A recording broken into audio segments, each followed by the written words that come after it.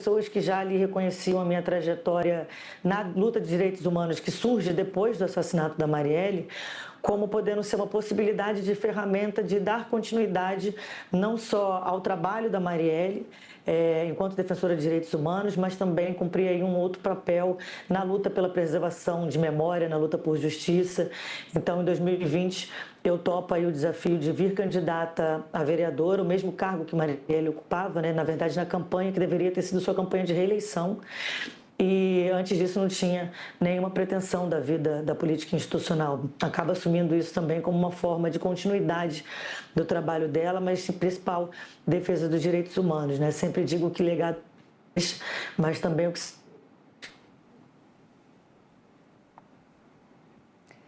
No seu livro, Marielle Mônica, uma história de amor e de luta, você conta que no começo a relação foi escondida, né? Foi difícil assumir esse amor, assumir, né, de ser lésbica? O lançamento do livro, inclusive, ele tem muita relação com isso, né? Eu lanço o livro, demoro para escrever o livro 5 anos, né? E tive muita resistência em escrevê-lo, porque, no meu entendimento, a princípio, a minha principal dedicação era na busca de justiça por Marielle, entendendo o assassinato de uma vereadora que tinha sido brutalmente assassinada num político, né, que escancarava ali também uma relação da política, da milícia e da polícia no Rio de Janeiro. E na trajetória dessa luta eu entendo que defender a memória da Marielle era muito mais amplo do que lutar por justiça à minha companheira.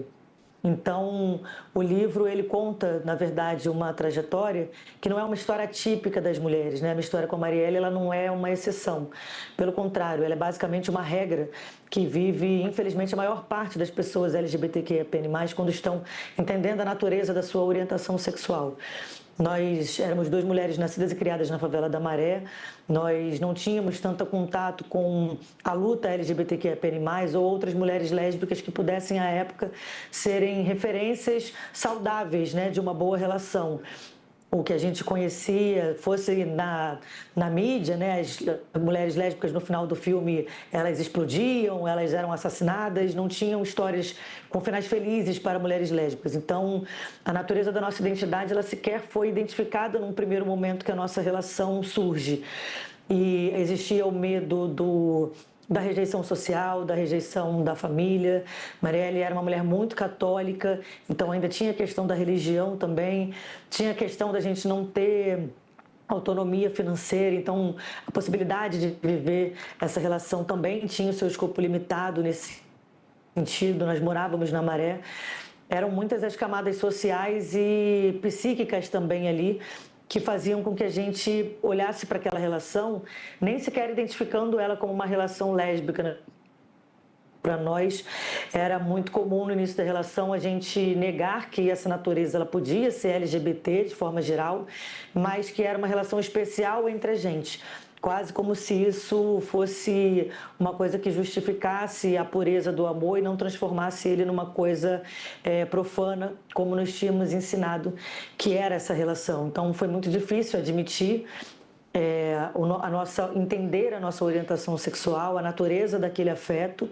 Isso foi sendo construído com o tempo, e depois a minha decisão de lançar o livro, ela vem justamente num lugar de manifesto, de dizer que essa história é uma história comum e que, embora tenha terminado dessa forma trágica, com o assassinato da Marielle, ela não se encerrou ainda assim na sua história de amor, né? Porque teve muitos outros desdobramentos, graças à luta de mulheres lésbicas também, onde eu pude me ressignificar e essa história de amor se tornar uma referência de luta e de amor, como diz o título do livro.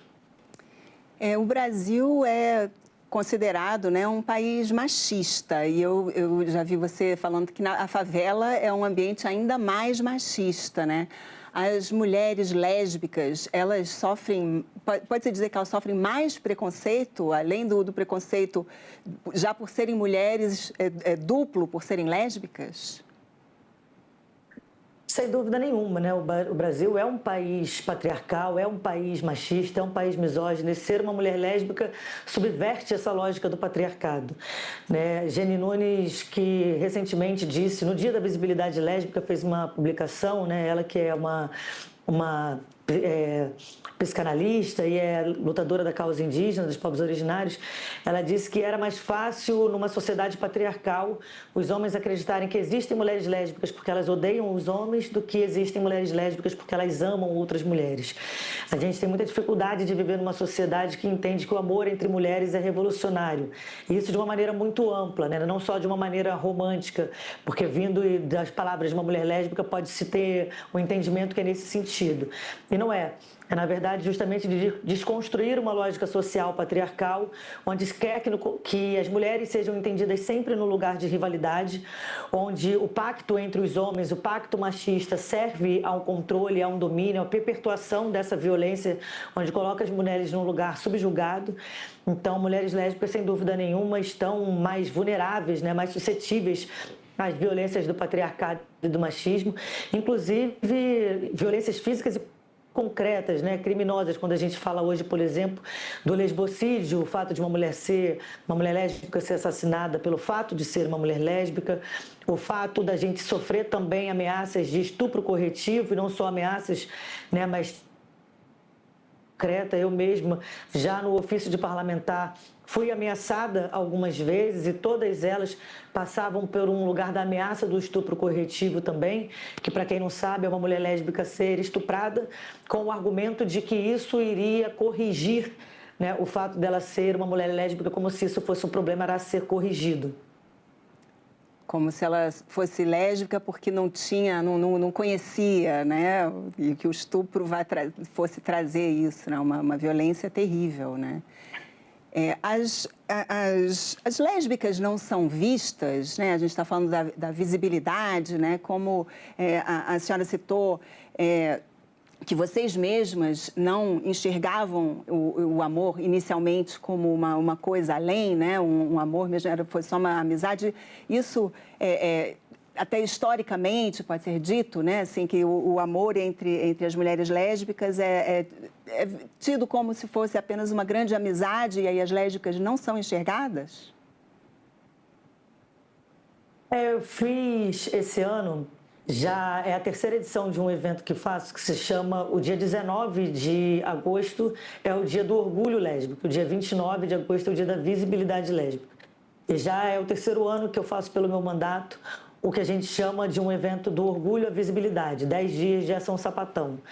E usando a palavra sapatão, inclusive para que seja retirado, né, o seu sentido pejorativo, que tantos e tantos tempos foi colocado contra nós mulheres lésbicas como uma espécie de xingamento.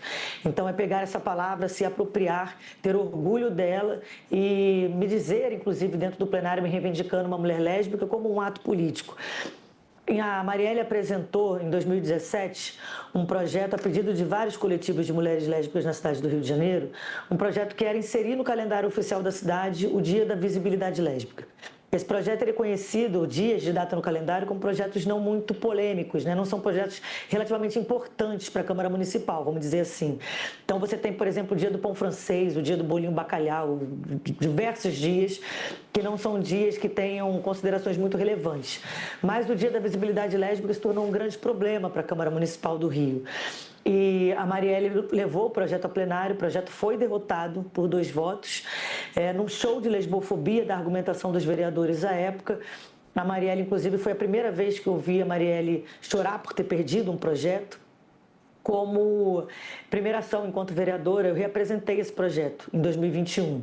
E novamente ele foi derrotado no plenário da Câmara Municipal por 2 votos, depois de 3 sessões exaustivas debatendo o tema. Em 2022, eu pude reapresentar o projeto e ele finalmente foi aprovado e colocado no calendário oficial da cidade do Rio de Janeiro. A grande questão para mim foi o entendimento do porquê que os vereadores naquela época tinham tanta resistência em aprovar um projeto que, em tese, naquela Casa de Leis, deveria ser um projeto tido como não polêmico. Mas o debate todo girava em torno de entender que visibilidade protege, confere cidadania. Quando você torna um grupo visível na sociedade, você passa a ter que fazer política pública para ele, né? E isso era algo que, no processo histórico do nosso país, houve sim um processo de apagamento, né? Você não tem, na história do nosso país, mulheres lésbicas de notoriedade fazendo trabalhos e sendo reconhecidas por isso do seu lugar da sua identidade, da sua natureza de mulher lésbica. Então, esse ano, nos 10 dias de Ação Sapatão que fizemos, o mote foi justamente: nós sempre estivemos aqui. Porque nós, mulheres lésbicas, sempre estivemos construindo o mundo, trabalhando na sociedade, ocupando lugares, mas tendo que esconder a natureza da nossa identidade, fosse para não sofrer violência, fosse para ter a possibilidade de ocupar espaços sem ser deslegitimada pela nossa orientação sexual. Então, hoje, 20 anos depois que eu conheço Marielle, a gente está falando de uma outra sociedade, é verdade. Houve muitos avanços nesse tempo, mas ainda, infelizmente, precisamos estar afirmando, né, o nosso lugar, a nossa importância, a nossa sociedade, para cobrar e reivindicar que políticas públicas sejam feitas para a nossa especificidade. A luta das mulheres lésbicas, né, as mulheres homossexuais, é diferente dos homens homossexuais? Olha, é diferente em primeira ordem justamente porque, como a gente está numa sociedade patriarcal, né, numa sociedade machista, os homens têm o privilégio que é conferido por uma sociedade que está construída para os homens, né, onde os homens têm mais direitos do que as mulheres, onde os homens ocupam lugares com mais acesso, liberdade, menos esforço do que as mulheres. Então, é claro que os homens gays, eles vão sofrer a homofobia direta justamente, né, porque no nosso contexto patriarcal, existe uma hipocrisia também muito grande, velada sobre esse tema, o que faz com que o Brasil, por exemplo, até hoje seja o país que está encabeçando aí o ranking de países mais violentos das pessoas LGBTQIAPN+ no mundo, mas até onde os nossos corpos são criminalizados e sofrem pena de morte. O Brasil é o país que também domina um ranking que mais assassina pessoas trans. No geral, mulheres trans negras, que são pobres, que são nordestinas. Isso há 16 anos o Brasil ocupa esse ranking. Então, para os homens existe o caráter da homofobia, que é sim colocado num contexto geral, mas fato é em homens tem aí os privilégios que o patriarcado e uma sociedade misógina, né, como o Brasil, acaba conferindo a eles. A senhora nasceu e cresceu na favela da Maré, né, o complexo, né, um conjunto de favelas, e estudou arquitetura e urbanismo e é mestre em direito à cidade. Quem mora na favela tem direito à cidade?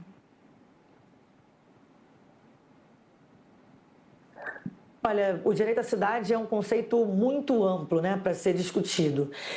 E a favela, tanto que o que a gente hoje chama de favela é sempre dito a favela e a cidade, como se a favela não fizesse parte da cidade dita formal, né, como se a favela fosse algo apartado do que é a construção social da cidade como um todo. E a favela é uma parte pulsante, né, uma parte motor da própria sociedade como um todo, mas ela é tida como um lugar principalmente sobre as ausências, né? Porque o Estado ele não é ausente nas favelas e nas periferias, ele é presente, mas sobretudo de maneira ineficaz, porque o que ele oferece é o seu braço armado, é a violência. Não é a política pública que está levando o saneamento básico, que está levando a dignidade, que está levando a educação, que está levando a cultura. Pelo contrário, né? As crianças dentro dos territórios das favelas têm muito menos aulas do que as crianças que estão em territórios fora de territórios conflagrados. Isso porque tem as operações policiais que acontecem nos horários das escolas, impedindo que as crianças possam ter acesso pleno ao direito à educação e à cultura. Então, o favelado não tem direito à cidade de forma plena, principalmente porque essa é uma decisão do Estado, né? O Estado não está ausente nesse território por uma ineficiência, mas porque ele produz essa ausência e o serviço que oferece dentro desses espaços é um serviço sucateado, é um serviço que não leva a dignidade e a cidadania, porque de fato não tem interesse de um Estado, não tem vontade política de um Estado como um poder, né, que deveria estar ali olhando para aquelas pessoas para levar dignidade, quando na verdade está retirando isso, oferecendo apenas a violência e o sucateamento da própria vida. E as lésbicas faveladas, elas têm ainda menos direito? Bom, sem dúvida nenhuma, né? Porque infelizmente o que a gente está dizendo é sobre o somatório da camada de opressão. Então, se a gente está falando de uma mulher lésbica que está na zona sul do Rio de Janeiro, né, que é a zona mais economicamente favorecida da cidade, a gente está falando de identidade poder ser construída na sua subjetividade de uma forma diferente. Na favela, a gente vai estar falando de uma outra forma, né? Em especial, por isso que eu acabo de citar, o Estado oferecer menos acesso à cultura, menos acesso à educação, né? Menos formação com dignidade para esse território. Se a gente estiver falando de uma mulher que seja uma mulher lésbica negra, a gente está falando ainda mais no somatório da violência, considerando que não só estamos falando de uma sociedade machista, patriarcal, misógina, mas uma sociedade que tem na sua estrutura o racismo, né, organizando a sociedade. Então, esses marcadores, são índices que vão colocando mais opressões e mais violência sobre determinados corpos. Então, se a gente está falando ainda de uma mulher lésbica trans, a gente vai estar falando ainda de mais um marcador de violência. Então, sem dúvida nenhuma, há diferença nesses territórios, porque não dá para a gente discutir a natureza da construção da identidade do sujeito na ocupação da cidade sem passar por uma discussão de gênero, raça e classe, porque isso vai fazer diferença como a sociedade olha para o indivíduo, como a política pública é formada para esse indivíduo e como esse indivíduo olha para si, né? Uma vez que esse indivíduo é construído a sua psique, a sua identidade, a sua natureza em sociedade. Era muito comum a gente ouvir os comentários tipo, eu não me importo, mas precisa fazer isso publicamente, né? Precisa beijar publicamente, que vá viver a sua vida em quatro paredes, mas não precisa fazer isso na frente das pessoas, no espaço público. Bom, a maior parte da nossa vida, ela é formada em coletividade, em sociabilidade nos espaços públicos. A minha vida ela não é gerida apenas no meu ambiente privado. Então, é dever do Estado garantir a minha segurança, que eu possa andar de mão dada e que eu possa demonstrar o meu afeto, como qualquer outro casal de natureza hétero, por exemplo, pode ter o direito de fazer, né? Sem ter o seu corpo violado, sem sofrer agressão física, sem sofrer a possibilidade de morte diante de uma sociedade que criminaliza o nosso afeto porque tem ele dito como o não normal. Então, hoje, em 2025, a gente ainda precisa fazer um debate como esse, o que para mim é muito espantoso, sinceramente, mas que, embora a gente tenha avançado, ainda é preciso fazer, né? Porque é o direito da liberdade de expressão e da manifestação do afeto, sem que isso seja algo que nos coloque em vulnerabilidade ou em risco ou em retirada dos nossos direitos. Quais são as políticas públicas mais necessárias e mais urgentes para essa população? Olha, é preciso que a gente olhe para as mulheres lésbicas especificamente, né, com recorte das especificidades das necessidades que temos. Como, por exemplo, falar do âmbito da saúde. Para nós, mulheres lésbicas, é sempre um eterno sair do armário toda vez que vai ao ginecologista. E isso para pessoas que são mulheres cis, héteras, isso pode parecer meio estranho, mas para a gente é sempre muito desconfortável, além das inúmeras violências que se sofre num atendimento como esse. Seja ela das psicológicas, com as perguntas mais bizarras possíveis, né, mais violentas possíveis, seja até no próprio tratamento da condução do procedimento num atendimento ginecológico. Então, fazer política pública com esse recorte é a gente estar falando sobre a preparação dos agentes de saúde, desde o atendimento, né, dali do acolhimento, da primeira triagem, até o final do atendimento e a sua efetividade. A gente está falando de mulheres lésbicas e pessoas LGBTQIA+, por exemplo, terem mais evasões da escola, porque o ensino da educação, onde deveria estar nos acolhendo, é um lugar onde nos expulsam daquele território, né? Onde expulsa desse serviço, seja pelo bullying, seja pelas violências que vão sendo sofridas ali na nossa formação da identidade, num espaço que é tão imprescindível para que a gente se torne um indivíduo. Então, a gente está falando de direitos que são direitos que, aos olhos da sociedade geral, hétero, pode parecer direitos que são muito básicos, mas que se não tiverem recortes específicos para nós, mulheres lésbicas, a gente acaba não conseguindo avançar na garantia e na cidadania plena. Hoje a gente discute mulheres lésbicas falando sobre as múltiplas possibilidades das maternidades, né? É imprescindível hoje, por exemplo, que a gente consiga falar sobre mulheres lésbicas terem o direito à maternidade e isso poder ser um serviço oferecido pelo SUS. Quando o debate se sido feito no âmbito da academia, no âmbito de muitas pesquisas acadêmicas e ciência avançando sobre isso, mas a gente ainda ter um acesso muito precarizado e arriscado à nossa segurança, seja física, seja da saúde, né? Quando a gente podia ter um Estado já comprometido e oferecendo com que essa possibilidade fosse uma possibilidade menos difícil para que a gente pudesse exercer o nosso direito da construção da nossa família como nós desejamos e assim podemos fazer. Mônica, chegamos ao fim do nosso tempo. Muito obrigada pela sua participação aqui no nosso programa. E eu agradeço também a você que nos assiste. Essa entrevista já está no nosso site, senado.leg.br/TV e no canal da TV Senado no YouTube. Obrigada pela companhia e continue assistindo a TV Senado.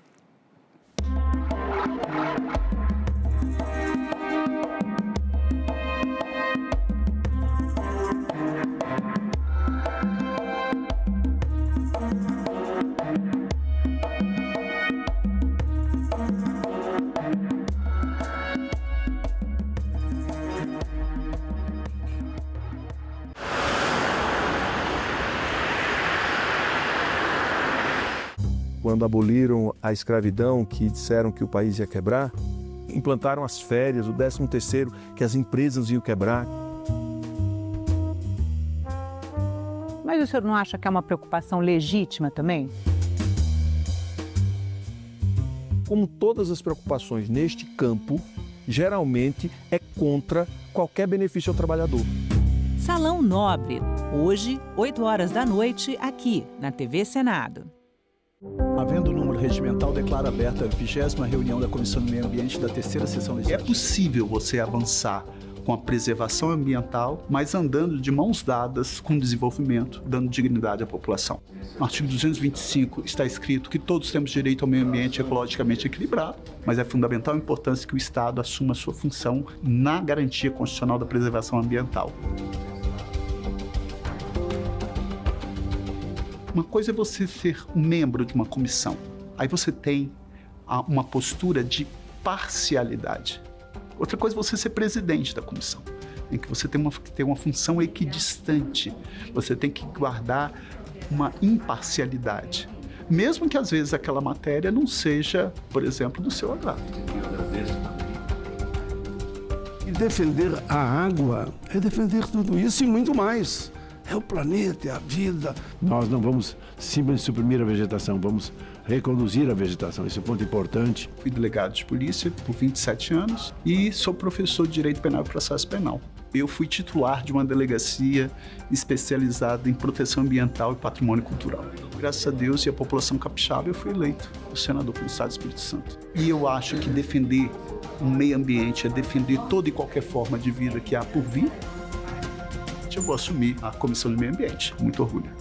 Eu gosto sempre de falar que ser cidadão, para mim, não é apenas viver em sociedade, mas é transformar essa sociedade. E o que eu estou fazendo para transformar essa sociedade? Qual é a minha função enquanto cidadão no meu espaço que eu estou conscientizando a pessoa para entender efetivamente que a preservação ambiental é a saída para que a gente possa ter uma sociedade muito melhor.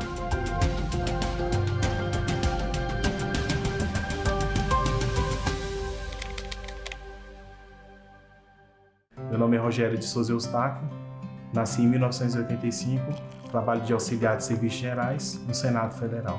Tem uma banda que eu toco, que é a banda de forró. A música é algo que me move, né? Porque eu amo tocar, quando eu vejo as pessoas dançando, vejo as pessoas felizes, eu amo muito o que eu faço. Sinto muito feliz por poder exercer a minha liberdade, né? Tanto cantando, quanto o meu poder ir, o meu poder vir. Em 8 de janeiro de 2023, eu trabalhei sim na limpeza no Senado. Me deu uma tristeza no coração. Então, para mim, como se tivesse destruído algo que a gente demorou tanto para construir, né? Se eu tenho um acesso melhor à saúde, é através da democracia. Se eu tenho segurança hoje em dia, é também através da democracia. Meu nome é Rogério e eu nasci com a democracia. Câmara de São Paulo cobra melhorias para a população de rua. Em Curitiba, Câmara abre as portas em pleno sábado. Cordão de girassol indica pessoas com deficiências ocultas em Pernambuco. E Câmara dos Deputados aprova diretrizes e incentivos para o turismo rural. Tudo isso no Parlamento Brasil. Parlamento Brasil, toda sexta, 8 horas da noite, aqui na TV Senado.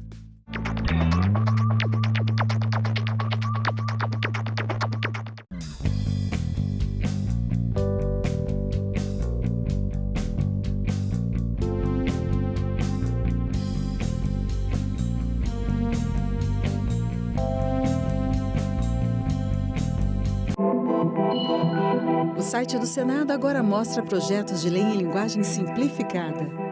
É o Senado Explica, uma ferramenta de inteligência artificial combinada com revisão humana que torna mais fácil entender e acompanhar as leis em debate aqui no Senado. Na página de tramitação das matérias e no portal E-Cidadania, Senado Explica.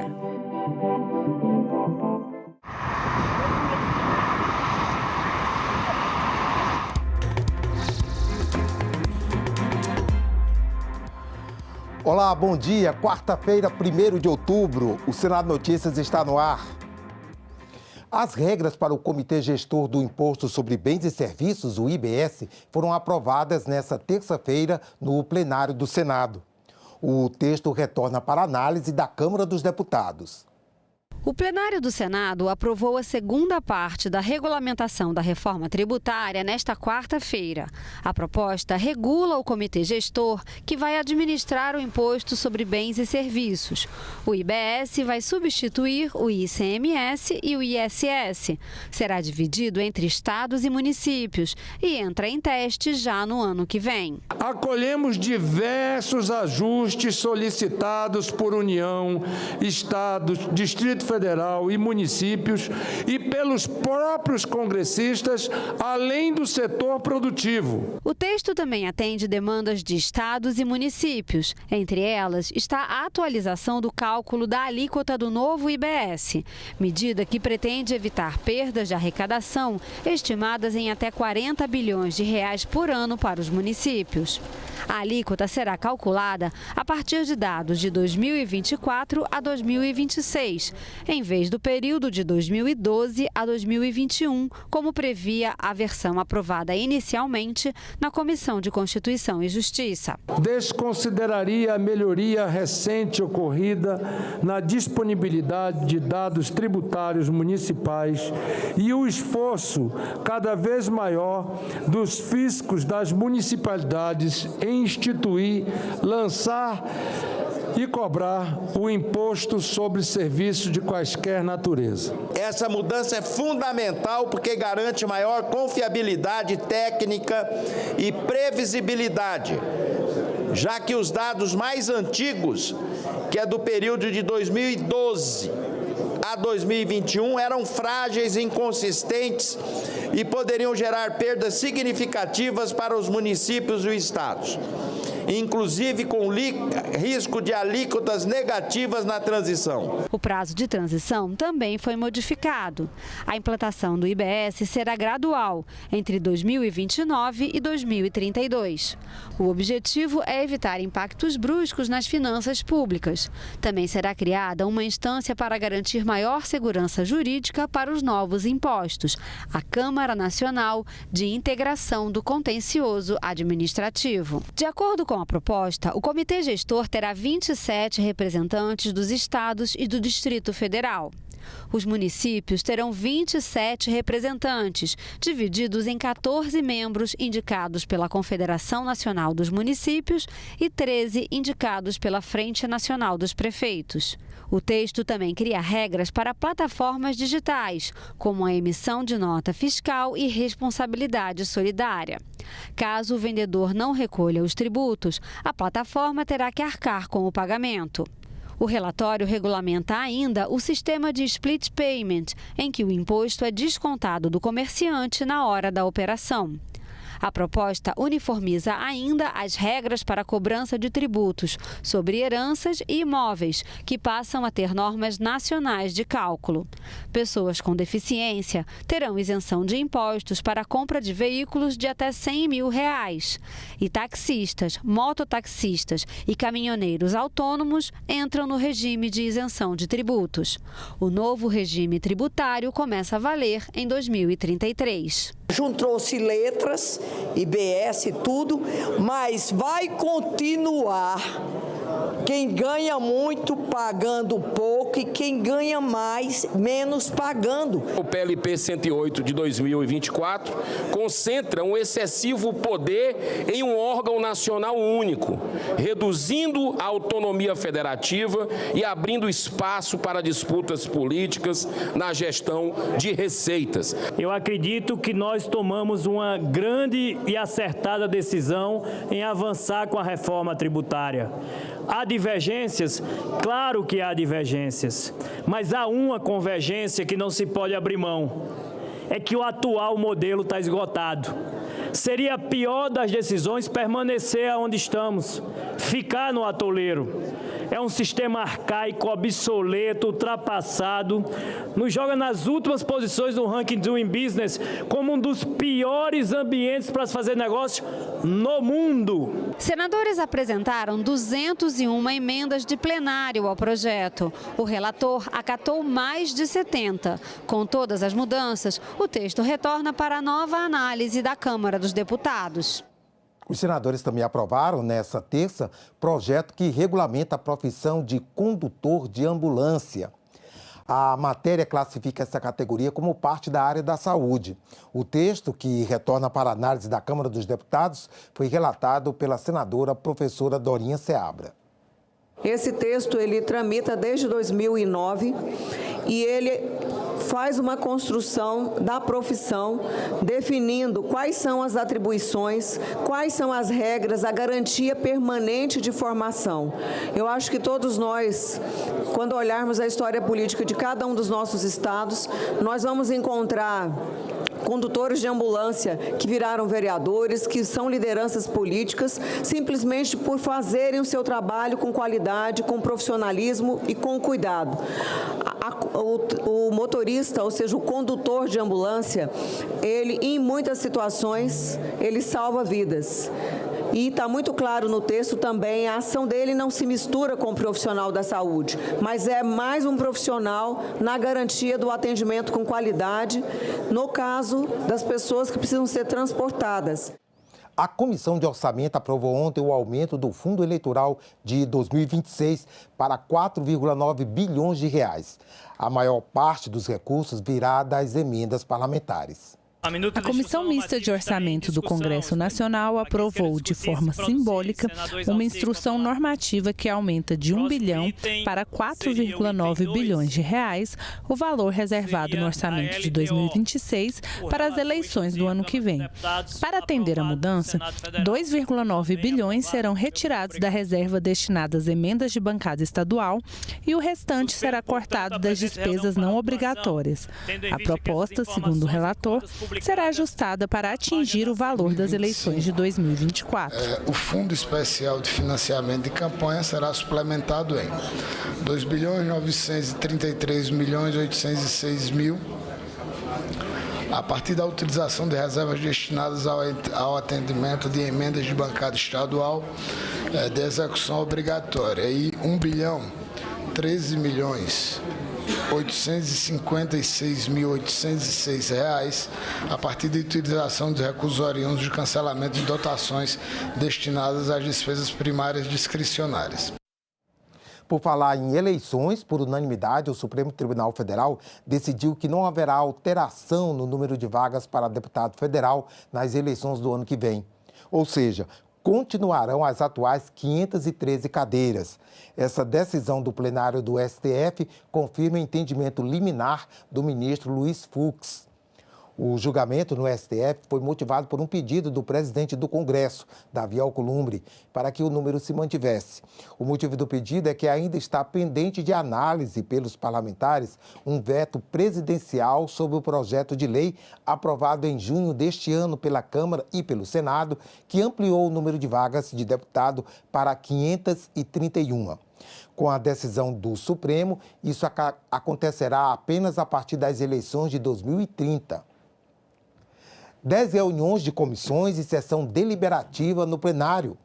Confira a agenda para esta quarta-feira. Daqui a pouco, às 9 horas, a Comissão de Constituição e Justiça tem reunião prevista.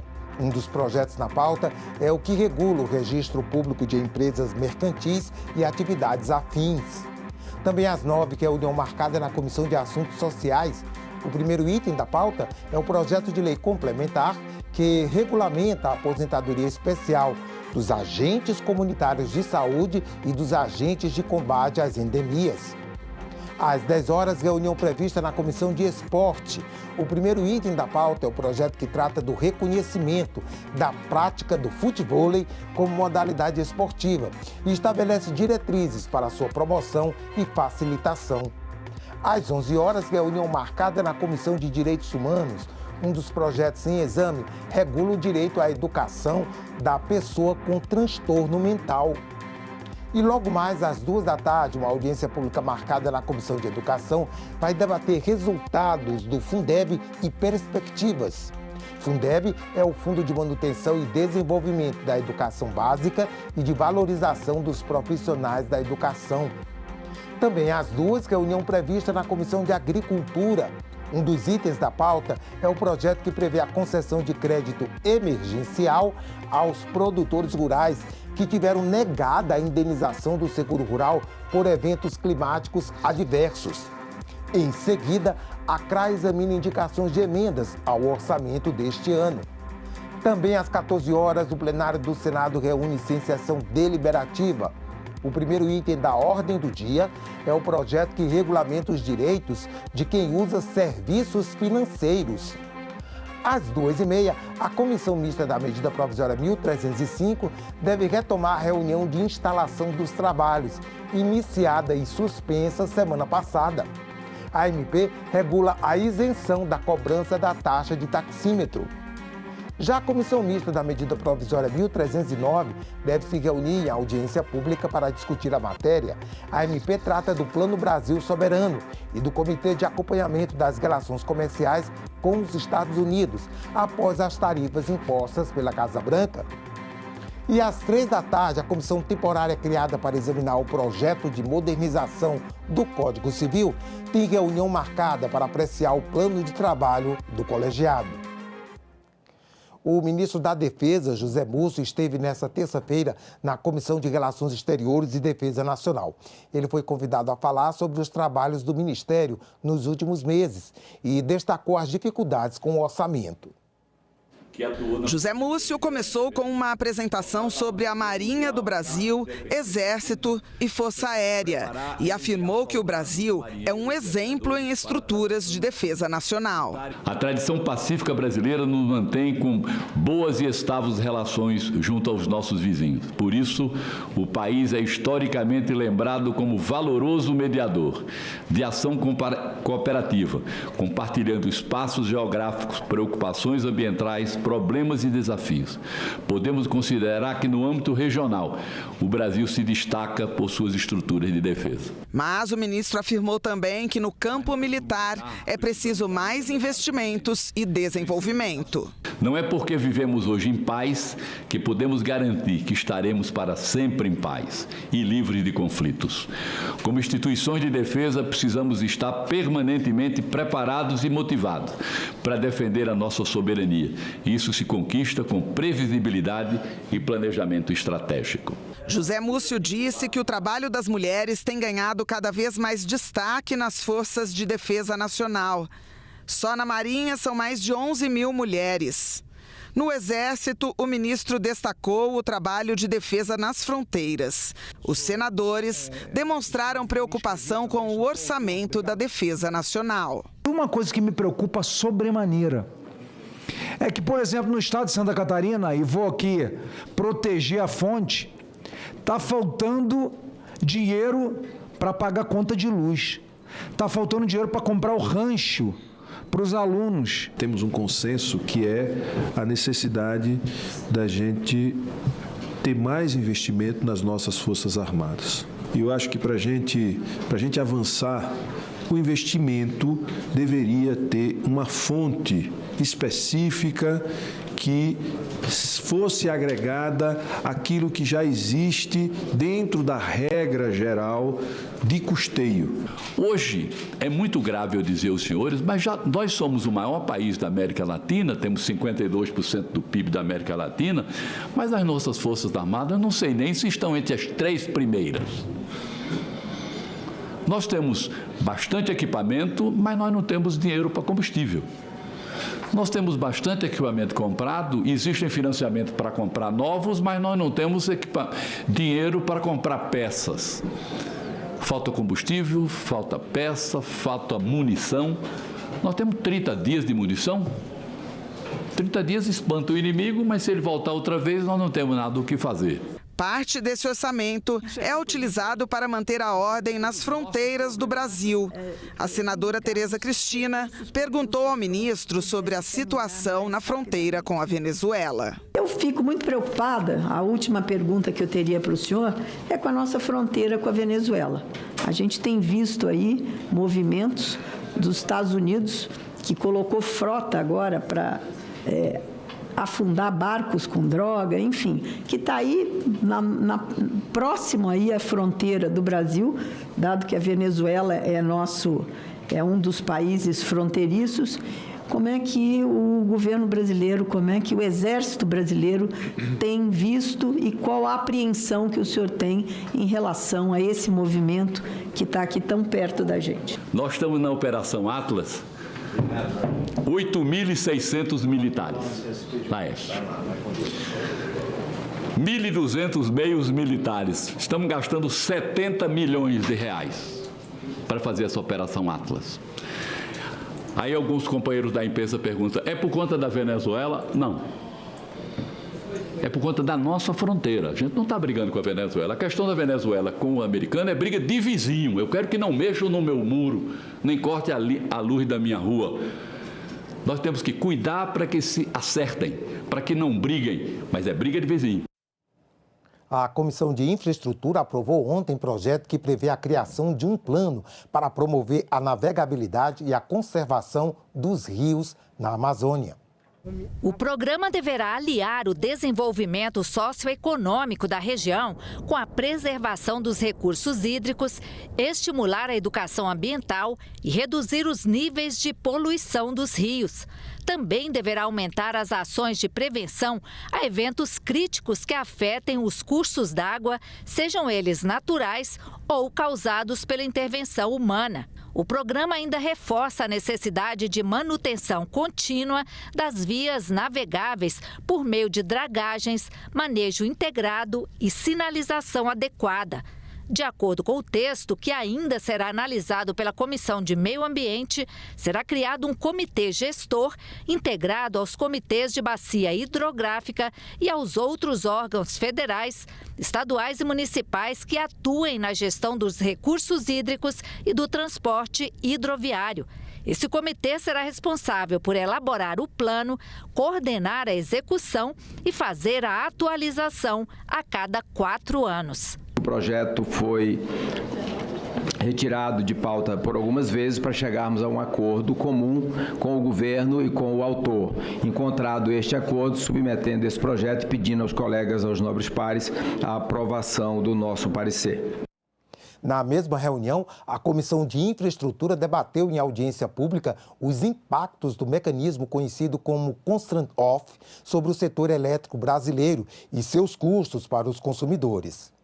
Os cortes de geração de energia acontecem quando uma usina está pronta para produzir eletricidade, mas é obrigada a interromper a produção por decisão do Operador Nacional do Sistema, ONS. Normalmente, isso se dá por 3 motivos.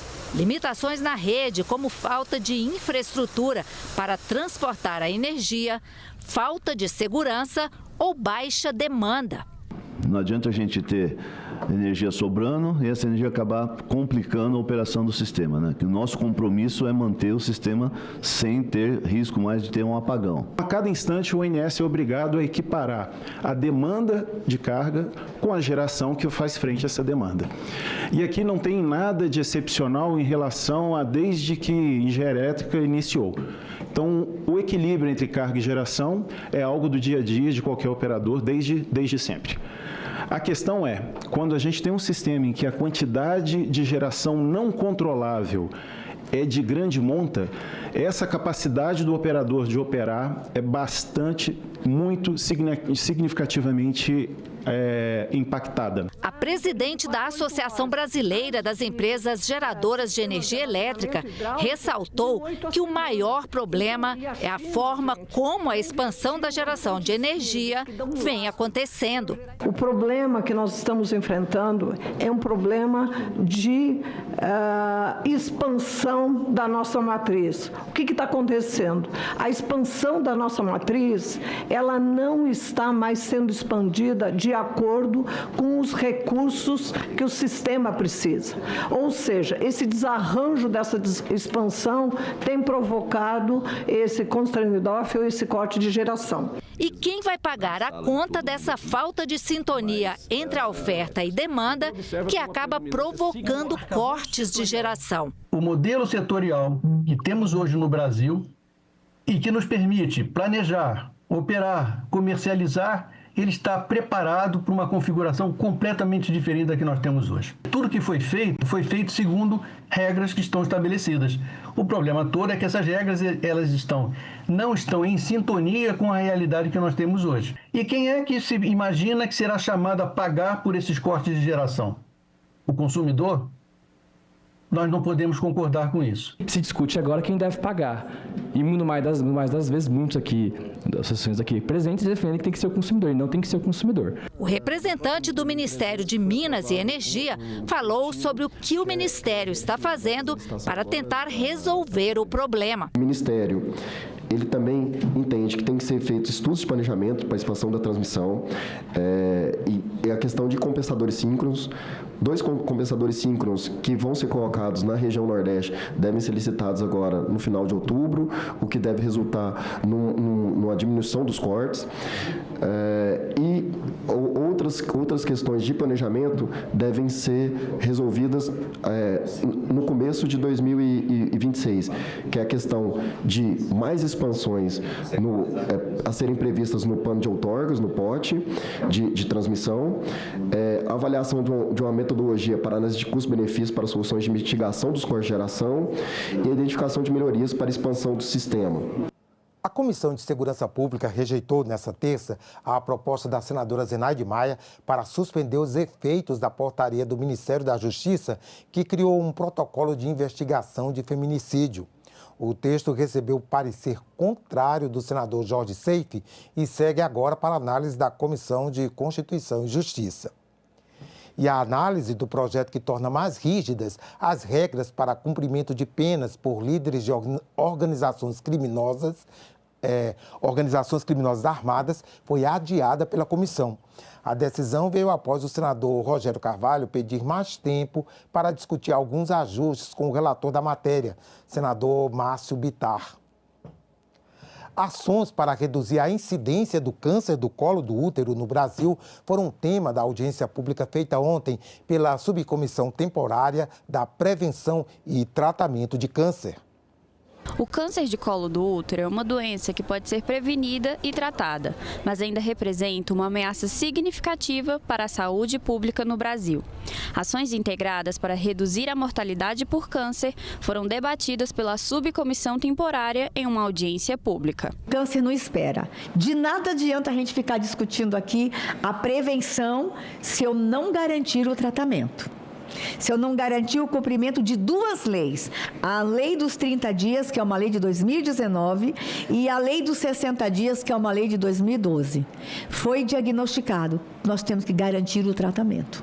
Para os especialistas, mesmo existindo estratégias consolidadas, ainda há lacunas no ciclo completo de atenção à mulher, incluindo a desigualdade na cobertura vacinal, a baixa percepção de risco e a falta de acesso ao diagnóstico precoce. No Brasil, ela causa cerca de 17 mil casos de câncer em mulheres brasileiras, com em torno de 7 mil mortes por ano, mortes essas em mulheres ainda em idade produtível e mortes que poderiam ser evitadas com a vacina HPV. O cuidado, quando ele é integrado, é a forma que a gente traz para os pacientes o melhor resultado. Então, a gente tem que falar de vacina para o paciente não chegar aqui, a gente tem que falar de exame, mas a gente também tem que falar de tratamento. Não tem um espaço específico. O câncer não é uma sentença. Nós temos inúmeros tratamentos disponíveis para essas mulheres e o que cabe a nós, como sociedade, como profissionais, é justamente trazer melhorias e acesso para essas mulheres. A Comissão de Educação e Cultura aprovou nesta terça o projeto de lei que reconhece o Instituto Cultural CULTNE como manifestação da cultura brasileira. O CULTNE é uma organização sem fins lucrativos dedicada à memória e à história da população negra. O texto segue para a sanção do presidente da República. O projeto que limita a dívida bruta da União a 80% do PIB vai ser discutido em audiência pública. O relatório sobre a proposta foi apresentado ontem na Comissão de Assuntos Econômicos. A Constituição determina que cabe ao Senado estabelecer um teto para o limite de endividamento da União, estados e municípios.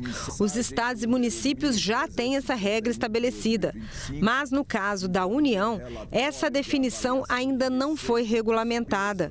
O projeto pretende preencher essa lacuna e estabelece que a dívida bruta do governo federal não poderá ultrapassar 80% do produto interno bruto e nem ser superior a 6,5 vezes a receita corrente líquida da União.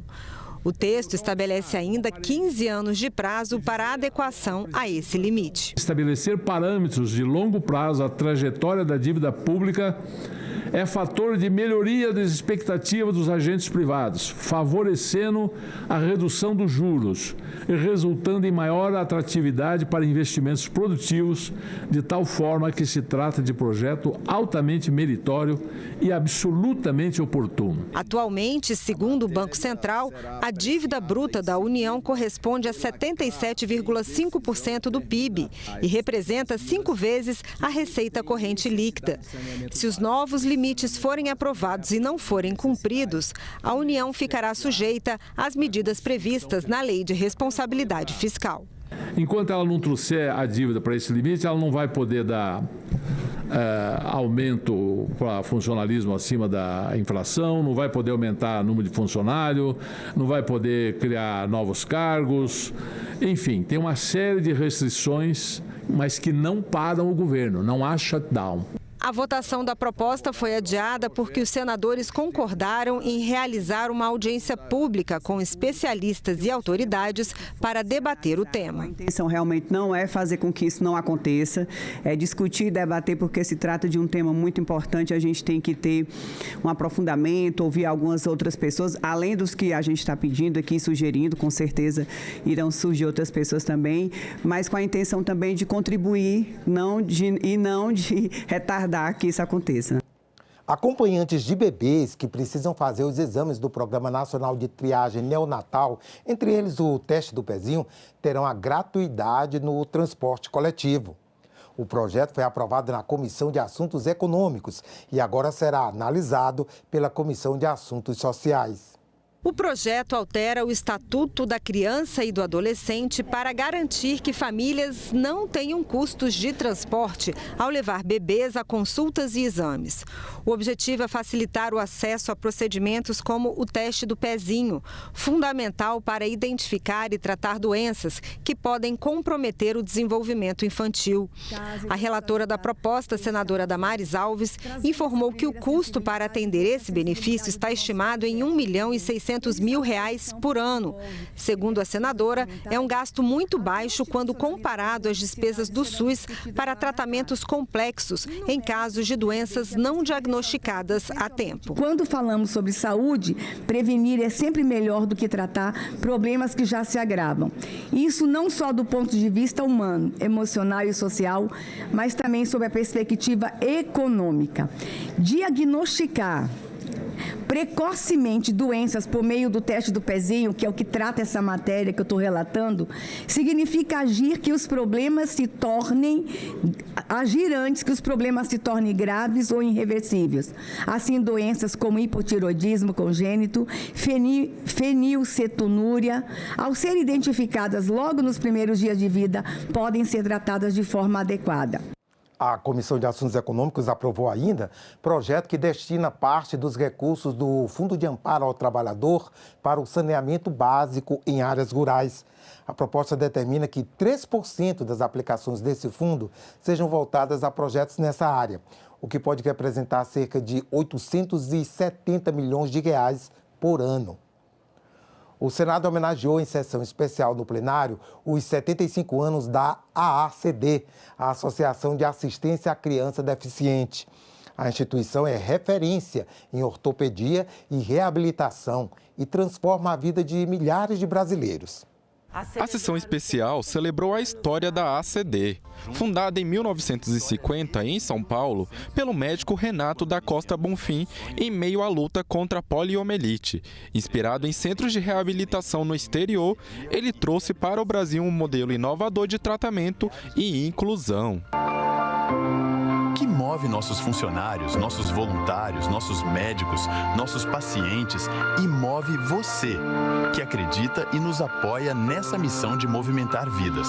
Ao longo de 75 anos, a instituição se tornou referência no tratamento e cuidado de pessoas. Hoje conta com hospital, centros de reabilitação e oficinas ortopédicas, atendendo milhares de pessoas todos os anos. É uma alegria imensa promover essa sessão especial para celebrar o aniversário de 75 anos da AACD. Ter a oportunidade de ampliar os atendimentos da AACD por meio de emendas parlamentares, tanto para custeio quanto para compra de novos equipamentos, é o que dignifica o nosso mandato. Nosso propósito, ele é inegociável, é levar o atendimento de primeira linha, com qualidade e humanização, a quem mais precisa e não tem condições de arcar com os custos de um atendimento de saúde. Por isso que os nossos atendimentos, mais de 80% deles são realizados via SUS, reafirmando o nosso compromisso com a saúde pública e sem nenhum custo para os pacientes. Durante a homenagem, foi destacado o papel da AACD na promoção da saúde, na inclusão social e no uso de tecnologia para a reabilitação de pacientes. Ao longo de 7 décadas e meia, a AACD já realizou mais de 70 milhões de atendimentos. Nós continuamos nossa luta pelo acesso dos pacientes ao tratamento necessário, que os levem à sua máxima capacidade de evolução motora, visando a inclusão escolar, social e profissional. Como diz nosso slogan, vida é movimento. E é assim que nós vamos continuar em prol das pessoas com deficiência, nos movimentando para oferecer o que há de melhor e mais moderno para a reabilitação das pessoas. 6 novas leis aprovadas recentemente pelo Congresso e sancionadas pelo presidente da República foram publicadas hoje no Diário Oficial da União. Entre elas, a que trata do uso, conservação, proteção e recuperação do bioma Pantanal, a que cria o Sistema Nacional de Segurança Alimentar e a que cria o Programa Nacional de Fortalecimento da Agricultura Familiar, PRONAF, e o Plano Safra da Agricultura Familiar. Essas 3 leis já estão em vigor. Nós ficamos por aqui. Você pode rever as reportagens desta edição na nossa página na internet, senado.leg.br/tv. Obrigado pela companhia. Continue sintonizado aqui na TV Senado.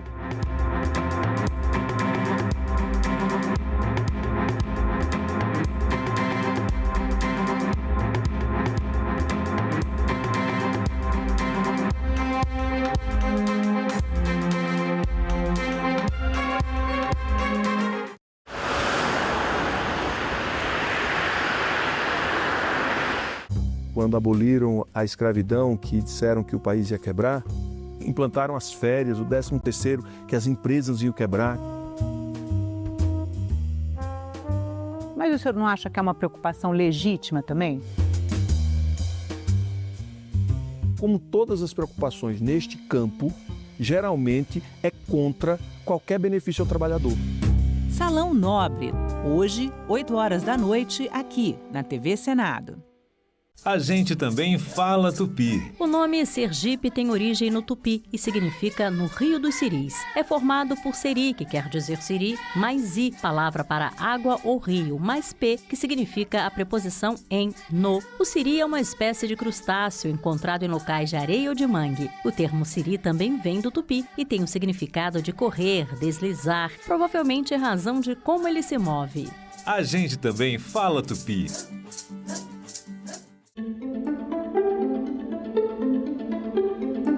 Vossa Senhoria gostaria de prestar o termo de compromisso voluntariamente, senhor Nelson? Não. O senhor disse que inspira milhares de jovens por esse Brasil afora. Eu pergunto, como é que o senhor vai se dirigir a esses jovens para continuar inspirando se o senhor, perante uma comissão parlamentar de inquérito, se nega a assinar um termo de compromisso de falar a verdade? Primeiro, como papel meu de advogado. Se eu estivesse aqui representando um cliente meu, eu daria esta mesma recomendação, nobre relator. Eu daria esta mesma recomendação, porque isto é um direito consagrado. Vi nas suas redes sociais um jato de milhões de reais. Vi nas suas redes sociais carros de milhões de reais. Vi nas suas redes sociais relógios de milhões de reais. Tudo isso tem dinheiro dos aposentados do Brasil? Vou ficar em silêncio. Você recebeu 15 milhões de reais. Ou melhor, você pagou ao Maurício Camisotti 15 milhões de reais no intervalo de 2016 a 2022. Conta pra gente esse case de sucesso, de pagar pra trabalhar e ter uma adega só com vinhos importados, ter carros importados, ter jatinho, ter, inclusive, um jardim que foi comprado pelo Camisotti, que custou 22 milhões de reais. Com todo o respeito, deputado, eu vou permanecer em silêncio e eu não tenho nada a ver com o objeto desta CPMI. Nós temos evidência de presença humana na Amazônia que chega a mais ou menos 12 mil anos atrás. E mesmo na Amazônia Central, onde eu trabalhei muitos anos, a gente sabe que tem gente vivendo ali há pelo menos 8.500 anos. A gente está num sítio, né, o sítio Monte Castelo, e se a gente olhar aqui, nessa época do ano dá para ver bem que ele é uma ilha porque tudo aqui em volta está alagado. A gente tem um banhado, que é o Pantanal do Guaporé, que fica alagado, e esse lugar se destaca na paisagem como uma ilha coberta de mata. Só que essa ilha não é uma ilha natural, ela é um sambaqui. Os sambaquis quer dizer amontoado de conchas. Essas conchas têm materiais químicos, os carbonatos, que quase que neutralizam o pH do solo e favorecem muito a preservação de material orgânico. Nossa principal questão nesse projeto aqui é entender como os povos indígenas foram transformando e manejando a Amazônia ao longo do tempo. Os animais, então, como todos sabem, eles são seres sencientes. O que significa isso, né? Eles são seres que sentem, amam, têm medo, assim como nós. Havendo um estatuto onde se determina, olha, isso aqui que você está fazendo não está de acordo, você está ferindo o direito do outro e você vai ser penalizado, sem dúvida nenhuma, eu acho que isso já vai embutir nas pessoas um senso de responsabilidade maior. Em discussão, nesta quinta, 20h, aqui na TV Senado. Declaro aberta a sessão solene. Sim. Não existe parlamento, não existe democracia. O governo via todos como se fosse comunista. A fila não para de crescer para a passagem da revista lá na esplanada dos ministérios. Deve ser sempre lembrado o que foi dito por Ulisses Guimarães. Traidor da Constituição é traidor da pátria. Eu não disse não, quem fala? Eu disse Ariano Suassuna. Tem muitas mulheres que acham que a violência é só um soco, um puxão de cabelo, não. Ela se mostra de várias formas.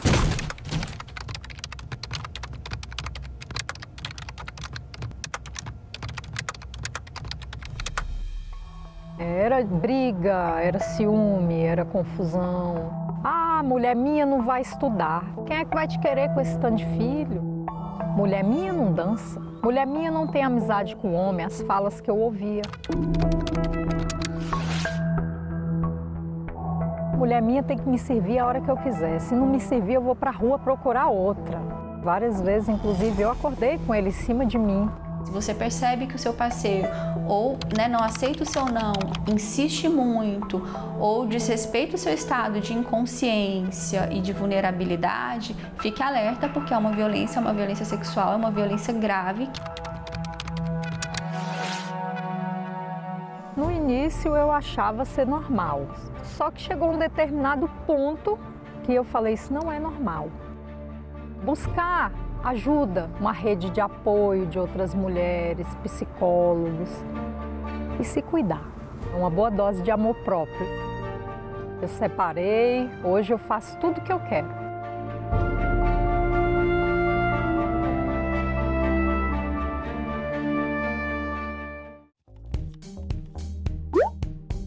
Você já ouviu falar na rodovia Regis Bittencourt? Se você já viajou de carro pela região sudeste, é possível que tenha passado por ela. A BR-116 São Paulo-Paraná, conhecida como Regis Bittencourt, liga São Paulo a Curitiba e é um dos principais corredores logísticos do país, sendo essencial para o transporte de cargas entre o Sudeste e os países do Mercosul. Atualmente, a rodovia tem enfrentado sérios desafios estruturais e operacionais, o que motivou o acordo proposto pela concessionária Autopista Regis Bittencourt ao Ministério dos Transportes.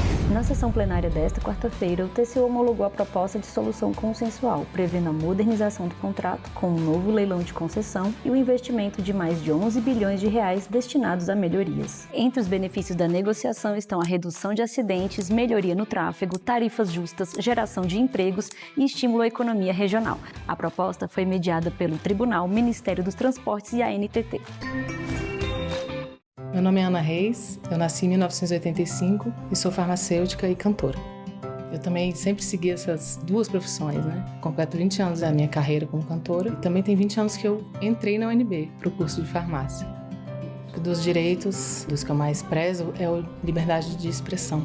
Eu posso trazer em todos os âmbitos da minha vida, assim, mas principalmente na minha atividade como cantora. Eu sempre pude escolher, por exemplo, um repertório de um show com as músicas que eu queria cantar.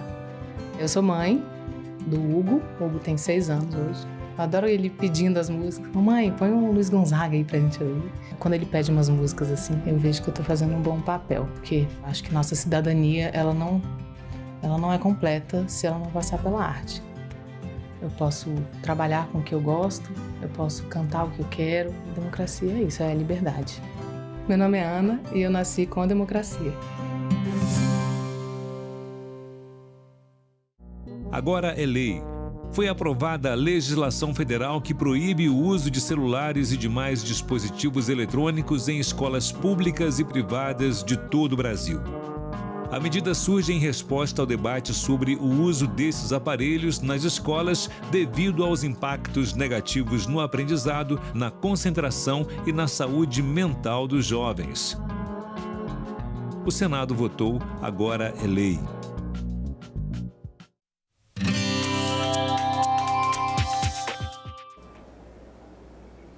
Olá, eu sou a Carla Benevides e está começando mais um programa Argumento. O fim da jornada de trabalho 6x1, que significa 6 dias de trabalho para 1 de descanso, volta aos debates na Comissão de Constituição e Justiça aqui do Senado. O texto em discussão é de autoria do senador Paulo Paim, do PT do Rio Grande do Sul, e prevê a redução gradual da jornada semanal de 44 para 36 horas, sem a redução de salário. E é com o senador Paulo Paim que a gente conversa agora. Senador, muito obrigada pela sua presença aqui no programa. Que bom voltar aqui ao nosso programa tão querido, né, Argumento da TV Senado. E a pauta que você me perguntou se era possível, né? Eu disse que sim, porque senão a gente fica aqui dentro só anistia, PEC da bandidagem, que felizmente foi enterrada, não vai ter nem velório, foi enterrada já aqui no Senado. vai discutir, mexer no projeto da ficha limpa, que é um projeto histórico, né? Foi a sociedade que construiu. Só falando-se como é que fica essa guerra com o Brasil e os Estados Unidos, que felizmente parece que agora... Vai ter uma trégua, quem sabe, né? Quem sabe, né? Eu até me lembrei na tribuna ali daquela música Bandeira Branca, Eu Quero Paz. Eu vou ficar só com essa música o resto, né? Espero que mude. E é muito bom vir aqui discutir contigo um tema como esse. De fato, eu peleio com alguns temas e, felizmente, pode demorar 5 anos, 10 anos, 15 anos, mas eu aprovo. Foi assim com o Estatuto 2 da Guarda Racial da Pessoa com Deficiência, Lei dos Cuidadores, Política de Salário Mínimo Permanente, que é que nós temos hoje. E um dos temas que vem brigando desde a Constituinte, porque na Constituinte era 48, nós conseguimos passar para 44. De lá para cá, foi uma peleia. Eles arquivam, eu desarquivo, coloco de novo, e eu estou trabalhando com essa, que é a 148, é o número dela, de 2015 ainda, né? O projeto é relatado, a PEC, né, é relatada pelo Rogério Carvalho, fez um belo relatório, está pronta para ser votada. Estamos articulando lá com o nosso querido presidente lá, que é o Otto Alencar, é um grande presidente e sensível à pauta dos trabalhadores. O que diz a PEC? Diz que no primeiro momento nós sairíamos, depois de 40 anos praticamente, que vai completar agora esse ano, depois de 40 anos, nós sairíamos de 44 para 40 horas semanais. Não dá problema nenhum, é 3 milhões de empregos a mais que vamos chegar no país. Depois disso, nós vamos ajustar na negociação para reduzir 1 hora por ano até chegar nas famosas 36 horas, que é o grande sonho, né? Aí seria uma jornada de 4 dias de trabalho e 3 de descanso. Chamada 4x3, né? E abandonamos essa famigerada 6x1, e que falávamos antes, e eu reafirmo isso. Eu entrei até com um projeto proibindo essa história, porque além de ser 6x1, eles querem derrubar até uma regulamentação que diz que eles querem assegurar que o empregador a qualquer momento ou hora ele diz que dia é a tua folga. Você não se programa para nada mais com a família. Essa folga de um dia pode ser na segunda, pode ser na terça, pode ser na quarta, pode ser na quinta, pode ser na sexta ou pode ser até no sábado. Às vezes não coincide com a folga do... Com o ritmo da família, né? Enfim, com as férias, com tudo aquilo que é o natural da CLT. Quais são os benefícios que o fim dessa jornada pode trazer, principalmente para a saúde mental dos trabalhadores, senador? Então, primeiro, é isso que estamos falando aqui. Acaba com essa folia de quererem 6x1 e a folga seja quando eles bem entender o empregador. Mas vamos por parte, né? É importante destacar que há diversos projetos tramitando, tanto na Câmara como no Senado. Aqui no Senado tem a minha, que é essa mais antiga, mas tem uma mais recente, mas tem do Everton, do Cleitinho, da Elisiane, na Câmara, que é da Érica Hilton, Reginaldo Lopes, da Daiane Santos e Edilberto Farias. Pode ver que inúmeros parlamentares estão preocupados com essa questão, né? O ministro do Trabalho, Luiz Marinho, ele afirmou ainda esta semana que o governo, é o único governo que assumiu essa bandeira, viu? Ele afirmou que o governo Lula apoia a redução de jornada de trabalho e é contra a 6x1. É um sinal positivo para os sindicatos, para os trabalhadores, enfim, para os assalariados que estão nessa peleia. Eu vou aqui colocando alguns exemplos e vou chegar nos principais benefícios, né? É uma tendência mundial, até com a inteligência artificial que está aí agora, chega a todo vapor, né? Eu estive recentemente assistindo um articulador, um influenciador, ele tem um escritório e ele trabalha muito com a inteligência artificial. E ele dizia que houve uma empresa dele, que ele deu assessoria, que tinha 200 empregados e passou para 20. Olha, 200 para 20, como é que faz? Então, essa escala de jornada de trabalho reduzida, sem redução de salário, que vai manter os empregos. Sim. Essa inteligência artificial veio para ficar e veio para ficar, não adianta combater, nós temos que nos preparar para fortalecer os empregos. Os empregos, aí a redução de jornada é um caminho. Na Constituinte também, quando nós reduzimos de 48 para 44, foi um monte de escândalo, de gritos, enfim, apavorados, que ia gerar muito gasto para o empregador. Não aconteceu nada disso e foi a menor taxa de desemprego que nós tivemos depois que ela foi aplicada. E agora nós achamos que também indo para 40 não é isso que eles estão dizendo, e pelo contrário, vejam bem, países que já aplicam a jornada de 36, 38 horas, Bélgica, Reino Unido, Espanha, Nova Zelândia, Alemanha, a França, o último exemplo, tem uma dezena aqui, ou quase uns 50, a França tem a menor carga horária, é 35 horas semanais na lei, mas eles já estão com negociação para ir para 32, 31. Eu diria que, só para lembrar, que no Brasil também inúmeros estados já adotam, como São Paulo, em São Bernardo, a jornada de 40, no próprio Rio Grande do Sul, a GM também é 40 horas. Então, vamos ver os principais benefícios. De imediato, 3 milhões de novos empregos, com essa redução de jornada. Se chegar na 36 horas, 6 milhões de novos empregos.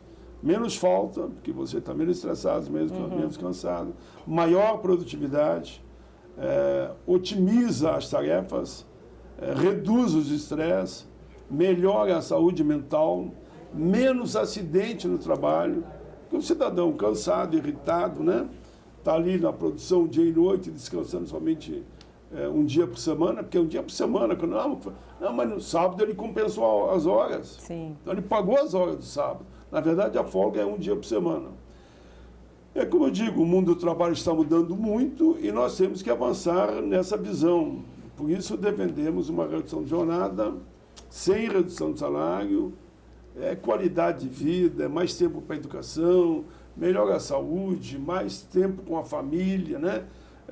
Hoje tem que cada vez se preparar tecnicamente para operar dentro das empresas, devido àquilo que eu chamo a grande revolução industrial, que começa com a automação, mas já está terminando tão rápido aqui com a inteligência artificial.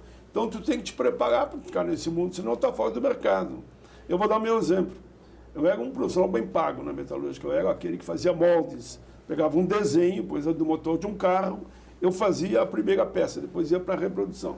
Ganhava um bom salário. Se tivesse da mesma forma hoje, eu estaria em torno de 8 a 10 mil reais por mês. Sabe como é que é hoje? Eles botam o desenho, botam um computador do lado, o computador faz o molde. Só para dar um exemplo. É tudo na máquina. E tem empresas que mudam da máquina em relação ao número de empregados. O mesmo serviço que faziam 30 trabalhadores, um faz. Agora, senador, como convencer, apesar de todos esses benefícios, o setor produtivo, principalmente o setor de comércio, que funciona, né, os 7 dias da semana, que não tem descanso necessariamente, como convencer? Porque por mais que aumente os empregos, eles aí vão ter que ter mais uma pessoa para assinar carteira, mais imposto que paga, aumenta o custo para eles falam que esse custo vai ser necessariamente repassado para o consumidor. Queria que o senhor falasse um pouquinho sobre isso. É a roda da matemática. Se você tem mais gente trabalhando, produzindo, recebendo e consumindo, mais gente comprando, né? Esses milhões de desempregados que existem não só no Brasil, em outros países também, eles, se te ganharem... É a história também que eu busco até do salário mínimo. Por que eu briguei muito para ter uma política permanente do salário mínimo? Porque ela ativa o mercado. Se as pessoas têm salário, elas vão fazer investimento nas mais variadas áreas. Até numa roupa melhor, num calçado melhor, numa alimentação melhor. Porque quem não quer melhorar a qualidade de vida? Então, esse processo é para melhorar a qualidade de vida do povo trabalhador em todos os sentidos.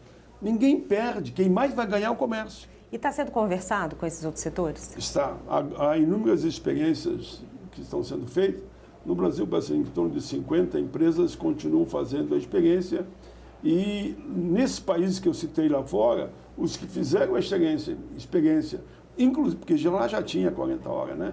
De vir para 4x3, que é as 36, não voltaram atrás. Está dando certo, sabe? Eu tive um debate com o empresário uma vez não, uma questão de 15, o tema veio de novo à tona, né? Questão de 20 dias atrás.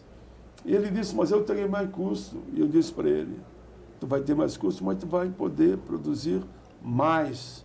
Tu vai aumentar a tua produtividade, tu vai, quem sabe, até diminuir o valor do valor do produto que você produz hoje, porque você vai ver que vai vender muito mais. Se vender 2 copos, tu ganha, vou dar um exemplo, R$5, tu vai vender 3 copos e vai ganhar mesmo 5, mas tu vai vender uma quantidade tão grande de 3 copos que o lucro vai ser bem maior lá no fundo. Você olhar para a prateleira sempre vazia.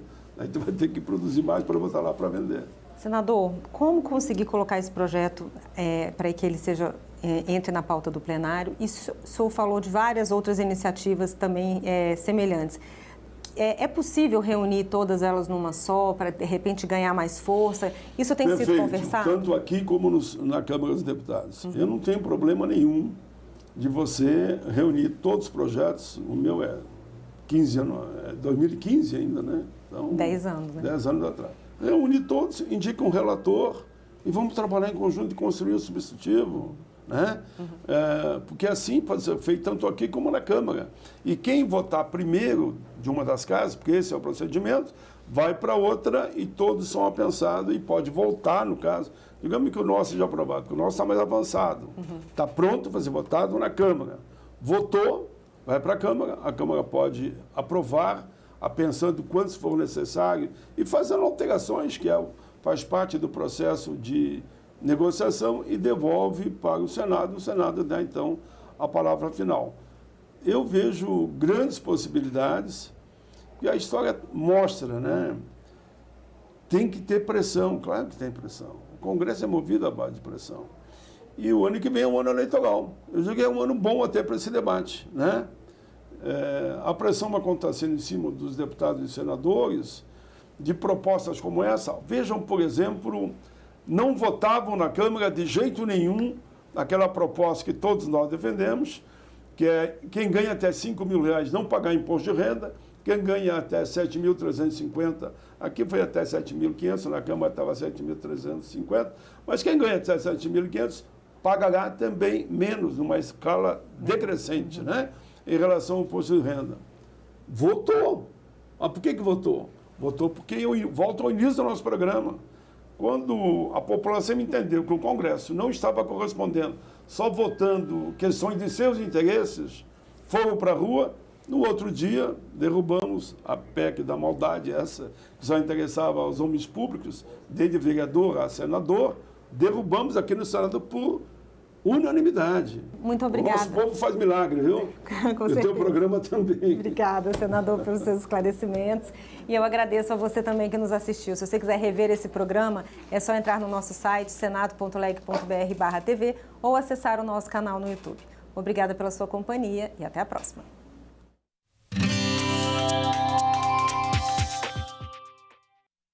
Quando aboliram a escravidão, que disseram que o país ia quebrar, implantaram as férias, o 13º, que as empresas iam quebrar. Mas o senhor não acha que é uma preocupação legítima também? Como todas as preocupações neste campo, geralmente é contra qualquer benefício ao trabalhador. Salão Nobre, hoje, 20h, aqui na TV Senado. A gente também fala tupi. O nome Sergipe tem origem no tupi e significa no Rio dos Siris. É formado por seri, que quer dizer siri, mais i, palavra para água ou rio, mais p, que significa a preposição em, no. O siri é uma espécie de crustáceo encontrado em locais de areia ou de mangue. O termo siri também vem do tupi e tem o significado de correr, deslizar, provavelmente em razão de como ele se move. A gente também fala tupi. Essa ação da Polícia Federal com a CGU teve origem, a base de tudo começou na ação do Ministério da Previdência Social e da ouvidoria. Essa ação foi de fora para dentro, ou seja, não era uma ação feita de dentro do INSS com dinheiro público da Previdência Social. Era uma ação feita entre uma parte das associações criminosas com a conivência criminosa de alguns de dentro do próprio INSS, que está sendo apurado e que espero eu que sejam presos exemplarmente. Sob a gestão do senhor, o prejuízo anual saltou de 700 milhões para quase 3 bilhões em 2024. Ao não perceber ou fingir, ou não querer perceber, um desvio dessa magnitude, o senhor se torna diretamente responsável pelos 6,3 bilhões roubados de 7 milhões de aposentados. Eu nunca imaginei a dimensão e a grandiosidade dessa corja de ladrões que de fora para dentro invadiu o INSS. Não tinha a menor ideia disso. Sabia que tinha fraude, sabia que tinha denúncia, tomou umas providências, todas elas estão elencadas ano a ano, mês a mês, dia a dia. Agora, infelizmente, o resultado não foi o que eu esperava e acabou acontecendo pela primeira vez. Uma investigação está verdadeiramente apurando e apontando culpados. Vossa Excelência aqui já apresentou uma série de elementos que servirão de pistas para esta comissão, se quiser, de fato, fazer uma investigação séria. Se quiser jogar para a galera, se quiser lacrar, se quiser transformar isso aqui em mais uma rede social, nós não vamos chegar a lugar nenhum.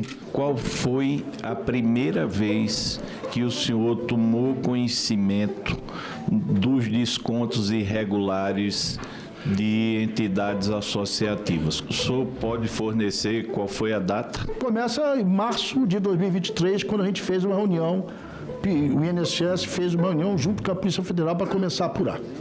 Ministro, e por que tanto tempo para uma suspensão cautelar desses descontos associativos? Nobre relator, a gente, infelizmente, não tem o poder de adivinhação. Nós nunca tivemos a capacidade de mencionar o tamanho, o volume que esses criminosos fizeram dentro do INSS. Só foi possível isso depois da investigação que pela primeira vez teve feita a Polícia Federal.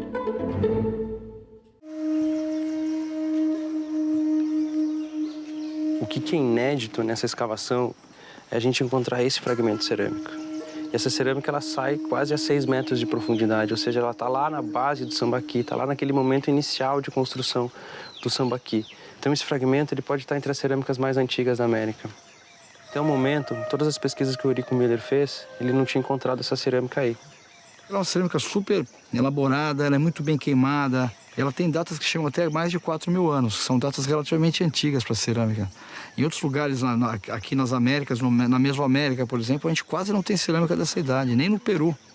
Então são cerâmicas muito antigas para o contexto aqui da América do Sul. Olha só, ela é toda achurada, tem essa alça bem pequenininha, igual as panelas grandes, só que essa é bem menor. Agora por quê? Será que era para consumir alguma coisa, guardar pimenta? Olha só. Essa é a primeira que sai, depois de muitos anos de campo aqui. Os animais, então, como todos sabem, eles são seres sencientes. O que significa isso, né? Eles são seres que sentem, amam, têm medo, assim como nós. Havendo um estatuto onde se determina, olha, isso aqui que você está fazendo não está de acordo, você está ferindo o direito do outro, você vai ser penalizado, sem dúvida nenhuma. Eu acho que isso já vai embutir nas pessoas um senso de responsabilidade maior. Em discussão, nesta quinta, 20h, aqui na TV Senado. Declaro aberta a sessão solene. Sim. Não existe parlamento, não existe democracia. O governo via todos como se fosse comunista. A fila não para de crescer para a passagem da revista lá na esplanada dos ministérios. Deve ser sempre lembrado o que foi dito por Ulisses Guimarães. Traidor da Constituição é traidor da pátria. Eu não disse não, quem fala? Eu disse Ariano Suassuna. Se você me perguntasse o que eu gostaria no mundo, é que não houvesse violência.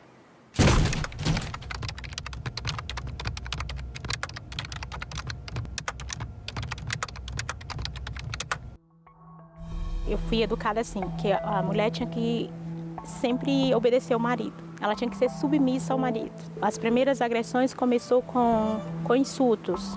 Falar da minha roupa, dizer que eu era gorda, que eu era feia.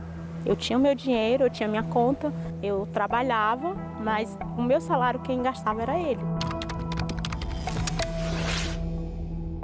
A primeira vez que eu pedi o cartão, que eu falei, o dinheiro é meu, eu trabalho, eu sei que o dinheiro é meu, eu levei um tapa. E como castigo à noite, ele me botou para dormir fora de casa na chuva.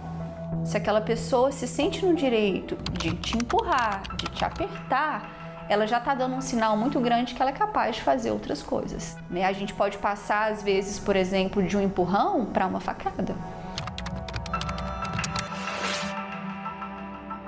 Eu falo, eu estou vivendo hoje. ter meu trabalho, ter dignidade, poder entrar na loja, escolher o meu sapato preferido, botar o meu batom vermelho e eu olhar para o meu corpo e não ter um roxo nele.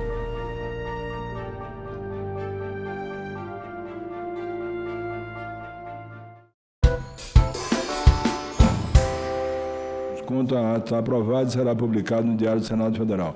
A presente reunião destina-se à deliberação de 7 itos. Pergunto ao senador Flávio Bolsonaro, que é o relator de um projeto do senador Fabiano Contarato, que foi encaminhado um requerimento para uma audiência pública da senadora Mara Gabrilli e da senadora Elisiane Gama. Se será possível se apreciar o requerimento ou Vossa Excelência deseja que a matéria seja avaliada hoje? Presidente, bom dia a todos. Sendo bem franco, presidente, o tema do projeto de lei do senador Contarato é um assunto que eu acredito que todos já têm opinião formada sobre isso, porque, na verdade, eu sou a favor da redução da maioridade penal, que seria, para mim, o ideal. Em algum momento, eu acho que o Congresso vai ter que enfrentar esse tema no plenário, positivamente ou negativamente. O projeto do senador Fabiano Contarato, ele faz uma coisa intermediária, ele aumenta a possibilidade de penas para as sanções a menores infratores. E aí há o requerimento das duas senadoras. A senadora Mara Gabrilli me ligou perguntando se eu poderia fazer audiência pública. Eu falei, senadora, o autor do projeto é o senador Fabiano Contarato, converse com ele. Da minha parte, eu não vejo problema. Eu entendo os senadores que queiram discutir mais determinados assuntos, mas com toda a franqueza, presidente, eu, como relator, eu não vejo a necessidade de se fazer uma audiência pública sobre o tema, porque nada vai somar na instrução do meu relatório. Agora, em respeito às senadoras autoras do projeto, eu até conversei com a secretaria da mesa, eu sugeriria que o próprio autor conversasse, o autor do projeto, Contarato, conversasse com as senadoras, se não há problema, e em ele dizendo que não há problema, eu só quero adiantar também que eu não vou presidir uma audiência pública como essa. Se as autoras do requerimento quiserem presidir a audiência pública, ou o próprio autor do projeto quiser presidir essa audiência pública, até porque a relação dos convidados são pessoas que, obviamente, são contra o tema. Quer dizer, o tema é tão conhecido, tão debatido, que dependendo de quem você está indicando, já sabe como é que eles vão se posicionar aqui. Então, eu não vou ser convencido nesse tema especificamente, eu deixo a critério de Vossa Excelência. Se quiser retirar de pauta, ou então esperar que o senador Fabiano Contarato chegue, já que ele deu presença aqui no painel, para que ele dê a condução. Então, em respeito ao autor do projeto e às autoras do requerimento de audiência pública, eu peço a Vossa Excelência que sobreste, por enquanto, essa decisão.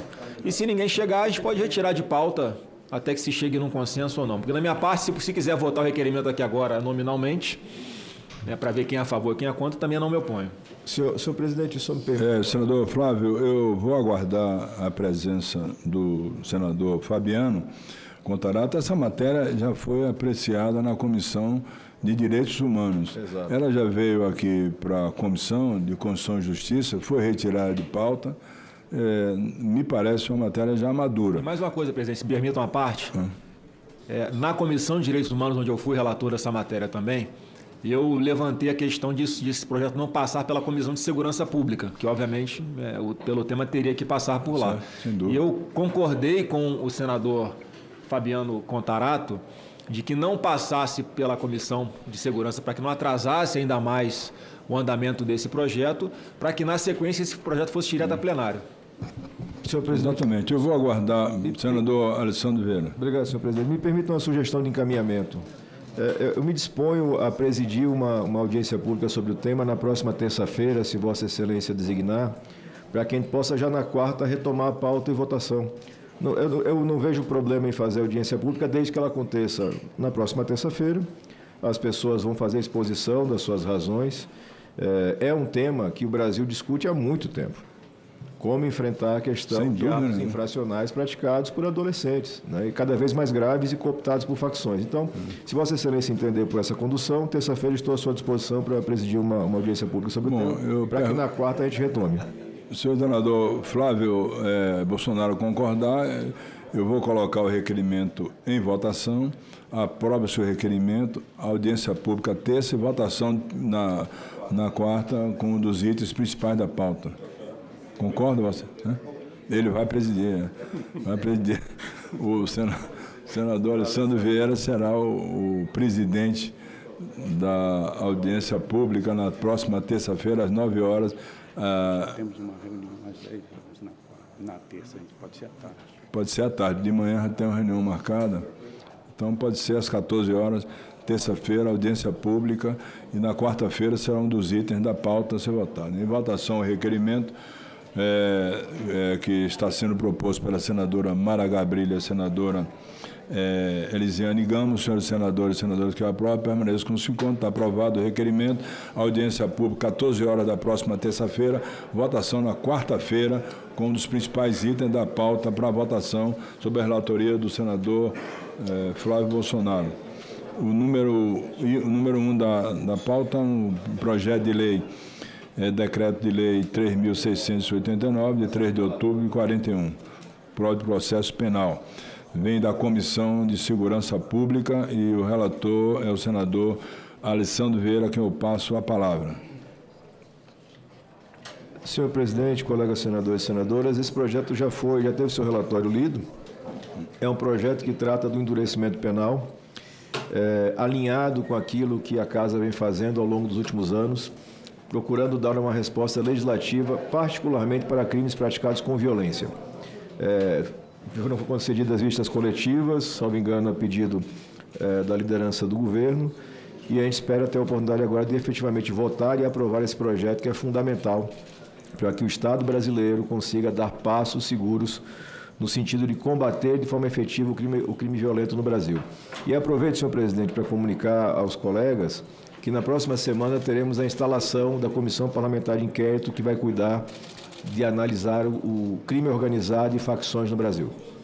Essa comissão está pendente apenas de indicação, e peço apoio de Vossa Excelência, indicação dos integrantes do PSD e do PP, para que a gente possa dar partida nisso, que é importantíssimo.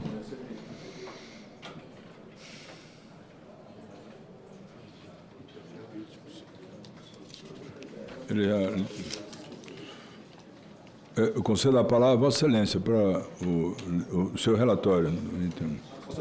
O relatório já foi lido, acho que é encaminhado para voto.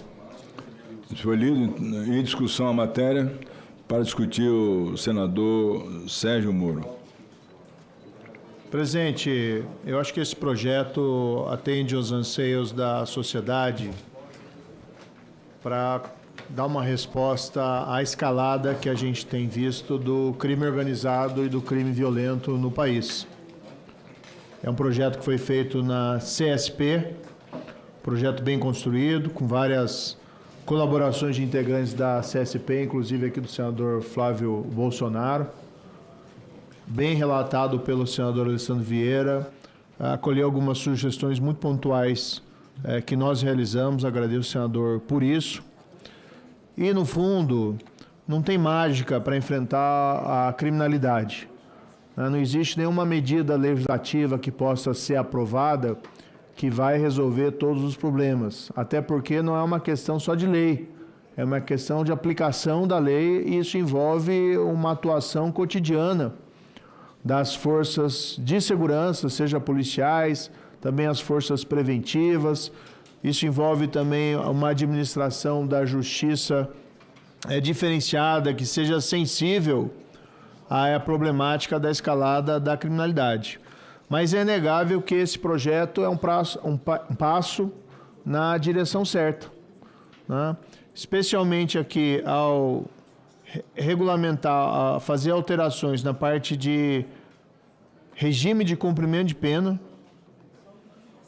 Pena já superior a 6 anos passa a ser cumprida em regime fechado, isso é importante no nosso país. Ao estabelecer também que só pode haver progressão de regime para quem foi condenado por crime de organização criminosa, se houver a demonstração de que não existe mais esse vínculo associativo, Ou seja, enquanto houver o vínculo associativo, a pessoa é membro de organização criminosa, por que vai conceder a ela progressão de regime? Ele é condenado lá, vamos supor, a 16 anos. Se ele ficar membro do PCC, enquanto ele ficar membro do PCC, ele tem que ficar todo o tempo na cadeia. Ele tem que fazer uma escolha de vida, de deixar o mundo do crime. E aí sim ele merece, né, ter um benefício prisional de ir para um regime menos gravoso. Agora, é preciso também que os juízes apliquem a legislação. Nós aprovamos aqui, ano passado, a obrigatoriedade da volta do exame criminológico para a progressão de regime, e ao que me consta, isso não vem sendo aí aplicado com o necessário rigor pelo judiciário. Aliás, parte do judiciário entende que tem que ter uma política de celas abertas.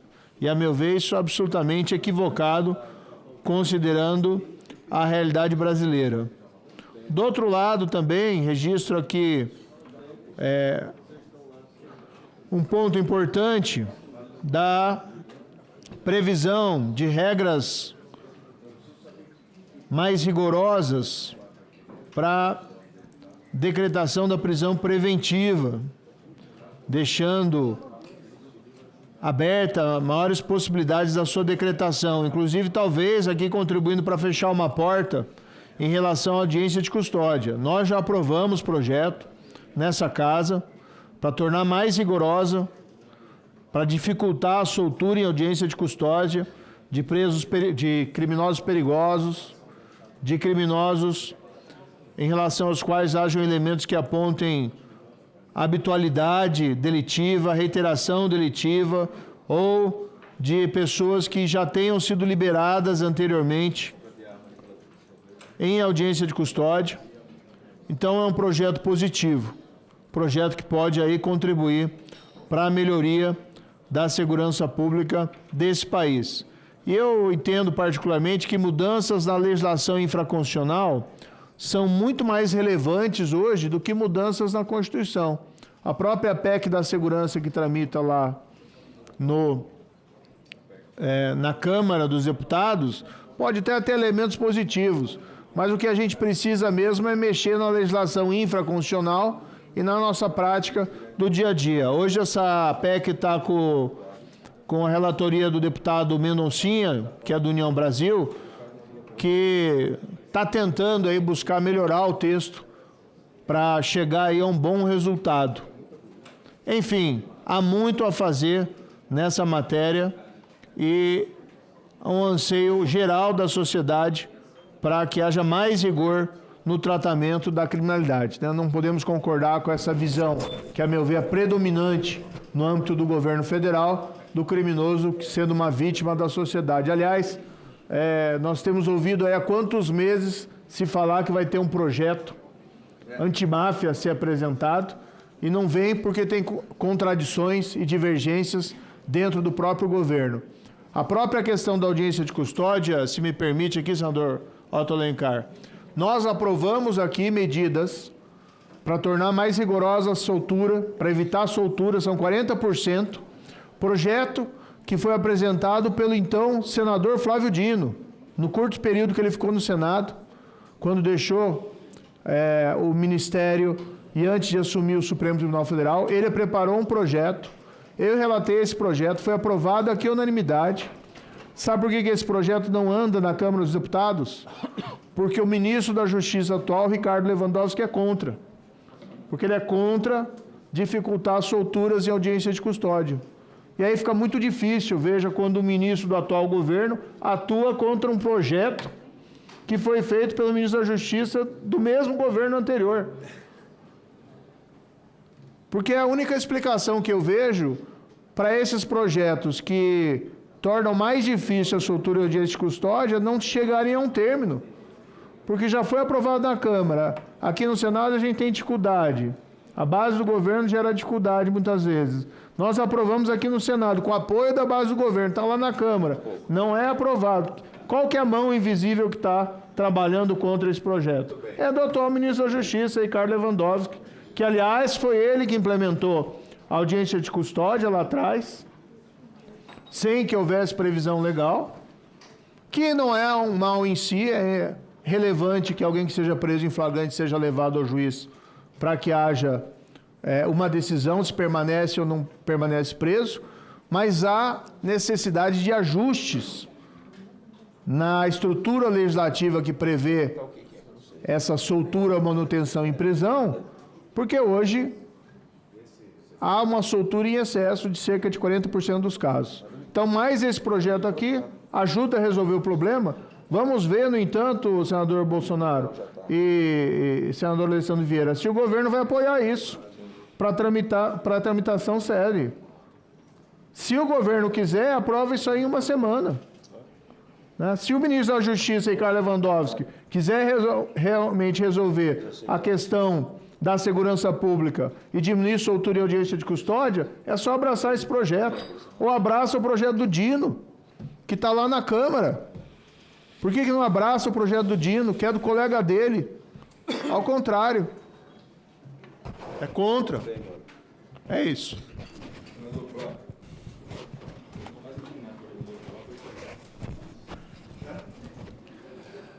Presidente, bom dia.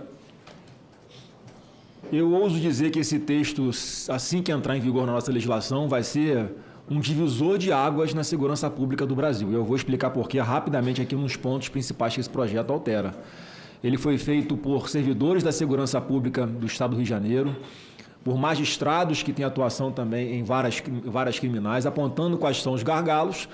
E a ideia principal, presidente, desse projeto que está assinado pela Comissão de Segurança Pública, que, como o senador Moro disse, foi feito a várias mãos, inclusive as minhas também. Agradeço ao senador Alessandro Vieira pelo relatório. Ele faz algo que também é inédito, que é a compilação dos pontos principais em um único projeto de lei para que tudo tramite em conjunto e seja aprovado ao mesmo tempo, para que diversas medidas entrem em vigor, uma complementando a outra, para que nós não caiamos nesse grande problema que temos hoje de vários projetos de lei que alteram o Código Penal, Código de Processo Penal ou a legislação penal em geral, todos aguardando ou sendo apensados a um projeto de lei do senador Sarney, que fazia uma grande reforma do Código Penal. Então, o Congresso acabou perdendo o timing de fazer essas alterações. Então, da forma como está colocado nesse projeto de lei, eu acredito que são os principais gargalos que nós temos hoje na legislação e que vão permitir que marginais perigosos fiquem, de fato, presos por mais tempo em função dos crimes que cometem. E, por exemplo, presidente, as principais mudanças desse projeto 4809, que a gente está chamando de pacote anticrimes violentos. Em primeiro, é com relação à audiência de custódia, porque cria-se aqui o Instituto da Conduta Criminosa Habitual. Então, numa audiência de custódia, um juiz, um magistrado vai ter mais um requisito para que, caso entenda que é útil para manter um marginal que comete crimes de forma reiterada, ele não tenha a sua prisão relaxada, ele possa responder a esse crime preso, reduzindo drasticamente a sensação de insegurança, porque a gente sabe que não são raras as vezes em que um marginal é pego roubando um celular, é preso, às vezes no mesmo dia ele é preso mais uma vez roubando o celular. E parece ser um crime pequeno, presidente, mas não é. Porque não raras vezes também um simples furto de celular evolui para um latrocínio, para um roubo seguido de morte, por qualquer razão. Nós vimos lá recentemente aquele caso em São Paulo de um ciclista que um marginal chegou para roubar o seu celular e ele acho que ele nem entendeu o que houve e tomou um tiro e veio a falecer, algo que chocou todo o nosso país. Uma outra coisa que altera aqui, que eu acho importante, que cria o crime autônomo do uso de fuzil, por exemplo. Isso aqui é uma resposta ao entendimento recente do Superior Tribunal de Justiça de absorver o crime de porte ilegal de fuzil pelo crime de tráfico de drogas. Então, qual foi a decisão do STJ? Alguém foi preso por tráfico de drogas, foi preso portando um fuzil ilegalmente, é óbvio, E aí, ao invés de ele responder pelos 2 crimes, ele responde só pelo crime de tráfico de drogas com uma agravante de estar usando esse fuzil, porque o STJ entendeu, pasmem, senhoras e senhores, que esse é um instrumento de trabalho de um traficante. Não, e pior que é sério. Então, a gente cria esse crime autônomo de uso de fuzil, porte de fuzil ilegal, de 10 a 20 anos, e também cria o aumento da pena do crime de comércio internacional dessa arma de fogo de uso de calibre proibido, com a pena de 16 a 24 anos e hoje é de 8 a 12 anos. Então a gente está majorando essa dosimetria. Cria também o crime autônomo de roubo de carga, com previsão de pena de 6 a 12 anos, mais um crime que muitas vezes é enquadrado de uma forma mais branda pela legislação. Um outro ponto, aumenta a pena do roubo cometido com violência. Então, se ocorre lesão corporal grave, a pena passa a ser de 10 a 20 anos, atualmente ela é de 7 a 12. Nova causa de aumento da pena de crime de extorsão, ao impor-se a contratação de serviços ou aquisição de mercadorias. Isso aqui é a principal atividade das milícias hoje em dia. E aqui também nós, com relação à milícia privada, ao aumento da pena para reclusão de 6 a 12 anos. Com essa nova alteração que nós também estamos fazendo nesse texto, com o regime inicial do cumprimento de pena para quem for condenado a 6 ou mais anos, começando a cumprir essa pena em regime fechado, atualmente a partir de 8 anos que se inicia o cumprimento da pena em regime fechado, como a gente está mudando essa dosimetria para crime de milícia privada, qualquer miliciano que for condenado por esse crime, ele vai começar a cumprir a pena em regime fechado. Outro ponto importante, a resistência qualificada amplia o conceito para que sejam enquadradas situações como o uso de barricadas ou o uso de terceiros como escudo humano, que hoje a pena é de 1 a 3 anos, ou atear fogo em obstáculos, que hoje é uma pena de 2 a 4 anos. Então, essa aqui virou a prática, infelizmente, comum também em todo o país, nessa nova modalidade de prática de crimes por organizações criminosas de domínio de território. Um outro ponto importante, quando o crime de resistência à execução do ato legal é cometido com violência, o infrator vai responder também pela violência, o que não ocorre hoje.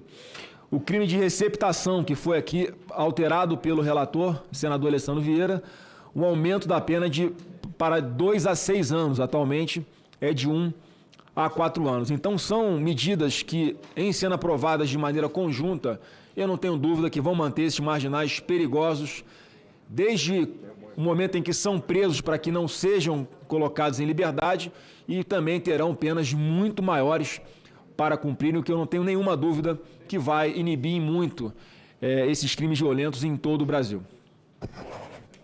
O Rogério Carvalho, com a palavra.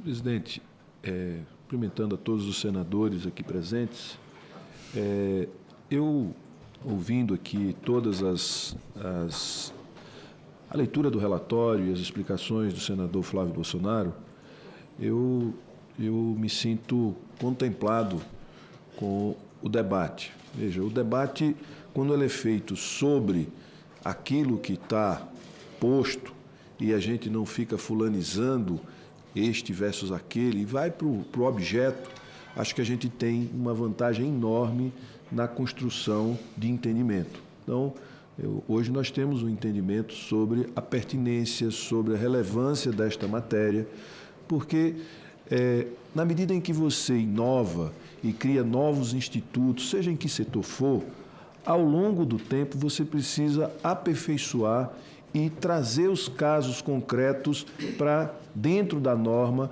para que ela seja aplicada com menos discricionariedade.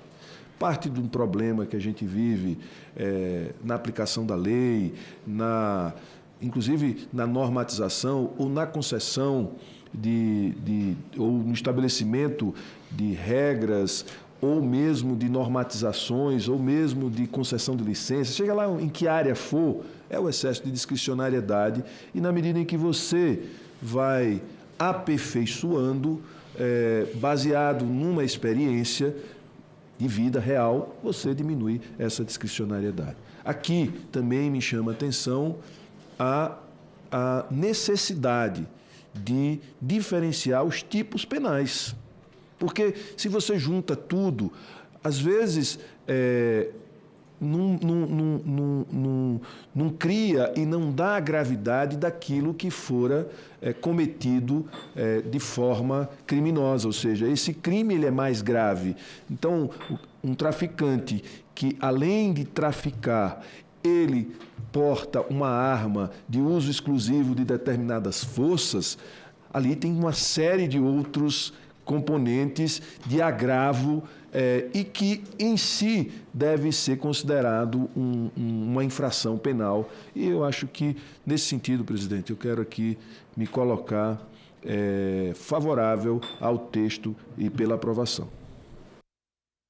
O senador Rogério Carvalho. Não há nenhum outro senador para discutir. Está encerrada a discussão e votação relatório. Os senhores senadores e senadoras que aprovam, permaneçam como se conta. Está aprovado o projeto, aprovado o relatório, que passa a constituir parecer da comissão favorável ao projeto, com as emendas número 4 da CCJ, 12 da CCJ e contrário a 4, e ao contrário, a emenda 3. A matéria vai ao plenário, rejeitado. Espera um pouquinho. Tá bom. Pergunto ao senador Alessandro Vieira. Por favor, primeiro, agradecer novamente a condição de Vossa Excelência, registrar que, mais uma vez, a Comissão de Constituição e Justiça do Senado consegue a aprovação da matéria importante em consenso entre oposição e governo, uma demonstração de que é possível, sim, fazer boa política, desde que as pautas sejam de verdadeiro interesse do Brasil. E, segundo, pedir urgência para plenário, senhor presidente. Presidente, só questão de ordem. Esse projeto já está com a urgência pronta, e eu falei ontem com o presidente Davi, porque e havia já um consenso de que, assim que fosse aprovado aqui na CCJ o relatório do senador Alessandro Vieira, ele já pautaria. Então, ele se comprometeu a pautar já na terça-feira que vem esse projeto. E acho que não tem nem necessidade de votar, porque já vai, ele já, como tem essa urgência assinada por maioria dos líderes e que já está esse compromisso do presidente pautar na próxima terça-feira, acho que a gente todos estamos contemplados aqui. Bom, já que tem um requerimento de urgência, está dispensável, né? O senador Sérgio Moro. Não, só registrar aqui que não é a primeira matéria que a gente aprova em consenso, e a gente percebe que tem uma sensibilidade tanto da base do governo como da oposição em relação à necessidade de endurecimento da legislação penal. Só que aqui me permito dizer novamente que parece que o governo Lula padece de uma esquizofrenia, porque tudo que a gente faz aqui para endurecer a legislação não tem o apoio do Ministério da Justiça.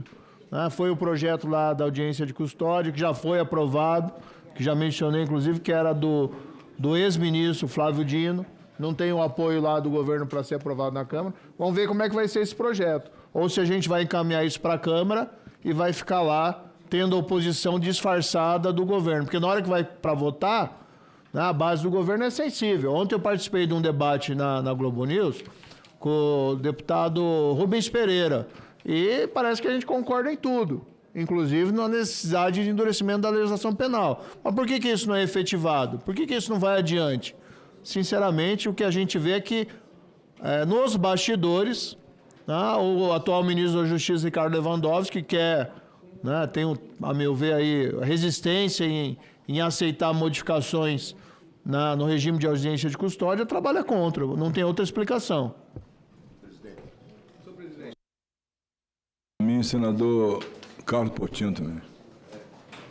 Vossa Excelência pode... Ele vai concordar comigo. Em respeito ao meu decano.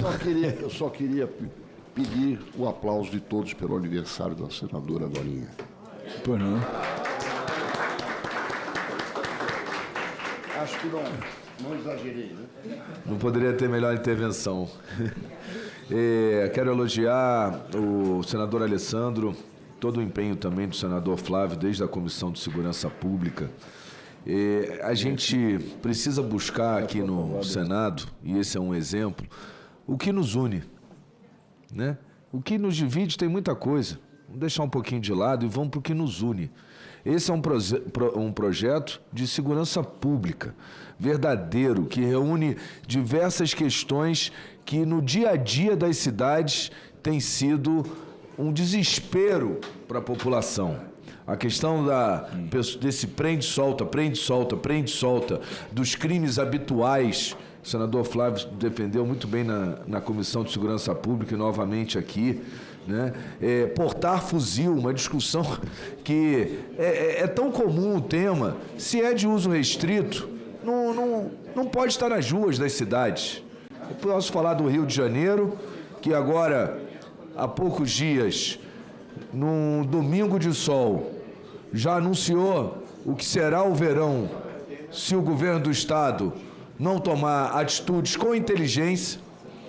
A questão da segurança pública, a gente pode botar 5 vezes mais recursos, mas se a gente não tiver uma legislação mais rigorosa, um poder judiciário que cumpra a lei como ela está, da maneira que ela está e não como ele queria que fosse, e não tiver estratégia no combate por parte das forças de segurança, que não é só a Polícia Militar, é a Polícia Civil, é a Polícia Federal, é a Polícia Rodoviária Federal. O projeto trata aqui de roubo de carga, que também a Frente Parlamentar do Livre Mercado, em outro projeto, trouxe o mesmo tema, que certamente vai cair, porque já está tratado aqui nesse, mas que é fundamental, são as nossas rodovias. Os crimes acontecem em rodovias federais, que cortam o estado do Rio de Janeiro, a Baixada Fluminense, principalmente no caso do meu estado. Então, se não tiver inteligência, mas se não tiver também uma lei mais rigorosa, mais clara, que não permita margem para interpretação de juízes que parece que não vivem nesse mundo, que pegam o cara com não sei quantos quilos de droga e solta o cara no dia seguinte. Ninguém aguenta mais isso, a sociedade não compreende o judiciário. É o que eu tenho dito, deixa as outras questões do STF de lado, mas vamos encarar o judiciário. E eu sou advogado. A sociedade não compreende o poder judiciário. Fato. Quando a gente fala em autocontenção, em autorreflexão, pelo amor de Deus, como é que pode soltar um cara que tem mais de 180 passagens por roubo de celular? Não precisava desenhar numa lei isso, mas o Poder Judiciário nos exige cada vez mais que nós desenhemos. Não é só legislar, é legislar e desenhar. Muito bem desenhado esse projeto. Parabéns ao senador Alessandro Vieira, que, aliás, faz jus aos elogios em todos os seus relatórios, quero deixar claro. Parabéns, senador Otto, que colocou, senador Flávio, senador Rogério Carvalho, que bem nos disse aquilo que nos une, senador Sérgio Moro, Peridião Amin, Exalci, todos dessa comissão veneziana, que ajudaram a aprovar esse projeto e vamos aprovar também no plenário do Senado na semana que vem, para dar uma resposta clara, objetiva. E vamos pedir ao presidente Davi Alcolumbre que converse com o presidente da Câmara, senador Amin, para que ele paute também lá o mais rápido, em regime de urgência lá, porque é fruto de consenso esse projeto. Muito obrigado. Agradeço a Vossa Excelência, a matéria está aprovada com requerimento de urgência para o plenário do Senado Federal. Recebemos várias mensagens de Câmara de Vereadores e de Assembleias, e eu vou escolhi uma para ler, que vem da Câmara de Vereadores do município de Restinga Seca, no Rio Grande do Sul, quando o seu presidente manda uma mensagem parabenizando a Comissão de Constituição e Justiça pela votação unânime na PEC da blindagem. É assinada pelo presidente Mauro França Costa, desse município do Rio Grande do Sul, e de autoria do vereador Abel Oliveira dos Santos.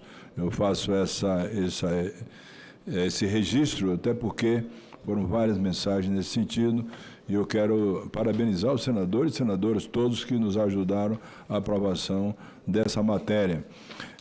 Vamos ao item 3, de autoria da relatoria do senador Eduardo Braga, mas o senador Eduardo Braga me ligou ontem à noite dizendo que estava exausto depois de aprovar a proposta da reforma tributária, a 108, e ele não tinha mais nenhuma condição de comparecer pela manhã, tanto no grau de exaustão que ele estava, e pediu para que o senador veneziano Vital do Rego pudesse ad hoc ler o relatório de um projeto de autoria do senador Romário, que dispõe sobre o sistema de Braille nas campanhas eleitorais dos candidatos a cargos majoritários. Eu acho que é um projeto meritório do senador Romário. Eu passo a palavra ao senador veneziano Vital do Rego. Só permite, Eduardo Braga está explorando o senador veneziano,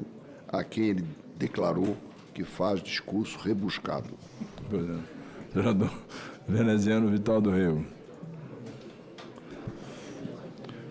O relatório do senador... Presidente, os meus cumprimentos. Bom dia, Vossa Excelência. Bom dia a todos os nossos companheiros e companheiras. Saudar efusivamente a nossa aniversariante, que Deus possa permitir bênçãos abundantes, dadivosas, por um longo período de sua vida. Vossa Excelência, senadora Dorinha, sabe o quanto nós a estimamos e o quanto reconhecemos todos os seus predicados como uma extraordinária mulher representante do dia a dia da política tocantinense e do nosso país. Nossas saudações, tudo de bom, saúde e paz. Presidente, agradecer a Vossa Excelência. De fato, ontem à noite, ao término das nossas atividades bastante profícuas, quando nós entendemos a necessidade premente de avançar em relação à reforma tributária, estando à frente um grande colega que demonstrou nesses 2 últimos anos um conhecimento de causa indiscutível, nosso senador Eduardo Braga. Ele me ligava dizendo que tinha falado com Vossa Excelência e pedira para que nós pudéssemos, mesmo na sua ausência, ter a designação de um companheiro, e assim Vossa Excelência o fez. Eu fico feliz por essa deferência. Então, peço permissão à presidência e aos meus companheiros para que partamos à leitura da análise. Cabe a esta comissão, na forma do artigo 101 do nosso regimento, opinar sobre constitucionalidade, juridicidade e regimentalidade das matérias que lhe foram submetidas por despacho da presidência. Além do mais, como determina o nosso artigo 101, inciso 2, a linha D do regimento, emitir parecer quanto ao seu mérito em matéria de direito eleitoral. No que diz respeito à sua constitucionalidade da proposição, verifica ser privativa da União a competência para legislar sobre direito eleitoral, nos termos do artigo 22, inciso 1 da nossa Constituição. Ademais, trata-se de matéria a ser veiculada por lei em sentido formal, por não se tratar de tema de competência exclusiva do nosso Congresso Nacional. Ainda sobre o prisma da constitucionalidade formal, inexiste reserva de iniciativa sobre a matéria, de maneira que é constitucional a deflagração do processo legislativo por membro deste Congresso. Além do mais, a proposição atende plenamente ao requisito da juridicidade ao inovar no ordenamento jurídico a ser dotada de abstração e generalidade. No tocante à sua regimentalidade, a tramitação do PLS também é isenta de quaisquer vícios. Por fim, quanto à sua constitucionalidade material, o PLS é igualmente rígido. No mérito, o próprio Código Eleitoral de 65 já traz em seu bojo normas aplicáveis ao exercício da cidadania do eleitor com deficiência visual, desde o alistamento até o voto. O vetusto diploma legal, por exemplo, em seu artigo 150, inciso 2, veicula a possibilidade do eleitor assinalar as antigas cédulas em papel pelo sistema Braille. No mesmo sentido, a interpretação dada à legislação pelo Tribunal Superior Eleitoral é sensível às pessoas com deficiência. Podemos citar, a título de ilustração, os deveres constitucionais de alistamento e voto dispostos no artigo 14, parágrafo 1º da Lei Maior. A esse respeito, o artigo 15 da Resolução 23.659 do ano de 2021, que dispõe sobre a gestão do cadastro eleitoral e sobre os serviços eleitorais que lhes são correlatos, estatui o seguinte, 2 pontos. Não estará sujeita às sanções legais decorrentes da ausência de alistamento e do não exercício do voto a pessoa com deficiência para quem seja impossível ou demasiadamente oneroso o cumprimento daquelas obrigações eleitorais. Persiste, todavia, importante lacuna a respeito da propaganda eleitoral impressa, destinada às pessoas com deficiência visual. Lacuna essa que será preenchida pelo texto do projeto de lei em tela. De outra banda, entendemos que a emenda número 1 da CDH é pertinente. O texto original pode conduzir ao entendimento de que todo e qualquer candidato necessita fornecer os impressos, mesmo aqueles que dispõem de poucos recursos de campanha. A emenda, por sua vez, impõe que a oferta de folhetos ou volantes pelo método Braille será uma parcela do total dos que forem produzidos pelo candidato. Por outro lado, referida emenda utiliza o termo regulamento para se referir à norma infralegal, que disporá sobre a proporção de impressos destinados a eleitores com deficiência visual. Essa expressão é pouco usual na legislação, pois, ao invés de denotar a resolução do Tribunal Superior Eleitoral, remete à ideia de decreto regulamentar editado pelo Poder Executivo na forma do seu artigo 84, inciso 4 da nossa Constituição.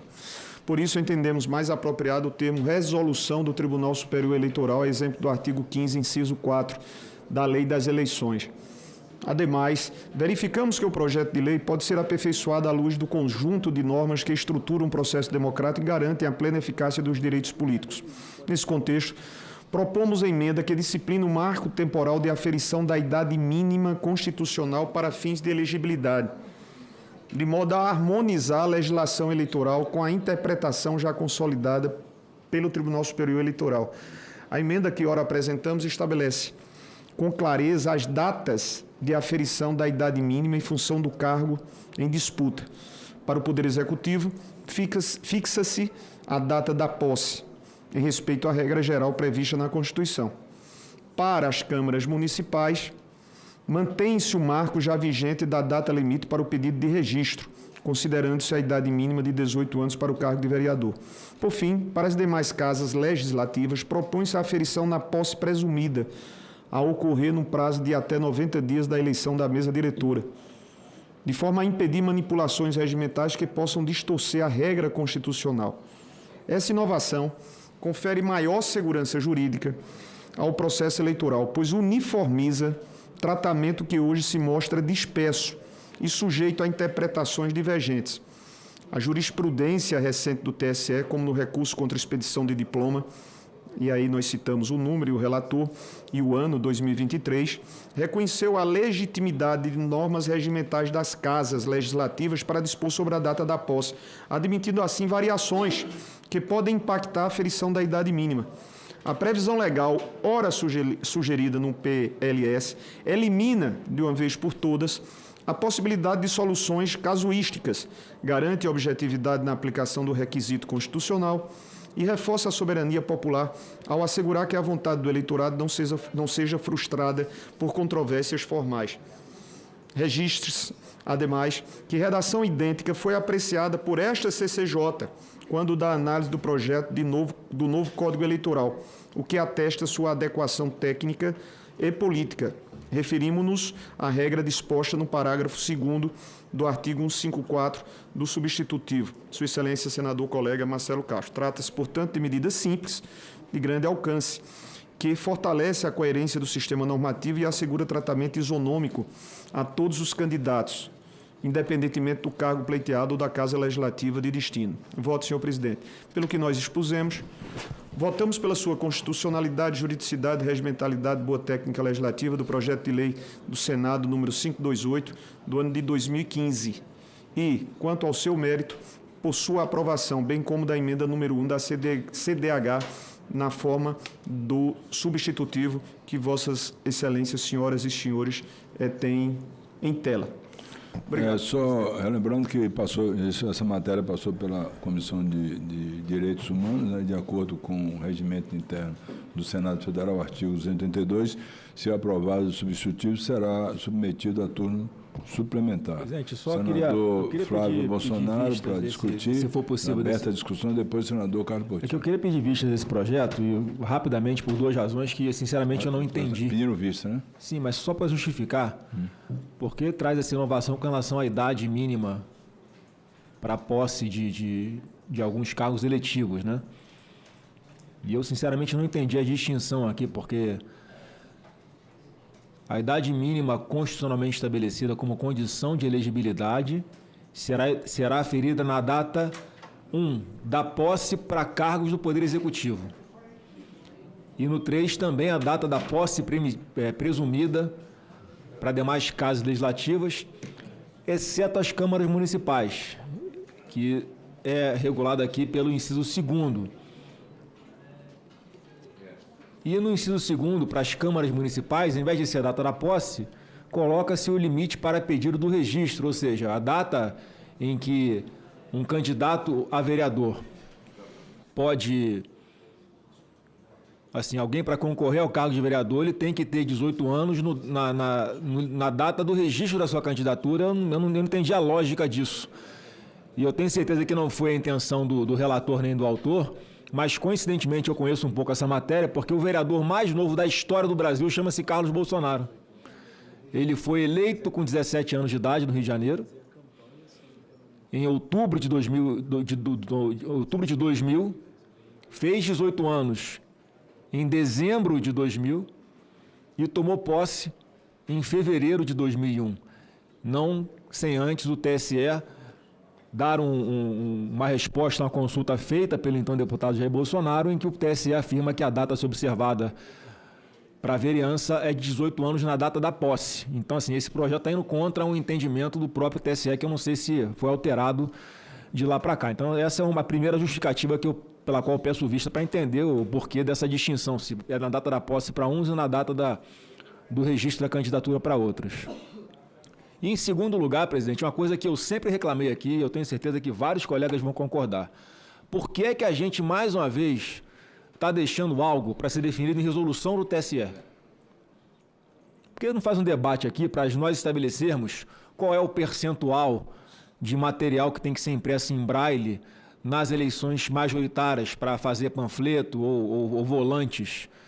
Porque, assim, se o TSE fala, olha, tem que ser 50% do material que você vai panfletar na rua tem que ser em braille, a gente vai reclamar que é um exagero, mas vai ficar, mais uma vez, a critério da Justiça Eleitoral. Ou se eles entendem que, sei lá, é 0,1%, é 1% do material que você imprimir de panfleto, 1% tem que ter a impressão em braille. Então, por que a gente não faz aqui, já coloca faz uma emenda, sei lá, faz um consenso aqui de qual é o percentual razoável para atender a essa inclusão das pessoas que são surdas, mudas, para poder, os deficientes visuais, né, para a gente imprimir o material na quantidade correta para esse público, que é importante que a gente faça. E lembrando que isso realmente deve ser uma coisa que é bem mais cara, você imprimir, fazer um panfleto em braille do que um panfleto que não seja em braille. Mas eu acho que é um custo que vale a pena para a gente promover a inclusão. Então, por essas duas razões, presidente, é que eu queria pedir vista desse projeto. Senador Carlos Portinho. Não, eu faço coro ao senador Flávio, era exatamente essa questão. Peço aqui ao meu querido veneziano que nessa vista a gente possa refletir sobre esses dois pontos. O primeiro, assim, é por uma lógica, a gente precisa ter uma uniformização. O advogado eleitoral vai ficar doido. Um é da data do registro, o outro é 90 dias depois, o outro é na data da posse, suposta posse. Assim, veneziano, meu querido senador veneziano, eu não tenho nem opinião formada, mas eu queria só pensar nessa uniformização. Se ele fizer 18 anos ou a data limite que ele precise no ano das eleições, eu estou dentro.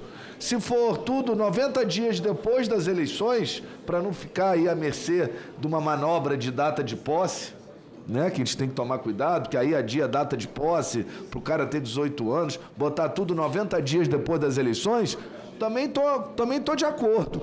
Né? Agora que a gente possa unificar e que vale para todo o parlamento. Não tem uma regra para a vereança diferente de uma regra para as câmaras estaduais e para o Congresso Nacional.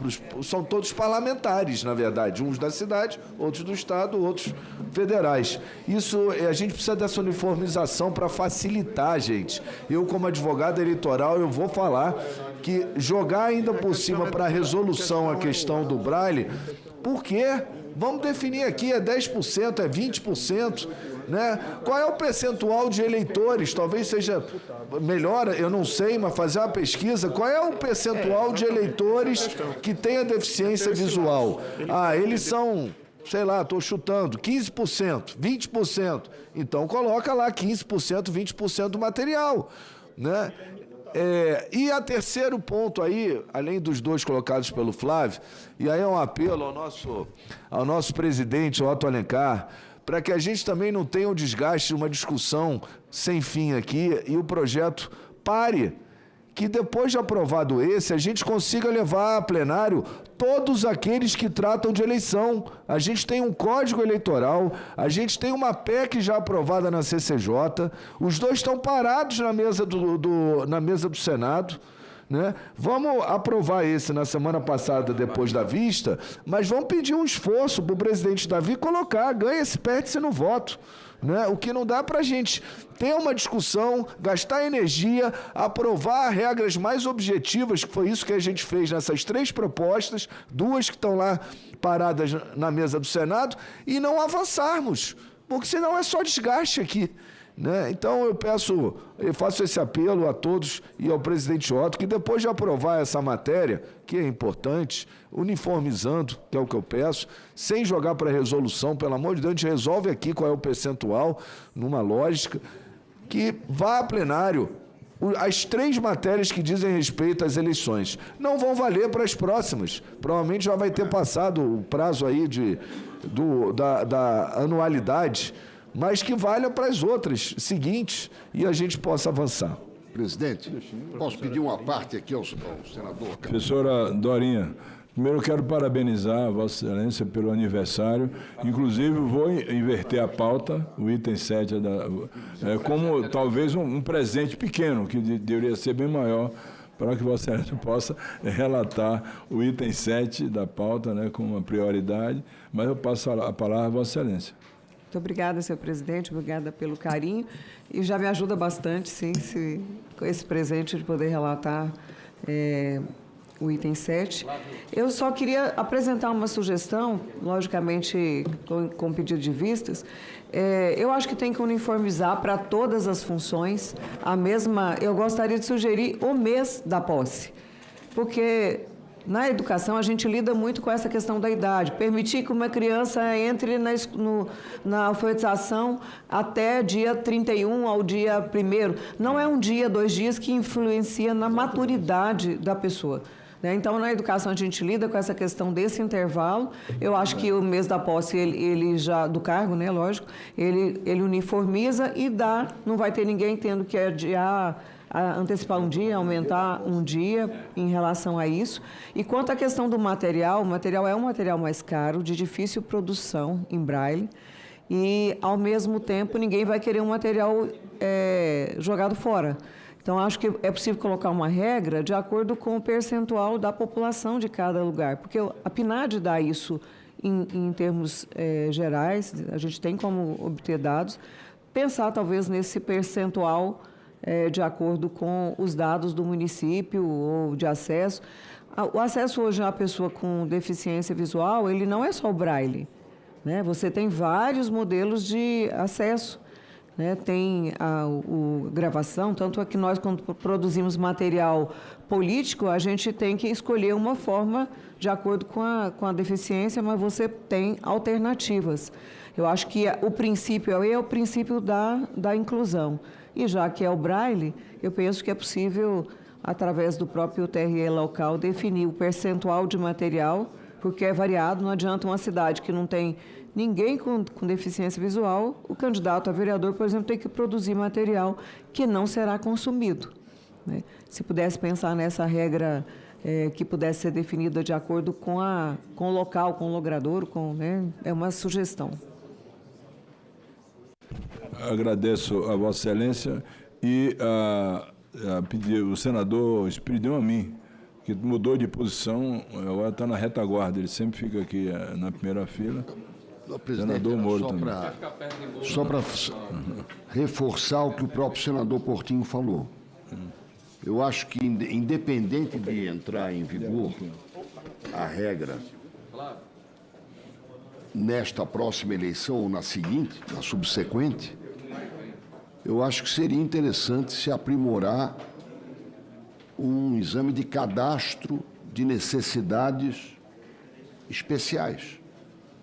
Isso deveria, professora Dorinha, reiterando aqui meus cumprimentos pelo seu aniversário, isso deveria, inclusive, fazer parte da identificação da pessoa. Porque não é invadir os dados pessoais, é garantir que uma necessidade especial seja tratada adequadamente. Senador... Muito obrigado. Senador Sérgio Moro. Não, muito rapidamente também, achei interessante o projeto, mas sugeria na esteira do senador Portinho e da senadora Dorinha que houvesse uma uniformização aí nos critérios, para não ficar um critério para um critério para outro. Talvez essa sugestão da senadora Dorinha, feita agora do mês da posse, seja a mais oportuna aí para resolução dessa questão. E em relação ao braille nos panfletos, eu só fico na dúvida, assim, nós tentamos cada vez mais reduzir, né? Há uma reclamação do preço, né, das eleições, do sistema eleitoral. Essa é uma medida que eleva os custos, certo, para atender uma necessidade especial, mas também existem outros meios, na própria propaganda sonora, acaba sendo mais efetiva, talvez, para atingir pessoas, alcançar pessoas com deficiência visual do que panfletos em braille. Mas, enfim, seria talvez interessante colocar algum critério aqui para evitar também uma delegação excessiva do Poder Regulamentar ao TSE, que pode acertar na regulamentação, mas pode também, eventualmente, editar uma resolução que gere muitas dificuldades práticas para a propaganda eleitoral no momento oportuno, que tem que acaba sendo arcado daí pelo financiamento público, no mais das vezes. Então, talvez fosse o caso de as vistas realmente oportuna, para que se possa aí pensar, talvez, em aprimorar de alguma forma o projeto, sem embargo de reconhecer aqui as virtudes dele e as boas intenções do autor e do relator. Concedido as vistas, o projeto passa ao item 7, da relatoria da senadora professora Dorinha Seabra, e é um projeto que já passou na Câmara dos Deputados e vem do Superior Tribunal de Justiça. Com a palavra, Vossa Excelência, senadora. Vou direto à análise, senhor presidente. De acordo com a disposição do artigo 101, inciso 1 e 2 do Regimento Interno, compete à CCJ examinar matérias que lhes são submetidas. O artigo 96, inciso 2 da Constituição Federal, confere aos tribunais superiores competência privativa para iniciar o processo legislativo dos projetos que versem sobre a criação e extinção de cargos e a remuneração dos seus serviços auxiliares e dos juízos que lhes forem vinculados. O PL número 3.181, de 2025, atende plenamente essa regra de iniciativa reservada, tendo em vista que o seu autor é o Superior Tribunal de Justiça. Podemos registrar de SART que a proposição em exame se amolda às normas e princípios constitucionais pertinentes. O exame da juridicidade da proposta revela que as medidas previstas se encontram aptas para inserção harmônica no ordenamento jurídico e, em geral, nas normas que disciplinam a organização do Poder Judiciário da União em particular. Com respeito à regimentalidade, a proposição se adequa à maneira como e não se verificam embaraços no seguimento à sua tramitação. No mérito, somos favoráveis ao projeto. O PL 3.181 mostra-se juridicamente adequado, fiscalmente responsável, ao propor a criação de 330 funções comissionadas de nível FC6 no quadro de pessoal do STJ, todas destinadas aos gabinetes de ministros. A medida atende a uma necessidade concreta da Corte e consiste na valorização e retenção de servidores qualificados para o exercício de atividades de alta complexidade, com reflexos diretos na celeridade e na qualidade da prestação jurisdicional. Do ponto de vista orçamentário, a proposta não implica aumento de limite de despesas primárias, estando integralmente compatível com o teto orçamentário do STJ e com as exigências da Lei de Responsabilidade Fiscal. Assim, os impactos financeiros encontram-se dimensionados e absorvidos no planejamento orçamentário do Tribunal, sem necessidade de suplementação. Diante do exposto, votamos pela constitucionalidade, juridicidade e regimentalidade e, no mérito, pela aprovação do projeto de lei 3.181 de 2025. Este é o nosso voto, senhor presidente. Agradeço a Vossa Excelência. A matéria está em discussão. Para discutir. Para discutir, o senador Rogério Marinho. Bom, senhor presidente, esse projeto ele cria cargos, né, em comissão, novos cargos lá na estrutura do STJ. E nós estamos num momento em que estamos vendo o tamanho superlativo dos orçamentos do Judiciário, que tem crescido ano a ano e também tem crescido o que nós chamamos de ativismo judiciário. Tem crescido o que a gente tem chamado de excesso de judicialização, que tem travado a economia brasileira, que tem gerado instabilidade, insegurança jurídica. Então, é claro que necessariamente o que eu estou falando aqui não tem a ver de uma forma direta com a questão de criação de cargos, mas tem a ver com o funcionamento do judiciário brasileiro. Eu estou inclinado a pedir vista do processo, né, para que eu possa me debruçar sobre ele, para verificar se, de fato, a estrutura do Supremo Tribunal de Justiça, que é uma estrutura grande, é uma estrutura potente, ela, de fato, tem necessidade desse acréscimo tão substancial de novos cargos em comissão. Agravado com o fato de que nós estamos, evidentemente, sobre um regime de catástrofe do ponto de vista fiscal. O nosso Instituto Fiscal Independente mostrou há pouco tempo que nós vamos crescer provavelmente 11 pontos percentuais da dívida em relação ao PIB. Quando nós assistimos ações reiteradas do governo federal, no sentido de propor novos programas, quase todos eles com viés eleitoral, com viés populista, que não tem sustentabilidade. E, principalmente, não tem contrapartida de receitas, ou seja, você pressiona ainda mais a questão fiscal, aumenta a dívida pública, impede a diminuição da taxa Selic, penaliza a economia como um todo. É necessário que nós tenhamos mais cuidado na apreciação de projetos como esse. Então, claro que a professora Dorinha faz um excelente relatório, né? Faz o seu trabalho como parlamentar, né, se debruça sobre o tema, verifica a questão da juridicidade, da questão da constitucionalidade, mas eu gostaria de ter mais um tempo, né, pelo menos mais uma semana, para observando esse projeto, né. Eu já fui orientado aqui pelo nosso assessor que isso não vai ter nenhum prejuízo do ponto de vista formal, né, de prazo, para que na próxima semana a gente com maior segurança possa votar o projeto. Então eu peço vista do projeto. Senador Dorinha, Não, bom, é regimental, eu não sei se tem alguma implicação funcional, porque ontem houve um pedido em relação a esse tema, tanto que foi feita essa inclusão. E, ao mesmo tempo, eu, em particular, lógico, eu vejo que a decisão da solicitação dos cargos, eu acho que é privativo do tribunal, uma vez que o fato de nós termos várias preocupações com o funcionamento do judiciário, assim como temos também com o próprio legislativo, desde que dentro do orçamento e do previsto e sem suplementação, penso que é uma questão até de respeito institucional.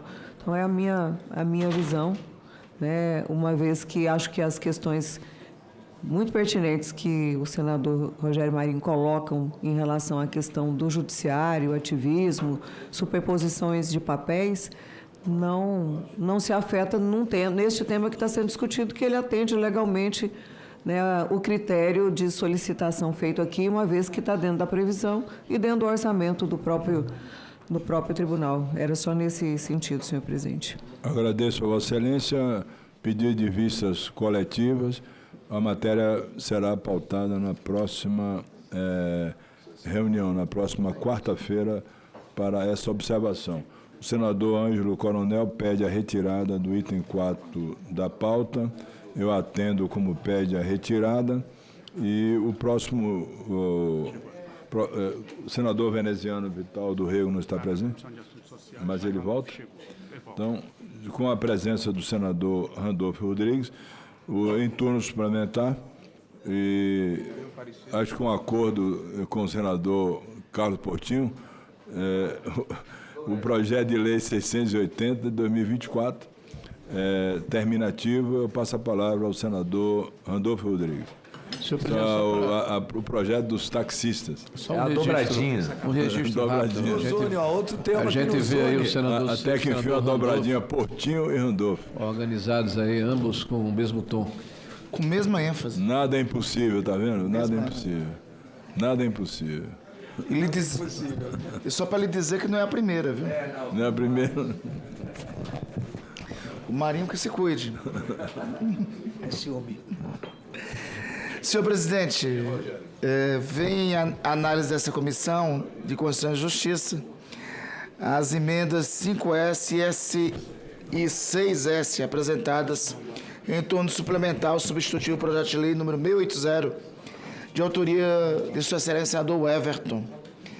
Na 30ª reunião extraordinária do CCJ, realizada em 24 de setembro do corrente ano, a comissão aprovou o relatório de minha autoria, que opinou pela constitucionalidade, juridicidade e regimentalidade no mérito pela aprovação do PL número 680. Tendo em vista a aprovação do projeto nos termos do substitutivo, ficou a matéria sujeita a turno suplementar e foi aberto prazo para emendas em turno suplementar até o final da discussão, conforme preconiza o regimento interno do Senado Federal. Em 25 de outubro, foi apresentada a emenda 5S, autoria de Sua Excelência senador Carlos Portinho, e em 25 de setembro, e em 26 de setembro, Sua Excelência apresentou a emenda de número 6S. Entendemos que a emenda 5S, autoria do senador Portinho, deve ser acolhida. A proposição confere maior segurança jurídica e relevância social ao prever que em situações de possibilidade absoluta de continuidade da atividade seja admitida a indicação de terceiro pelo próprio outorgado ou por seus familiares em casos de falecimento. A medida assegura a manutenção do serviço e, ao mesmo tempo, protege a subsistência da família do taxista, garantindo meios de preservação da renda diante da morte do profissional. Trata-se, portanto, de solução que harmoniza a tutela do interesse coletivo com a dignidade da entidade familiar, em consonância com os princípios constitucionais da função social e da proteção da família. Entendemos ainda que a emenda número 6S, de autoria do senador Portinho, deve também ser acolhida. A proposta confere prazo razoável de 6 meses para que os taxistas em atraso com vistoria ou renovação da licença regularizem sua situação, evitando sanções imediatas e desproporcionais. A medida prestigia os princípios da razoabilidade e da eficiência da administração pública, artigo 37 do caput da Constituição Federal, assegurando a continuidade da prestação de serviço. Diante desse exposto, senhor presidente, opinamos pela aprovação das emendas 5S e 6S, ambas apresentadas em turno suplementar ao substitutivo do PL 680 de 2025. Feita a leitura, e esse é o voto, senhor presidente. Coloco em discussão a matéria. Senador Carlos Portinho. Preciso fazer um registro e um agradecimento ao senador Randolfo, que durante toda a tramitação desse projeto foi muito solícito, não só ao setor, que acompanha aqui todas as sessões, esperando a sua aprovação, e certamente fará o mesmo na Câmara, mas não só por receber o setor, o senador Randolfo, por também compartilhar a discussão do texto e o seu aperfeiçoamento comigo, né? Eu pude endereçar algumas sugestões já acatadas, e essas últimas duas, a emenda 5S e a emenda 6S, fundamentais e que contou com a sensibilidade do senador Randolfo, na medida em que a gente não pode desconsiderar que, enquanto o taxista está na sua jornada diária, existe uma família em casa, né, que depende o seu sustento da sua força de trabalho, seja esse taxista homem ou mulher, seja o chefe da família que está em casa, homem ou mulher. É importante reconhecer o o direito à herdeira, ao herdeiro, à viúva, né, quando do seu passamento. E com relação a outra emenda, que é um ajuste realmente necessário, acatado, porque isso vai dar a chance daqueles que estão ociosos há algum tempo, porque não fizeram sua vistoria, porque estão com problema financeiro, porque precisam consertar o seu táxi, mas que eles ganhem 6 meses para fazê-lo e possa se adequar, assim, a essa legislação, garantindo seus direitos. Muito obrigado, senador Rodolfo, pela sua sensibilidade em incluir no texto, e por essa parceria eu agradeço a toda a CCJ e peço a aprovação desse projeto, que certamente trará segurança jurídica aos profissionais autônomos, aos motoristas de táxi, e falo especialmente aos da minha cidade, que prestam um serviço essencial como concessionados. Senador Marzi, agradeço ao excelente senador Portinho. Senadora Dorinha, senador Isalci, senador Alessandro, como seria bom se o Senado tivesse esse comportamento todo dia, toda hora. Toda hora. O entendimento, conversa, sem extremismo, sem reações, que pudéssemos contribuir bastante para o Brasil. Como seria bom? Parabéns, Portinho, parabéns, senador Randolfo. Sabe por quê? Porque isso nos deixa felizes. A conversa, o entendimento, senador Otto. E nós somos da política, não adianta a gente dizer a gente é da política. A política é para fazer mesmo o entendimento. É um entendimento. Fico feliz que matérias como essa se repitam várias vezes, que a gente possa ter um entendimento, independente de posições políticas, ideológicas, mas que sejam para o bem da sociedade brasileira e para o bem do nosso país. Parabéns aos dois. É o que nos une. É isso que a gente tem que buscar, senador. Quero agradecer ao senador Omar Aziz nesse momento ternura dele. Ternura. Amor e ternura. Momento... Acho que vai subir até um fundo musical aqui, presidente. É a inspiração da Bahia, presidente. Da Bahia. O presidente Otto escolheu a dedo. Da Bahia. Escolheu a dedo a pauta. Ele alcançou o objetivo. São os bons ventos da Bahia. Não havendo senador Dorinha deseja discutir a matéria, não? Não havendo nenhum senador ou senadora que discutir a matéria, eu consulto aos senhores senadores e senadoras se podemos realizar votação única para o substitutivo e as emendas nos termos do parecer. É terminativo e a matéria por votação nominal. Se todos concordam, nós vamos fazer a abertura do painel para a votação.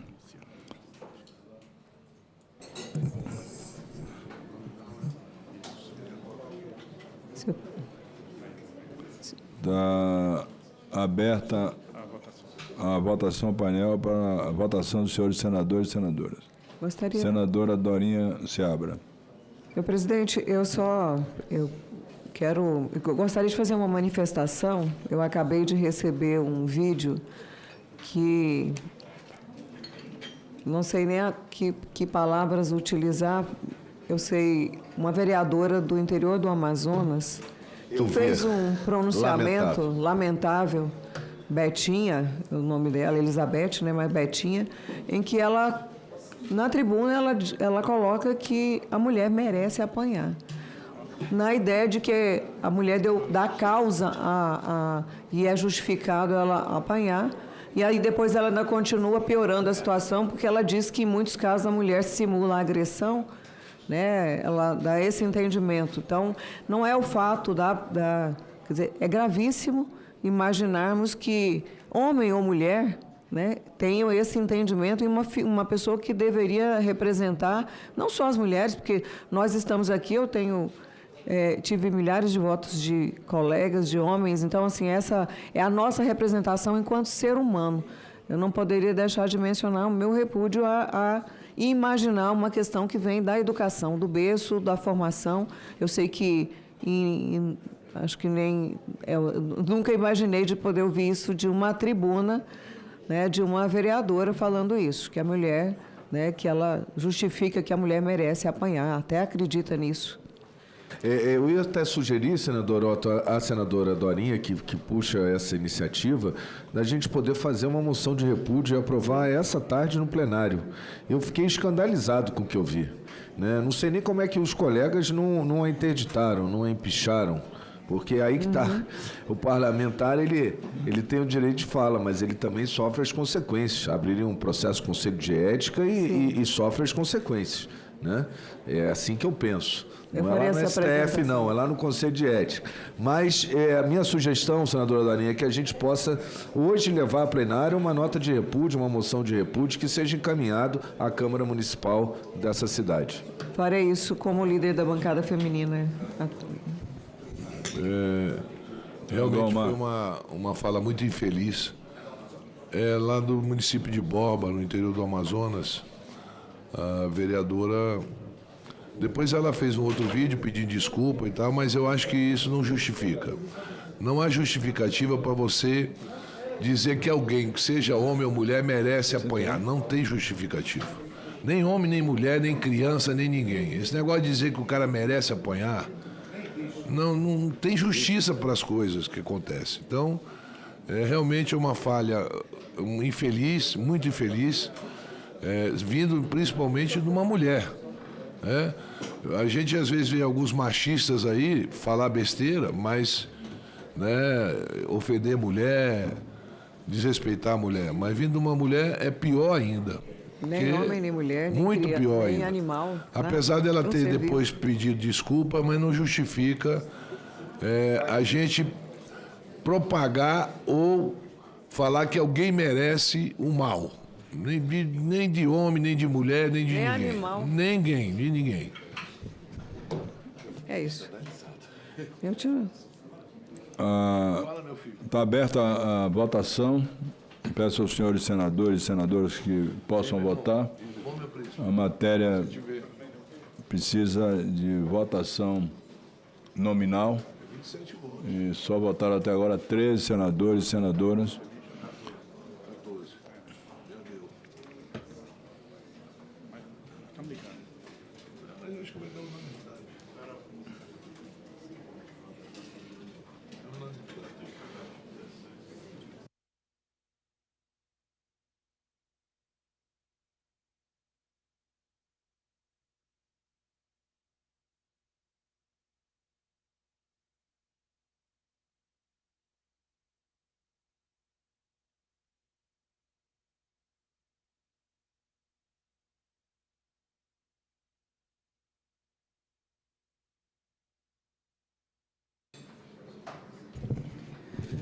Presidente, só ainda em tempo, nossos cumprimentos à nossa querida senadora Dorinha, pelo natalício, pelo aniversário dela. Você que não é um colega assíduo, esquece, mas eu sempre lembro, viu? Eu não deixo de lembrar e homenagear. É educação dizer que uma pessoa está ficando com mais uma idade, então eu não pergunto nem idade, nem quero saber. Mas ela continua jovem, é mudança de primavera. Ela merece todos os parabéns. Muita saúde. Obrigada. Só isso. Parabéns. Parabéns.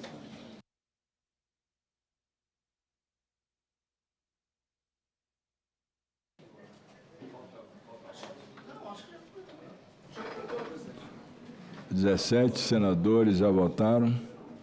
O senador Rodolfo está seguro da votação, podemos abrir o painel. Vossa Excelência tem responsabilidade. Eu me fico os números do Portinho. Vai ser 17-0. Pode abrir o...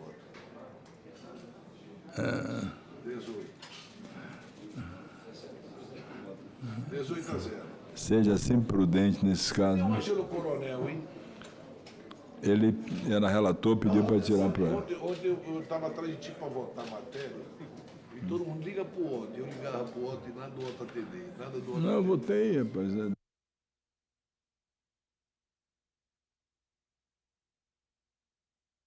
Que já temos 18 votantes, é suficiente, e o senador Randolph avaliza isso, portanto, determina a abertura do painel. Vou encerrar a votação aqui.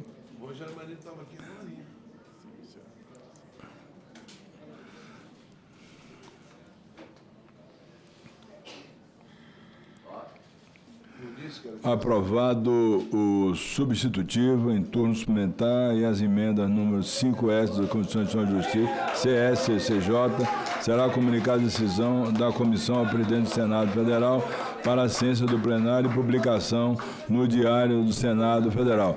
Quero parabenizar o senador Randolfo Rodrigues, ao senador Carlos Portinho, que deu uma contribuição muito grande com esse compromisso que ele tem com esse setor, que é importante, que transporta os brasileiros, todos os taxistas. Eu parabenizo a todos, a matéria está aprovada e, sem dúvida nenhuma, faz justiça a todos os trabalhadores desse setor. Portanto, eu passo agora ao item número 5, que é do senador veneziano Vital do Rego. Ele foi à Comissão de Assuntos Sociais e ficou de comparecer e voltar para relatar esse projeto, que é da autoria da senadora Leila Barros, que fez aniversário ontem.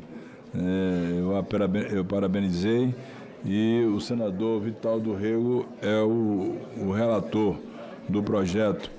É um projeto para caracterizar, dentre outras, a forma de violência eletrônica contra a mulher.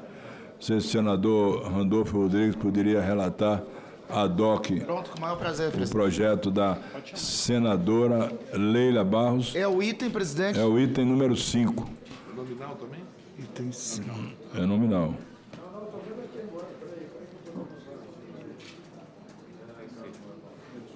Essa matéria é terminativa. Vamos guardar o... Dá uma ligada para o senador veneziano. É aqui? É. Vamos aguardar se o senador chega, o senador veneziano.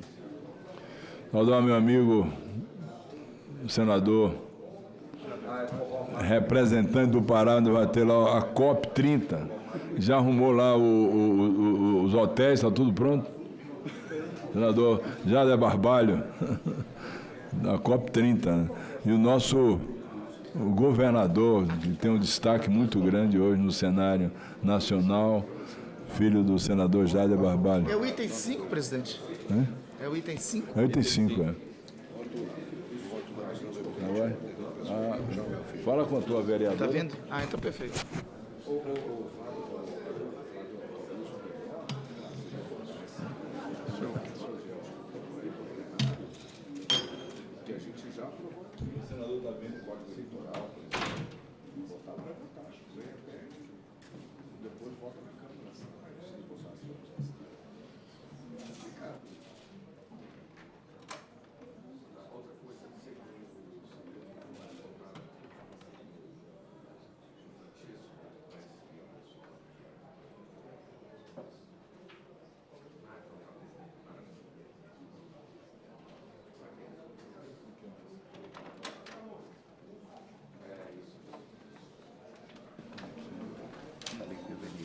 Meu amigo, vai lá. Chegou há quanto tempo? Chegou o relator. Chegou o relator.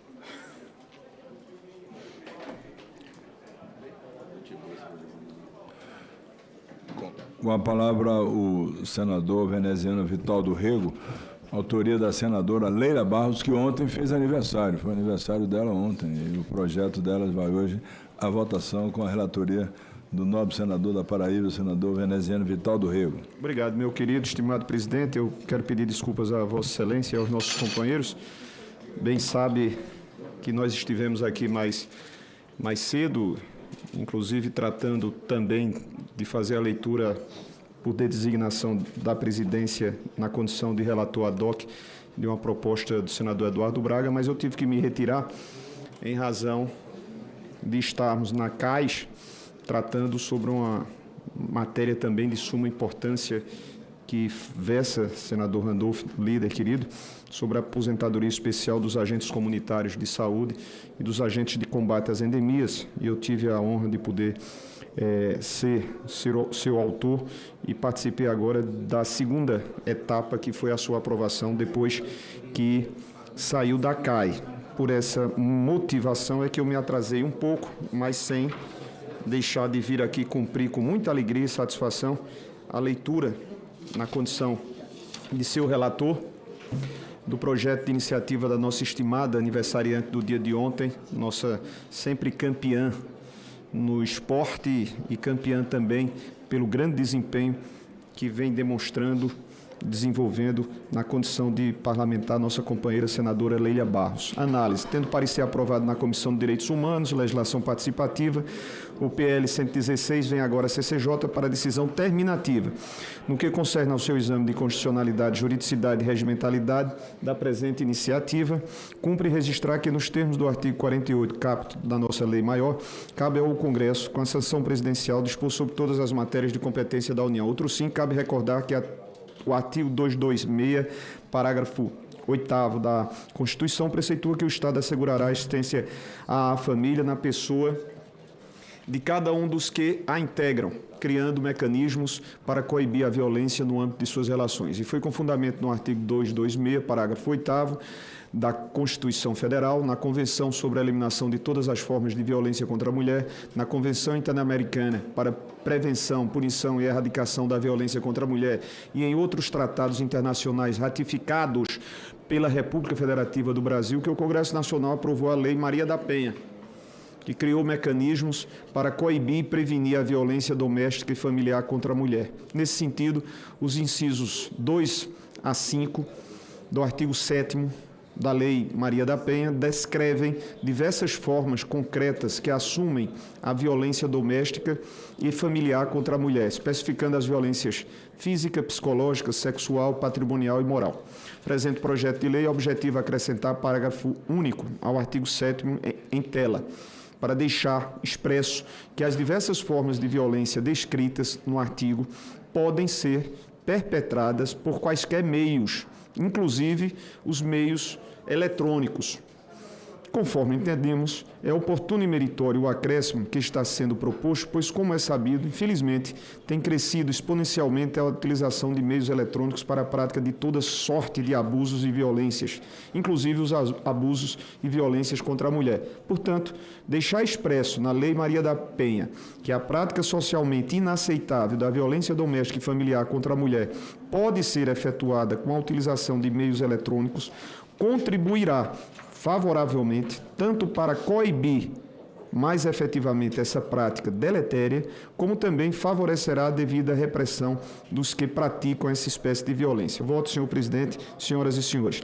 Em face do que nós expusemos, opinamos pela sua constitucionalidade, juridicidade e regimentalidade do PL número 116 do ano de 2020 e votamos no mérito pela sua aprovação. Presidente, senador Otto Alencar. Agradeço a Vossa Excelência, parabenizo pelo relatório. A matéria está em discussão, não havendo nenhum senador ou senadora que queira discutir, está encerrada a discussão. A matéria é terminativa na Comissão de Constituição e Justiça.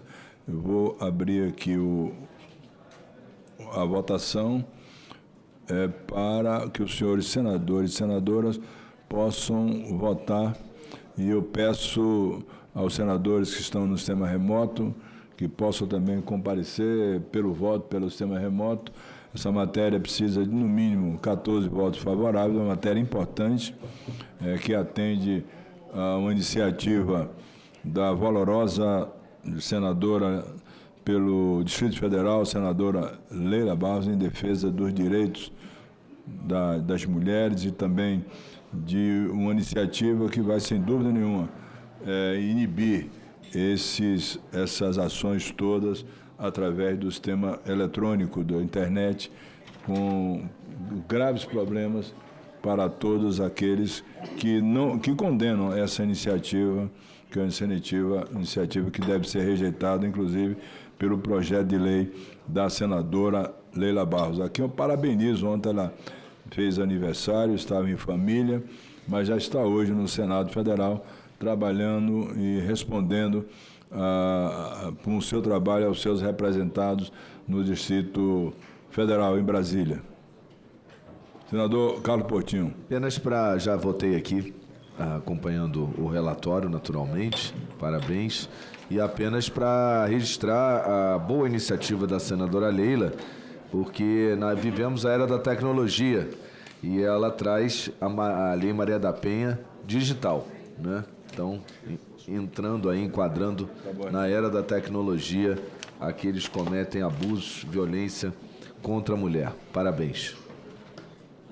Agradeço e parabenizo o senador Carlos Portinho e solicito aos senhores senadores e senadoras que possam exercer o voto. Essa matéria é terminativa na Comissão de Constituição e Justiça, de tal sorte que precisamos de, no mínimo, 14 votos favoráveis para a aprovação da matéria. A votação está aberta. Senhor presidente, um outro tema, enquanto votamos aqui, mas é um tema muito pertinente a essa comissão e sei que tem o apoio de Vossa Excelência. Senador Isalci, precisamos votar o fim dos supersalários. Isso é fundamental. E me espanta aqui, agora acabei de receber, não sei se os colegas receberam, já perceberam, a matéria do Metrópolis, matéria do Luiz Vassalo e Ramiro Brites. Mensagens expõem briga por penduricalhos no MP de São Paulo. Diz o procurador que ele só quer pagar as contas e, para isso, na matéria, ele diz que ele quer ter um salário igual, e deveria ter, né? Mas deveria ter para baixo, né? Deveria ter 100 penduricalhos. Ele quer ter um salário igual dos magistrados e embargadores de São Paulo, que andam de porte.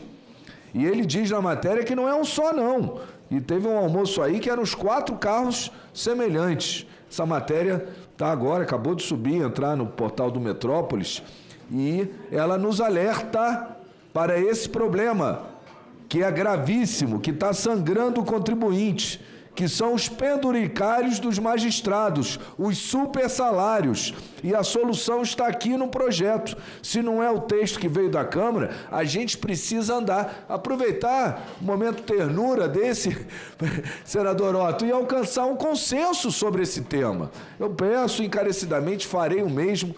O relator é o senador Eduardo Gomes, do PL. Vou procurá-lo mais uma vez para que ele traga o seu relatório, ou traga uma audiência pública. Vamos discutir, porque agora não é só a sociedade que está em conflito também nesse tema com o Poder Judiciário mais uma vez, mas são as próprias instituições do Poder Judiciário, como o Ministério Público de São Paulo. Mas não é querer ter o mesmo penduricalho, é querer que aquele penduricalho que não é legal tenha fim. E aí o magistrado receba no teto o mesmo que as outras carreiras e que a nós mesmos, que não temos penduricalhos.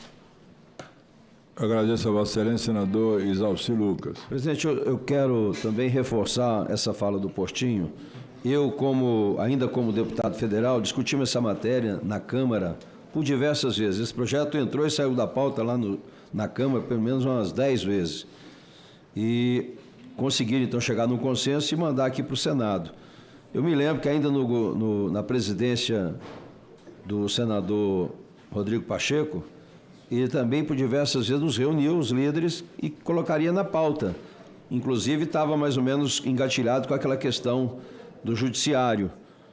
E a coisa foi para a gaveta, né? Então, se Vossa Excelência, aproveitando aqui a liderança do governo também, a gente precisava realmente dar uma resposta, se vai votar, quando, porque, de fato, é muito urgente, porque a gente vê absurdos, principalmente na Justiça, nos tribunais, pagamento assim de valores absurdos, né, para esses penduricalhos que foram colocados. Então, eu também gostaria muito de votar essa matéria o mais rápido possível. Obrigado, presidente. Rodrigues. Presidente, hoje estamos em amplo consenso nessa Comissão de Constituição e Justiça. Quero fazer coro com meus colegas. É uma das urgências. Nós estamos num dia em que a Câmara dos Deputados, desculpe-me, está votando a isenção do imposto de renda para fazer justiça tributária, possibilitando que 90% dos brasileiros não paguem mais imposto, para que 115 mil possam pagar um pouco mais. Eu acho que faz parte deste processo também. Não é justo. Nós temos no serviço público uma casta privilegiada, com salários, com vencimentos ao longo do ano, com conjunto de penduricalhos que muitas vezes vão até R$200 mil mensalmente, enquanto outros no mesmo serviço público, muitas vezes, não têm vencimento que chega a 5 mil. Então, eu acho que essa é a outra parte, senhor presidente. Nós estamos, a Câmara hoje vai dar um passo importante de justiça tributária, votando a isenção do imposto de renda para 90% dos brasileiros que pagam imposto de renda. Eu acho que a segunda reforma que é necessária ser feita, e eu quero fazer aqui coro com os colegas, é estabelecer claramente no serviço público um limite para os supersalários. Agradeço a Vossa Excelência. Peço, senhores senadores e senadoras, que possam votar. Esse projeto é terminativo.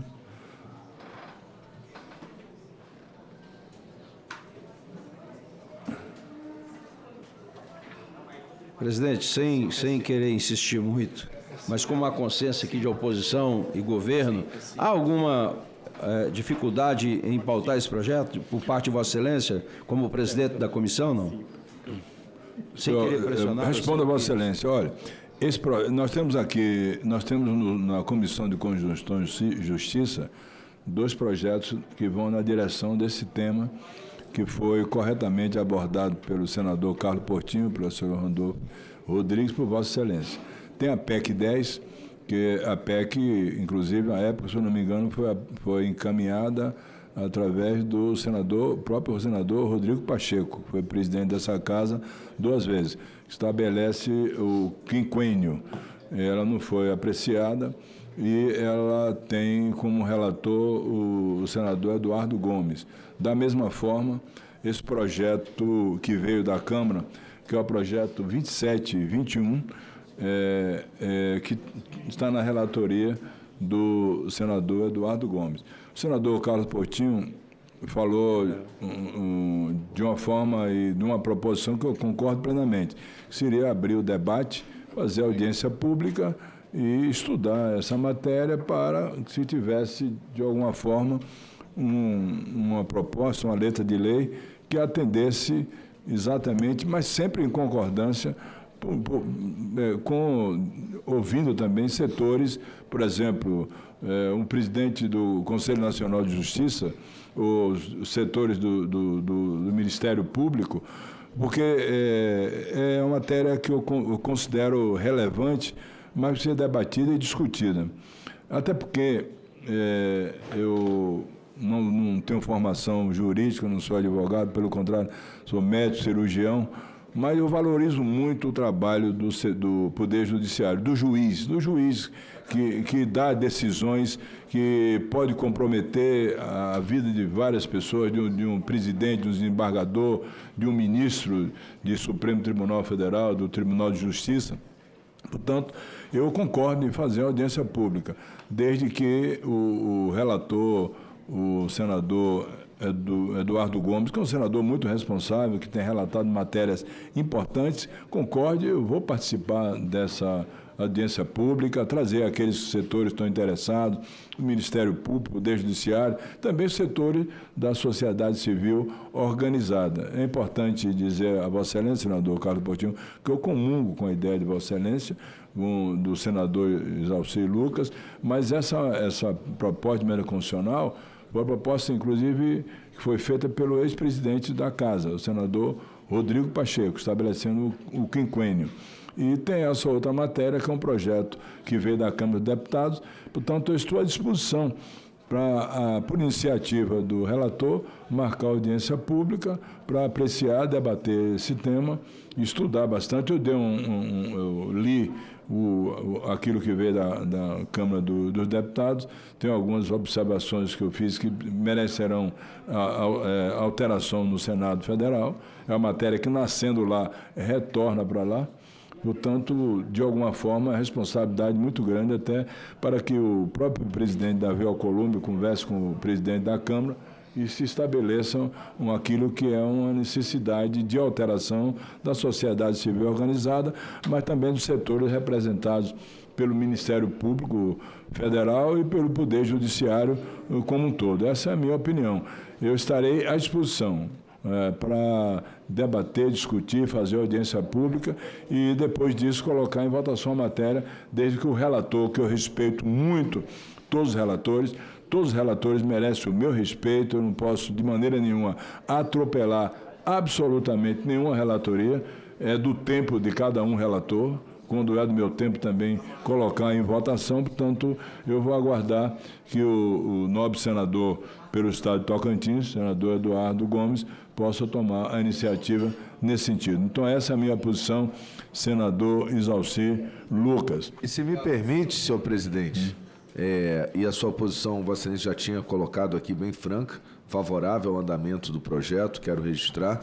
E se me permite, houve na gestão do presidente Pacheco, quando esses dois assuntos chegaram a uma reunião de líderes, acho que o senador Randolfo vai se lembrar, nós havíamos encaminhado, inclusive, uma proposta de acordo, que seria votar aqui na CCJ o fim dos supersalários, com um texto que se alcançasse um consenso, né?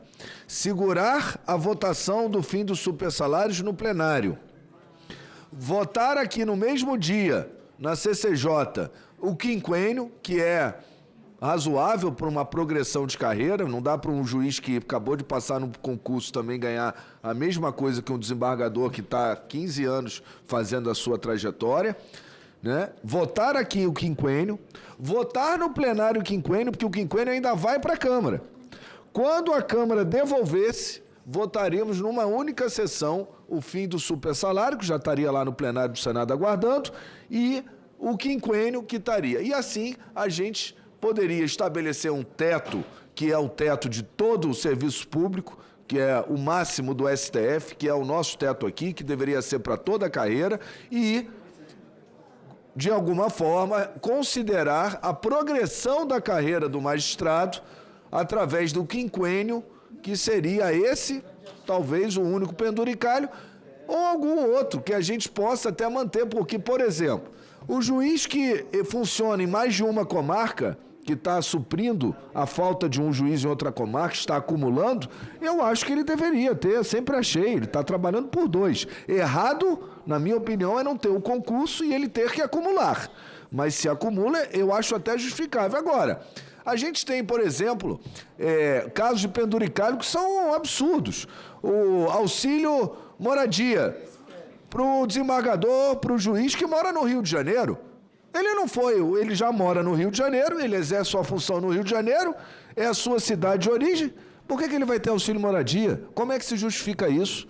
Isso é só um dos exemplos. Se ele for morar em outra comarca, isso até se justifica. Então, eu acho que a gente pode formar consensos aqui no projeto do fim de supersalário e cumprir esse acordo, porque a magistratura, que é uma carreira brilhante, eu sou advogado de contencioso, de tribuna, tenho o maior respeito pela magistratura. Inclusive, considero e venho pensando muito sobre isso, e o auge da carreira da magistratura deveria ser o STF, e hoje não o é, necessariamente, por conta das formas de escolha que a gente, já passando por os últimos 2 governos, já viu que precisa ser alterado, e eu espero que em breve a gente também enfrente essa discussão, as indicações para o STF. Eu entendo que o STF deveria ser o auge da linda carreira da magistratura, que infelizmente acaba arranhada por conta dessa discussão de penduricalhos e algumas outras questões que não dizem respeito ao magistrado, aquele que passou em concurso ou que entrou pelo 5º e que progrediu na sua carreira.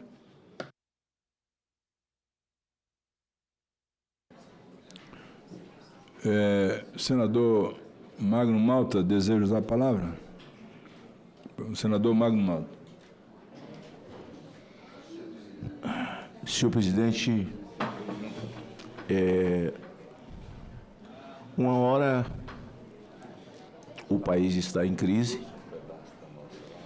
outra hora vamos taxar os super ricos e numa outra hora vamos criar mais penduricalhos para o judiciário.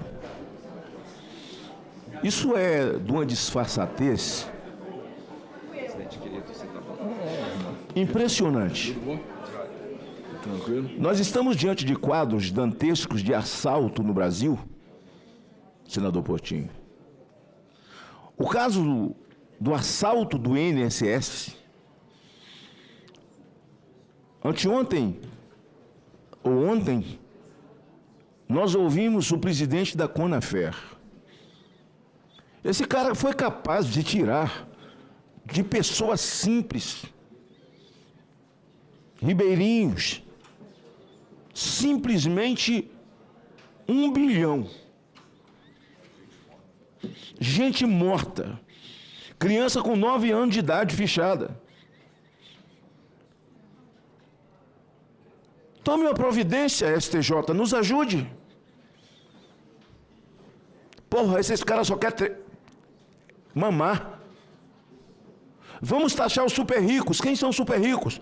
Super rico é para mim quem compra uma mansão de 22 milhões de dólares à vista nos Estados Unidos, porra. Quem são os super ricos, porra? Quem compra uma mansão aqui no Lago Sul por 12 milhões, há 15 dias atrás, estão no Supremo. Mas como eles aprenderam a pressionar e o Congresso não reagir, é igual o menino desobediente. Você não corrige ele a primeira vez. A segunda vez ele desobedece. Quando em 2005, eu não sei se o senador já estava em 2005 aqui também comigo, acho que é o mais antigo, somos nós dois aqui, de Senado. Estava em 2005, na eleição de 2003, tomamos posse em 2003. Então, Vossa Excelência se lembra que, a partir de 2004, eu comecei a falar de ativismo judicial. Entre na internet e vai encontrar meus discursos. Um dia me lembro, senador Otto, que o senador Renan era o presidente dessa casa. O senador Jader se lembra. Tudo que eu falo, eu evoco testemunha, porque eu não minto. Eu estava fazendo um discurso na tribuna e o Supremo Tribunal, mais uma vez no seu ativismo, estava agindo contra essa casa. Me lembro que, ao encerrar meu discurso, o senador Renan mandou me chamar lá na presidência. Eu fui. E ele me disse: estou formando hoje uma comissão para investigar os super salários. Criou uma comissão. Me lembro que ficou como presidente a senadora Cátia Abreu. Eu queria que tivesse sido eu. E eu falei: marque a primeira reunião com a presidente do Supremo, Petecão, que é a ministra Carmen Lúcia. Super salários. Marcamos, senador Otto, e fomos lá. E ela convidou o decano, porque o decano já era Gilmar, para discutir super salários. E eu disse a ela na ocasião: sabe por que esses desembargadores fazem farra? Os juízes. E eles aumentam seus próprios salários. Senador Petecão, você sabe por quê? Sabe? Onde é que tem um fundamento? Onde está o fundamento dessa ousadia toda? O senador Jader sabe? Eles aumentam por conta de uma liminar do Fux. Uma liminar ad eterno. Aí eles pintam e bordam. Escândalo não sei aonde. Desembargadores vendendo sentença. É desembargador, é ministro de STJ, é ministro disso, aquilo, que tem uma vida social, patrimonial, para além daquilo em que eles são servidores públicos. Agora querem mais cargos, mais nomeações para paniguados. E você acha que isso é isolado? O STJ tomou essa decisão sozinho? Não, isso é combinado com o governo. Penduricalhos. E o problema é que na hora de votar um troço desse, você começa a receber telefonemas de autoridades, de ministros, com a voz mansa. Meu amigo, tem um projeto aí nosso, que... Tá rindo de quê, Petecão? Recebeu o telefonema, né? Tentaram ligar para mim também. Só que comigo eu não atendo, irmão. Comigo o buraco é mais embaixo. Liga para todo mundo, faz pressão. Mas não liga fazendo pressão, não. É melhor que fizesse. Vossa Excelência sempre foi cortês com a corte, né? Lá tem um projeto nosso. Isso é um absurdo. Isso é um absurdo. Ontem fizemos uma reforma tributária. Fizemos não, que eu votei contra. Um verdadeiro compêndio ideológico. É tão ideológico que, ao encerrar a votação, a última palavra é o agradecimento ao presidente Lula. Faz-se investimento na indústria, mata-se o consumo que está no meio, destrói a classe média, põe ela como pobre e o pobre vira miserável. O STJ tinha que pedir muito perdão para a sociedade brasileira por tanto bandido que bota na rua. E não será com o meu voto que mais penduricalho para que apaniguados sejam colocados, segundo eles, em posições estratégicas. Essa gente que é apaniguada, eles são muito mais inteligentes e preparados do que qualquer outro ser humano na face da terra. Eu fico muito entristecido e muito envergonhado com tudo isso. Não é o momento. Está aí o ministro Gilmar Mendes dando entrevista, todo sentido, porque o Senado Federal, o Congresso Nacional, não legisla, nós somos obrigados a mexer no artigo 19 do marco da concluir, internet. Senador Magno Malta. Pô, estou até com raiva que eu vou concluir mesmo. Não o artigo 19 do Marco Civil da Internet. E uma palavra. O Congresso Nacional precisa legislar para proteger os ministros do Supremo. Proteger quem, cara pálida? Vocês mandam em tudo. Senhor presidente, acho isso aqui uma vergonha. Voto contra. E falo aos senhores companheiros, senadores, o povo hoje, esse é que é o medo deles, porque o povo sabe de tudo. Eles querem parar as redes sociais e quem colocou as plataformas na posição que elas estão hoje, eles esqueceram que foram eles. Mas isso é uma rede formada no mundo inteiro. O ministro Gilmar Mendes, no pleno, ele disse, eles rindo e falando sobre o que eles acreditam, ele disse, nós que somos admiradores do regime chinês, do judiciário chinês, nós vamos esperar o quê? Pobre fique mais pobre, classe média se ferre e vamos inchar o STJ e temos um Supremo que custa mais caro o seu orçamento do que diversos países no mundo. E não há qualquer tipo de respeito a essa casa. Se essa casa não se impuser, não serão eles que vão parar. Porque um menino, quando faz uma malcriação na Bahia, maluvido, Vossa Excelência sabe que é assim que chama, o menino maluvido e tal, e a mãe não corrige, o maluvido, ele faz de novo. Se a mãe não corrige, o maluvido depois vai dar um chute na canela dela na frente de todo mundo. É assim que o menino maluvido desobediente faz. E não tomaram providência com esse menino maluvido, que foi fazendo desobediência, cresceu esse monstro que ninguém mais pode segurar. Voto contra, acho uma vergonha. Vossa Excelência está votando contra essa matéria? Porque a matéria que está aqui é a matéria da senadora Leila Barros. Vossa Excelência pode votar no painel. Não, essa foi tirada de pauta com vista. Está encerrada a votação. Senhor presidente, determino a mesa que possa abrir o painel. Senhor presidente, fazer uma correção.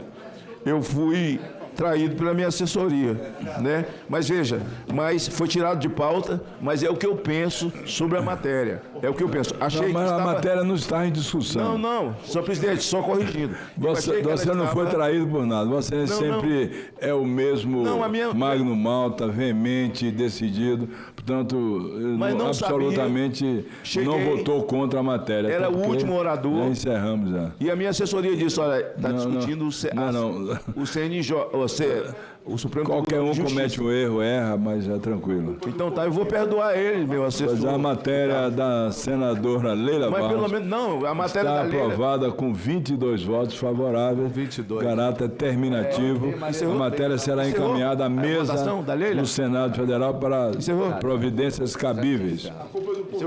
Senador Portinho. Senhor presidente, e quero me dirigir aqui aos colegas. Eu conversei agora com o senador Senhor Flávio. presidente, eu declaro o meu voto. Senador Magno, o senador Portinho está com a palavra. Não, mas ele passa para mim. Deixa ele declarar. A Vossa Excelência já concluiu. A matéria que estava aqui a favor, porque é meritória. Pois não.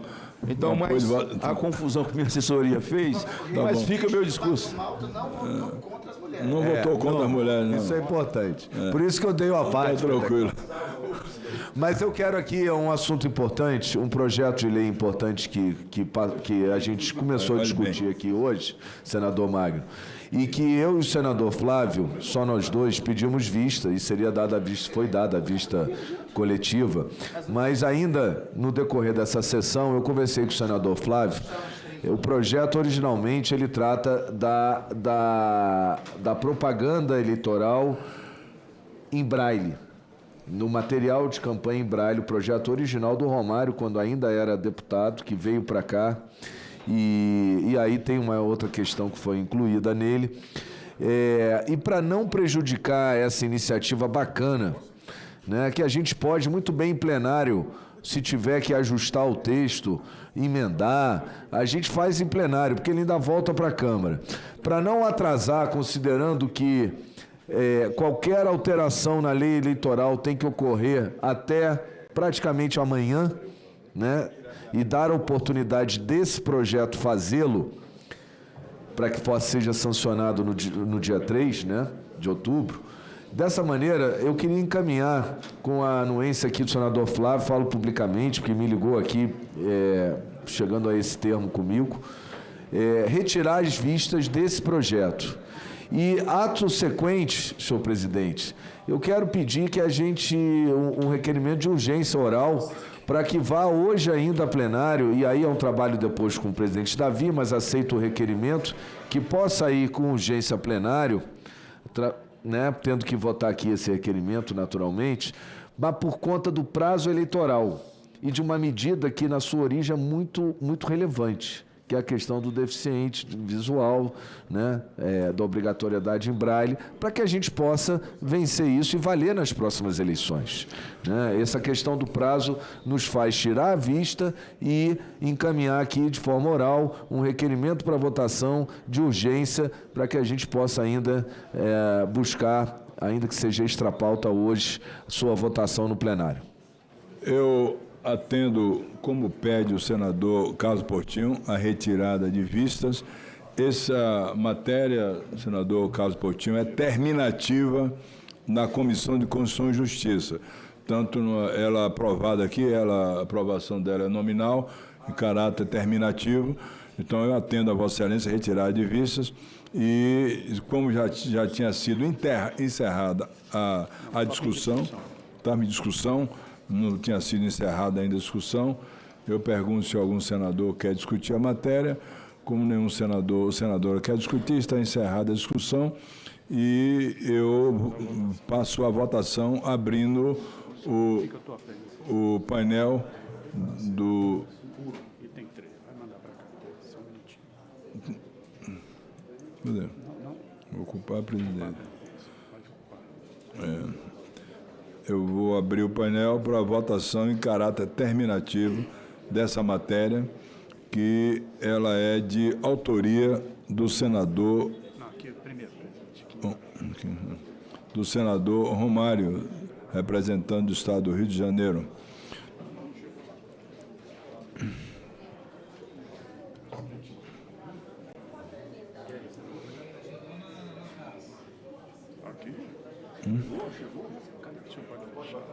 Iniciar a votação. Já pode votar, está aberto o painel. Campeão. Obrigado pelo projeto dos taxistas. Tranquilo. Eu estava na CDH, É seu projeto, relatando o projeto, mas eu vim só agradecer aqui, vou voltar lá. Tá bom, valeu. Está aberta a votação aí. Diga, senhor. Tudo bem, o que é que você manda? Seguinte.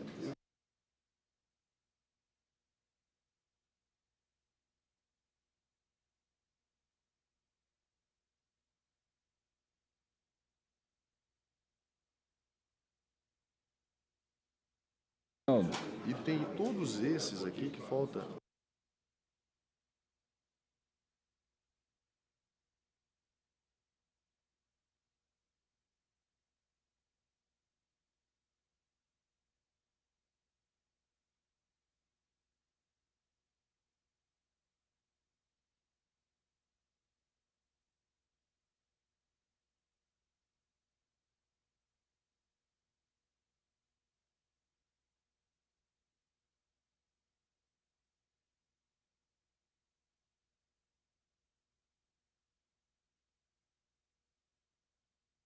Presidente.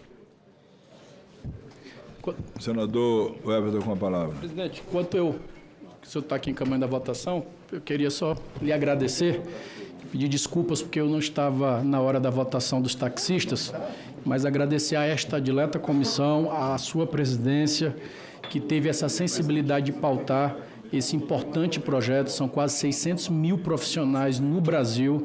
Hoje nós temos milhares de viúvas de esses trabalhadores, trabalhadoras, taxistas. Muitos deles saem de casa, passam 14 horas, senador Irajá, senador Jade, dentro desse carro, trabalhando para servir a sociedade e botar comida dentro de casa. E muitos deles, às vezes, não voltam, ou por um acidente, ou por um homicídio, enfim. E aí essa família ficava totalmente desamparada. Então, com essa garantia de sucessão, de ele passar, autorizar junto ao município a outro utilizar essa permissão, isso dá garantia a esses profissionais e a essas famílias, né? Vou colocar um filho, a viúva, ou um terceiro parente que possa vir, ou até um amigo que possa vir ajudar a continuar colocando a comida dentro de casa. O senador Portinho, na época, ligou para a gente, também dando total apoio a esse projeto. Todos os senadores que estão aqui, então, muito obrigado aqui, Laércio, Isalci, Magno Malta, todos que ajudaram na aprovação desse importante projeto dos nossos taxistas do Brasil. Eles agradecem. O projeto agora vai para a Câmara dos Deputados e eu tenho certeza que lá os deputados federais terão também sensibilidade para conduzir esse importante projeto. Muito obrigado, presidente Otto. Everton, eu quero parabenizar Vossa Excelência. Só alguém que é do povo, como é Vossa Excelência, representante do Estado do Maranhão, e que conhece as dificuldades dos trabalhadores do setor de táxi, pode ter essa sensibilidade e encaminhar um projeto tão importante, que foi relatado do senador Randolfo Rodrigues, teve a contribuição do senador Carlos Portinho, mas, sem dúvida nenhuma, era um desejo muito grande de todos os taxistas, não só do seu estado do Maranhão, que será beneficiado, mas também de outros estados. Inclusive, estavam vários representantes aqui. Eu quero parabenizar Vossa Excelência, até porque as pautas relatadas por Vossa Excelência, os projetos relatados por Vossa Excelência, todos eles têm essa iniciativa de atender os seus representados do querido estado do Maranhão. Vossa Excelência, que é senador, um dos senadores mais ativos, mais presentes e também que tem relatado as matérias tão importantes para o Brasil e também para o estado do Maranhão. Parabéns a Vossa Excelência, a matéria foi aprovada e os taxistas do Maranhão vão comemorar hoje pela iniciativa de Vossa Excelência, senador Everton.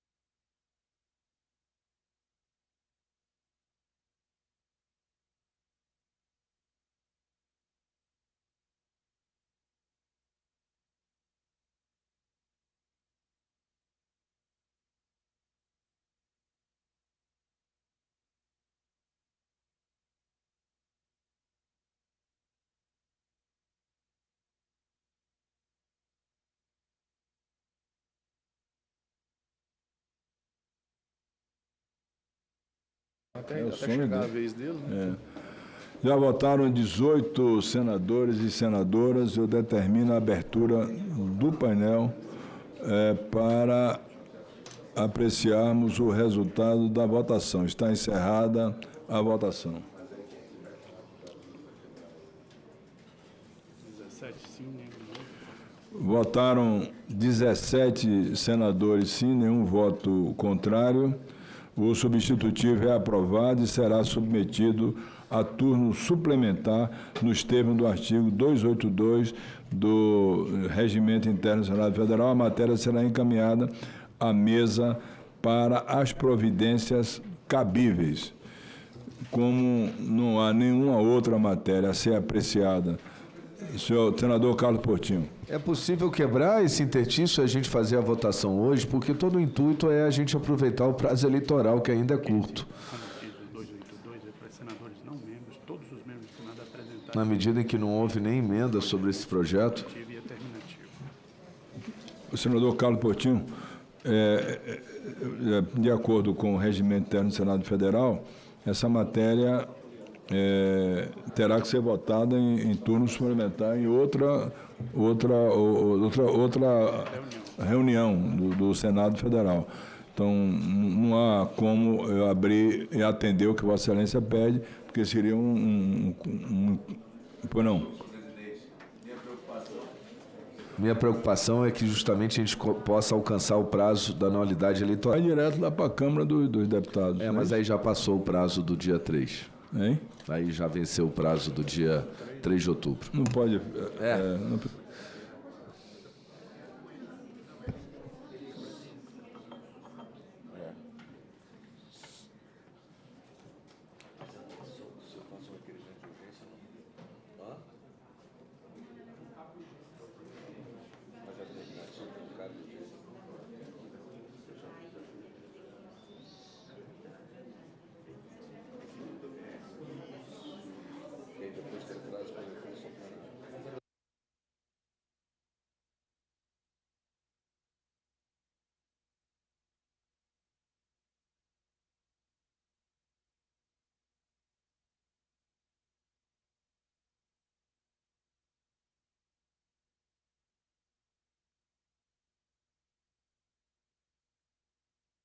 Apreciação do turno suplementar para a comissão. Se todos concordarem, Senador Carlos Portinho, eu vou colocar em votação a possibilidade de se realizar o turno suplementar ainda agora nessa sessão.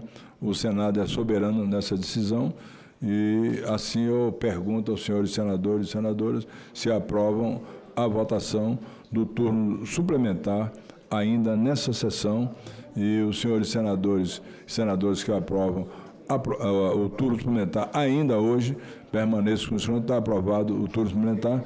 Então, eu vou colocar o turno suplementar em votação agora. Em discussão, o substitutivo no turno suplementar. Em discussão, o substitutivo no turno suplementar. Abrir Não haver quem queira discutir, está encerrada a discussão. Vamos abrir aqui a votação, porque é nominal.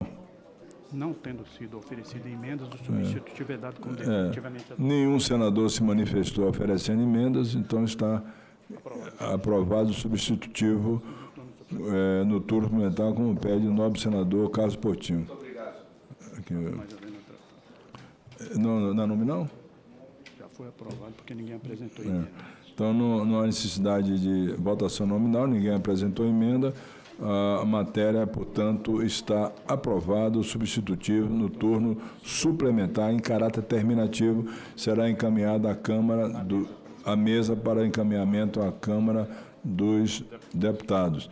Não havendo nenhuma outra matéria a tratar, declaro encerrada a presente reunião. Agradeço a todos os senadores e senadoras.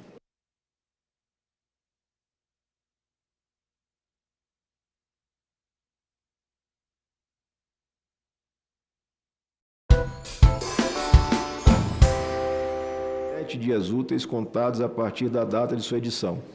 Respeitado o disposto na Lei nº 13.709, de 14 de agosto de 2018, e demais normas de sigilo aplicáveis. Parágrafo único. A equidade na ocupação de cargos de comando será promovida pelo estabelecimento de metas para que homens e mulheres ocupem cargos de comando em proporção equivalente aos seus contingentes na corporação. Artigo 4º. O inciso 2 do caput do artigo 8º da Lei 13.756, de dezembro de 2018, passa a vigorar acrescido da seguinte alínea C: Plano de valorização das mulheres na área de segurança pública. Artigo 5º. O artigo 2º da Lei 9.266, de março de 96, passa a vigorar com a seguinte redação. Ipsiletres, artigo 2º. A carreira policial federal é composta por cargos de nível superior, cujo ingresso ocorrerá sempre na terceira classe, mediante concurso público de provas ou de provas e títulos, exigido o curso superior completo, em nível de graduação, vedada a limitação de vagas para mulheres e assegurada a reserva de, no mínimo, 20% de vagas para mulheres, observados os requisitos fixados na legislação pertinente. Artigo 6º. O artigo 3º da Lei 9.654, 98, passa a vigorar com a seguinte redação. E aí se repete os mesmos termos, tratando aqui o ingresso nos cargos da carreira de que trata essa lei, dar-se-á mediante aprovação em concurso público, constituído em 2 fases, ambas eliminatórias e classificatórias, sendo a primeira de exame psicotécnico, de provas e títulos, a segunda, curso de formação, novamente, vedada a limitação de vagas para mulheres, assegurada a reserva de no mínimo 20% de vagas para mulheres, observados os requisitos fixados na legislação pertinente. E seguimos tratando na mesma toada para as carreiras policiais referidas pela Lei 9.264, nos mesmos parâmetros. Então, todos os níveis e todas as possibilidades de carreiras da área policial e segurança pública. Artigo 8º.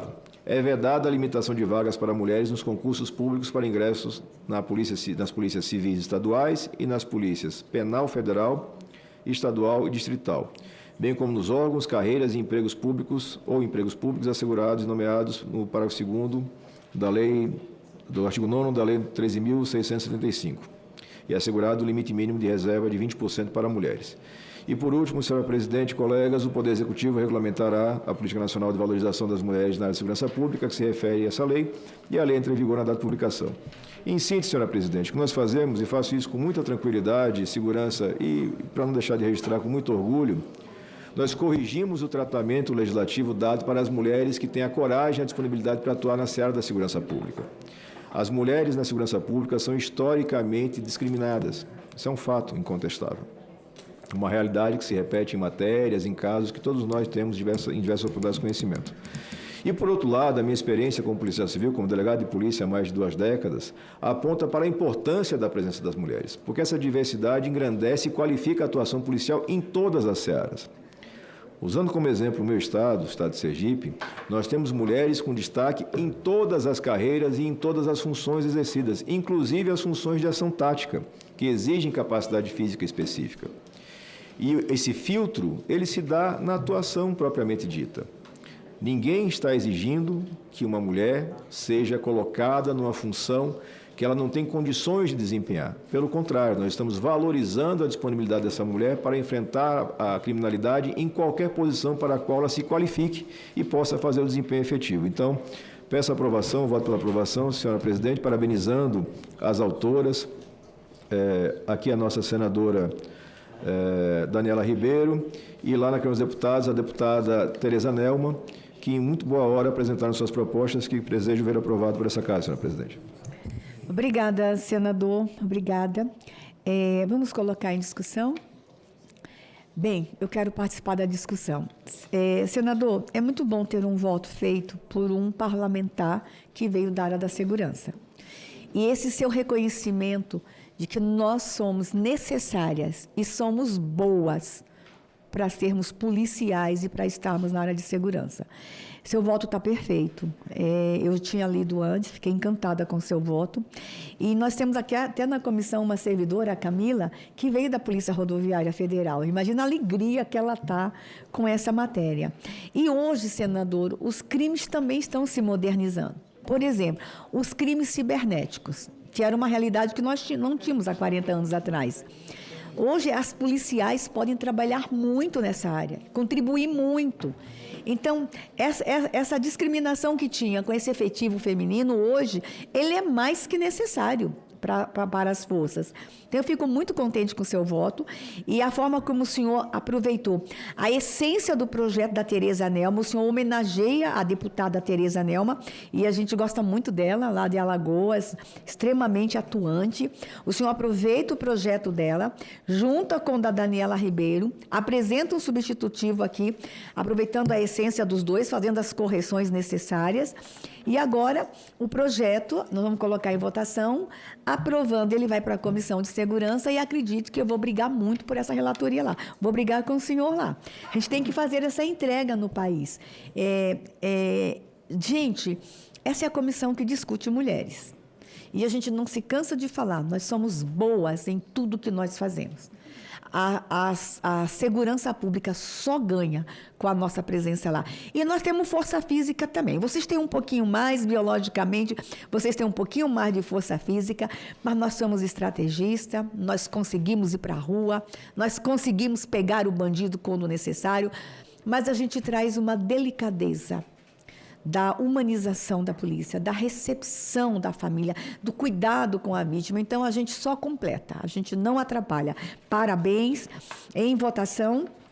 Antes da votação, eu gostaria de parabenizar o senador pelo relatório muito bem feito, muito bem explicado, e dizer que eu sou uma pessoa muito feliz, vivo num estado que existe a Polícia Militar lá em Santa Catarina, e tem muitas mulheres atuando também no meu estado.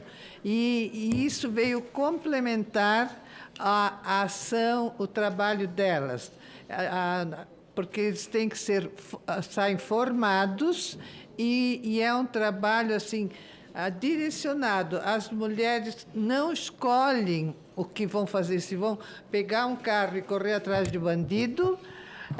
As mulheres, no momento exato, são corajosas, valentes, e pode se comparar ao homem, não na força, como você disse, mas na ação, e são muito inteligentes, e também tem o outro lado do carinho, do acolhimento. Então, eu só quero parabenizar o senador Alessandro. Tá? O meu voto é sim. Opa! Em votação? Aqueles que concordam, permaneçam como se encontram. Aprovado. Aqui aprovado o relatório que passa a constituir o parecer da Comissão de Direitos Humanos pela rejeição do projeto 1529 de 2021, favorável ao 1722 de 2022, na forma da emenda 1 do substitutivo. A matéria vai à Comissão de Segurança Pública. Senador Alessandro, obrigada e obrigada pela paciência hoje, tá? Que Deus te abençoe. Nós vamos agora para o item 10 da pauta. A relatora já está no plenário. É um projeto não terminativo, projeto 883 de 2023, altera o artigo 1584 da Lei 10.406 de 2002, que é o Código Civil, para priorizar a guarda unilateral. Gente, olha que matéria incrível. Que matéria incrível. Por que a gente não pensou nisso antes? Né? Aquelas coisas, por que nós não pensamos nisso antes? Priorizar a guarda unilateral do recém-nascido, a genitora, enquanto perdurar o período de amamentação. A guarda unilateral. Não estamos aqui proibindo o direito de visita, mas é a guarda unilateral. A autoria, o deputado federal Leda Borges, a relatoria, a senadora Jussara, favorável ao projeto na forma da emenda substitutiva que apresenta. Conceda a palavra à senadora Jussara para a leitura do seu relatório. Bom dia, presidente dessa comissão, senadora Damares Alves. Cumprimentar os senadores e senadoras aqui presentes. Peço para ir direto ao mérito, presidente. A proposição possui o nobre objetivo de favorecer o aleitamento materno, ao determinar que, se não houver acordo entre os pais, será preferencialmente atribuída à genitora a guarda unilateral do filho durante o período de amamentação. Inicialmente, destacamos que o legislador já incluiu no ordenamento jurídico brasileiro, notadamente na Constituição Federal, no Código Civil e na Lei número 8.069, de 13 de julho de 1999, Estatuto da Criança e do Adolescente, o ECA, normas que visam assegurar que, ainda que os pais não residam sob o mesmo teto, os filhos permaneçam sendo devidamente cuidados, o que abrange as necessidades relacionadas ao aleitamento materno.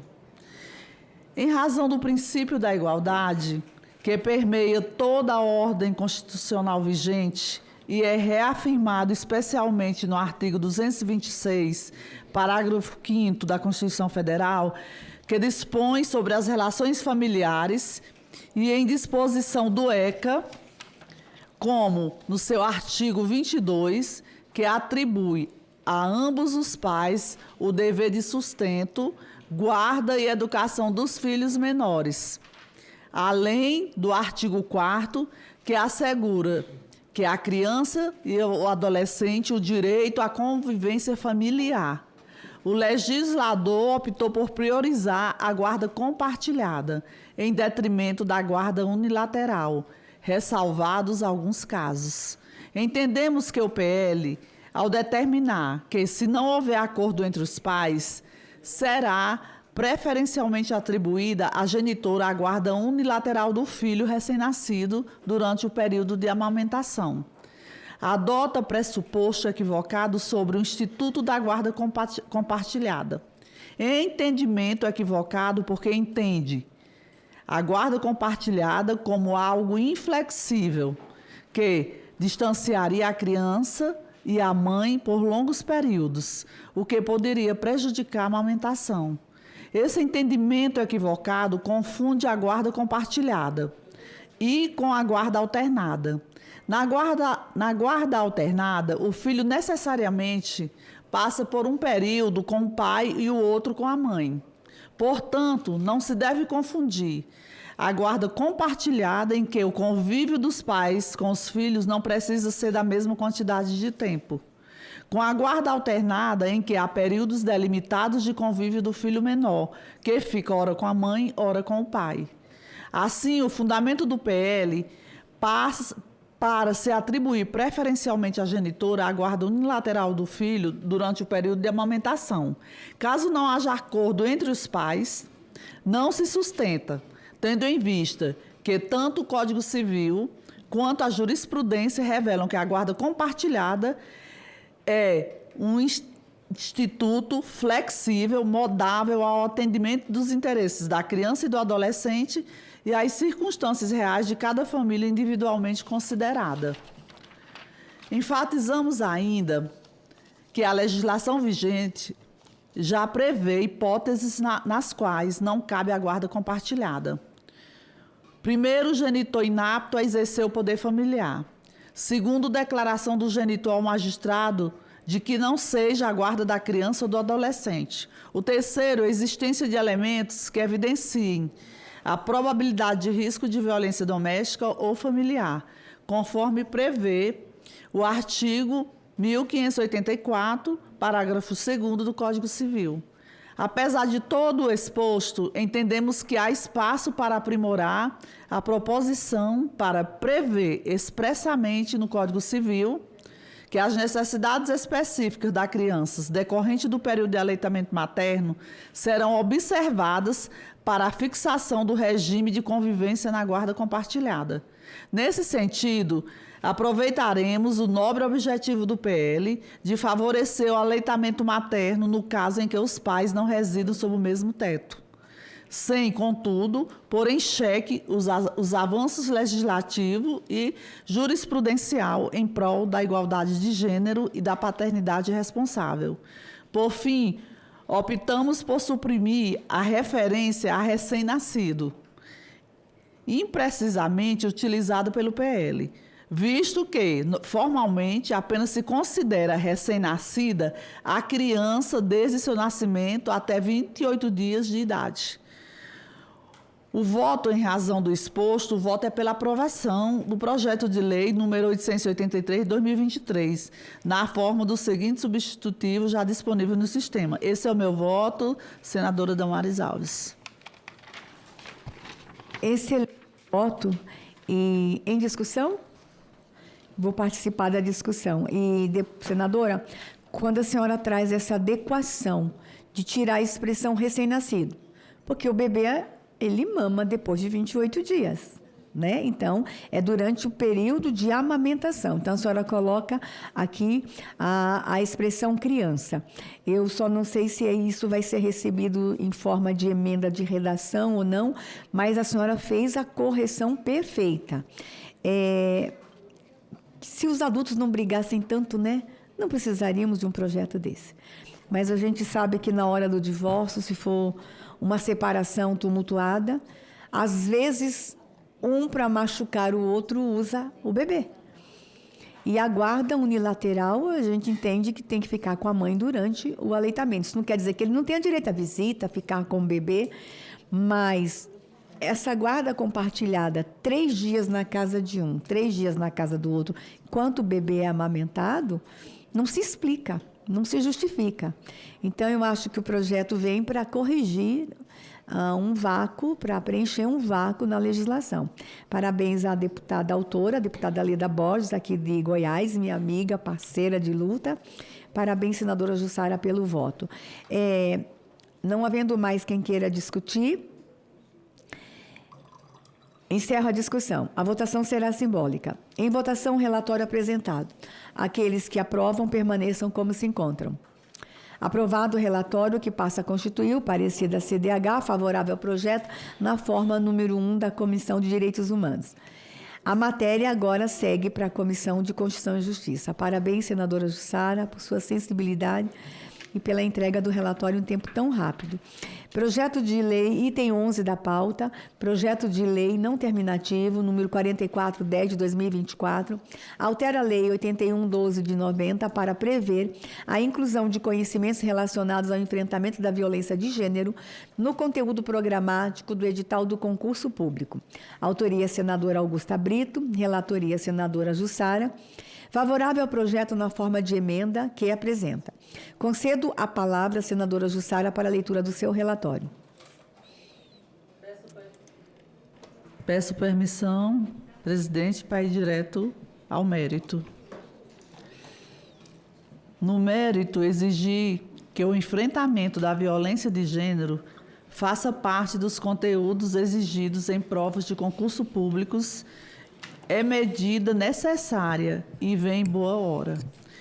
Sobretudo considerando que a força de trabalho na administração pública federal é composta majoritariamente por homens e que as situações de assédio moral, sexual, discriminação e outras formas de violência de gênero no ambiente de trabalho segue sendo uma grande preocupação em todas as esferas do poder público. Tratar esse tema é urgente. Para tanto, medidas como a proposta pelo projeto, que abarcam o tema desde a porta de entrada das pessoas no serviço público, através do conteúdo exigido nos concursos, são essenciais para tornar os ambientes de trabalho dignos e seguros para todas as pessoas, conforme determina a Constituição Federal e as convenções internacionais das quais o Brasil é signatário. A questão, portanto, merece a aprovação desta comissão. No entanto, apesar de ser louvável, ao optar por alterar a lei número 8.112 de 1990, o projeto vai de encontro ao disposto na linha C do inciso 2º do parágrafo 1º do artigo 61 da Constituição Federal, que delimita como iniciativa privativa do Presidente da República a proposição de leis que dispunham sobre o provimento de cargos para servidores públicos da União e territórios. Para superar essa situação, apresentamos propostas para que a previsão de inclusão de conhecimentos relacionados ao enfrentamento da violência de gênero em editais de concursos públicos altera a lei número 14.965, de 9 de setembro de 2024, mais conhecida como Lei Geral dos Concursos Públicos. Com essa alteração, a medida passa a ter o alcance de norma geral, o que não apenas são o vício de constitucionalidade da proposição original, como amplia sua abrangência para os processos seletivos realizados por todos os entes federados, trazendo maior efetividade à ideia legislativa originária. O voto, ante o exposto, o voto é pela aprovação do projeto de lei 4.410 de 2024, na forma do substitutivo disponibilizado no sistema. Esse é o meu voto, senadora Damares Alves. Amando fica só com a mão.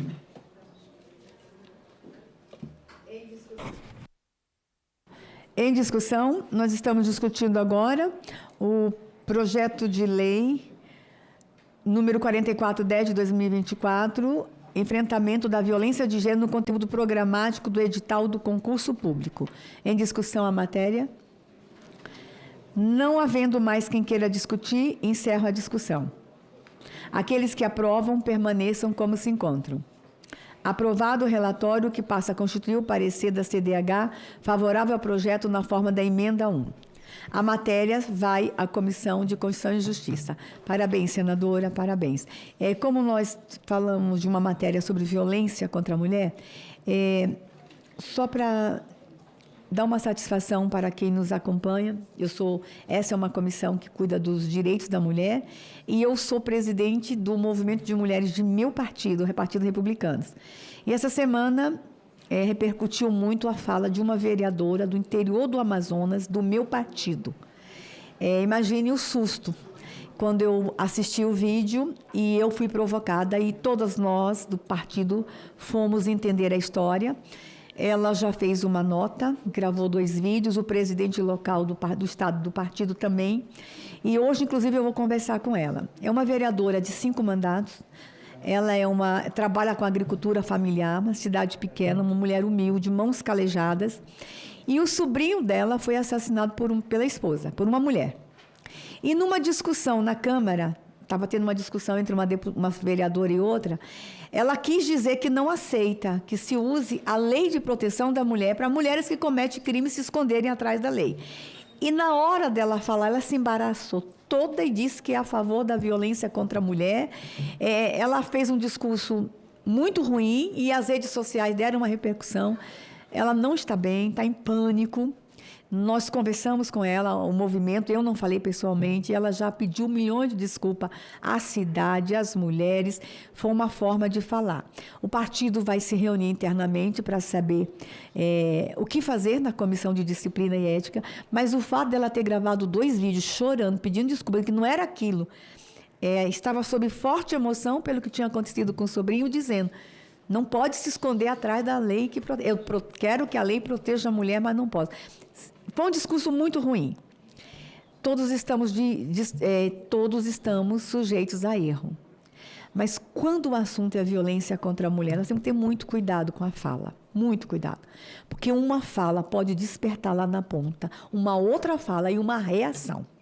As pessoas fazem corte de um vídeo desse e acabam incentivando a violência porque alguém falou, sou a favor. E por incrível que pareça, no recorte que fizeram do vídeo dela, tinha muita gente parabenizando ela. Isso é muito ruim. O que mostra que nós, que somos representantes do povo, nós temos que ter posições claras, firmes, mas o cuidado com o que nós falamos. Às vezes uma fala nossa provoca uma reação tão contrária ao que nós pensamos. Então, temos o direito de falar, mas temos que reconhecer que somos humanos, que erramos e que nós não somos infalíveis. E, às vezes, não é nem um erro intencional, é um erro que acontece. Então, o partido já está se manifestando publicamente e vai internamente discutir que punição essa vereadora merece e o tamanho dessa punição. Então, eu precisava justificar porque eu estou sendo muito demandada. E a comissão também está sendo demandada. Então, eu estou sendo duplamente demandada. Primeiro, por ser a presidente do movimento de mulheres do meu partido. Segundo, por ser a presidente da comissão. Mas nós já estamos apurando, já temos notas oficiais do partido estadual. O presidente é o deputado Silas Câmara, senador. Você sabe que ele é muito cuidadoso com esse tema. A esposa dele é deputada federal. O deputado Silas Câmara, ele é deputado federal pelo Amazonas, e a esposa, Antônia Lúcia, é deputada federal pelo Acre. É um casal que se divide entre 2 estados. E ela me ajuda muito no enfrentamento à violência contra a mulher, a deputada.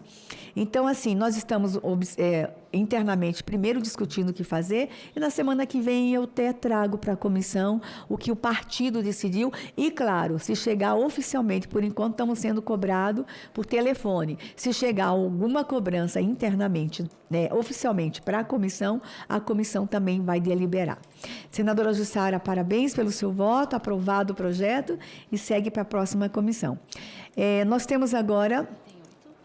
item 8, o relator está presente, senador Magno Malta, PL 2720 de 2021, ele é não terminativo, acrescenta ao artigo 52A a lei número 7, acrescenta o artigo 52A a lei número 10741 de 2003, o Estatuto da Pessoa Idosa, para dispor sobre a fiscalização anual das entidades governamentais e não governamentais de atendimento às pessoas idosas. Autoria, deputado federal Francisco Júnior. Relatoria, senador Magno Malta. Relatório favorável ao projeto. Em 24/9, a matéria foi retirada de pauta. Concedo a palavra ao senador Magno Malta para a leitura do seu relatório.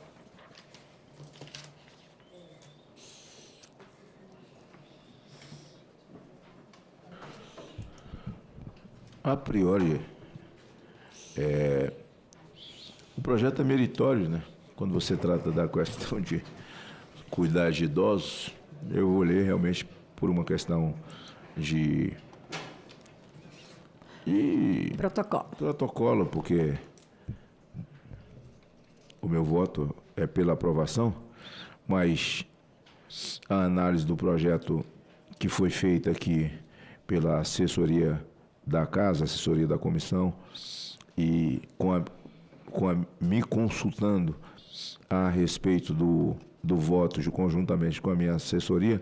Então eu vou ler. Nos termos do artigo 102E, Regimento Interno do Senado Federal, compete à comissão o exame de matéria referente à proteção à pessoa idosa no que tem regimentalmente o exame desse projeto. Vejamos. Em termos substitutivos, não há como reconhecer o mérito da proposição, atenta à dinâmica atual da população idosa e à disposição da sociedade brasileira de garantir todos os direitos às pessoas idosas que dela participam. Segundo o Censo Demográfico de 2022, publicado pelo Instituto Brasileiro de Geografia e Estatística, IBGE, a população idosa 60 anos e mais é de 32.113.490, 15,6%, um aumento de 56% em relação a 2010, quando era de 597. Pode-se afirmar, inclusive, que nossa pirâmide está perdendo esse formato característico, pois agora já há uma tendência de inversão dos contingentes de pessoas mais e menos jovens. Com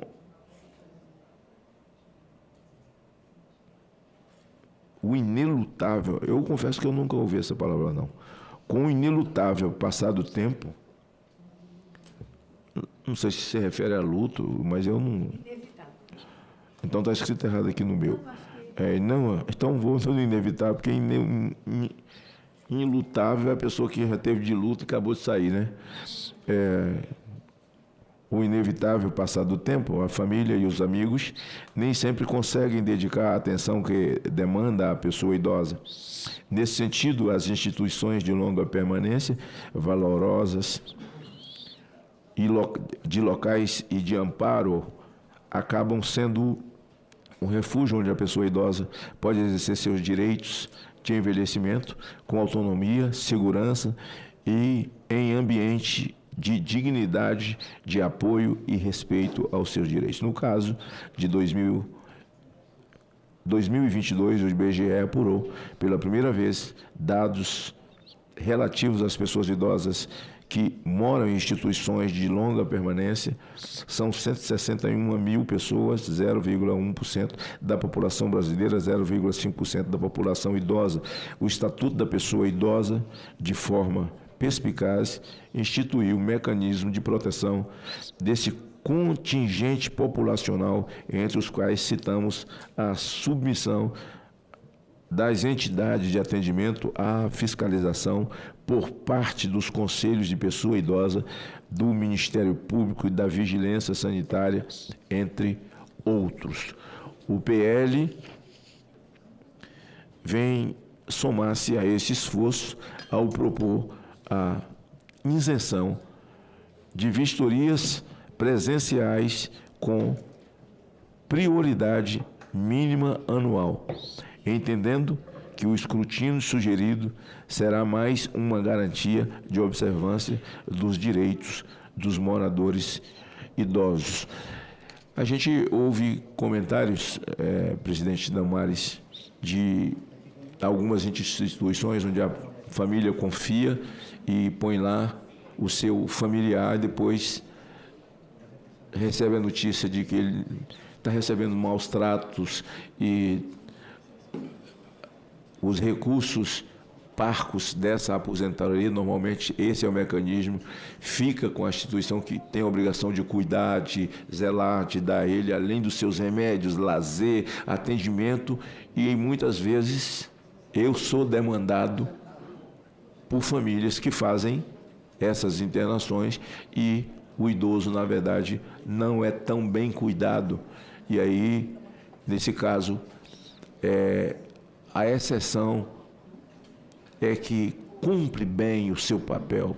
Parece que não fazer com zelo aquilo que é proposto, parece que virou regra. A exceção é que realmente eles são bem cuidados. Então, por isso esse projeto é meritório. Acho que quanto mais vigilância menor, imagina, a gente tem notícias e é escancarado, a gente abre a rede social e vê criança de tenra idade que não fez um ano de idade apanhando de funcionários dentro de creche e idosos também sendo espancados. Então, por isso é meritório. Acho até que é uma coisa que veio a tempo, mas que é uma coisa que a gente já deveria estar atento já há muito tempo, não é? E vamos aprovar aqui, com base nesse projeto, eu quero propor depois, senadora Damares, que a gente melhore e aprofunde mais para criminalizar. Porque a pessoa que recebe um idoso numa instituição, depois é pego espancando numa câmera que é colocado dentro da instituição, e um idoso amarrado, apanhando, já, assim, eu sou demandado, estou cansado de ver esse tipo de vídeo. Que essas pessoas têm que pagar penalmente. E a gente, aqui nessa comissão, eu vou protocolar um projeto para que a gente possa ainda mais endurecer nesse sentido, porque aí o nego vai ficar esperto, porque não tem o menor sentido isso, não tem o menor sentido isso. Por isso, o meu voto é pela aprovação do projeto. Parabéns, senador Magno Malta. E a forma como o senhor acolheu o projeto sem nenhuma emenda, ele ainda vai para a Comissão de Transparência, Governança, Fiscalização e Controle e Defesa do Consumidor aqui do Senado, mas se não receber nenhuma emenda, ele encerra aqui. E já vira uma lei, e eu acho que oportuna e necessária. Vamos registrar, senador, que a gente reconhece, eu e o senador Magno Malta, além de senadores, nós somos pastores. Nós reconhecemos o trabalho dessas instituições no Brasil inteiro. Tanto que a semana passada essa comissão aprovou um projeto de lei que o lucro de alguns jogos da loteria para serem destinado uma parte para essas instituições, porque algumas realmente estão com muita necessidade. Inclusive, senador Magno, o projeto passou aqui, foi para uma outra comissão, a gente lutar para na outra comissão acrescentar que o lucro das bets também. O governo arrecadou bastante com as bets, regulamentação das bets. Sou contra bets, sou contra jogo, mas já que existam aí, que uma parte também vá para Pessoal, essas instituições. Ela não é contra bet, viu? Alguém que se chama bet, aí, Elizabeth, é as bets mesmo de jogo. Então, assim, essa comissão reconhece o trabalho, mas a gente sabe que em todo segmento tem os oportunistas. E a gente sabe que algumas instituições são criadas e elas não têm condição nenhuma de cuidar da pessoa idosa. Eu fui ministra dessa pasta e eu me lembro de uma diligência que eu tive que fazer a um estado do Nordeste, em que os idosos eles estavam em jaulas. Não eram nem quartinhos, eram jaulas, literalmente jaulas. No fundo do quintal eram várias jaulas e nem banheiro tinha. Era um balde para os idosos usarem e eles ficavam trancados nessa jaula. A alimentação era praticamente jogada no chão. E nós fomos e retiramos os idosos das jaulas, da instituição, houve uma interdição, mas e onde colocar? A cidade não tinha outra alternativa. Tivemos que pedir apoio às cidades do lado. Então, as instituições existem, a gente respeita, mas essa fiscalização, ela é necessária. Saber o que está acontecendo com os idosos lá dentro, que ficam, muitas vezes, sem condição alguma de denunciar, porque alguns não têm família nem para visitar. Quando aquele idoso tem uma família que o visita, a família pode fazer o papel fiscalizador também. Mas e aquele que não tem uma visita? E aquele que ninguém sabe o que está acontecendo com ele? Então, esse projeto vem numa boa hora. E quem sabe a gente não é provocado depois da aprovação desse projeto, é que eu já provoquei tantas diligências, uma diligência da comissão por amostragem, a gente ir em alguns estados visitar algumas instituições que cuidam de pessoas idosas, para a gente ter aí um relatório próprio da comissão, em parceria com o Ministério dos Direitos Humanos. A Secretaria Nacional dos Direitos da Pessoa Idosa é muito pequenininha, ela não tem recurso, eu fui ministra da pasta, por mais que o secretário, eu não sei se hoje é um secretário ou uma secretária, se empenhe, o recurso é pequeno. O Disque 100 é o canal que recebe as denúncias. Se alguém está nos assistindo, sabe de alguma denúncia contra alguma instituição, ligue para o Disque 100, faça a denúncia, ela pode ser anônima. O Ministério aciona o Ministério Público, aciona os órgãos de polícia, mas se quiserem mandar para esta comissão também, a gente dá os encaminhamentos. Não havendo mais quem queira discutir, encerro a discussão. A votação será simbólica. Aqueles que aprovam, permaneçam como se encontram. Aprovado o relatório, que passa a constituir o parecer da CDH favorável ao projeto. A matéria segue a CTFC. Parabéns, senador Magno Malta, pelo voto. Item 9 da pauta. Também o relator é o senador Magno Malta.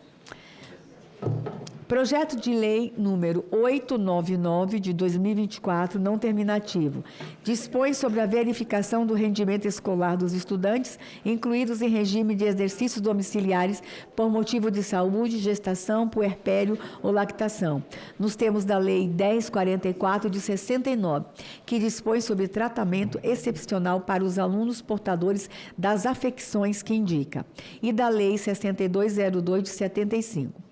A autoria, senador Carlos Viana, relatoria, senador Magno Malta, favorável ao projeto, apresentando uma emenda substitutiva.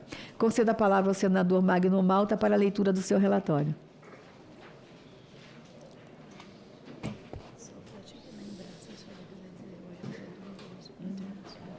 Senhora presidente, é outro projeto meritório. Se me permite, eu vou ler o substitutivo, que trata também do mesmo mérito, e a gente avança.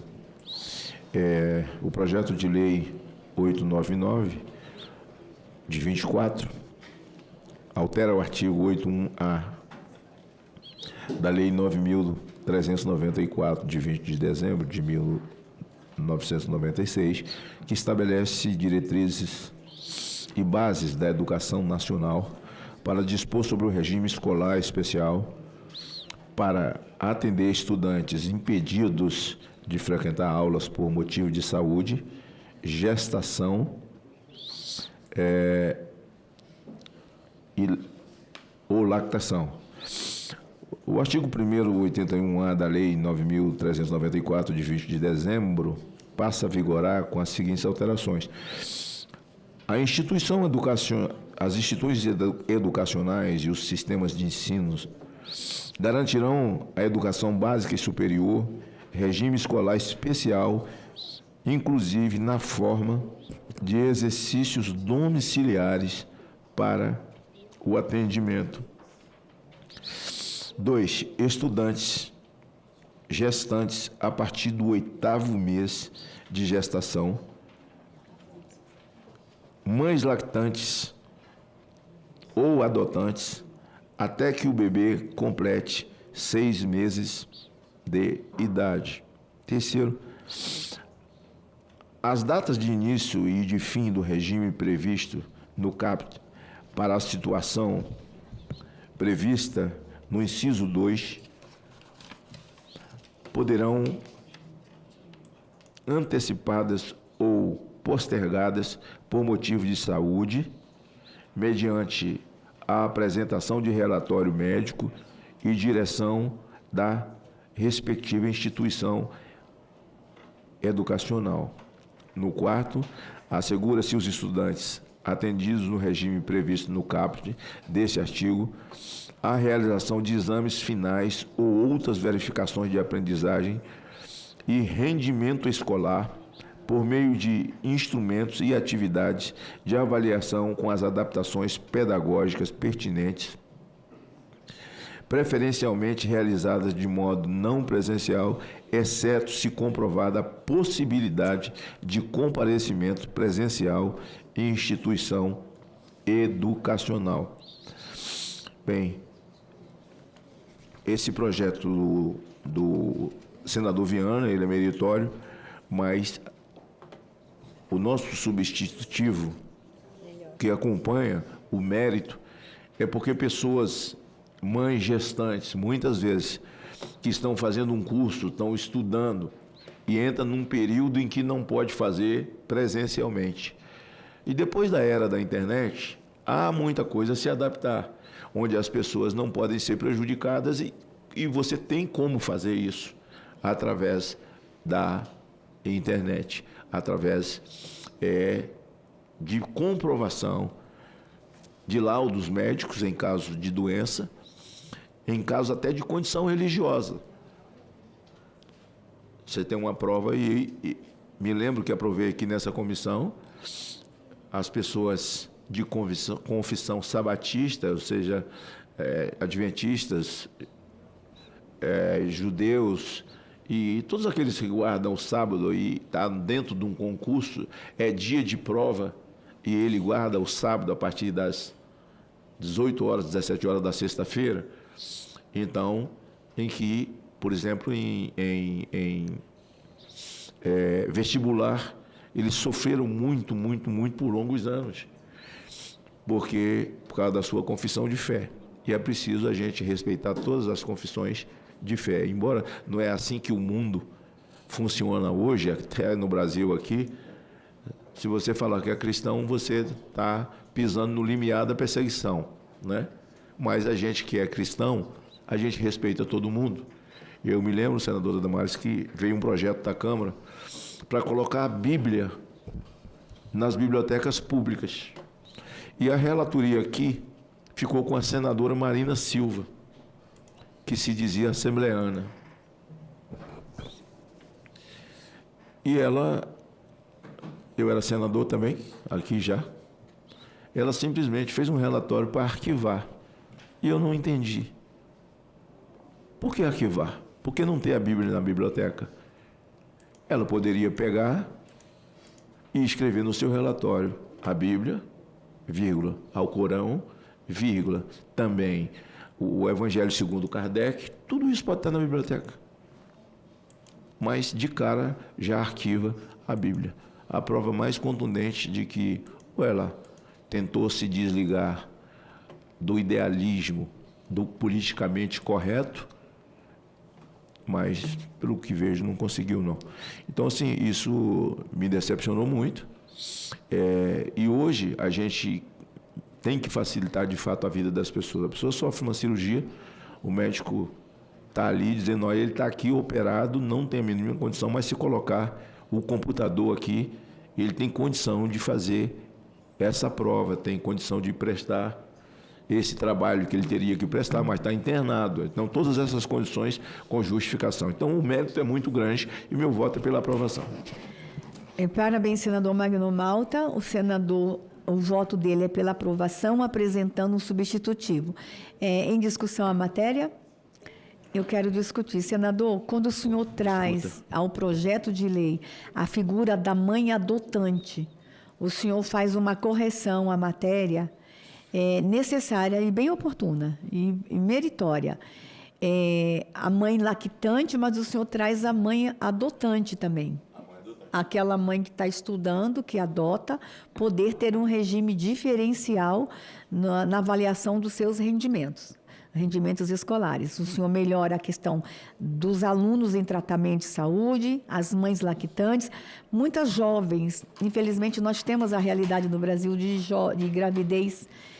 Não toca nisso, senador. Não toca, isso é perigoso. Não é perigoso, gente? Não é perigoso, secretário? É perigoso. Eu achei que era um lanche, eu apertei assim para ver se era aquela embalagenzinha de... Não toca nisso. Presente para os assessores, não toque nisso. É bombom para os assessores, senador, não toque nisso. Muitas jovens que engravidam deixam a escola, abandona os estudos por conta disso, de ter que estar presencialmente na hora da prova, na hora da avaliação. E o senhor traz aí a jovem lactante, você traz aí a mãe adotante. O senhor melhorou a proposta do senador. Eu quero lhe parabenizar pelo voto, pela adequação. Ele agora vai para a Comissão de Educação. Mas eu creio que logo, logo essas leis que corrigem a legislação não serão necessárias, porque eu acho que o Brasil vai ter que tomar uma decisão, senador, pela aprovação do ensino domiciliar. O ensino domiciliar dos países que estão na OCDE, 92% dos países desenvolvidos que estão na OCDE, e o Brasil é candidato à OCDE, já tem o ensino domiciliar. O mundo mudou. Hoje é possível a gente estudar em casa. É possível uma criança estudar em casa. Mas a gente vai excluir a criança. Não. Deixa eu contar um exemplo. Nós temos servidores públicos que passam em concurso público, senador, e que vão para cidades muito longe e que não tem a escola que o filho estava estudando aqui. Aí eu estou vendo o servidor público indo mudar sozinho e deixando a família nos grandes centros. A gente separa a família, porque a gente não permite que essa criança acompanhe o pai e continue estudando em casa. Nós temos diplomatas, nós temos servidores do Ministério das Relações Exteriores. O salário de um funcionário é diferente do diplomata.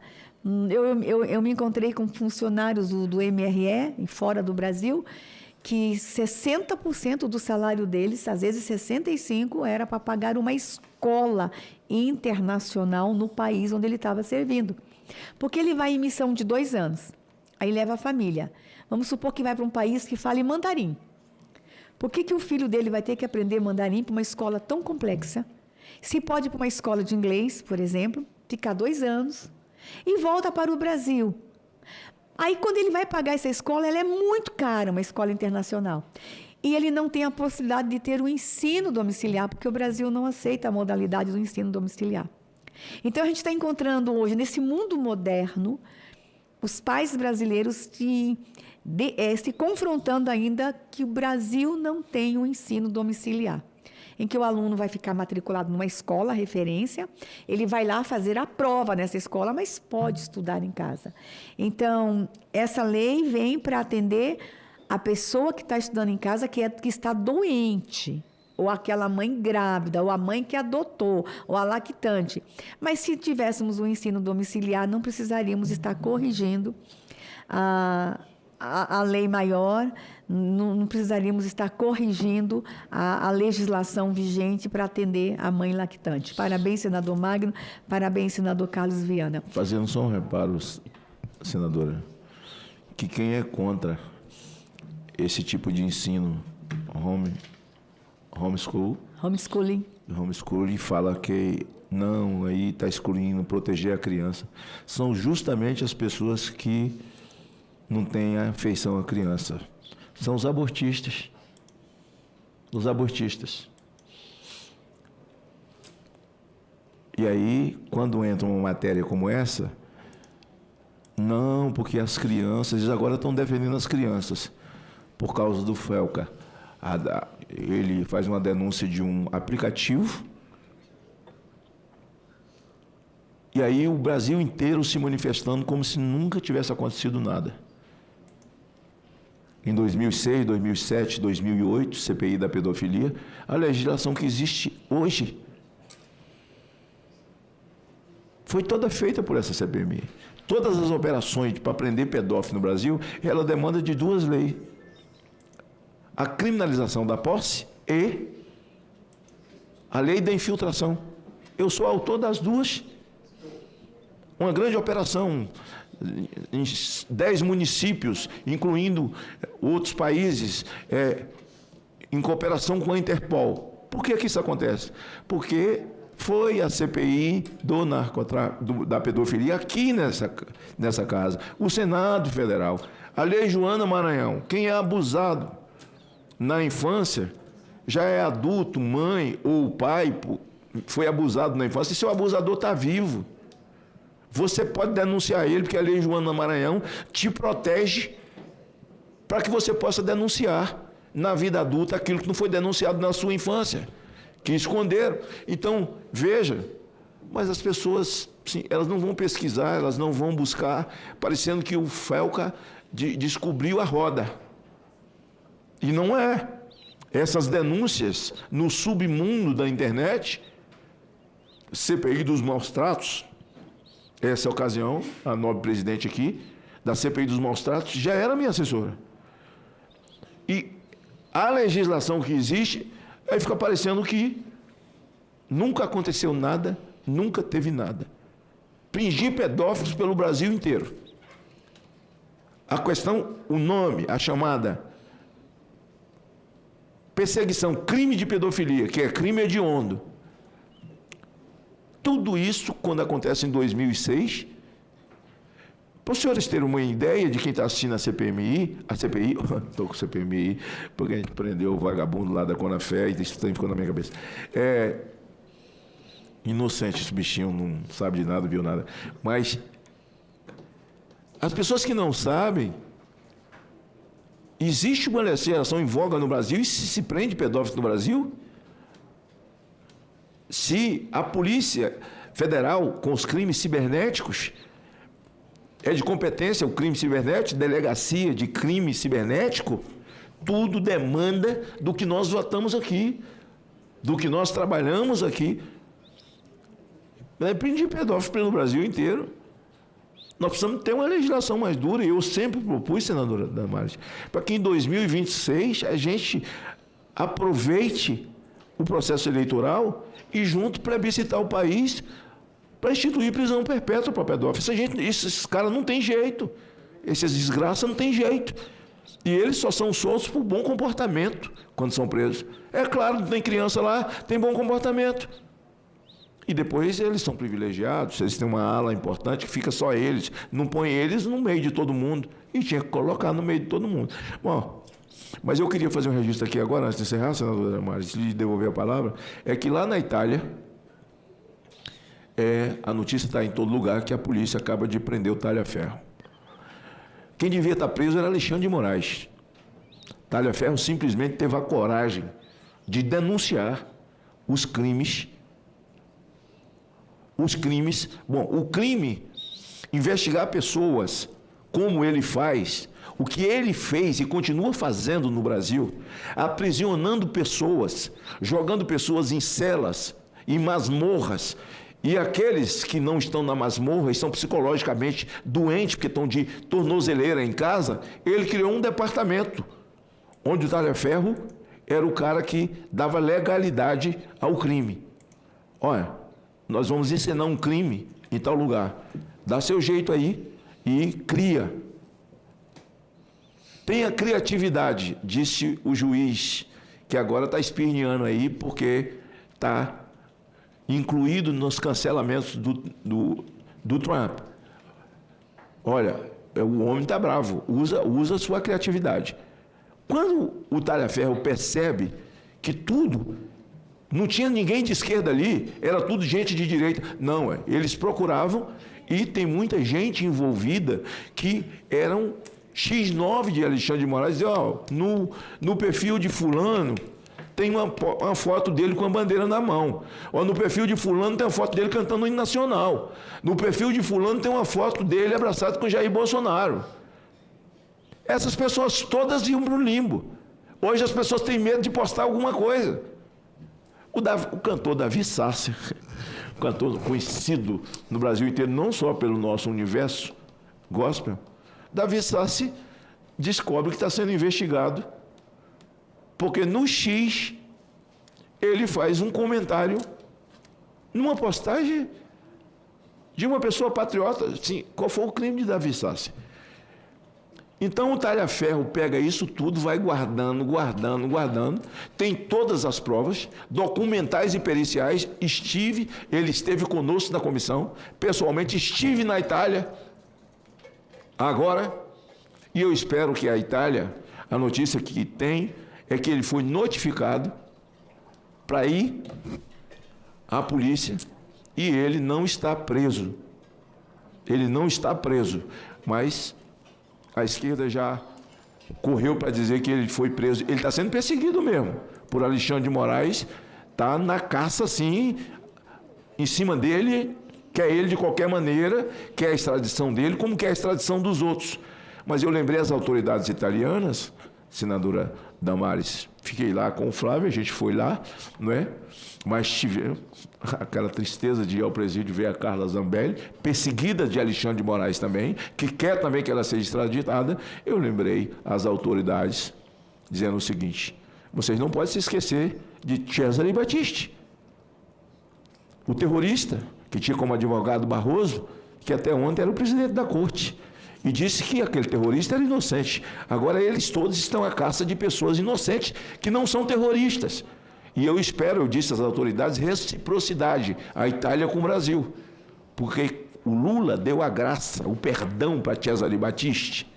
A nossa corte inocentou um terrorista chamado Cesare Battisti, porque Barroso disse que viu verdade nos olhos dele. Um brilhante advogado. Não, ele está, essa passada agora, ele estava até chorando, ele chorou, disse que vai fazer um retiro espiritual. Espero realmente que no retiro espiritual ele fale com Deus e peça perdão pelos crimes que tem cometido contra pessoas inocentes no Brasil. E eu falei, eu espero que vocês tenham reciprocidade, porque quem devolveu Cesare Battisti para vocês foi o presidente Jair Bolsonaro. Essa moça é italiana, o Talhaferro também é italiano, e simplesmente denunciou crimes contra o povo brasileiro. Então, ele é imparável, esse Alexandre de Moraes. E, na verdade, quem precisa ser caçado, precisa ser preso é ele. Mas, infelizmente, esse Senado se acovarda, se ajoelha de forma amedrontada. Alguns não têm condição mesmo, não estão tão comprometidos lá dentro. Mas há, na minha cabeça, uma maioria que já devia ter impeachmentado esse cidadão há muito tempo. Que bom que ele foi prestar esclarecimento na polícia e não está preso. O Talhaferro, essa informação que a gente recebeu. Tomara que a gente já dê uma notícia. Dia 8, agora, do senador Damares, no dia quarta-feira, é a audiência da Carla Zambelli. Nós estamos falando de direitos humanos na nossa comissão. E que esse dia 8 realmente Deus tenha misericórdia dela, as autoridades tenham esse entendimento, como uma cidadã italiana, deputada mais votada do Brasil, e que não cometeu nenhum crime para pagar da maneira insana que lhe foi imputada para que ela esteja dentro de um presídio hoje na Itália. Desculpe por ter me alongado, senhora presidente, mas eu realmente, essa notícia chegou aqui no meu telefone e eu precisava fazer essa comunicação. Obrigado. Obrigada, senador. Gente, vocês sabem que eu fui assessora dele, né? Eu tinha um sonho de falar assim, para concluir, senador. eu vou realizar esse meu sonho na próxima sessão. Não vai não. Eu estava ali na CCJ e o Otto falou comigo assim, ó. O Otto falou comigo na saída, né? Porque ele me deixou fazer um argumento lá e tal, para no final me dizer assim, não, esse projeto foi tirado de pauta. Eu falei, rapaz, você deixou eu fazer. E ele falou assim, eu não podia fazer nada porque você é imparável. É exatamente isso. Senador, a gente está acompanhando a situação da Carla, está delicadíssima, e a gente vai continuar. E se Tagliaferro for preso, que ele faça a delação premiada que o Brasil tanto precisa. Nós vamos por item... Aprovado. Já coloquei em votação? Ou ainda não? Em votação, o relatório apresentado pelo senador Magno Malta, do PL 899, 2024. Aqueles que aprovam, permaneçam como se encontram. Aprovado o relatório, que passa a constituir o parecer da CDH favorável ao projeto na forma da emenda número 1 da CDH. A matéria vai à Comissão de Educação e Cultura. Nós temos o item 15 e 16, que são 2 requerimentos, um de minha autoria, outro de Mara. Eu vou subscrever o requerimento da senadora Mara. Item 15, requerimento número 108, de 2025, requer que sejam prestadas pela senhora ministra do Estado dos Direitos Humanos e Cidadania, Macaé Evaristo, informações sobre a efetivação de ações programáticas previstas para o eixo orientador 5 e 6 do PNDH 3, aprovado pelo decreto 7303 de 2009. Autoria senadora Damares. Só para informar que esse é um requerimento entre vários, que nós estamos pedindo informações aos ministérios sobre a efetivação do programa para uma avaliação do programa pela nossa comissão. Em votação, requerimento. Aqueles que aprovam, permaneçam como se encontram. Item 16, requerimento 109. A autoria senadora Mara Gabrilli, que eu estou subscrevendo, requer a realização de audiência pública com o objetivo de instruir o requerimento 28 e 25 da CDH, que requer, nos termos do artigo 96B do Regimento Interno do Senado, que a Comissão de Direitos Humanos e Legislação Participativa avalie o plano de ação do Pacto Nacional de Prevenção aos Feminicídios no exercício de 2025. Lembrando que a comissão está avaliando 2 políticas públicas este ano. Está avaliando o PNDH 3 e o plano de ação do Pacto Nacional de Prevenção. Por isso que a senadora Mara pede essa audiência pública. Em votação, requerimento. Aqueles que aprovam, permaneçam como se encontram. Já aprovamos o requerimento 118, que foi apresentado pelo senador o Everton, sobre o requerimento de urgência ao PL, aqui aprovado 4102. Informo que os itens 2 a 7, a pedido dos relatores, que é a senadora Augusta e o senador Flávio Bolsonaro, foram retirados de pauta. O item 13, do qual eu sou relatora, nesse exato momento, numa conversa entre a minha assessoria e a assessoria do autor, senador Ciro, nós encontramos uma necessidade de uma adequação de um parágrafo no relatório, então eu também estou retirando de pauta, volta para a pauta na próxima semana. O item 17, vamos ao item 17 da pauta. O que é o item 17? É dar publicidade ao relatório da diligência da nossa comissão realizada na cidade de Viamão, uma diligência que foi liderada pelo senador Paulo Paim. O relatório é de autoria dele. Então, o relatório vai ser publicado no portal da CDH, para que todos os membros e a sociedade conheçam o relatório, e será feita a sua leitura e votação na próxima semana aqui na nossa comissão. Na próxima semana também nós daremos publicidade ao relatório da diligência feita ao Amazonas por esta comissão. Determino. Nós temos ainda o item 12 da pauta, que a relatora é a senadora Dorinha. Eu peço à assessoria que ligue, se ela vai ter condições de vir. Não vai vir. Então, nós vamos retirar também o item 12. Queria que conversasse com a assessoria dela, que ele já está na pauta por 5 vezes. Teve um dia que ela chegou no finalzinho. Se ela permite, na próxima semana, uma leitura ad hoc, se ela não puder vir. Tá? E nós temos também alguns projetos que vão pela 2ª vez para a pauta. Na 3ª vez, nós já informamos no início da nossa presidência nessa comissão, que na 3ª vez a gente nomearia relatores ad hoc. Nós não vamos deixar nenhuma matéria reprisada. Nós vamos buscar, especialmente porque essa comissão lida com matérias muito sensíveis. Olha o nível das matérias que nós aprovamos hoje. E lá na ponta vai salvar vidas humanas. Lá na ponta vai fazer a vida do nosso povo bem melhor. Eu tenho um comunicado.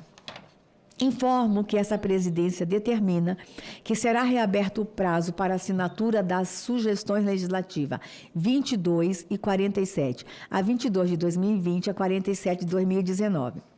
As referidas SUGs foram aprovadas nessa comissão em 2021, ocasião em que a comissão deliberou por acolhê-las na forma de proposta de emenda à Constituição. Entretanto, à época, não foi atingido o número mínimo de assinaturas exigidos pela Constituição e pelo regimento interno, 1/3 dos membros do Senado, 27 senadores, para prosseguimento da tramitação. O que eu entendo? Ela foi aprovada em 22, em 21, e 22 era ano eleitoral, mudou o número mudou os assessores, mudou os senadores, e não foi conseguidas assinaturas mínimas. E a gente precisa dar uma satisfação para os autores dessas sugestões. Então, nós vamos reabrir o prazo para a gente tentar conseguir as assinaturas. Se a gente, nessa segunda tentativa, não conseguir, elas vão para arquivo. As matérias são delicadas? São, mas é para isso que existe um Congresso. A gente não pode fugir dos debates. Eu tenho trazido para essa comissão matérias delicadas que estavam com medo de tocar no assunto. Nós vamos discutir. Mesmo que o plenário diga não, o plenário é soberano.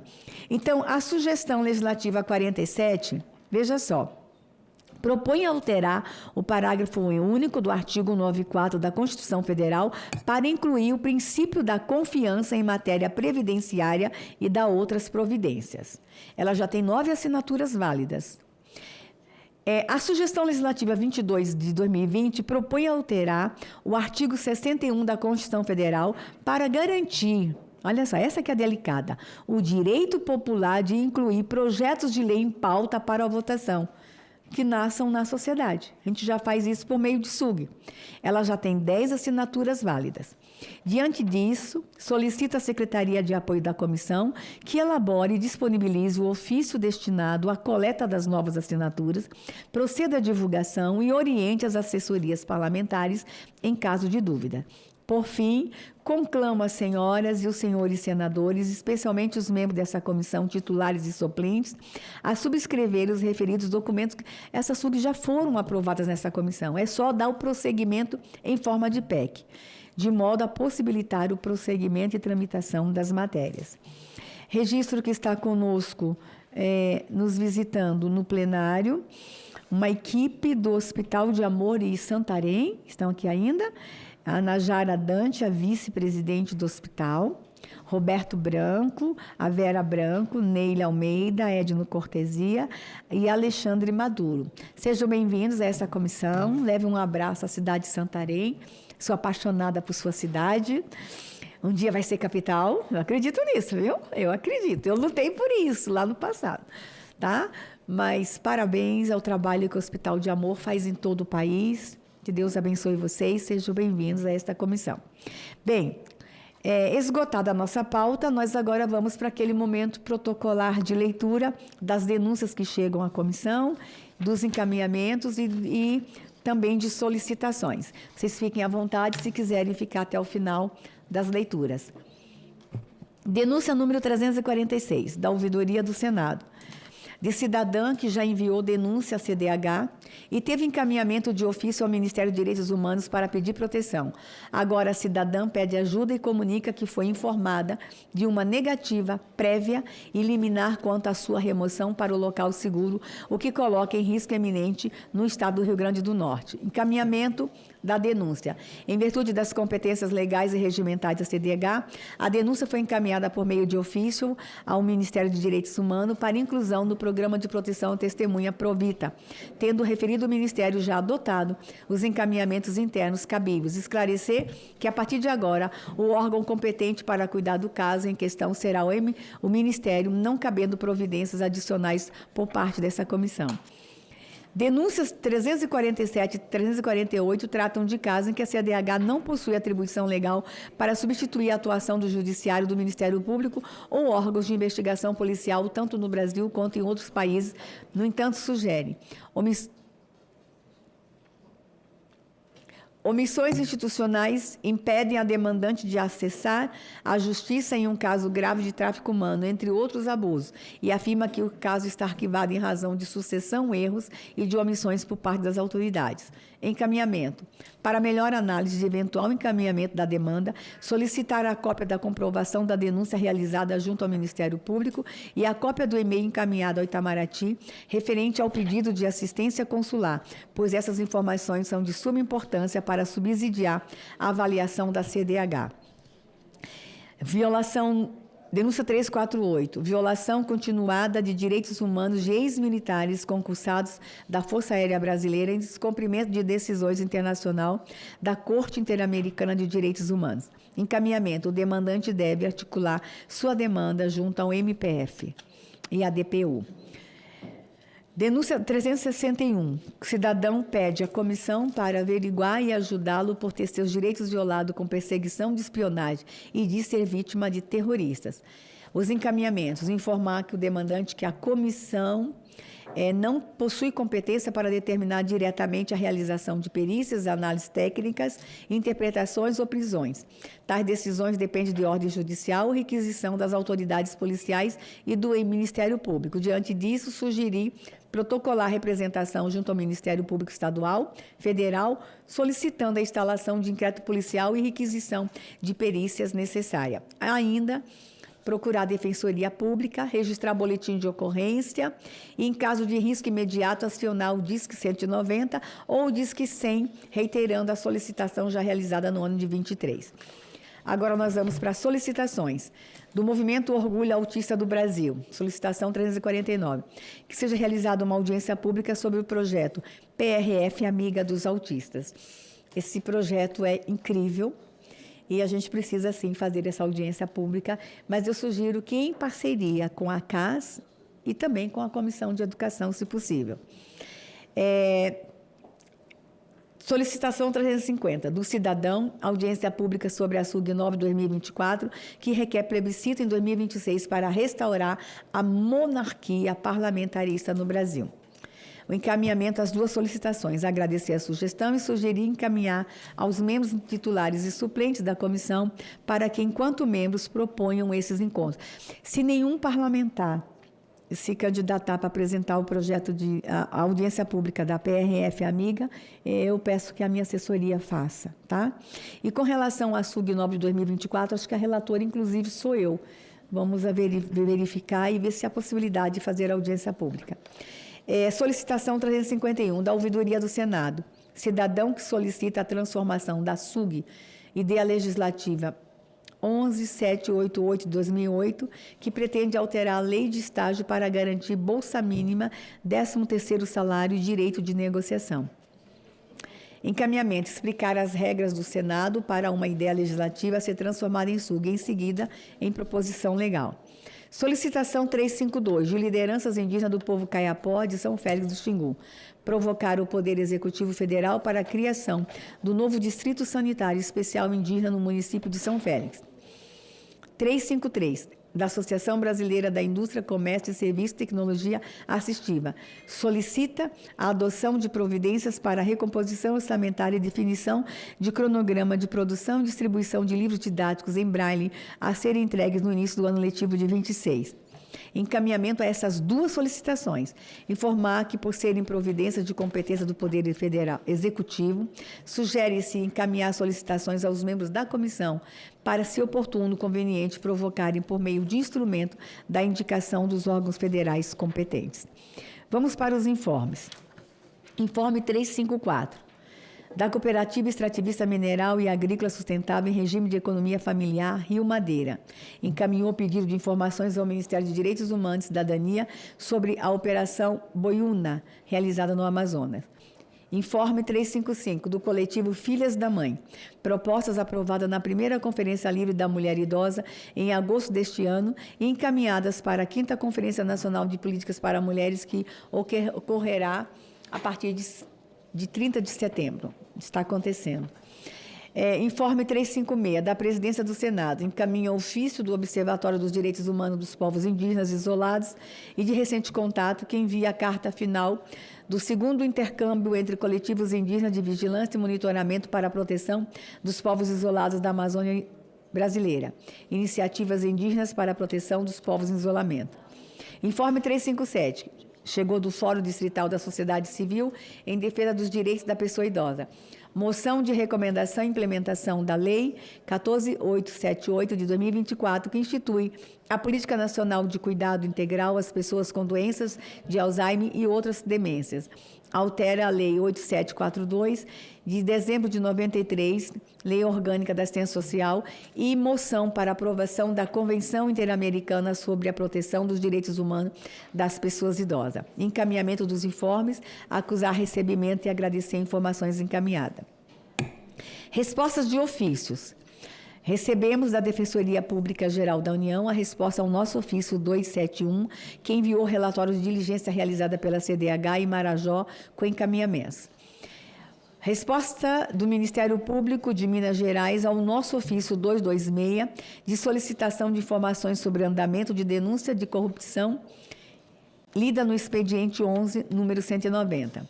Resposta da Procuradoria-Geral do município de Boa Vista, em Roraima, a nossa indicação 68 de 2025, que sugere ao Poder Executivo e ao Poder Legislativo do município implementação de novos conselhos tutelares no território municipal, informando que a Secretaria Municipal de Assistência e Desenvolvimento Social se encontra em fase de planejamento para a instituição do 4º, parabéns, Conselho Tutelar de Boa Vista.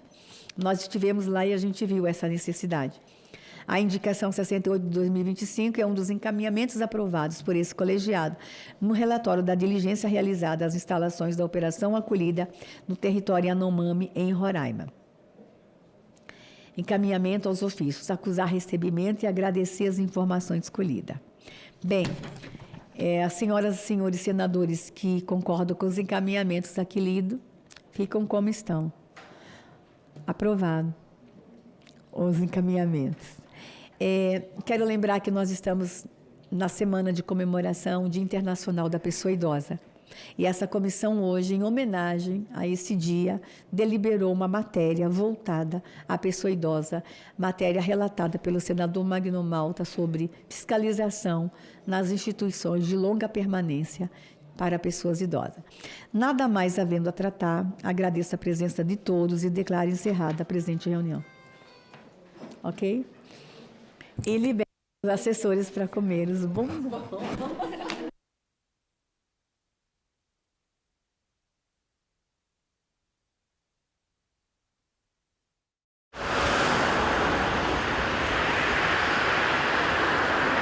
Os animais, então, como todos sabem, eles são seres sencientes. O que significa isso, né? Eles são seres que sentem, amam, têm medo, assim como nós. Havendo um estatuto onde se determina, olha, isso aqui que você está fazendo não está de acordo, você está ferindo o direito do outro, você vai ser penalizado, sem dúvida nenhuma. Eu acho que isso já vai embutir nas pessoas um senso de responsabilidade maior. Em discussão, nesta quinta, 20h, aqui na TV Senado.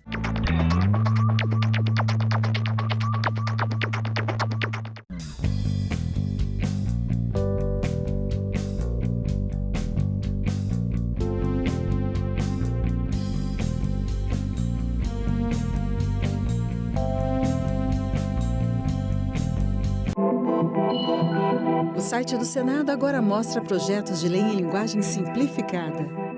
É o Senado Explica, uma ferramenta de inteligência artificial combinada com revisão humana que torna mais fácil entender e acompanhar as leis em debate aqui no Senado. Na página de tramitação das matérias e no portal E-Cidadania, Senado Explica.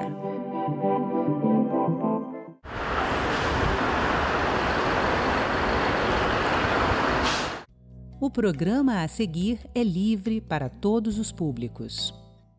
Como ele nasceu prematuro, os cuidados com ele já começou, na verdade, na maternidade, né? Porque quando ele nasceu, ao amamentar ele, eu percebi que ele estava um pouco assim, com falta de ar.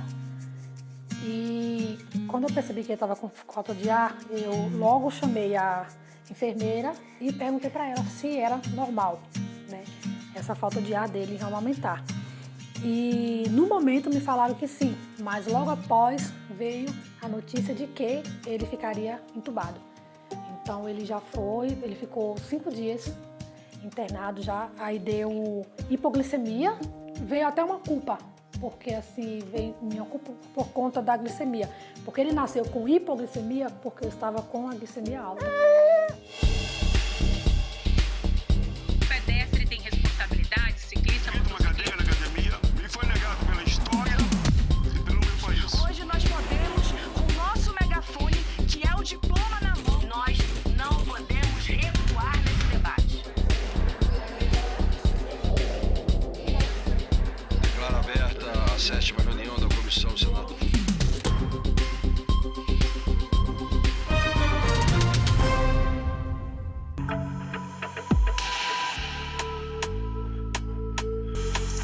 Mães experientes, outras nem tanto.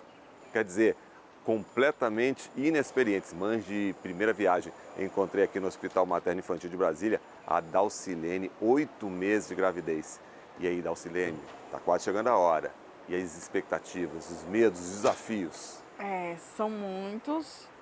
Quando você não sabe como é que vai ser, a questão do amparo, né? Depois do parto, o apoio, então a gente fica meio insegura. Quando você soube da gravidez, e aí o sentimento, felicidade, medos, o que aconteceu? Foi no automático. Eu realmente não estava esperando, não era o momento que eu queria. Tinha muitas coisas, muitos sonhos que eu acho que de repente iria atrapalhar, eu tive que fazer tratamento. Também por causa dessa gravidez inesperada, né? Mas a gente vai se acostumando, vai levando. O tratamento também ajuda. Ficou grávida? Qual é o primeiro passo? O que fazer? Procurar a unidade básica de saúde da sua região para receber as informações e iniciar o pré-natal. Você é atendido por qualquer agente da equipe de saúde, algumas vezes enfermeiro, num primeiro atendimento. Receber a prescrição do ácido fólico, que é muito importante até o final do primeiro trimestre. E depois disso, entrando no pré-natal, fazer os exames que a gente já falou de sorologias, os hemogramas e iniciar esse acompanhamento. Quando descobriu a gravidez, qual foi o sentimento? Olha, vou ser bem sincera para você. Para nós mulheres é um pouco mais difícil, porque tem aquela questão de que a gente se perde, né? Então, para mim foi muito, eu posso dizer, difícil e foi assustador. Porque assim, você tá vivendo para você, né? Naquele momento, quando você descobre que tem uma vida ali, você assim, começa a se perguntar, como que eu vou dar conta? Eu vou estar criando uma vida, como que eu vou educar um ser humano? Como que um ser humano vai sair de mim? E também aquela parte que eu vou ser a casa daquela pessoinha. E você começa a se cobrar dali. Medo. Senti medo porque eu não sabia nem para onde ia, né? Não sabia nem como era aqui, o que ia fazer. E o do Enzo já foi planejado. Assim, o do Enzo eu já queria, a gente já estava com 3 anos de casado, né? Então foi algo assim que eu já esperava. O do Enzo eu queria, né? Tive um pouco de medo da maternidade, né? Se eu vou ser... as expectativas que a gente tem, né? Se vai ser boa mãe, se a gente vai conseguir lidar com a rotina, como que é ter um bebê em casa.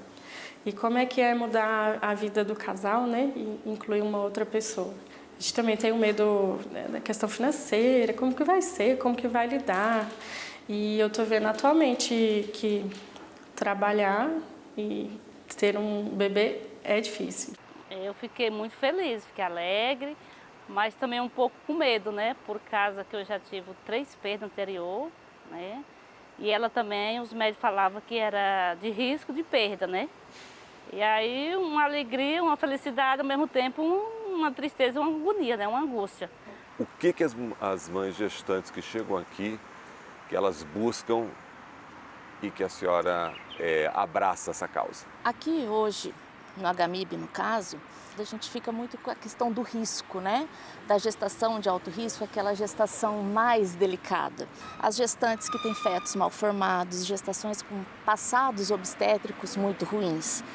E isso para essa mulher, numa nova gestação, não implica só a gestação em si, implica muito mais. Então, muitas não tem quem ouve, muitas têm o medo da gestação passada, de vir acontecer isso de novo. E como é que foi o pré-natal aqui? Foi muito ótimo, foi bom, já estou sentindo falta porque já está terminando a reta final, né? Eu já estou com saudade das médicas, das amizades que eu fiz aqui, né? Que é muito ótimo, o hospital ajudou muito, né? O pré-natal psicológico me ajudou muito, né? Porque quando eu cheguei aqui, eu cheguei muito depressiva, cheguei muito lá no fundo do poço mesmo, né? E elas me ajudou bastante. A Secretaria de Saúde, né? Ela colocou a HMIB como referência em saúde mental para a gestante. A gente tem leitos de internação específicos para gestantes com alterações psiquiátricas e profissionais que trabalham em enfermaria com isso. Então, há o psiquiatra mesmo, há o pessoal da saúde mental que entra a terapia ocupacional, enfermeiro, psicólogo, que acaba trabalhando com a mulher, a maioria das vezes, alguns medos que ela tem ou as patologias específicas de cada uma. Essa informação básica do pré-natal, como é que foi? O meu pré-natal ele veio acompanhado do tratamento, como eu havia falado, porque meio que as coisas saíram um pouco da rotina, eu precisei realmente entrar com umas medicações para me sentir melhor. E aí foi quando eu comecei a fazer o pré-natal psicológico, né, que é em grupo. A Miriam e o Xavier já têm o Enzo, de 8 anos. Ele não está aqui na cena, mas há 5 meses chegou o Henry. E a gente vai conversar aqui com a Miriam para saber sobre essa maternidade, a segunda maternidade. Dessa vez foi mais complicado porque foi um prematuro. A gravidez do Henry foi mais complicado para mim porque já começou assim com eu tive diabetes gestacional. E eu descobri que eu estava grávida do Henry quando eu já estava com 2 meses e algumas semanas. Então eu não sabia que eu estava grávida, né, e continuei comendo algumas coisas que já não poderia comer estando grávida. Passei muito mal, a gravidez do Henry foi muito complicada assim, porque eu passava muito mal, eu sentia muita dor. E os médicos, quando eu comecei a minha primeira consulta, né, que elas pediram um exame da glicemia, aí já me alertaram no posto sobre uma complicaçãozinha que pudesse ter se eu continuasse comendo o que não poderia, né, por conta de eu estar com glicemia alta. E também, na consulta já do pré-natal, já me informaram que ele poderia nascer prematuro. O que é um pré-natal bem feito? Pré-natal bem feito, hoje ele é considerado 5 consultas de pré-natal. Com 5 consultas de pré-natal, a gente vai pensar que ela vai ter uma consulta quando ela descobrir a gestação. E a maioria delas descobre ali pelo 2º, 3º mês. O pré-natal, ele vai constituir palestras sobre os cuidados com o bebê. Então, a unidade básica de saúde, ela faz isso, ela tem isso. O programa, né, da saúde da família leva o profissional até a casa. Então, antes de começar o pré-natal, ele está passando, é da nossa assistência, já busca essa paciente. Além de eu começar o pré-natal, fazer as consultas, eu vou fazer exames. Exames do quê? Exames gerais para ver o bem-estar dessa mulher, como glicemia, hemograma, para ver se tem anemia, para ver se tem diabetes. Exames de sorologia, que são os exames a respeito de doenças que podem acometer essa mulher e atrapalhar a gestação, para poder ser orientada. A ideia do pré-natal, ela é ela pegar essa mulher e ir cuidando dela, concomitante ao bebê. O pai também faz os exames de sorologia, que algumas são sexualmente transmissíveis. Através de um pré-natal bem feito, e ele pode ser feito no Sistema Único de Saúde, avaliações periódicas, não muito complicadas, que o SUS disponibiliza, aquelas mulheres que fazem os seus exames periódicos, seus pré-natais periódicos, elas têm uma incidência de complicações durante a gravidez muito menor. Se você tem uma política pública que garanta o acompanhamento da gravidez, o acompanhamento com a questão de alimentação, questão de acompanhamento médico, com certeza a criança vai nascer muito mais saudável e vai evitar uma série de problemas depois. Você ter essa informação sobre a questão do pré-natal, de quando ir ao médico, de questão do pós-parto, da vacinação. Você tinha essas informações? Eu fui muito bem assistida em relação à informação. Eu não tive falta da informação, né? Em relação à vacina também, até hoje. Na verdade, eu achei algo assim que eu achei interessante que do Enzo eu não tive. Foi a questão, porque como hoje tem a internet, né? Então, tipo assim, até me mandam mensagem para poder levar ele para vacinar. Então foi algo assim que eu achei muito interessante, porque na época do Enzo não tinha, né? Aí como tem agora o WhatsApp, a rede social e tal, então eles estão mais tudo agora digital, então você não tem desculpa de não ir. Se aprovado pelo Congresso, o país ganha uma semana nacional de conscientização sobre os cuidados com as gestantes e mães, com destaque para os primeiros 1000 dias, 9 meses da gestação e os primeiros 2 anos de vida do bebê. A aprovação da proposição vai promover uma série de cuidados, com o propósito de assegurar que cada gestante tem acesso a um pré-natal de qualidade, as informações precisas sobre parto e pós-parto, especialmente as mulheres em situação de vulnerabilidade socioeconômica. A Semana Nacional de Conscientização será celebrada na semana do dia 15 de agosto de cada ano. O dia 15 de agosto é uma data especial para todos nós. Por quê? É a data de comemoração de Nossa Senhora de Assunção. Uma das coisas mais importantes que a gente precisa fazer hoje, enquanto servidores públicos e pessoas que trabalham pelas mulheres nesse país, é exatamente a conscientização sobre os direitos que as meninas, mulheres têm e como alcançar e usufruir desses direitos.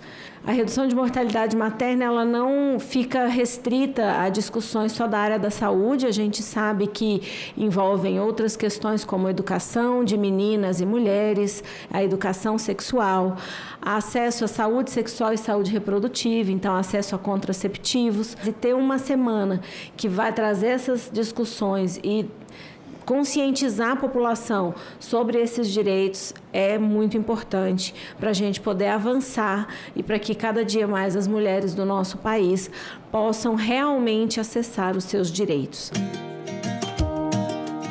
A Semana da Mãe e da Gestante quer conscientizar sobre os inúmeros direitos, como trabalhista, aleitamento, vacinação, acesso à creche.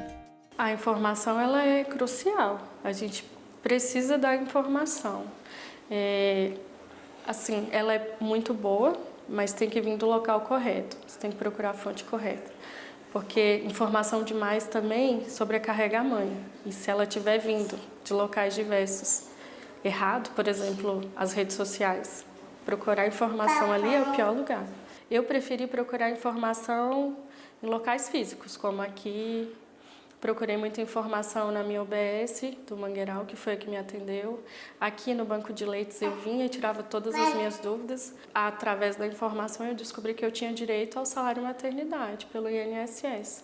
Então até isso eu consegui graças à informação no local correto. E informação correta, você gasta menos tempo e você consegue alcançar o que é seu por direito, né? No caso meu foi a licença paternidade. A orientação de uma amamentação adequada, percebe-se que ao longo do tempo temos perdido essas informações que herdávamos das mães e das avós e atualmente as informações estão muito incongruentes, baseadas em informações midiáticas que nem necessariamente não falam a verdade.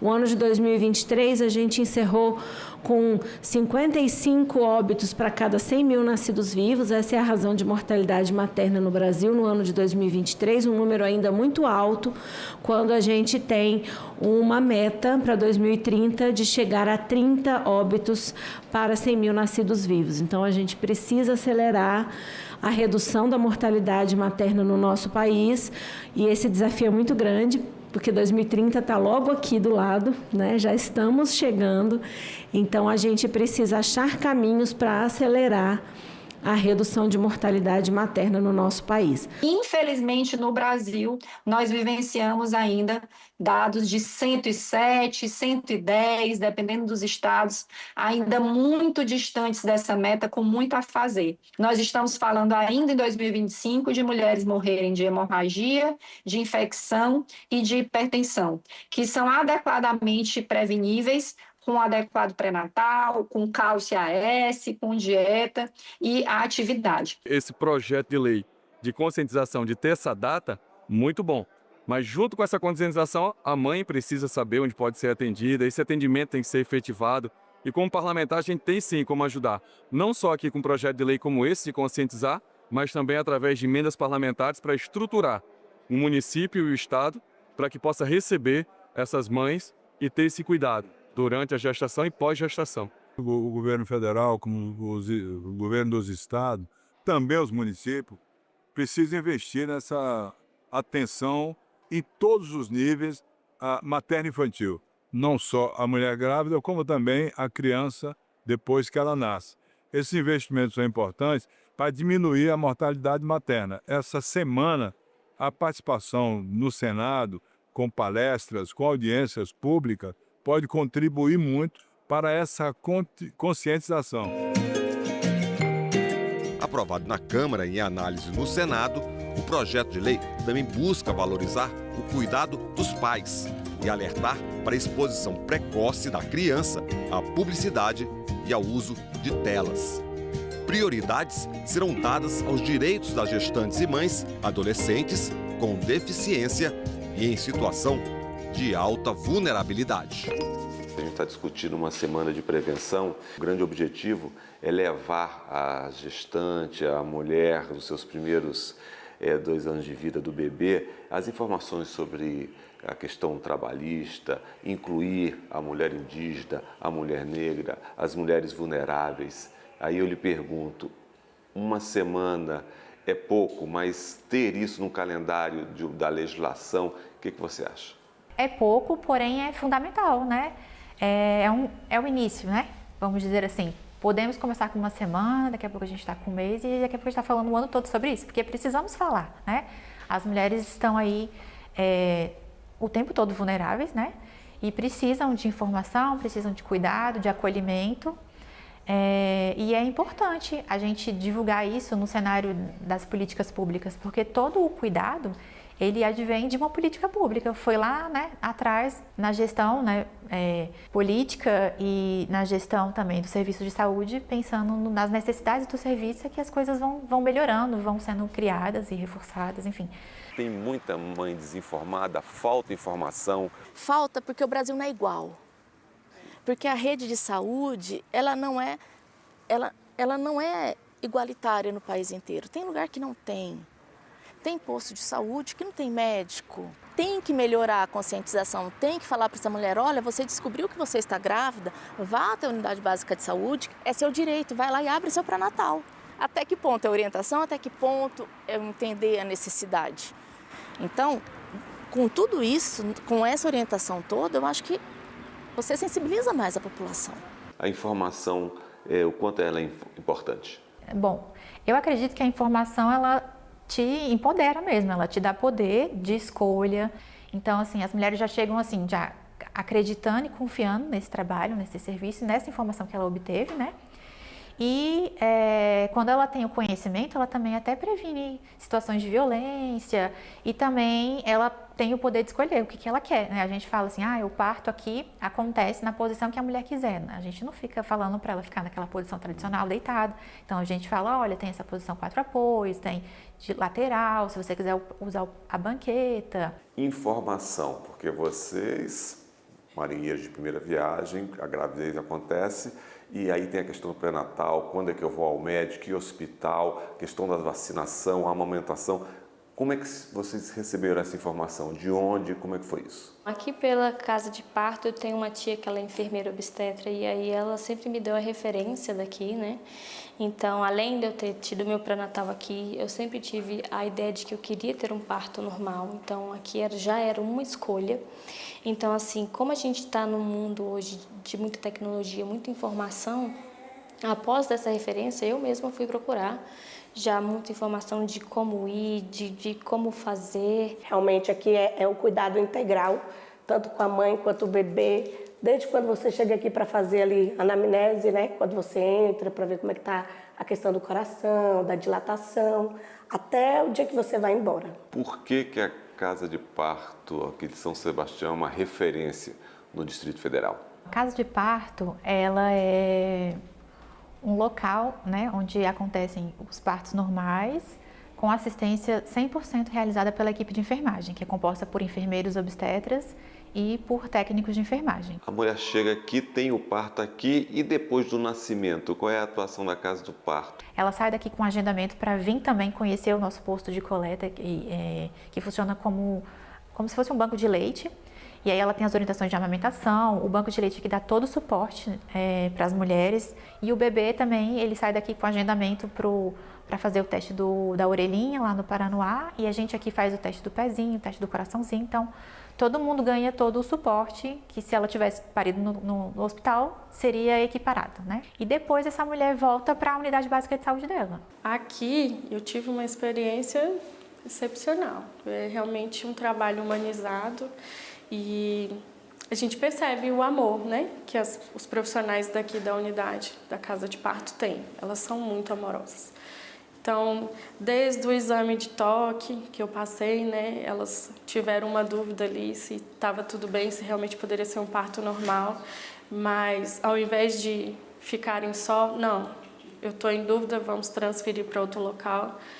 Elas chamaram uma outra profissional para dar uma segunda opinião. Aí essa profissional falou, não, tá tudo bem, pode transferir ela para a sala. Eu cheguei aqui na casa de parto, era 9h40, eu tive minha filha 10h30, eu já estava com ela nos braços. E a todo momento a enfermeira obstétrica me deixava à vontade, olha, essa posição aqui eu acho que vai ser melhor, vai ser mais rápido para você, você vai sentir menos dor. Então até nisso elas foram muito humanas comigo. Aqui na casa de parto eu saí daqui com a caderneta toda preparada, né? Já a questão dos exames tudo marcado, da orelhinha, do pezinho, né? Já saiu daqui do pezinho ok, dessa daqui teve que retornar para refazer, eles entraram em contato, já Seara, retorna aqui, que o da Laura a gente vai ter que refazer a questão do teste da orelhinha. Então, assim, todos os informativos em questão de vacina, todos os exames, foi tudo explicado, tudo muito bem organizado. A amamentação deve ter sido difícil.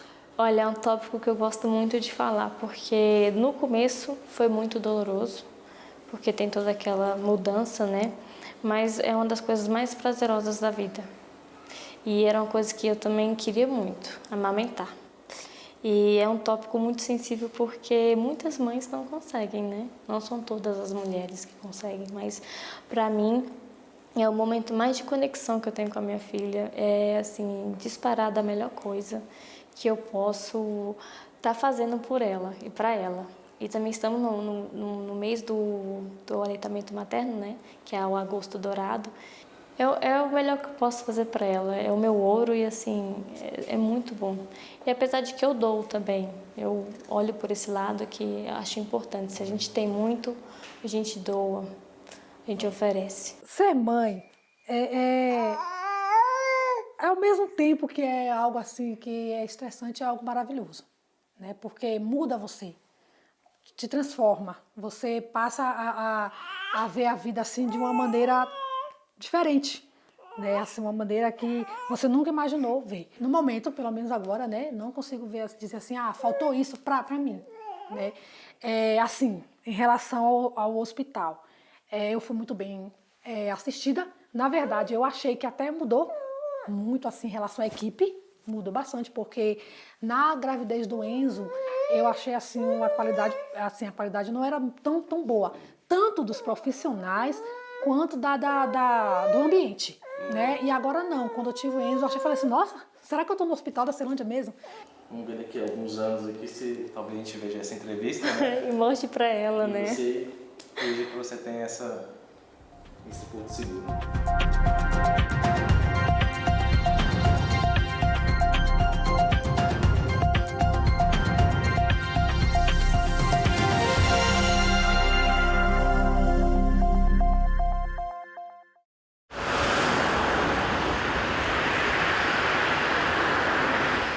Quando aboliram a escravidão, que disseram que o país ia quebrar, implantaram as férias, o 13º, que as empresas iam quebrar.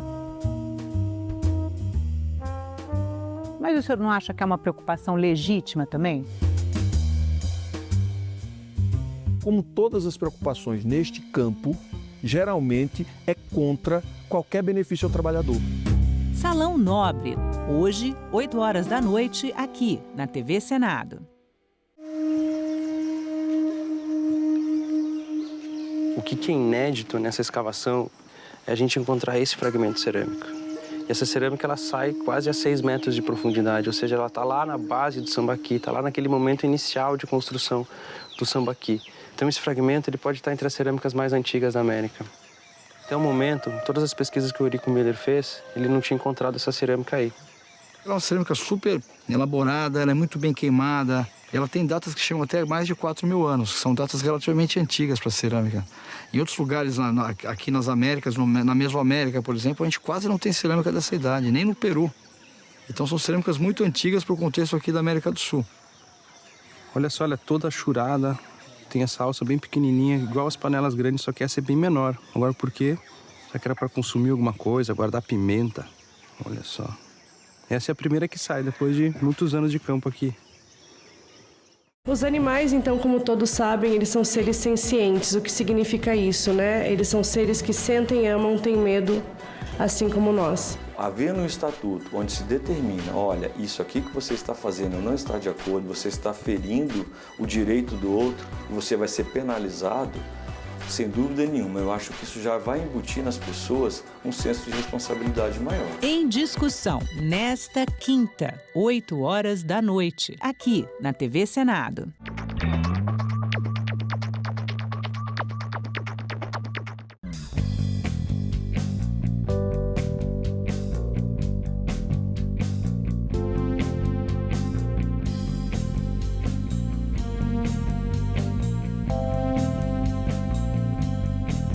A gente também fala tupi. O nome do estado do Maranhão vem do tupi e é formado por 2 termos, mar mais nhan. Mar é uma variação de embará, bará, que vem de Pará e significa mar ou rio grande. A outra parte da palavra é nhan, que quer dizer correnteza. Então Maranhão virou Maranhão, que tem na origem o significado de mar grande ou mar que corre. A gente também fala tupi.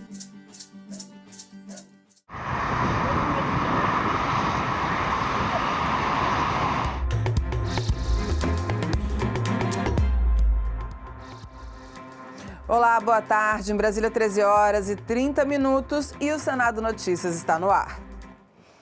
Aumento de penas, mudança na progressão e no regime inicial fechado, além da definição de novos tipos penais. O projeto, aprovado pela Comissão de Constituição e Justiça, intensifica o rigor contra o crime organizado. O texto será analisado em plenário.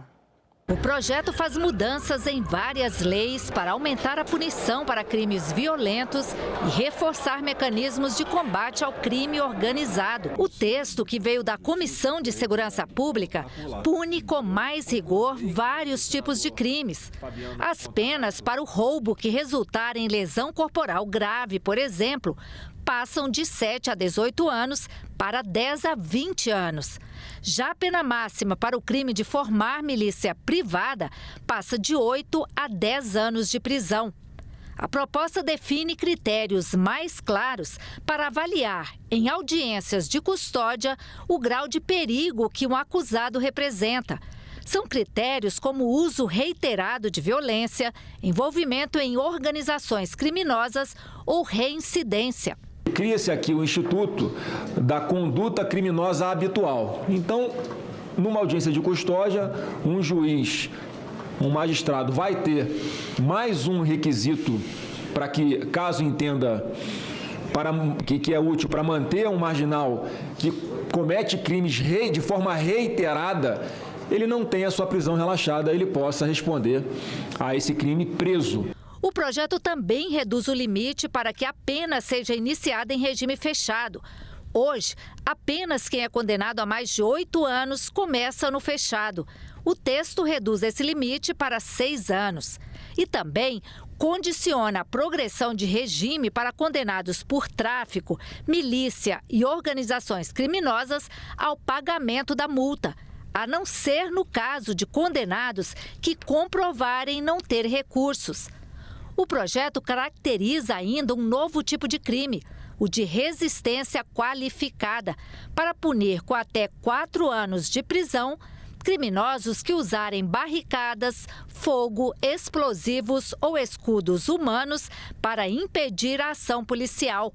A proposta também inclui no Estatuto do Desarmamento um novo tipo penal, o uso de armas de origem ilícita ou de uso proibido para cometer crimes, que será punido com pena de 10 a 20 anos.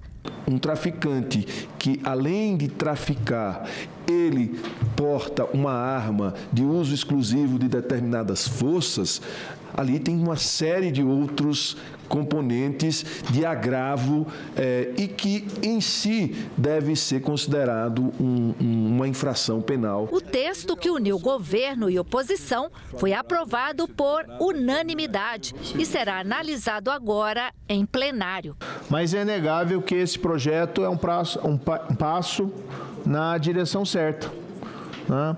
Especialmente aqui ao regulamentar, fazer alterações na parte de regime de cumprimento de pena. Pena já superior a 6 anos passa a ser cumprida em regime fechado, isso é importante. É um projeto que trata do endurecimento penal, alinhado com aquilo que a Casa vem fazendo ao longo dos últimos anos, procurando dar uma resposta legislativa, particularmente para crimes praticados com violência. E olha só, o projeto que estende a proteção da Lei Maria da Penha ao ambiente digital foi aprovado pela Comissão de Constituição e Justiça. Se não houver recurso para votação em plenário, a proposta será encaminhada à Câmara dos Deputados. A internet trouxe uma nova forma de violência contra a mulher. Perseguição digital, exposição indevida da intimidade, chantagem e ameaças online se tornaram frequentes. Atualmente, esses crimes não são punidos pela Lei Maria da Penha. O projeto apresentado pela senadora Leila Barros atualiza a lei para incluir a violência digital contra a mulher. A ideia é fortalecer a repressão a esses crimes em meios eletrônicos e dar mais clareza à atuação do judiciário. Como é sabido, infelizmente, tem crescido exponencialmente a utilização de meios eletrônicos para a prática de toda sorte de abusos e violências, inclusive os abusos e violências contra a mulher. Portanto, deixar expresso na Lei Maria da Penha que a prática socialmente inaceitável da violência doméstica e familiar contra a mulher pode ser efetuada com a utilização de meios eletrônicos contribuirá favoravelmente tanto para coibir mais efetivamente essa prática deletéria, como também favorecerá a devida repressão dos que praticam essa espécie de violência. E a Comissão de Assuntos Sociais aprovou na manhã de hoje um projeto de lei complementar que cria a aposentadoria especial para agentes comunitários de saúde e agentes de combate às endemias. Eles estão todos os dias na linha de frente do SUS, entrando nas casas das famílias, orientando a população e combatendo doenças. Estão expostos a riscos físicos e a situações de vulnerabilidade. Os agentes comunitários de saúde e de combate às endemias lotaram a Comissão de Assuntos Sociais e vibravam com cada declaração de apoio ao projeto, que é de autoria do senador veneziano Vital do Rego e regulamenta a aposentadoria especial para as categorias. Pelo texto aprovado, os homens terão direito de se aposentar aos 52 anos de idade e as mulheres aos 50, desde que tenham pelo menos 20 anos de efetivo exercício na função. O projeto também prevê a paridade e a integralidade dos benefícios, ou seja, o mesmo valor do último salário e os reajustes concedidos aos servidores da ativa.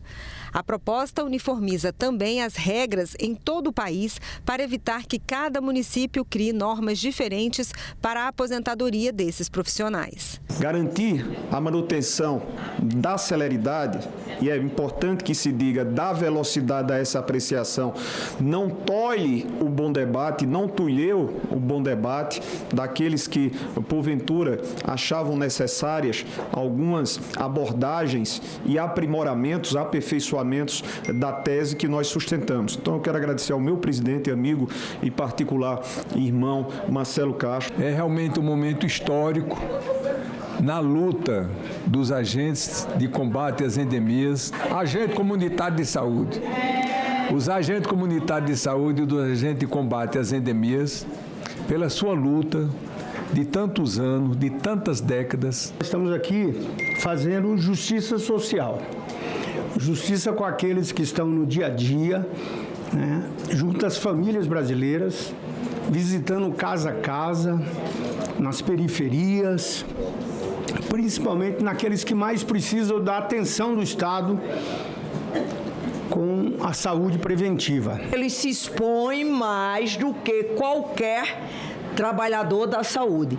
E o fato de antes não considerar só se fosse enfermagem, médico e enfermeira, deixava de lado aquele que está na linha de frente, é quem tem o primeiro contato com o paciente e sem ter nem diagnóstico, sem nenhuma segurança. É uma luta muito grande para a gente chegar até aqui, né? E quando a gente consegue, através da nossa organização, da nossa mobilização, pautar um projeto que fala de previdência, que fala de aposentadoria especial, é uma vitória extraordinária. O projeto, além de aprovado pela comissão, também recebeu urgência para ser votado em plenário. E a decisão foi muito comemorada. A matéria está aprovada.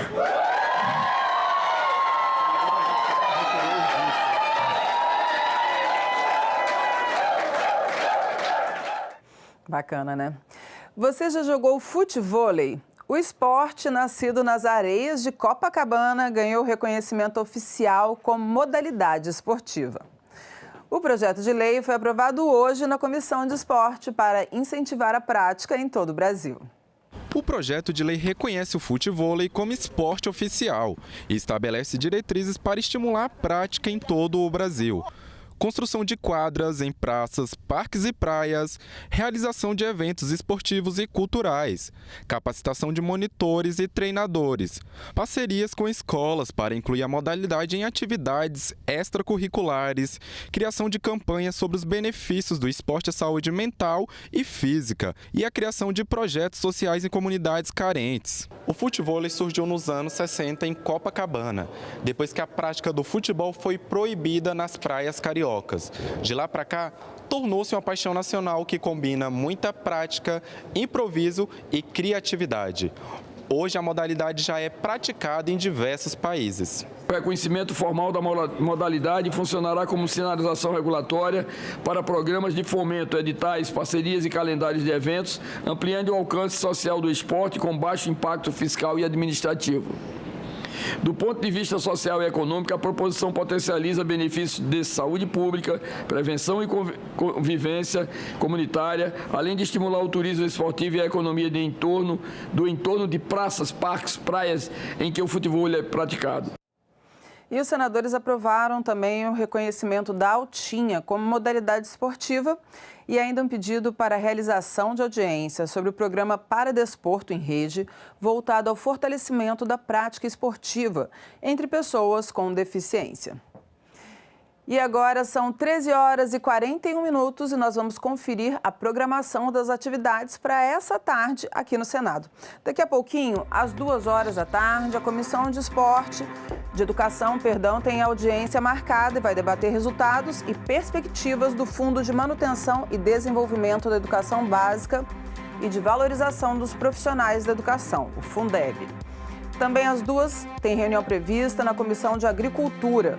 Um dos itens da pauta é o projeto que prevê a concessão de crédito emergencial aos produtores rurais que tiveram negada a indenização do seguro rural por eventos climáticos adversos. Em seguida, a CRA examina indicações de emendas ao orçamento deste ano. Também às 14 horas, o plenário do Senado reúne-se em sessão deliberativa. O primeiro item da ordem do dia é o projeto que regulamenta os direitos de quem usa serviços financeiros.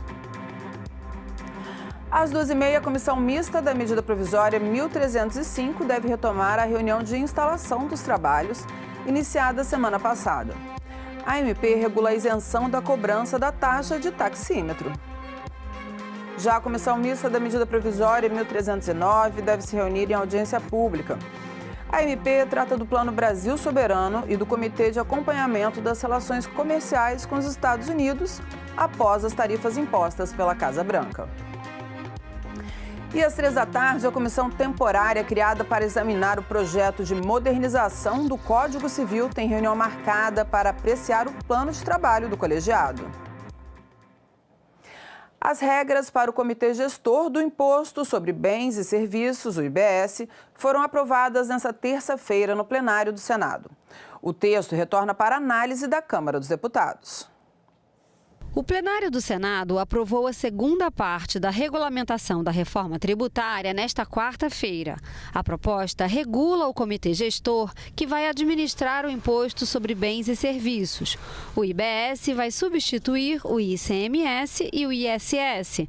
Será dividido entre estados e municípios e entra em teste já no ano que vem. Acolhemos diversos ajustes solicitados por União, estados, Distrito Federal e municípios e pelos próprios congressistas, além do setor produtivo. O texto também atende demandas de estados e municípios. Entre elas está a atualização do cálculo da alíquota do novo IBS, medida que pretende evitar perdas de arrecadação estimadas em até 40 bilhões de reais por ano para os municípios.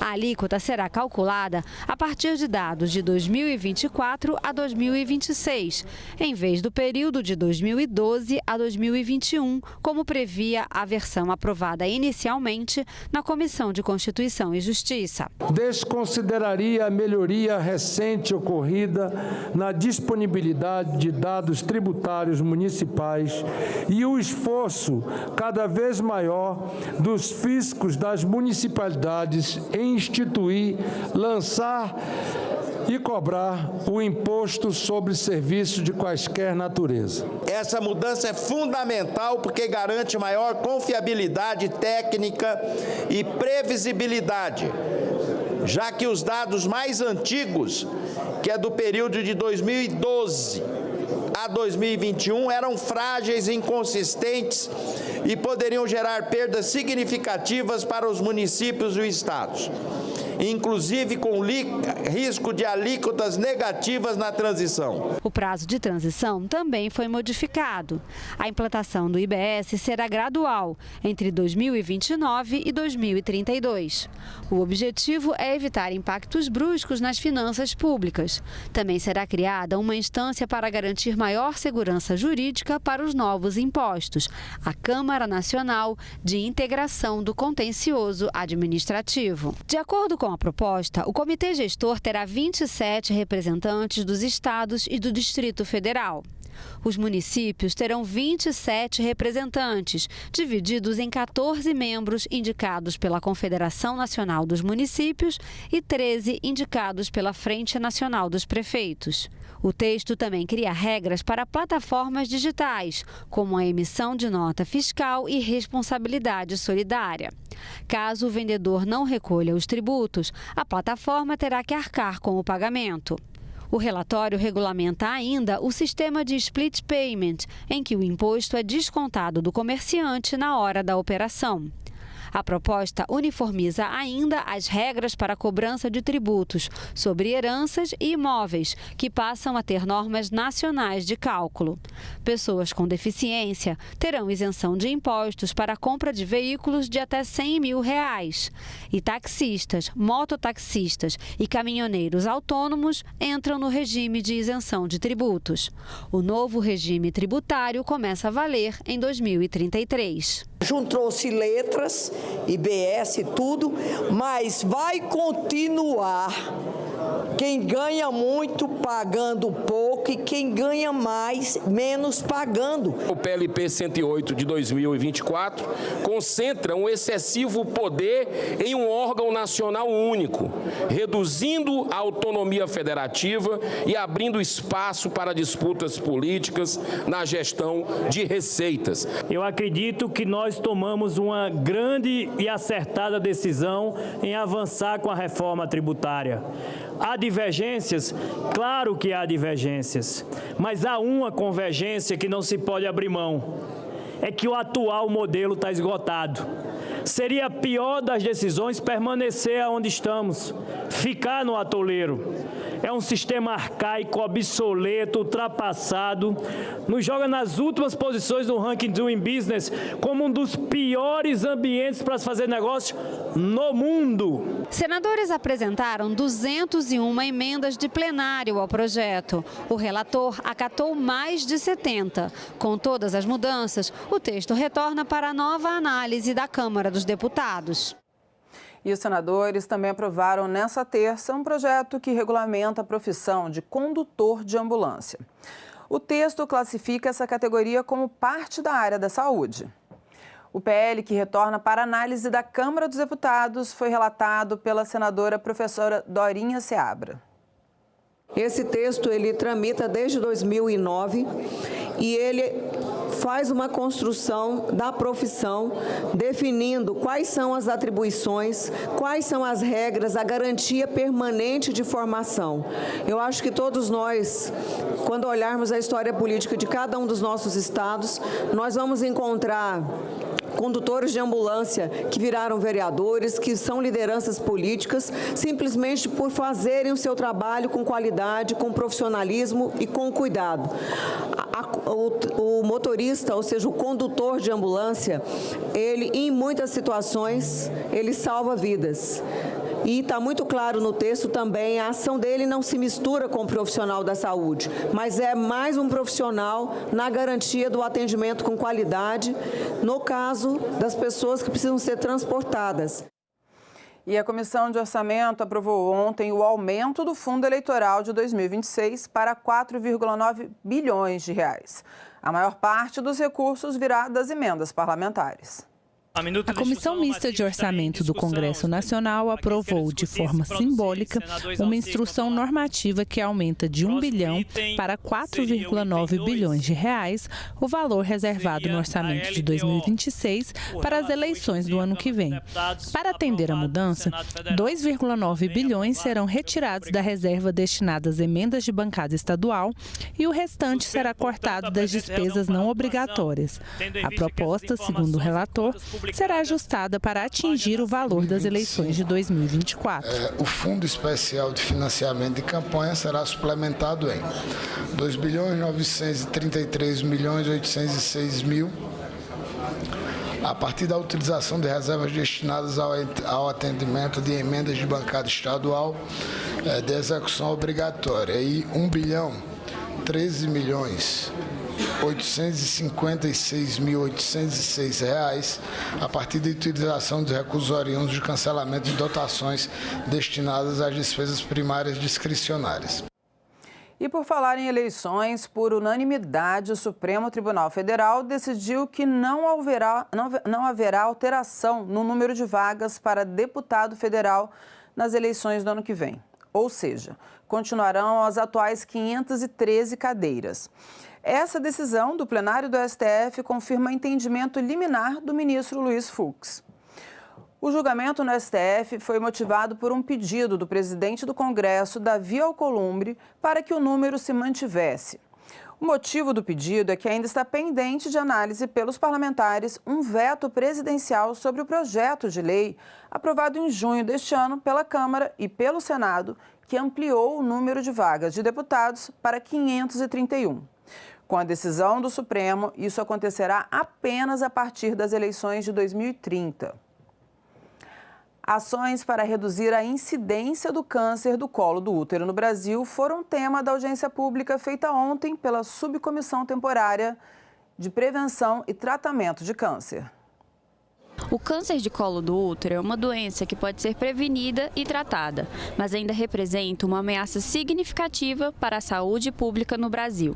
Ações integradas para reduzir a mortalidade por câncer foram debatidas pela Subcomissão Temporária em uma audiência pública. Câncer não espera. De nada adianta a gente ficar discutindo aqui a prevenção se eu não garantir o tratamento.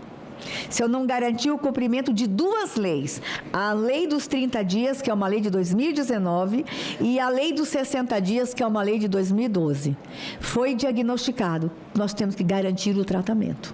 Para os especialistas, mesmo existindo estratégias consolidadas, ainda há lacunas no ciclo completo de atenção à mulher, incluindo a desigualdade na cobertura vacinal, a baixa percepção de risco e a falta de acesso ao diagnóstico precoce. No Brasil, ela causa cerca de 17 mil casos de câncer em mulheres brasileiras, com em torno de 7 mil mortes por ano, mortes essas em mulheres ainda em idade produtível e mortes que poderiam ser evitadas com a vacina HPV. O cuidado, quando ele é integrado, é a forma que a gente traz para os pacientes o melhor resultado. Então, a gente tem que falar de vacina para o paciente não chegar aqui, a gente tem que falar de exame, mas a gente também tem que falar de tratamento. Não tem um espaço específico. O câncer não é uma sentença. Nós temos inúmeros tratamentos disponíveis para essas mulheres e o que cabe a nós, como sociedade, como profissionais, é justamente trazer melhorias e acesso para essas mulheres. 6 novas leis aprovadas recentemente pelo Congresso e sancionadas pelo presidente da República foram publicadas hoje no Diário Oficial da União. Entre elas, a que trata do uso, conservação, proteção e recuperação do bioma Pantanal.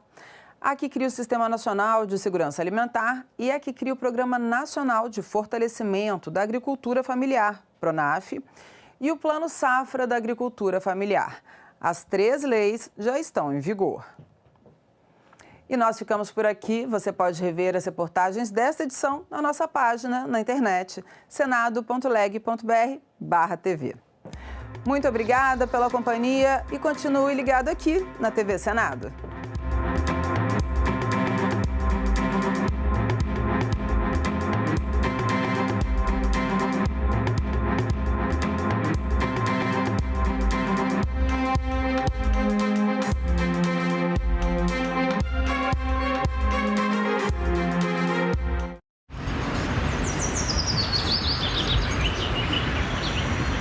Os animais, então, como todos sabem, eles são seres sencientes. O que significa isso, né? Eles são seres que sentem, amam, têm medo, assim como nós. Havendo um estatuto onde se determina, olha, isso aqui que você está fazendo não está de acordo, você está ferindo o direito do outro, você vai ser penalizado, sem dúvida nenhuma, eu acho que isso já vai embutir nas pessoas um senso de responsabilidade maior. Em discussão, nesta quinta, 20h, aqui na TV Senado. Em outubro, a TV Senado apresenta a mostra Silvio Tendler, uma homenagem ao cineasta que retratou grandes personagens. Então eu escrevi o poema sujo como quem fizesse a última coisa da vida. E lutas decisivas na história recente do Brasil. Está consolidada entre nós a democracia.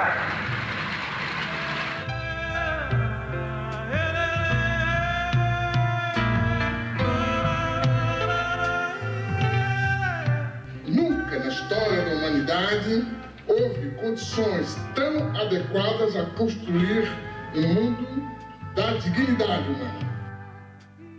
Apenas essas condições foram expropriadas por um punhado de empresas que decidiram construir um mundo perverso.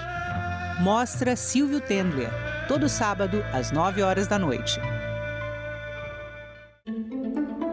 Trabalhamos para reforçar a segurança das informações e dar mais controle ao segurado. Um exemplo disso foi a ampliação das funcionalidades do aplicativo do meu INSS, que passou a permitir a contestação de descontos diretamente pelo aposentado, algo inédito até então. A CONTAG dizia que havia mais de 30 mil pessoas que deram autorização e estavam numa fila e não eram atendidas pelo INSS. Foi feita uma auditoria e a auditoria detectou que isso não era verdade. E o senhor autorizou essa inclusão para a CONTAG. O senhor recorda que mesmo a justificativa não sendo condizente com a verdade dos fatos, o senhor falhou nessa autorização?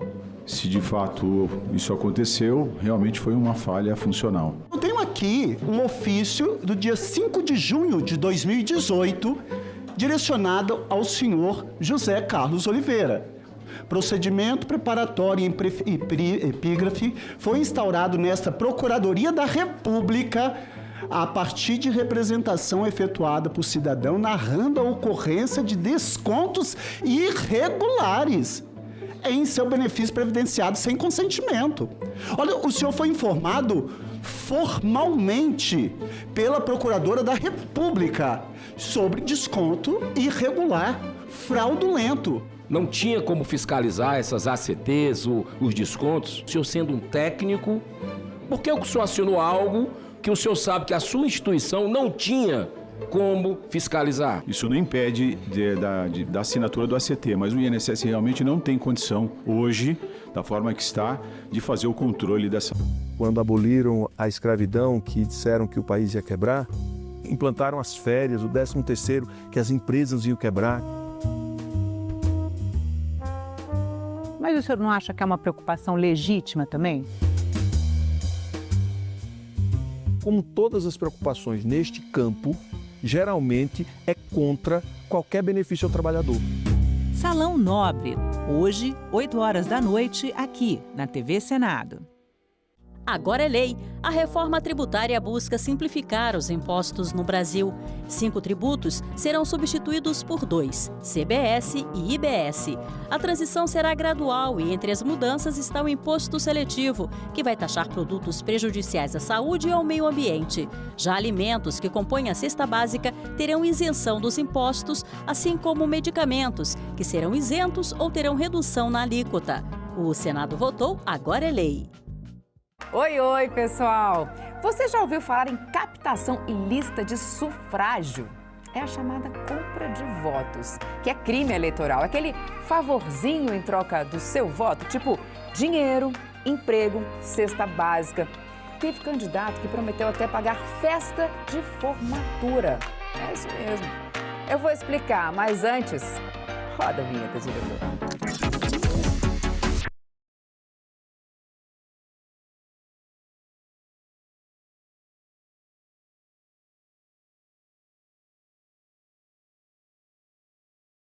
O mundo cabe dentro de um museu. É só entrar e deixar a curiosidade te guiar.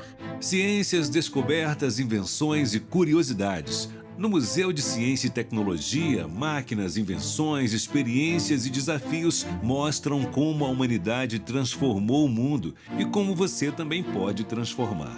Museus, onde o passado encontra o presente e inspira o futuro. Visite, descubra, valorize. A gente também fala tupi. O nome do estado do Piauí vem do tupi e significa Rio dos Piaus ou Rio das Piabas. A palavra é formada a partir de piau, que designa várias espécies de piaus e piabas, peixes de água doce. O termo quer dizer pele manchada. Isso porque esses peixes têm listras e marcas escuras nas laterais do corpo. Piau mais i, que significa rio, Piauí.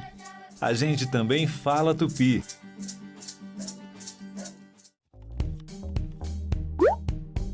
Você já ouviu falar na rodovia Regis Bittencourt? Se você já viajou de carro pela região sudeste, é possível que tenha passado por ela. A BR-116 São Paulo-Paraná, conhecida como Regis Bittencourt, liga São Paulo a Curitiba e é um dos principais corredores logísticos do país. sendo essencial para o transporte de cargas entre o Sudeste e os países do Mercosul. Atualmente, a rodovia tem enfrentado sérios desafios estruturais e operacionais, o que motivou o acordo proposto pela concessionária Autopista Regis Bittencourt ao Ministério dos Transportes. Na sessão plenária desta quarta-feira, o TCU homologou a proposta de solução consensual, prevendo a modernização do contrato com um novo leilão de concessão e o investimento de mais de 11 bilhões de reais destinados a melhorias. Entre os benefícios da negociação estão a redução de acidentes, melhoria no tráfego, tarifas justas, geração de empregos e estímulo à economia regional. A proposta foi mediada pelo Tribunal, Ministério dos Transportes e a ANTT.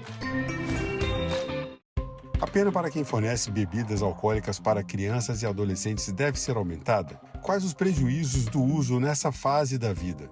A coordenadora do Centro de Referência sobre Drogas e Vulnerabilidades Associadas da Universidade de Brasília, Andréa Galassi, e o coordenador do Grupo de Trabalho sobre Drogas e Violência da Sociedade Brasileira de Pediatria, João Paulo Lotufo, respondem a essas e outras perguntas.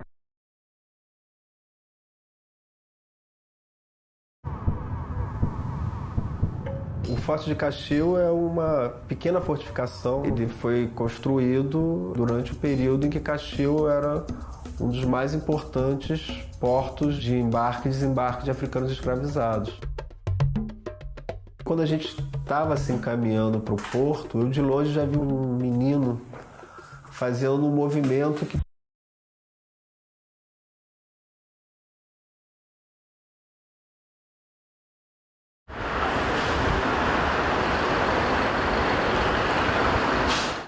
quando aboliram a escravidão, que disseram que o país ia quebrar, implantaram as férias, o 13º, que as empresas iam quebrar. Mas o senhor não acha que é uma preocupação legítima também? Como todas as preocupações neste campo, geralmente é contra qualquer benefício ao trabalhador. Salão Nobre, hoje, 8 horas da noite, aqui na TV Senado. A gente também fala tupi. O nome Sergipe tem origem no tupi e significa no Rio dos Siris. É formado por serique, que é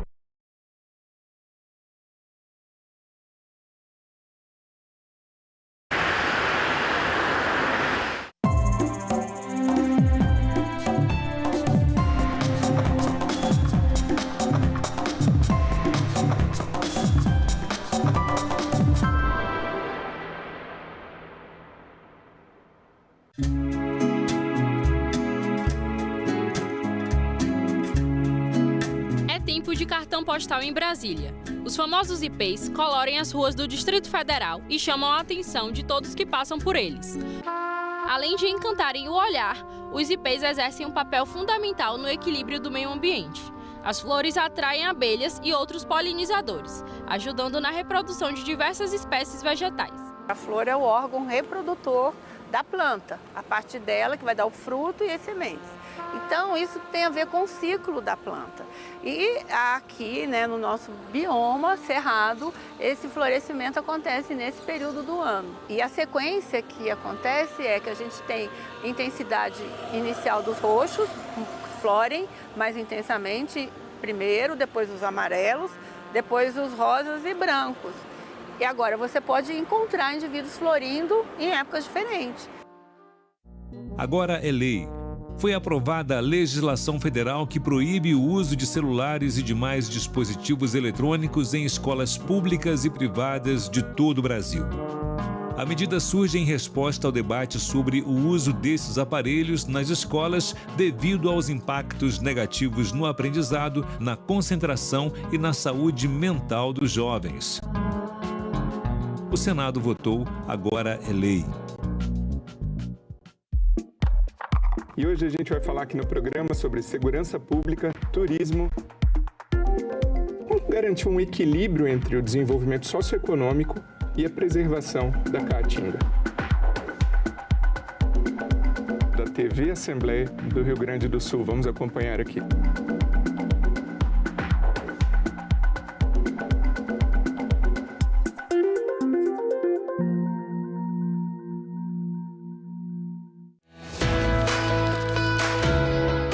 Essa Essas 3 letras têm a enorme responsabilidade de transformar a Constituição, de atualizar. Desde 1988, a gente tem em vigor a chamada Constituição Cidadã, que marcou a retomada da nossa democracia. São exatamente essas 3 letras que representam as transformações da sociedade. E daí o nome, Proposta de Emenda Constitucional.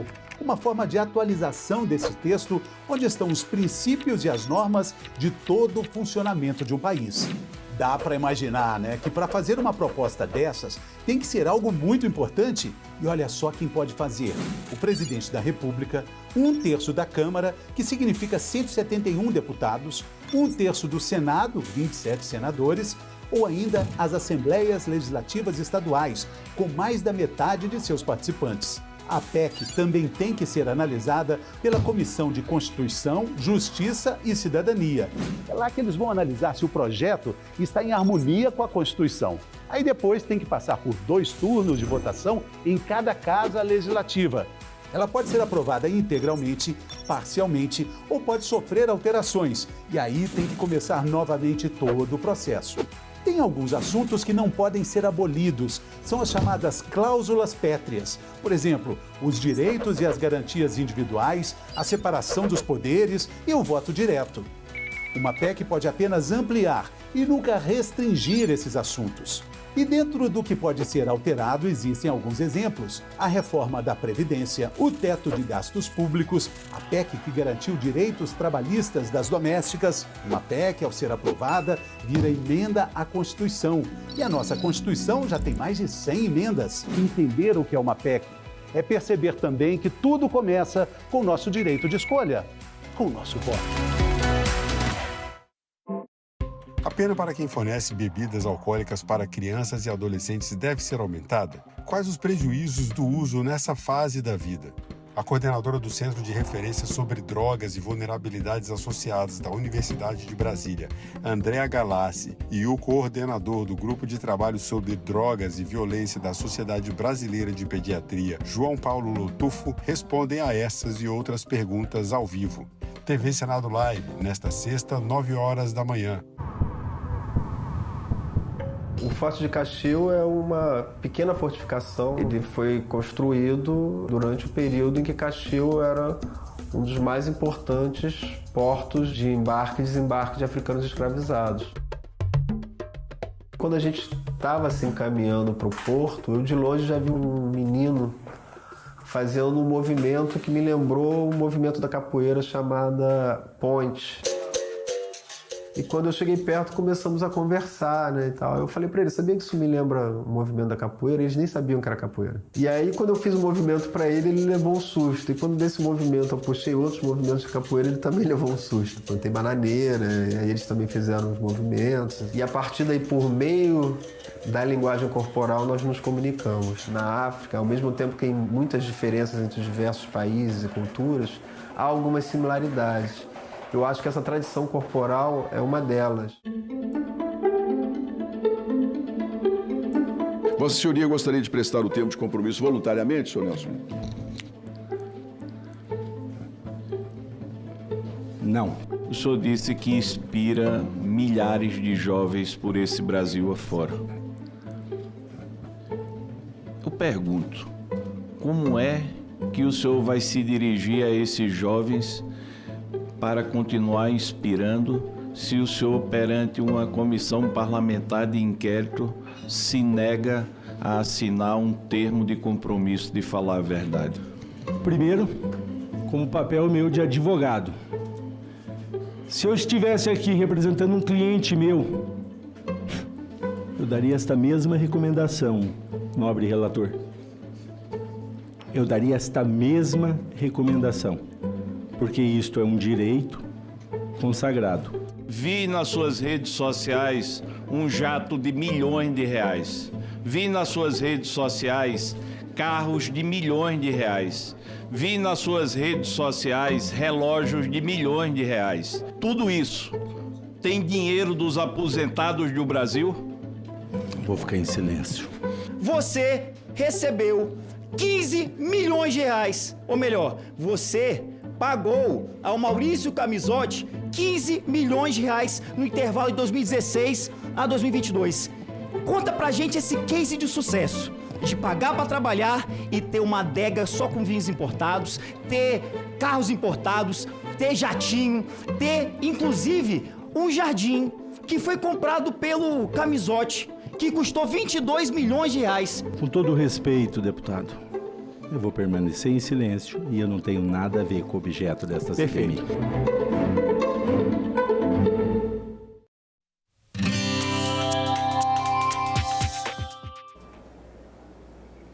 Olá, eu sou a Carla Benevides e está começando mais um programa Argumento.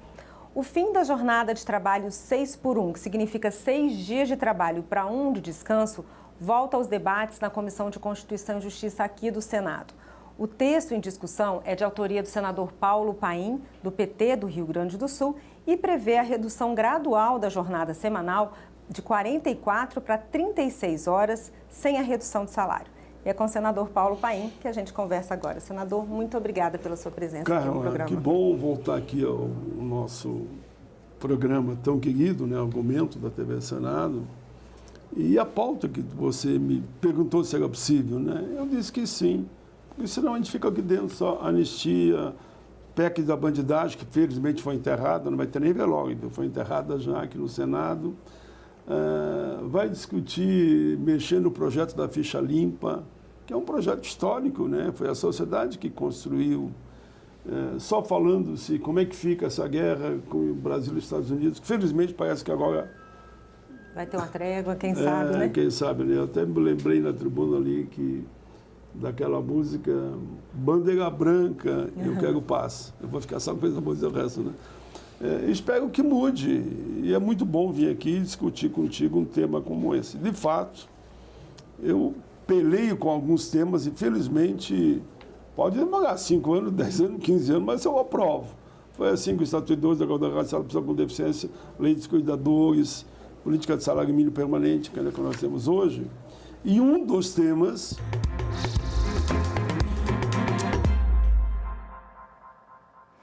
Olá, boa tarde. Estamos de volta e passamos a transmitir agora a Comissão de Agricultura.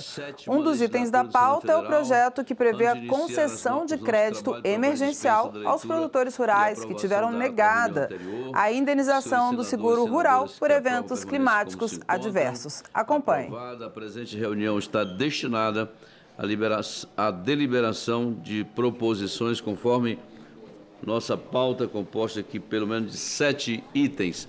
Antes, porém, gostaria de deixar uma mensagem que eu considero importante nesse momento sobre a questão da moratória da soja. Senhoras e senhores, senadores, recebemos com responsabilidade e senso de dever a decisão do Conselho Administrativo de Defesa Econômica, o CAD, que determinou o fim da moratória da soja a partir de 1º de janeiro de 2026. Trata-se de um marco relevante para o setor agropecuário brasileiro, especialmente para os milhares de produtores que há anos enfrentam barreiras comerciais impostas por um acordo privado sem respaldo legal que limitava a comercialização de safras cultivadas em áreas regulares e licenciadas.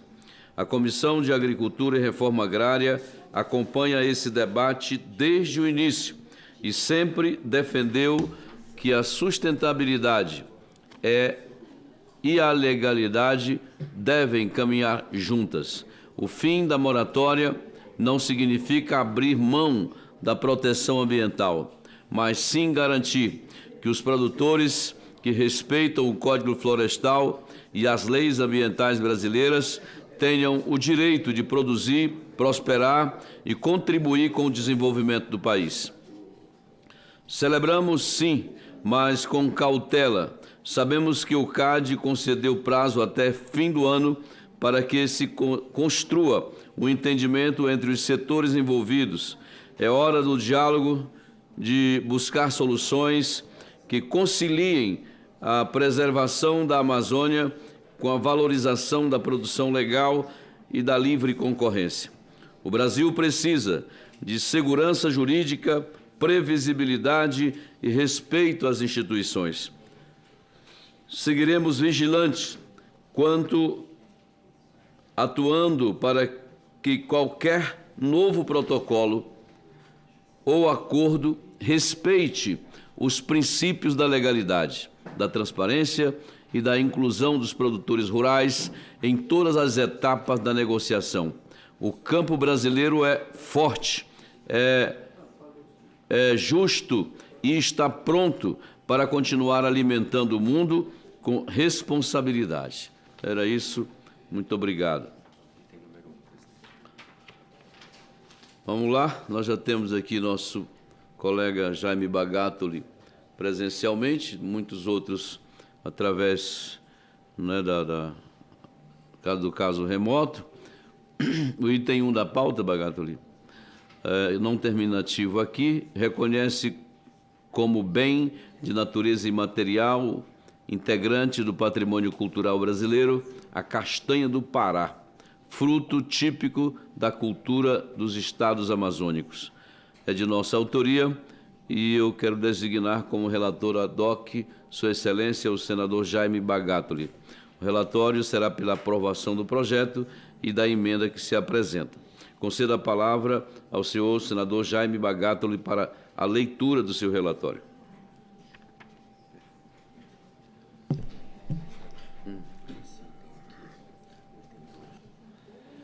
Cumprimentar aqui o presidente Zequinha Marinho, presidente da CRA. Presidente, eu vou direto para o análise. A matéria em análise, ao tratar da castanha do Pará, um produto extrativista vital para a agricultura familiar, a segurança alimentar, a economia rural e a conservação de recursos naturais na Amazônia, enquadra e nas competências desta comissão nos termos dos incisos 4º, 9º, 16º do artigo 104b do Regimento Interno do Senado Federal, nesta ocasião, por não se tratar de matéria em apreciação terminativa, nesta comissão, a análise a ter-se-á ao seu mérito. A iniciativa é crucial para a conservação ambiental, a sustentabilidade socioeconômica e a preservação da rica herança cultural da Amazônia. Conforme dados da Embrapa Brasileira de Pesquisa Agropecuária, a castanha do Pará é um alimento essencial na Amazônia, valorizada por seu sabor e seu excepcional valor nutricional e energético. É rica em proteínas e, notavelmente, em lípidos totais. A proteína da amêndoa contém todos os aminoácidos essenciais. Um dos componentes mais notáveis da castanha é o silênio, sendo essa uma das fontes alimentares mais citadas nesse mineral. O silênio é associado ao combate ao envelhecimento celular, radicais livres, proteção cerebral, contra doenças neodegenerativas, prevenção de alguns tipos de câncer e ao fortalecimento do sistema imunológico. O PL número 2093 de 2025 destaca a centralidade da castanha do Pará na cultura alimentar amazônica e sua presença em práticas coletivas e familiares. A coleta da castanha é fundamental para a segurança socioeconômica de milhares de famílias agroextrativistas, incluindo populações tradicionais e indígenas. Após o colapso da economia da borracha, na década de 1980, a castanha tornou-se um suporte econômico fundamental para as famílias seringueiras. Ainda conforme os dados da Embrapa, estima-se que o extrativismo da castanha do Brasil movimenta cerca de 130 milhões por ano, com uma produção de aproximadamente 33 mil toneladas em 2019. A valorização da castanha do Pará é uma estratégia comprovada para a diminuição da pobreza e o estímulo ao desenvolvimento sustentável da Amazônia. A importância ecológica da castanheira é inegável para a conservação da floresta. É uma espécie de grande porte, atingindo até 50 metros de altura e 3 metros de diâmetro, podendo viver por mais de 1000 anos. Essas grandes árvores são verdadeiras fósseis vivos, armazenado uma quantidade substancial de carbono e contribuindo significativamente para a biomassa, o ciclo hidrológico e a ciclagem de nutrientes e a manutenção da biodiversidade. E a terceira espécie arbórea que mais contribui com o estoque de carbono na Amazônia. A coleta sustentável da castanha do Pará contribui para a conservação das florestas e a manutenção dos ecossistemas devido a uma complexa rede de serviços ecossistêmicos relacionados à polinização, à dispersão de sementes, à regularização climática local e regional, bem como à saúde do solo. O reconhecimento do modo de vida agroextrativista de castanheiros, caboclos e indígenas é fundamental, pois eles não apenas coletam a castanha, mas também contribuem e continuam contribuindo para o estabelecimento e a dominância da espécie na paisagem. Sua participação na criação e gestão de unidades de conservação de uso sustentável, como as reservas extrativistas, demonstram seu papel vital como guardiões e cogestores dos recursos naturais. A aprovação da matéria, ao reconhecer a castanha do Pará como patrimônio cultural e imaterial, reforça a importância de políticas públicas que incentivam práticas sustentáveis de extração e conscientização ambiental, capacitação e formação de extrativistas para a melhoria de qualidade e sustentabilidade da produção, garantia da infraestrutura para processamento, comercialização e valorização do produto, participação ativa das comunidades locais na formulação de políticas. Em resumo, a castanha do Pará é um símbolo multifacetado da cultura econômica e meio ambiente amazônicos. Seu reconhecimento como patrimônio cultural e material é um passo decisivo para valorizar a identidade nacional, proteger as tradições culturais e promover um modelo de desenvolvimento que integra a prosperidade humana com a saúde do ecossistema. Portanto, a aprovação do projeto de lei número 2093 de 2025 é não apenas meritória, mas necessária para assegurar que a riqueza e a diversidade da cultura amazônica sejam devidamente valorizadas e protegidas para as futuras gerações. Todavia, considerando que a competência para o reconhecimento de bens como patrimônio cultural é atribuída ao Instituto do Patrimônio Histórico e Artístico Nacional, recomenda-se que o projeto, em vez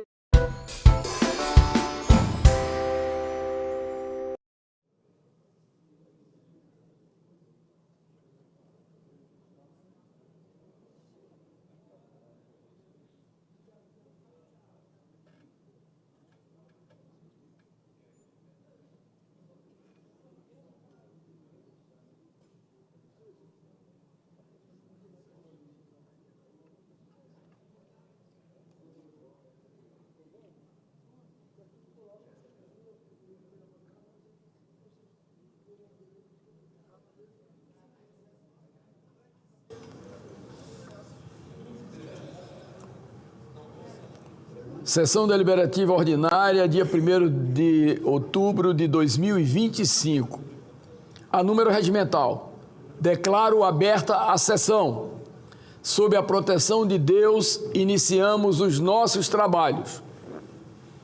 As senadoras e os senadores poderão se inscrever para o uso da palavra por meio do aplicativo Senado Digital, por lista de inscrição que se encontra sobre a mesa, ou por intermédio dos totens disponibilizados na casa.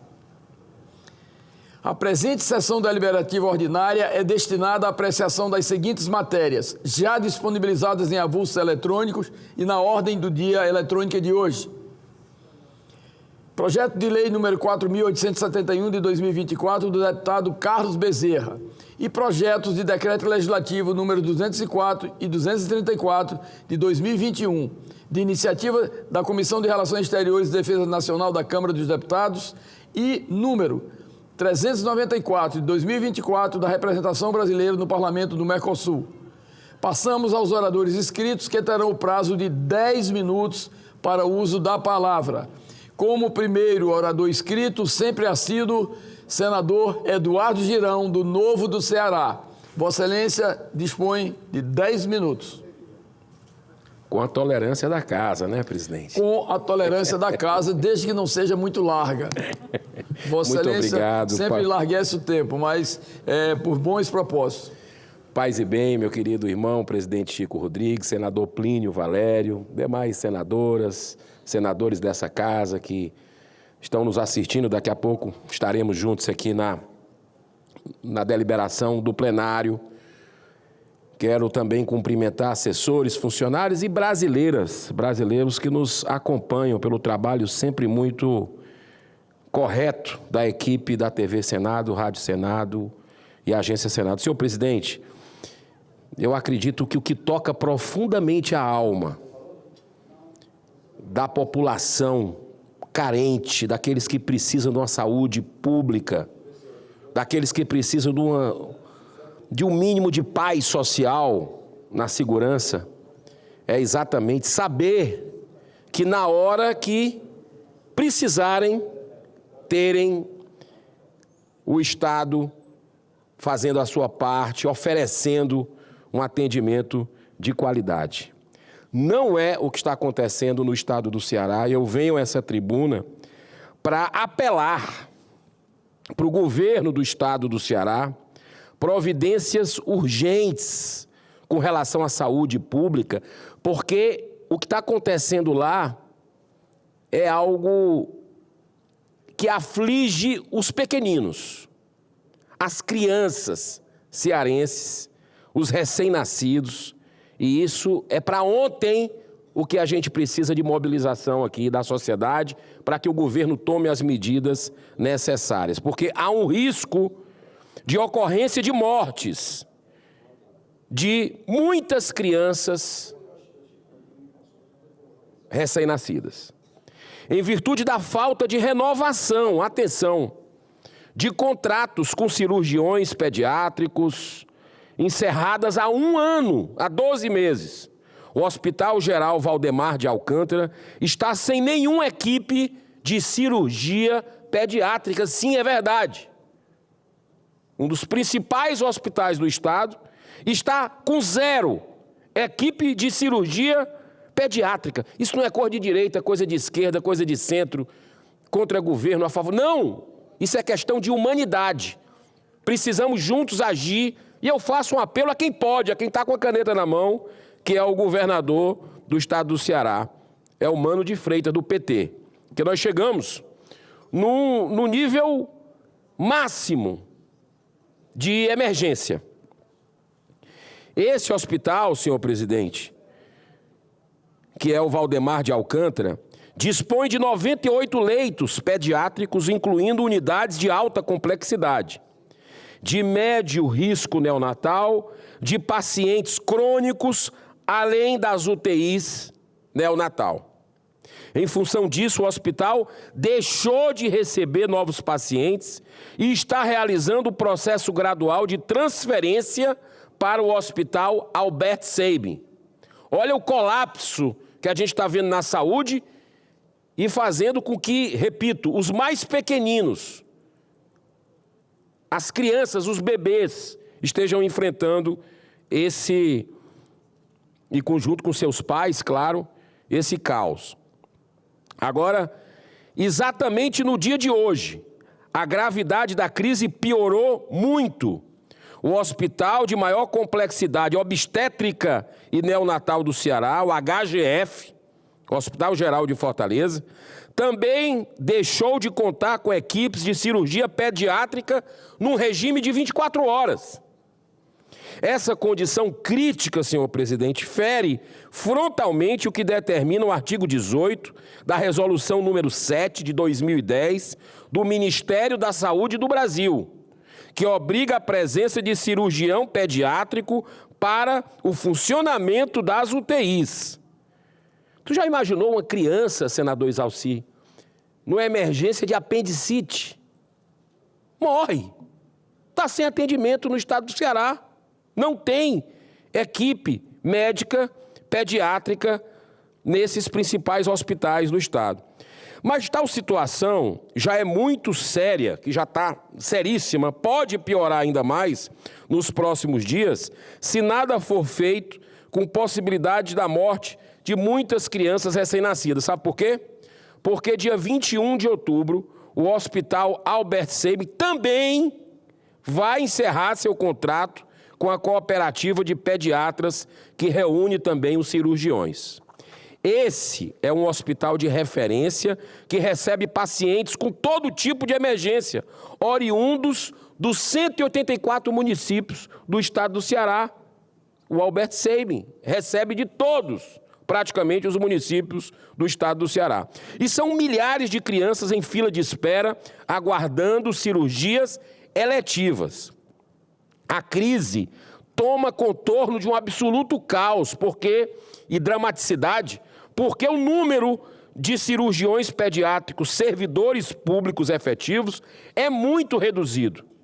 Há anos que os governos do PT e PDT vêm adotando uma política de terceirização dos serviços da saúde. A doutora Mayra Pinheiro, inclusive, que está lá desesperada com relação a essa situação, ela que foi presidente do Sindicato dos Médicos do Estado, tem um compromisso com a vida na mais tenra idade, e ela está tentando todos os contatos possíveis. Me ligou hoje cedo, apavorada com isso. Eu digo, olha, eu vou subir à tribuna, doutora Mayra, e vou falar. E fui buscar dados com a nossa equipe e realmente a situação chegou no limite. E chegou no limite também, senhor presidente, eu quero aproveitar os minutos que me faltam, porque não é de hoje que a população está sofrendo isso. Lembra dos piscinões, né, que nós tivemos em muitos governos aí recentes do estado do Ceará, né, ali as pessoas ficavam nos corredores, lá fora, em macas improvisadas. É uma maldade muito grande, porque a segurança e saúde tem que ser prioridade. A segurança no estado do Ceará nem se fala, está em frangalhos, está todo mundo vendo o que está acontecendo. Inclusive, semana passada, uma facção em escola, lá em Sobral, nós tivemos a perda de 2 alunos, briga de facção, coisa de tiroteio, dentro de escola. É algo que você só está vendo nesses atentados loucos que acontecem nos Estados Unidos. Aconteceu no Ceará, o Brasil ficou estarrecido com o que aconteceu, porque, senhor presidente, o caos na segurança pública, que mantém o Estado como um dos mais violentos do Brasil, impede a Terra da Luz, impede. Quem não gosta, eu sei que o senhor é pernambucano, mas quem não gosta do Ceará, das praias, da serra, do povo, da hospitalidade? E você não tem segurança no estado do Ceará. Você está tendo lá, das 12 cidades mais violentas do Brasil, 10 são do Nordeste, 10 são do nosso Nordeste, e um detalhe, todas as 10 estão em estados administrados pelo PT. É muita coincidência isso aí, né? E agora vem se somar também a essa questão do caos na saúde pública. Nós estamos diante de uma clara e inaceitável deficiência de gestão, né?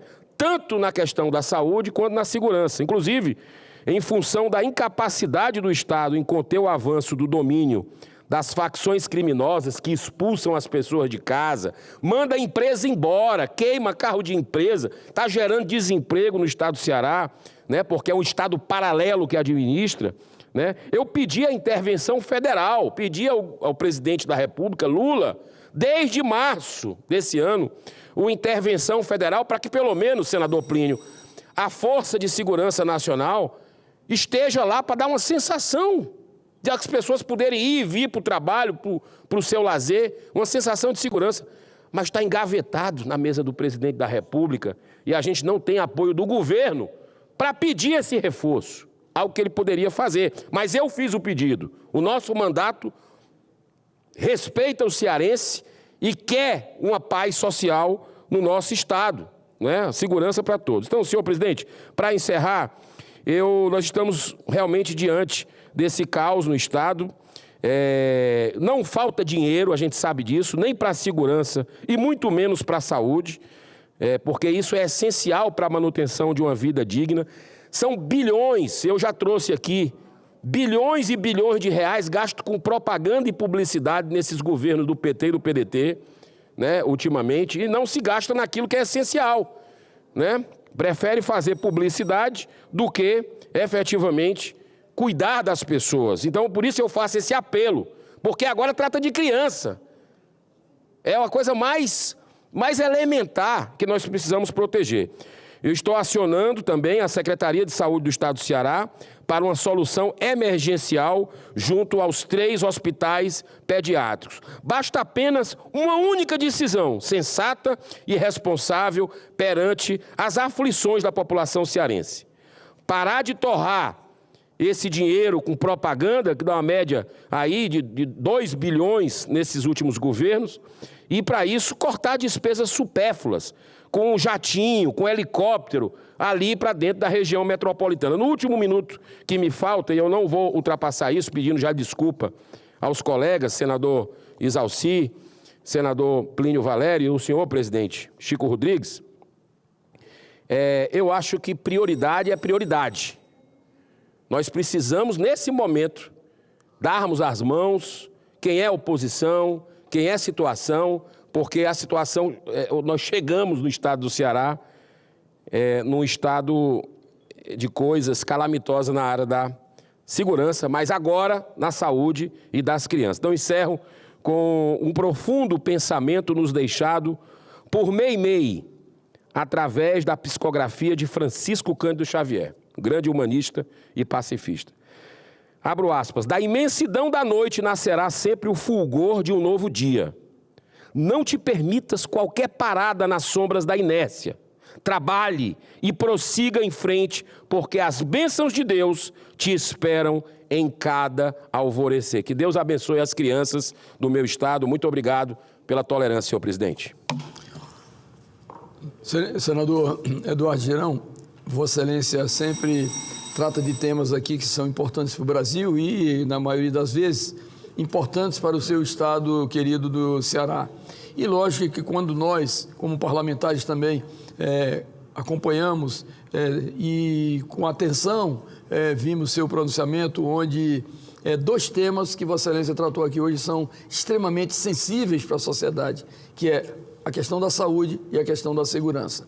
E principalmente quando se trata, na verdade, de cirurgias pediátricas, onde a ausência de médicos, de uma assistência mais efetiva, vai diretamente criar um problema seríssimo para crianças que, na verdade, não podem ser atendidos em hospitais de alta resolutividade. Portanto, é necessário que seu grito de alerta ele seja ouvido, seja atendido, até porque Vossa Excelência, como senador do estado do Ceará, está preocupado e focado nesse nível de atendimento e que deverá ser acompanhado. O Ministério da Saúde tem a exigência regulamentar da necessidade imperiosa da assistência de saúde, principalmente pediátrica. E com relação à segurança pública, infelizmente, como Vossa Excelência falou, 10 das cidades onde tem a maior ocorrência de violência é no Nordeste. E, obviamente, nós torcemos que os governadores, que as autoridades maiores possam entender que segurança é uma questão de vida, porque quando, na verdade, você é afrontado, a sociedade é afrontada por essa insegurança quase que epidêmica, vai refletir exatamente na paz de uma população. Então, parabéns a Vossa Excelência pelo pronunciamento oportuno nessa tarde. E, presidente, como o senhor é um cristão e eu sei da sua devoção como católico, a Nossa Senhora e tudo, Tem uma passagem de Jesus que diz o seguinte: deixai vir a mim as criancinhas, porque é delas o reino dos céus. Então, é urgente essa questão das crianças cearenses. Obrigado. Continuando o pequeno expediente, passo para o senador Isalci Lucas, do PL do Distrito Federal. Vossa Excelência dispõe de 10 minutos.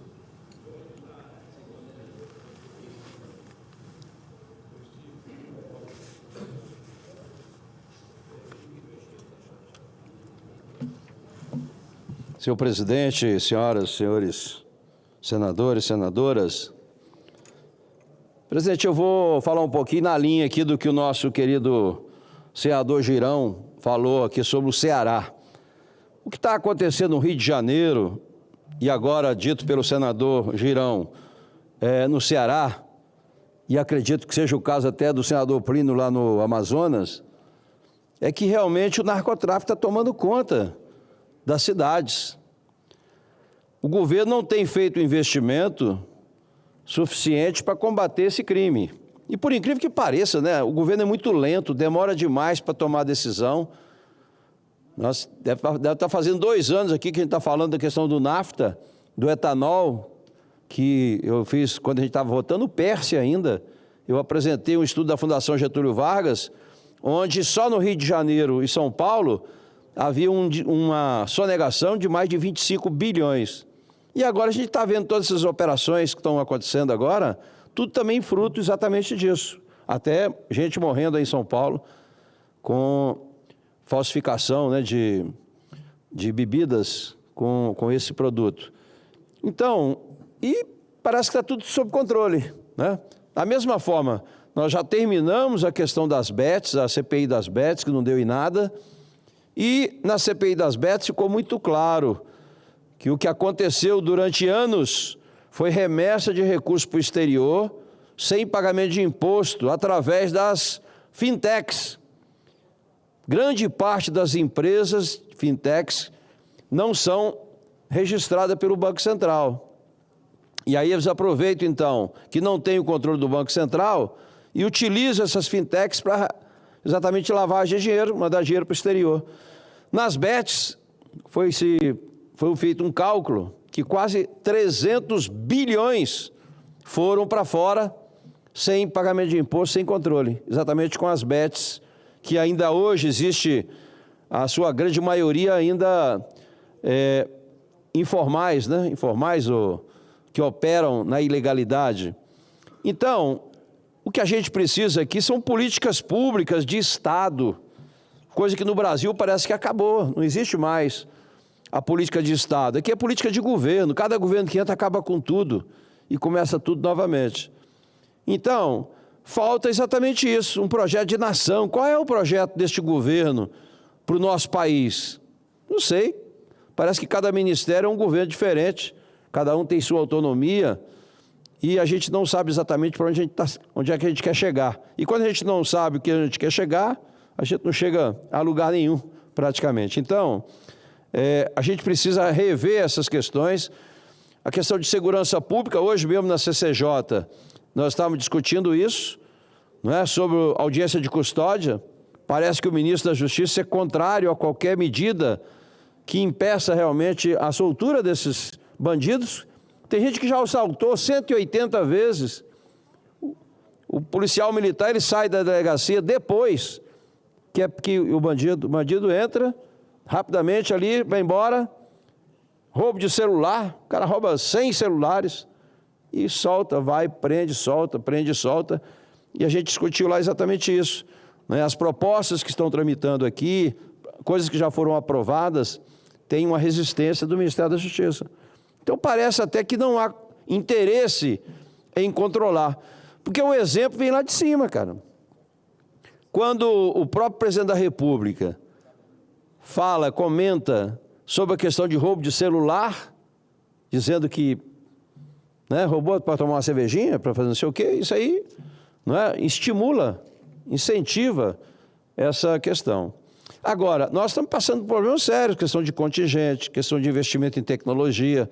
Aqui em Brasília mesmo, que ainda não, já existe sim né, facções aqui, lógico, muito restrita. A nossa polícia, apesar de estar trabalhando hoje com o menor contingente da história do DF, ainda controlamos isso, né?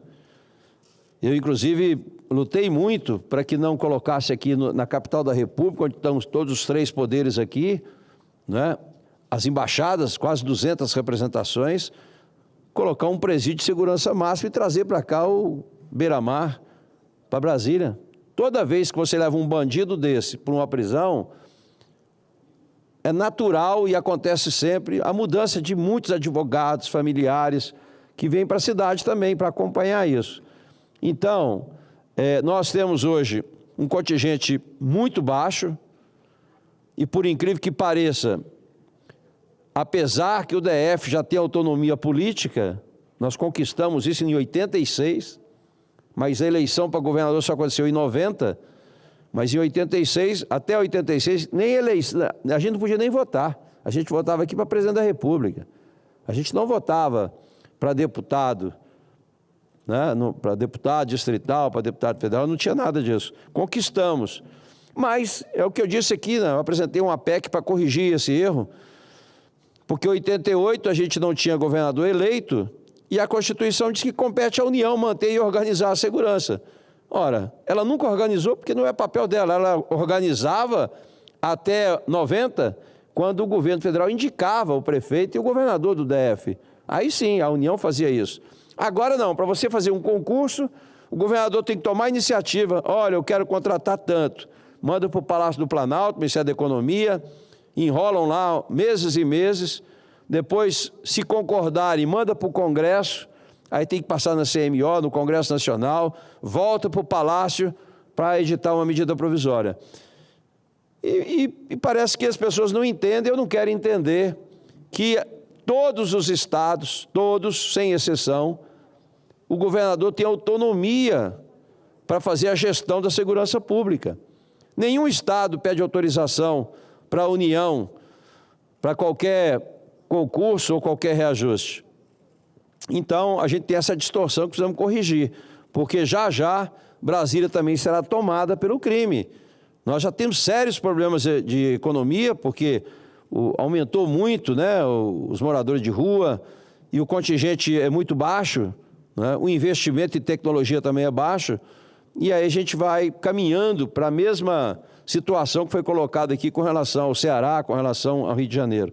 Nós temos hoje um dos piores salários do Brasil, por incrível que pareça, apesar que Brasília tem um custo de vida muito alto, e foi isso que sempre justificou ter um salário melhor, mas aqui não. Hoje, na Polícia Civil, nós estamos em 11º. No Bombeiro, nós temos alguns postos que estamos em 20º, e alguns até em 24º lugar.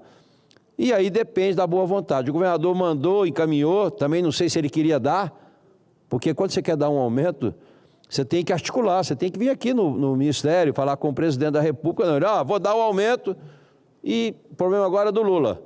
Aí joga no colo o governo federal, que não tem nada a ver, porque o recurso já está no GDF.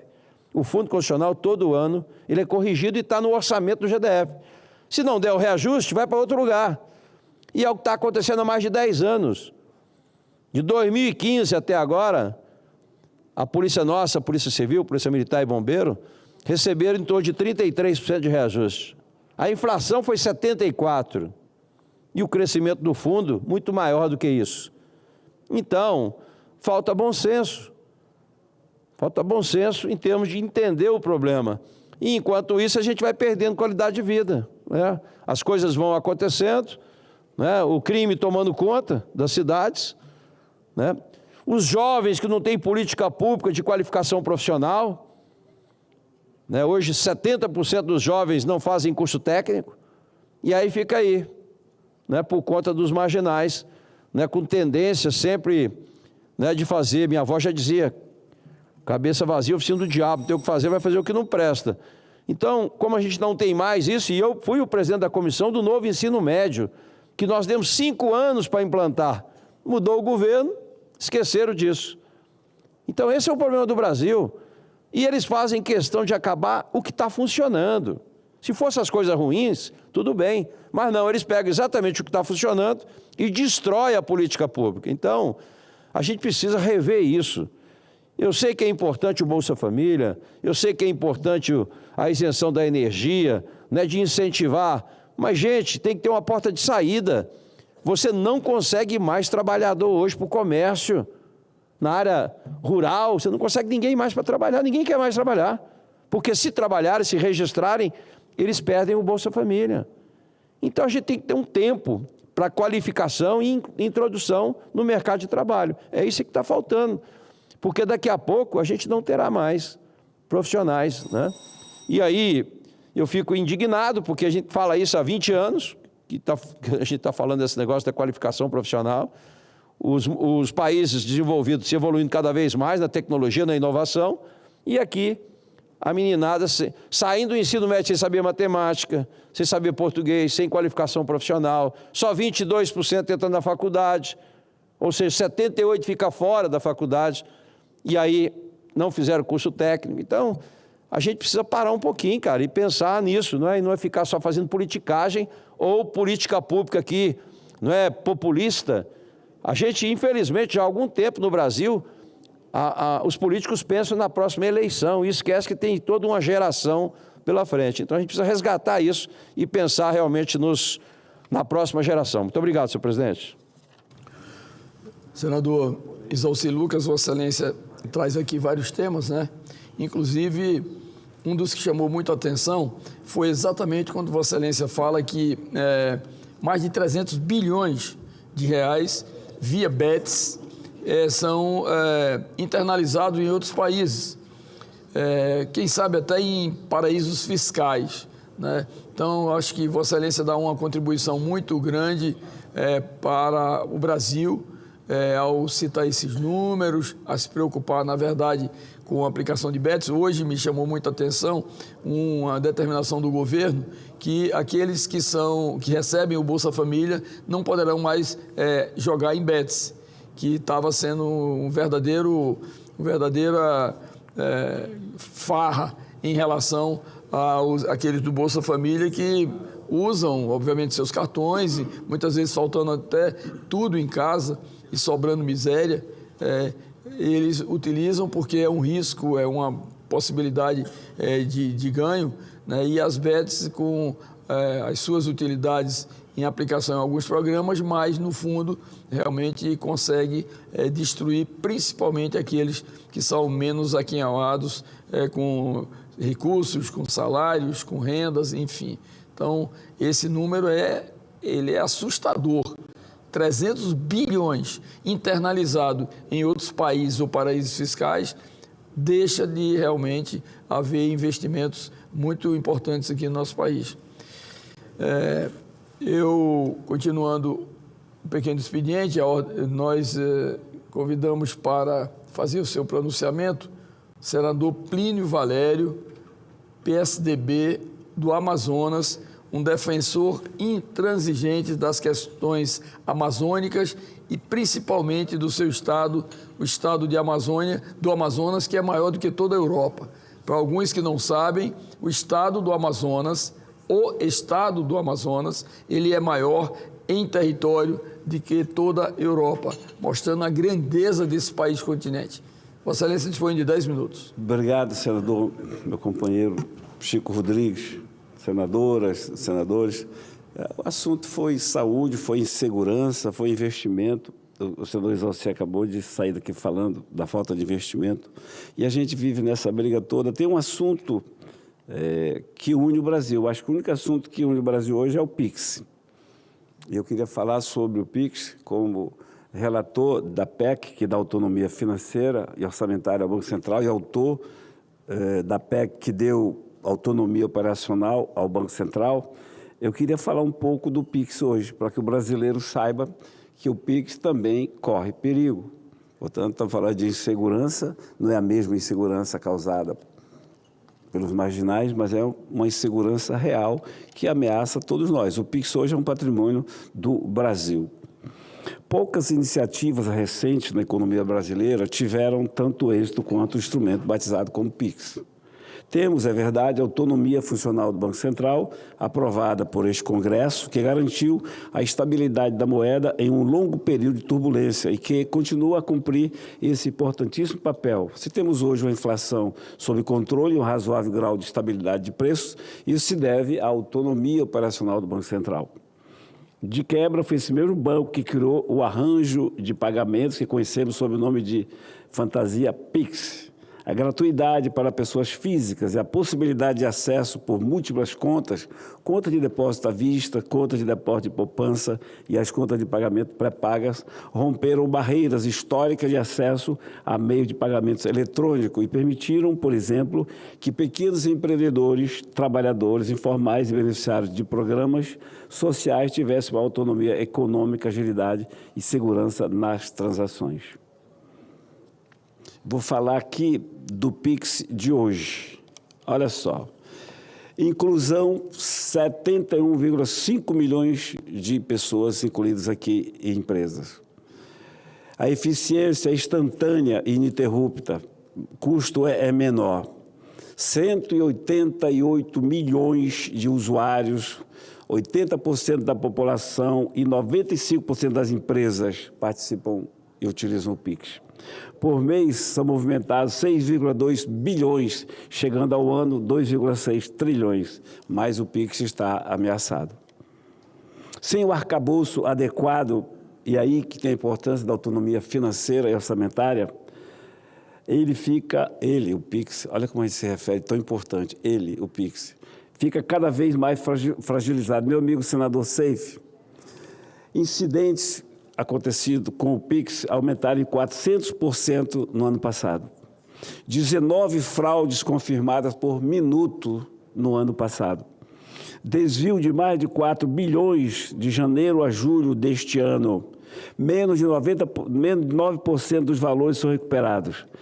E olha só, apenas 32 servidores para cuidar do PIX, para regular, supervisionar, operar, monitorar, aprimorar e combater a fraude.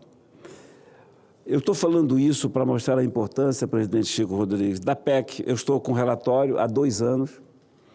A gente conversou com todos os setores, com o governo, conseguiu chegar a um consenso e agora, meses atrás, na hora de votar na CCJ, já foi votado, quase votado algumas vezes, a gente suspendeu para conversar. Aí o governo aparece contra, achando no que já tinha sido superado, que não pode ser uma empresa pública com atividade privada, tem que ser uma empresa pública só. Isso desmonta toda a PEC. A gente está engatado, como diz o Caboclo, nisso. A gente tem que superar essa divergência para que nós possamos aprovar o PIX, porque é preciso registrar que ele foi instituído pelo Banco Central por meio de uma resolução, a BCB número 1, de 12 de agosto de 2020. Isso significa que hoje o regime jurídico aplicado ao PIX encontra-se estabelecido em norma infralegal. Ela assegura seu pleno funcionamento, mas, por definição, permanece suscetível a alterações com relativa facilidade. Só para dar um exemplo, se o governo quiser aumentar seu faturamento, para não dizer sua gastança, basta alterar um normativo infralegal, bastará a canetada. A medida nem precisará passar pelo Congresso, o mesmo valeria para outras medidas que poderiam atingir o PIX, para elevar receitas, como negociar pacote de dados, etc. É esse tipo de risco também que a gente está querendo impedir com essa PEC do meu amigo senador Vanderlan. É preciso que, nesse momento, e eu digo que o PIX é o único assunto que une este país, porque todos os brasileiros concordam com ele, se utilizam dele, nós poderíamos partir por uma pauta positiva, aprovando, colocando na CCJ. Meu amigo senador Otto Alencar está com a maior boa vontade, está nos ajudando a transpor esse impasse. Foi por isso, Seif, que eu coloquei no relatório, acrescentei no relatório um artigo que torna o PIX exclusivo do Banco Central, que proíbe o Banco Central de transferir a terceiros o PIX e que garante a gratuidade para o usuário do PIX, pessoa física. Está no relatório. esse artigo a gente colocou para garantir o Pix como brasileiro, sendo do Brasil e garantindo a você que utiliza o Pix que não vai pagar taxa. Está no relatório. Isso foi superado, o governo não discordou disso. A discordância está se a empresa só pública ou se a empresa pública com atividade privada, como que é o Banco Central. E por que privada? Para que ele possa ter acesso, possa ter dinheiro para investimento e contratar o pessoal. Tem que contratar pessoal para poder aumentar esse número. 32, hoje precisa de 80. Precisa de 80 para cuidar do Pix. E aqui eu estou falando a senadores e senadores para que nós possamos, sim, para que a gente possa cuidar disso. Quando a gente ouvir falar em Pix, no CCJ, ajudar a gente a colocar em pauta e transpor essa barreira. Todo mundo sai ganhando, como todos nós saímos ganhando quando a gente aprovou, o Congresso aprovou, nós aprovamos aqui a Lei de Autonomia do Banco Central, que era uma PEC de minha autoria, que deu autonomia operacional ao Banco Central. Hoje, praticamente, eu mostrei aqui, todos os brasileiros, nós falamos aí de 95%, recorrem ao Pix. E muitos passaram a depender dele, do ponto de vista de sua administração financeira. Todo mundo, até mesmo aqueles que estão na esquina pedindo ajuda, já aceitam e estão lá no Pix. E é nosso dever protegê-lo daquilo que a mídia chama de gatos gordos, tanto no mercado financeiro quanto na burocracia estatal. O que está faltando para que a gente aprove, ou melhor, vote esse relatório? Bom senso, que o governo entenda, que o governo possa entender que o Banco Central não pertence ao governo. O governo do PT, ele age, senador Fernando, como se fosse ficar eternamente aí mandando no Brasil, para ter o Banco Central sob o seu controle. Com aquela autonomia que foi dada pelo Congresso Nacional, já fugiu da alçada do governo, exonerar quando o seu time de futebol perde, exonerar o presidente do BC. Eu falei desse assunto hoje para amenizar e para que nós possamos entender. A gente discute, eu ontem aqui mesmo estava, amanhã, para a semana estarei de novo falando dessas operações absurdas, promovidas sob os auspícios do Greenpeace, mas hoje é um assunto que nos une a todos, senador Seif. É um assunto que diz respeito ao Brasil. Se a gente der garantia ao Pix, ou seja, no relatório que está, esse artigo que eu coloquei, mas por suspeitar que isso aqui vai demorar, eu já entrei com um projeto de lei. É o mesmo teor daqui. O projeto de lei é de minha autoria, retiro na hora que o relatório for aprovado. O que a gente quer é que o Pix, que é brasileiro, que é uma inovação do Brasil, tentando ser copiado mundo afora, que ele seja do Brasil. A gente precisa botar na lei que ele é do Banco Central, que não é do governo e não é de qualquer um, é do Banco Central.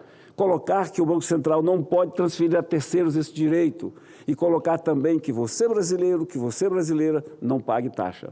Agora não pode mais. O Pix é nosso e tem que respeitar os direitos adquiridos por todos nós.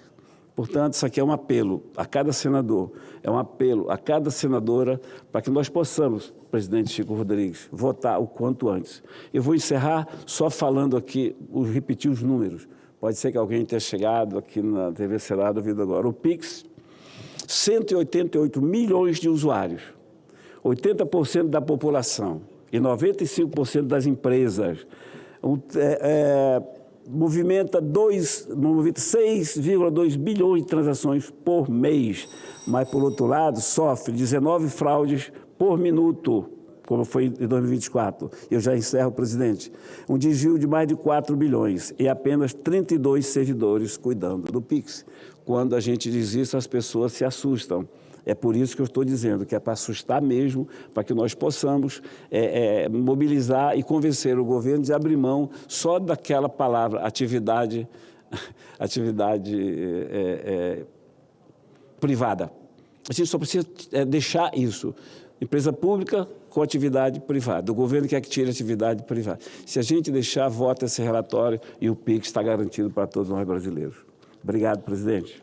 Senador Plínio Valério, Vossa Excelência trata de um tema aqui extremamente relevante, importantíssimo na vida do brasileiro, até porque, como bem disse Vossa Excelência, 188 milhões de brasileiros utilizam o Pix. Repetindo, 188 milhões de brasileiros utilizam o Pix, né? Isso representa mais de 80% da população brasileira. E é tão verdadeiro que o Pix é universal, mas se transformou hoje exatamente em um símbolo, uma marca do Brasil, que o meu estado, por exemplo, meu estado de Roraima, que tem limites de fronteira com a Venezuela e com a Guiana. Pois bem, do outro lado da Guiana, Léten, a cidade irmã, e do outro lado da Venezuela, a cidade Santa Helena de Uairém, eles já recebem pagamentos através de compras adquiridas pelos brasileiros no Pix. Então, para você ver exatamente como está universalizando o Pix criado pelo Brasil. Venezuela já recebe, a Guiana já recebe na nossa área de fronteira. Então, você vai em qualquer loja daquela, eles recebem o Pix como pagamento, né? O que demonstra exatamente a força que Vossa Excelência está dando. Eu gostaria de deixar aqui um registro também, me alinhando a Vossa Excelência, que o PL 133 de 2022, a Lei de Segurança do Pix também da minha autoria, né, as medidas propostas vão gerar mecanismos que permitem a rápida recuperação de valores transferidos por meio de fraude cometida pelo pagamento instantâneo. Então, esse projeto está em tramitação na Comissão de Fiscalização e Controle. Nós esperamos que sejam apensados outros projetos na mesma linha, porque hoje é uma preocupação nacional. A gente vê exatamente a insegurança dos brasileiros no uso do Pix, pelo número de fraudes e habilidade que tem realmente todos aqueles que praticam esses crimes no desvio do Pix, né? E muitos brasileiros que nos assistem nesse momento não sabem exatamente por que Pix. O Pix é exatamente pagamento instantâneo brasileiro. Pix quer dizer pagamento instantâneo brasileiro, criado pelo Brasil, né? Ou seja, vai ser uma forma de pagamento universal, como bem disse Vossa Excelência. Muitos países já consultam o Banco Central e outros mecanismos brasileiros para ver exatamente a operacionalidade desse sistema, que é importantíssimo para que você não ande com dinheiro em espécie, você tenha facilidade de operações em todo o seu cotidiano, no dia a dia, no cotidiano. Portanto, parabéns a Vossa Excelência. Permita só dizer, essa sua contribuição no projeto é salutar e bem-vinda, mas só será possível se o Banco Central tiver orçamento para comprar equipamento, para contratar pessoal e tocar para frente. Então, enquanto essa PEC de autonomia financeira e orçamentária não for aprovada, a nossa contribuição não valerá muito, porque ele não tem como expandir. Tudo depende do governo. E aí que mora o X da questão. O governo quer que o Banco Central continue esmolando junto ao governo federal, o que é um tremendo erro. Muito bem, senador Plínio Valério. Eu passo a palavra agora ao senador Espiridão Amin. Vossa Excelência dispõe de 10 minutos. Representante do PP de Santa Catarina.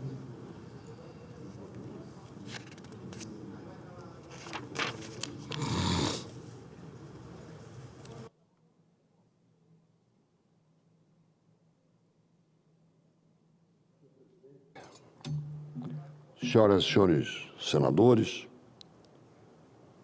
presidente, hoje eu vou ocupar a tribuna na condição de representante do Estado de Santa Catarina. E além de pedir a atenção de todos, peço especialmente a atenção e, se possível, a solidariedade do senador Jorge Seife. Entre segunda-feira e hoje, foi pespegado um golpe de esperteza contra uma cláusula pétrea da Constituição, a federação. O Estado de Santa Catarina, o Estado do Pará também, com o mesmo número, merecem, pelo censo de 2022, ter a sua bancada federal elevada em 4 vagas. Se fosse fazer a estatística de hoje, seriam 5 em Santa Catarina. porque o Estado está sendo objeto de uma forte migração interna, externa também. Isso até nos orgulha, mas isto tem uma implicação federativa. A federação é uma das cláusulas não só constitucionais, mas pétreas. Nenhum de nós pode aprovar um texto de emenda constitucional mudando a condição de federação para o Brasil, com estados autônomos e com o Distrito Federal. E o que se viu nos últimos 3 dias, e quero dizer que me dirijo ao presidente da casa, foi um exercício de esperteza. Olha bem, eu estou usando isso aqui na tribuna e assumo a responsabilidade pelo que eu digo. Em outubro de 2023, o Supremo Tribunal Federal decidiu estabelecer, através de uma resolução, que o Congresso deveria legislar sobre a representação dos estados através de lei complementar, modificando a lei complementar. Mas é uma lei complementar que deriva da Constituição e não pode agredir a um princípio pétreo. Não é apenas uma lei complementar. A lei complementar, nós sabemos o que aconteceu. Na Câmara, sob forte influência do presidente da Câmara, não é uma crítica, é uma constatação, cujo Estado perderia o número de representantes em função do censo, a Câmara aprovou a solução de aumentar o número de deputados em vez de redistribuir as vagas. E aqui no Senado, com a forte influência do senador Davi Alcolumbre, ele foi ali para votar. Ou vocês não lembram disso? Deixou o senador Nelsinho Trade aqui presidindo para votar. O voto dele apareceu ali, numa demonstração cabal de que ele não estava presidindo a sessão, ele estava influenciando a sessão. E foram obtidos os votos necessários para estabelecer a maioria absoluta e, com isto, manter o que tinha sido decidido na Câmara. Isso foi no final de junho, que era o prazo datado pelo Supremo. O presidente da República, contudo, no dia 17 de julho, vetou. E, com isto, o prazo inicialmente previsto pelo Supremo deixou de ser cumprido, 30 de junho. E, finalmente, hoje, dia 1º de outubro, nós chegamos a 3 dias do princípio da anualidade previsto pelo artigo 16. Senador Fernando Eire, eu peço desculpa pela minha imodéstia, cujo texto foi escrito por mim e pelo senador da nossa querida Bahia, Josafá Marinho, corrigindo uma falha que havia no antigo artigo 16 da Constituição. A redação atual é da década de 90, quando eu tive a honra de exercer o meu primeiro mandato de senador. Ora, o direito à redistribuição, independente até da resolução do Supremo ou da decisão inacabada do Legislativo, foi estabelecido pelo censo demográfico, que não foi feito em 2020, foi feito em 2022 pelas razões que nós conhecemos. Covid. Ora, isto está se constituindo uma fraude contra um princípio constitucional que está encarnado numa cláusula pétrea, não é um princípio constitucional qualquer. É uma das nossas cláusulas pétreas. Aquelas que têm a força não só de uma pedra, mas de um aço inoxidável, forte e inabalável. Portanto, não pode esse conjunto de omissões driblar a Constituição e fraudar a representação federativa. Eu quero aqui conclamar, senador Jorge Seife, o governador do Estado, a Procuradoria-Geral do Estado de Santa Catarina, a nossa bancada, o nosso fórum parlamentar, para, se possível, irmanados com aqueles que pensam como nós, que têm o mesmo interesse legítimo de cumprir a Constituição e ter a representatividade devida, a ir contra esta decisão do Supremo tomada ontem, que por 11 votos a 0 conformou-se com o drible, com a meia-lua. Ora vejam, vou repetir, é princípio pétreo federação. A representação das entidades da federação na Câmara dos Deputados deriva do censo demográfico, que foi o que é a única regra escrita. É lei complementar, mas é a regra que está escrita. O censo demográfico confere ao Estado de Santa Catarina o direito de ter 20 deputados federais. O censo. Hoje teria 21, porque este processo migratório cresce. E nós vamos ficar aqui quietos. Eu não estou dizendo que o Supremo decidiu erradamente, mas decidiu com absoluta miopia. Vence. Realmente a Câmara, o Congresso não decidiu. Deveria ter decidido, mas o veto do presidente interrompeu. Sim, e daí? Quer dizer, a falta de a não submissão ao plenário para apreciação do veto do Congresso é responsabilidade do presidente da Casa, que atendendo talvez a um desejo, e aqui vou adiante, agora eu vou me arriscar, querendo fazer as pazes com o presidente da Câmara, não marcou nenhuma sessão do Congresso, desde o dia 17 de julho até setembro, até o dia 30 de setembro, até o dia 1º de outubro, e por isso o Estado vai ficar subrepresentado até 2030. Então é contra este equívoco, este drible. Eu ainda não quero dizer que seja de má fé, mas de boa fé não foi.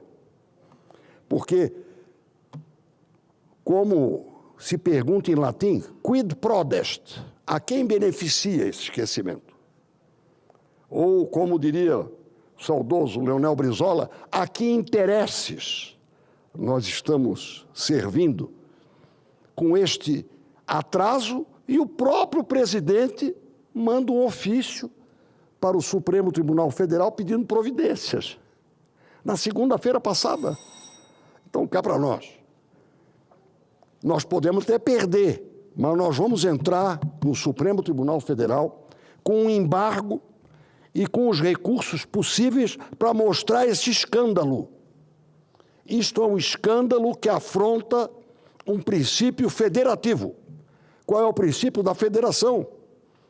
Nós não somos departamentos do governo federal. Nós somos estados federados, que têm aqui a representação igualitária. 3 senadores por estado. E lá, proporcional à sua população.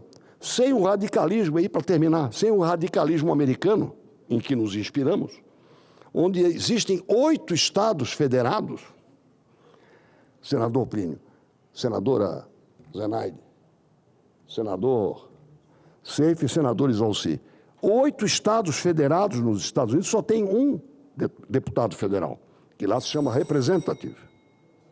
Só tem um, e 2 senadores. Enquanto que a Califórnia tem 52 deputados federais e 2 senadores. É assim que eles distribuem as 435 vagas, sem mudar as vagas.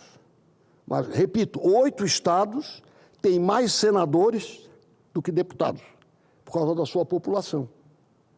Então, nós não vamos aceitar que por um truque, olha, eu não consegui cumprir a sua resolução. Então a resolução não vale mais. Está certo. Eu acho que o Senado, o Supremo, não errou, mas permitiu que o erro acontecesse. Porque com esta decisão, ele homologou um drible. Um drible. E digo mais, como é um drible, há uma cláusula pétrea da Constituição, ele tem precedência até sobre o artigo 16. Ele não mexe com o processo eleitoral.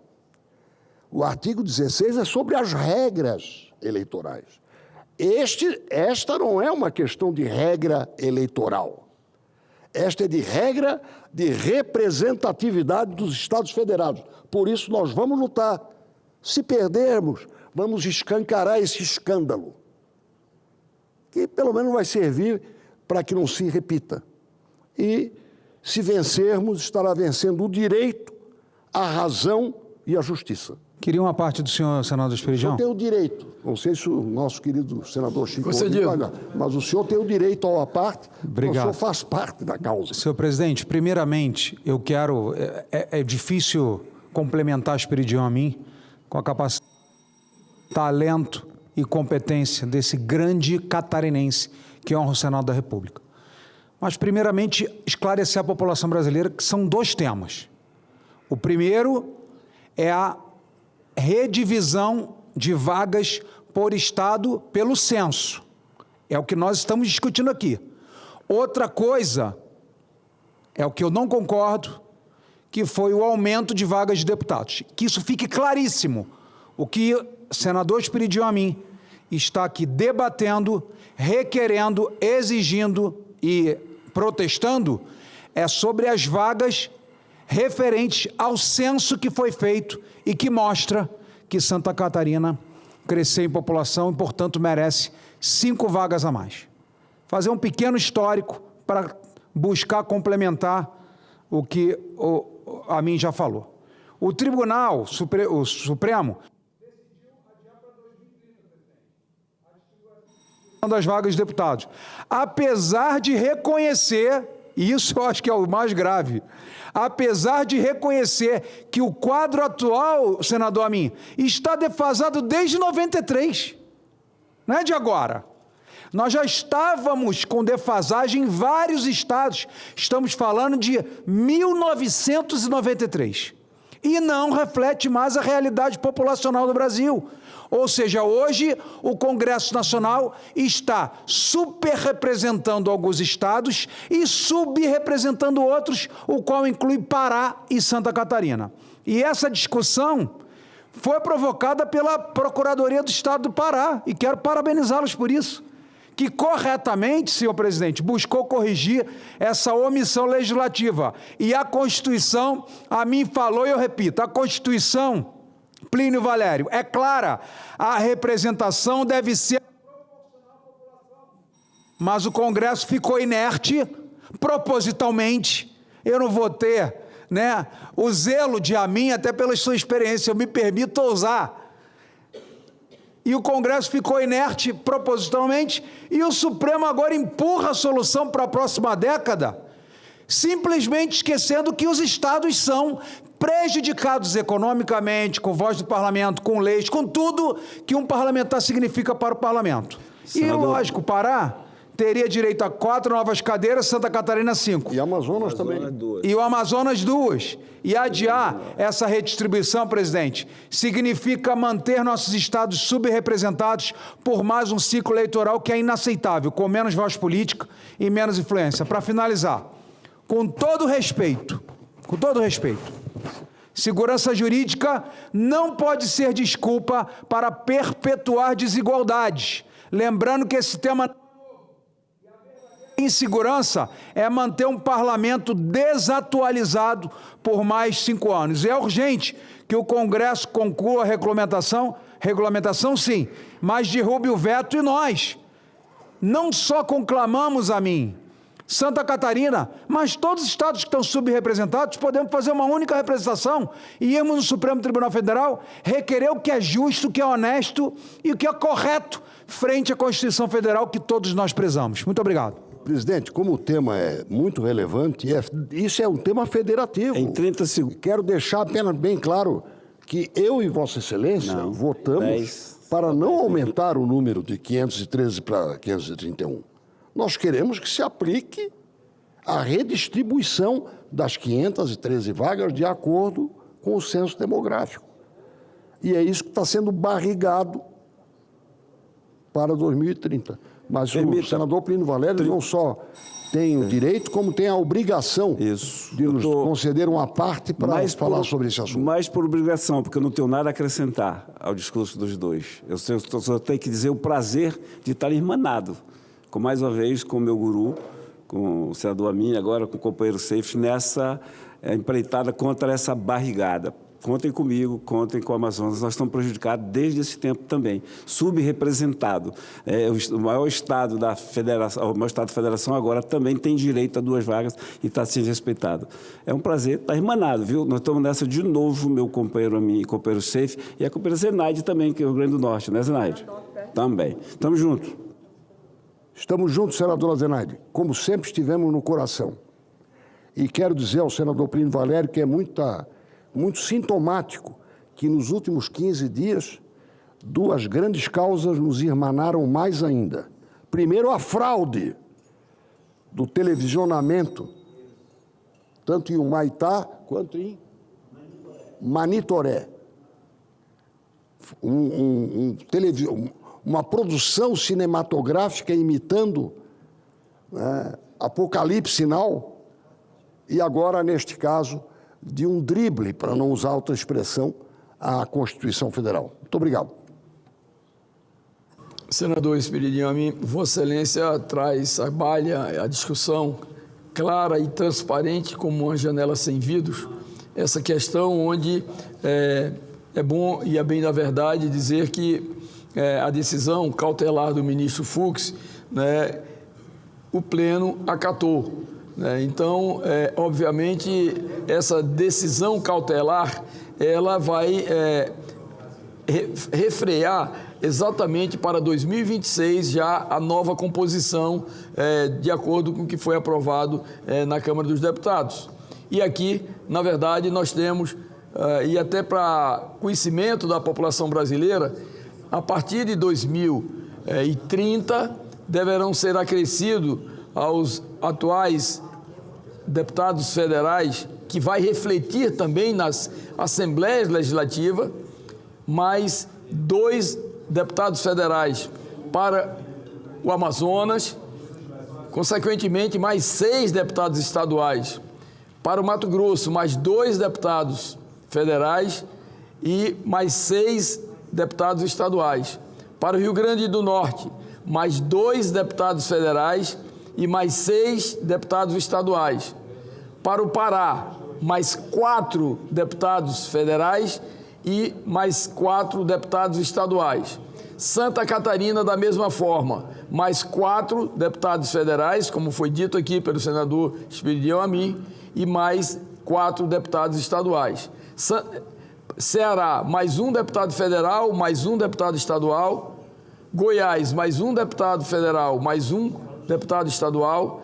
Minas Gerais, mais 1 deputado federal, mais 1 deputado estadual. E Paraná, mais 1 deputado federal e mais 1 deputado estadual. Portanto, essa discussão que foi apresentada aqui pelo senador Esperidião Amin, ela tem a sua procedência. No entanto, é bom que fique bem claro que a decisão cautelar do ministro Fux, com o apoio do Pleno, apoio integral do Pleno, dos seus ministros do STF, que, na verdade, determinou que essa composição vigorará a partir de 2030. Portanto, é o tempo do homem e o tempo de Deus. O tempo é o Senhor da razão. Espera mais 5 anos para que possa vigorar essa nova alteração na composição dos deputados federais e estaduais desses estados a que me referi.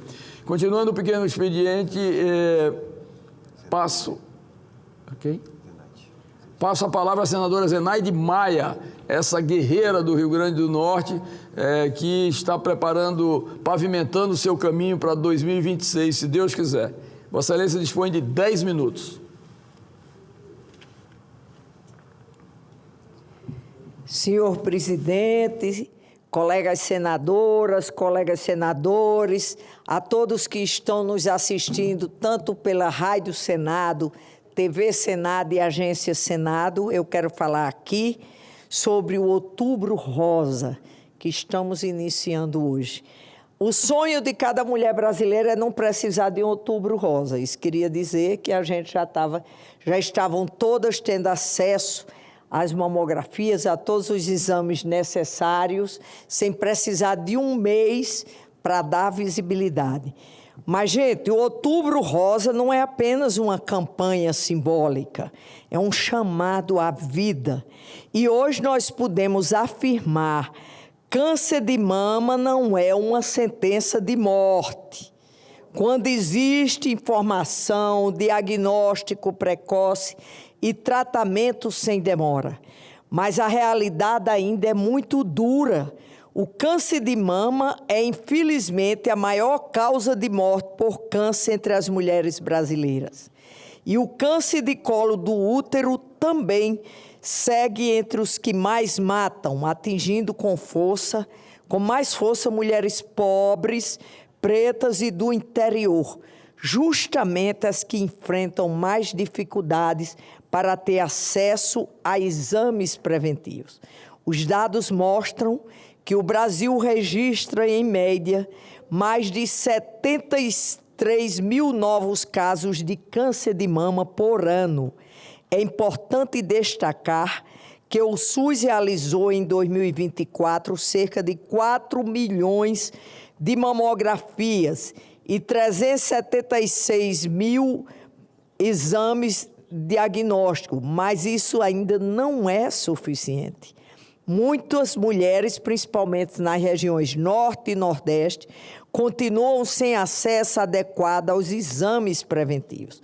Dados oficiais apontam que quase um quarto das mulheres brasileiras entre 50 e 69 anos nunca fez uma mamografia, mesmo sendo exatamente essa faixa etária prioritária para o rastreamento. Isso significa que milhares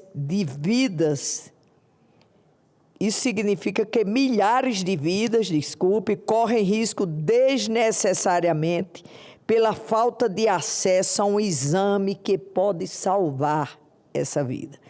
E mesmo quando o câncer é diagnosticado cedo, ainda enfrentamos o drama da espera, o tempo médio entre a detecção e o início do tratamento pelo SUS pode ultrapassar até 140 dias, muito acima do que a lei determina. Cada dia perdido aumenta o risco de complicações, torna os tratamentos mais agressivos e compromete a chance de cura. Diante desse cenário, não basta iluminar monumentos de rosa ou distribuir laços. É preciso garantir orçamento público destinado à saúde da mulher. Fortalecer a rede de atenção oncológica, descentralizar equipamentos para o interior, reduzir os prazos entre diagnóstico e tratamento e investir em campanhas educativas que alcancem todas as comunidades. Prevenção e diagnóstico precoce não pode ser privilégio. Precisa ser um direito de todas. Como médica e senadora, reafirmo o meu compromisso de lutar por políticas públicas que assegure que nenhuma mulher seja deixada para trás. Cada mamografia feita em tempo, cada tratamento iniciado sem demora é uma vida salva, uma família preservada e uma vitória da saúde pública. O Outubro Rosa é, acima de tudo, um pacto pela vida. Vamos seguir firmes nessa luta, porque cuidar da saúde da mulher é cuidar da saúde de, no mínimo, mais da metade da população brasileira.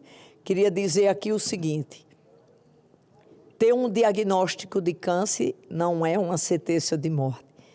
Agora, a gente saber que ainda tem mulheres que andam 200, 300 quilômetros para fazer uma mamografia safe é assustador, porque é uma mãe de família, uma avó que morre por isso, morre de morte evitável.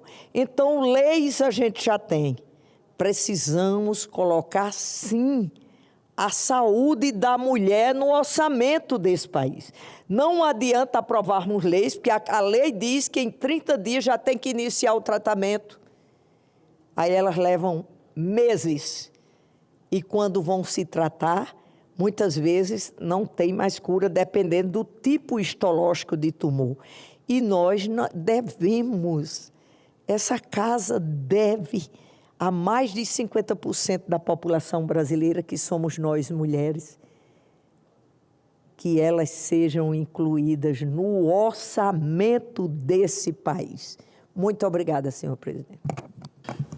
Senadora Zenaide Maia, Vossa Excelência, como médica, que tem essa sensibilidade fática da importância para essas campanhas, esse Outubro Rosa, que é um movimento internacional que busca conscientizar sobre o câncer de mama e, por tabela, como bem disse aqui Vossa Excelência, o câncer também do colo do útero, que tem uma ocorrência também enorme e só cresce no mundo.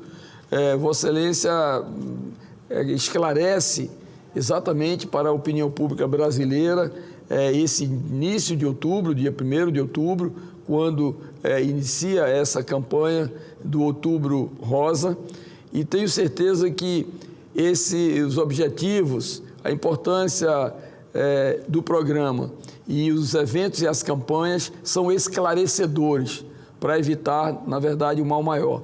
Eu tive a oportunidade, senhora senadora Zenaide Maia, de ir na nossa capital, através da prefeitura do município, destinar 10 milhões das minhas emendas para que a prefeitura contratasse 2 unidades móvel que chama Saúde da Mulher, para tratar exclusivamente exames de câncer de mama e do colo do útero.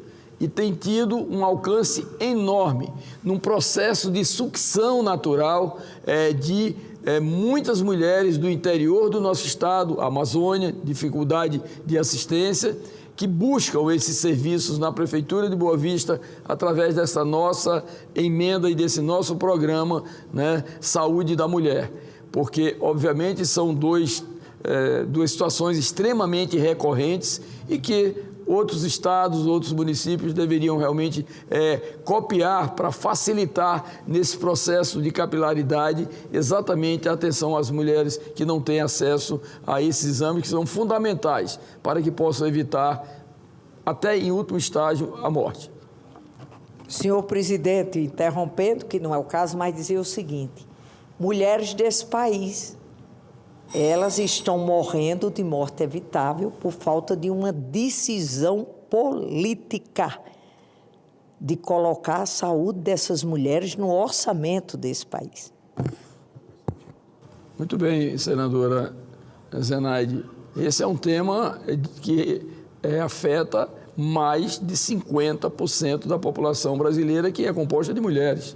Portanto, concordo com Vossa Excelência quando deveria realmente ser uma questão de Estado e não de governo.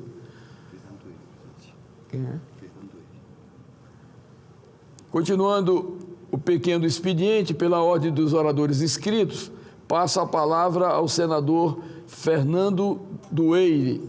Vossa Excelência dispõe de 10 minutos.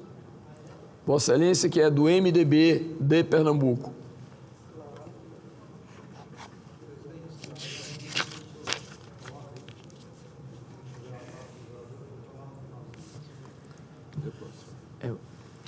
Senhor presidente, senhoras senadoras, senhores senadores, antes de falar o objeto hoje de minha presença à tribuna, eu gostaria de prestar solidariedade ao senador Espiridião Amin, que de maneira oportuna trouxe aqui ao plenário desta casa, este púlpito, uma matéria relevante.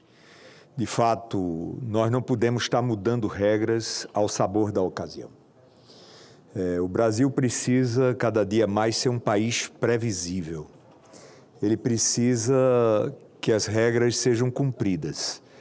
E não pode ser que, por um movimento de interesse ou desinteresse de terceiros, nós possamos terminar mudando regras. Quero também me congratular e me associar à fala da senadora Zenaide Maia. É extremamente correto o que foi aqui posto e nós temos uma dívida.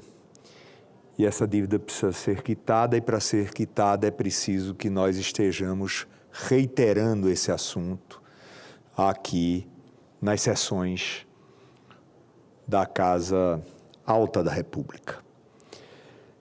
Minha palavra, senhor presidente, é sempre uma alegria usar essa tribuna, tendo o senhor como presidente, é para enaltecer um projeto de lei complementar número 185 de 2024, que regulamenta a aposentadoria especial dos agentes comunitários de saúde e dos agentes de combate a endemias, conforme previsto no parágrafo 10 do artigo 198 da Constituição Federal.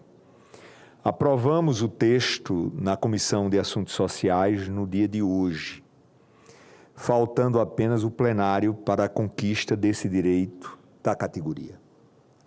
Trata-se de uma iniciativa de extrema relevância que reconhece o valor e a dedicação desses profissionais, verdadeiros protagonistas na promoção da saúde pública e na prevenção de doenças que impactam diretamente a vida das comunidades. Ao regulamentar a aposentadoria especial, este projeto assegura justiça e proteção social a quem, diariamente, enfrenta condições de trabalho que exigem esforço físico, exposições a riscos e dedicação integral à população. Estamos falando de aproximadamente 400 mil profissionais em todo o país. Só no meu estado, o estado de Pernambuco, são 24 mil. O PLP 185 de 2024 não apenas cumpre o mandato constitucional, mas também valoriza os profissionais que estão na linha de frente da saúde básica, reforçando o compromisso do Estado com a proteção e o respeito aos trabalhadores essenciais à vida e ao bem-estar de todos os brasileiros. No dia a dia, nos momentos mais agudos, nós contamos com esse exército civil que está pleno e dioturnamente, de forma com a capilaridade extraordinária em todos os locais do país, nas comunidades, fazendo um trabalho essencial para a população brasileira. Portanto, senhor presidente, com profundo reconhecimento e apoio, defenda a aprovação desse projeto, que estará vindo para este plenário, certo de que ele representa um avanço significativo na valorização de quem cuida da saúde das comunidades. É isso que eu tenho a dizer. Muito obrigado, presidente, senador Chico Rodrigues. Parabéns a Vossa Excelência pelo pronunciamento nesse tema que é recorrente também e muito recorrente, justo, que regulamenta a aposentadoria especial dos agentes comunitários de saúde e agentes de combate a endemias.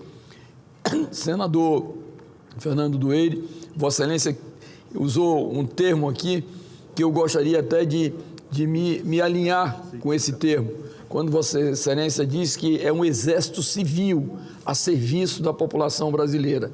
São mais de 400 mil agentes que não tinham ainda esse direito da aposentadoria especial. Isso chama-se justiça e reconhecimento por parte do Senado da República. Parabéns, Vossa Excelência, pelo pronunciamento, e o farei também nessa mesma linha quando deixar aqui a presidência dessa sessão. Parabéns.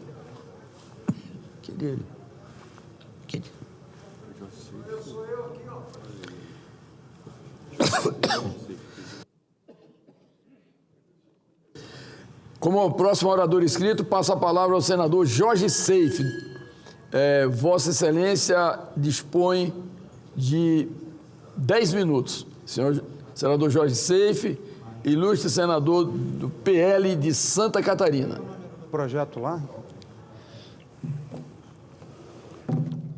Senhor presidente, agradeço a sua gentileza habitual de nos dar a oportunidade de fala. E nós temos hoje 3 assuntos, né? O primeiro de interesse nacional, que é a saúde das nossas mulheres.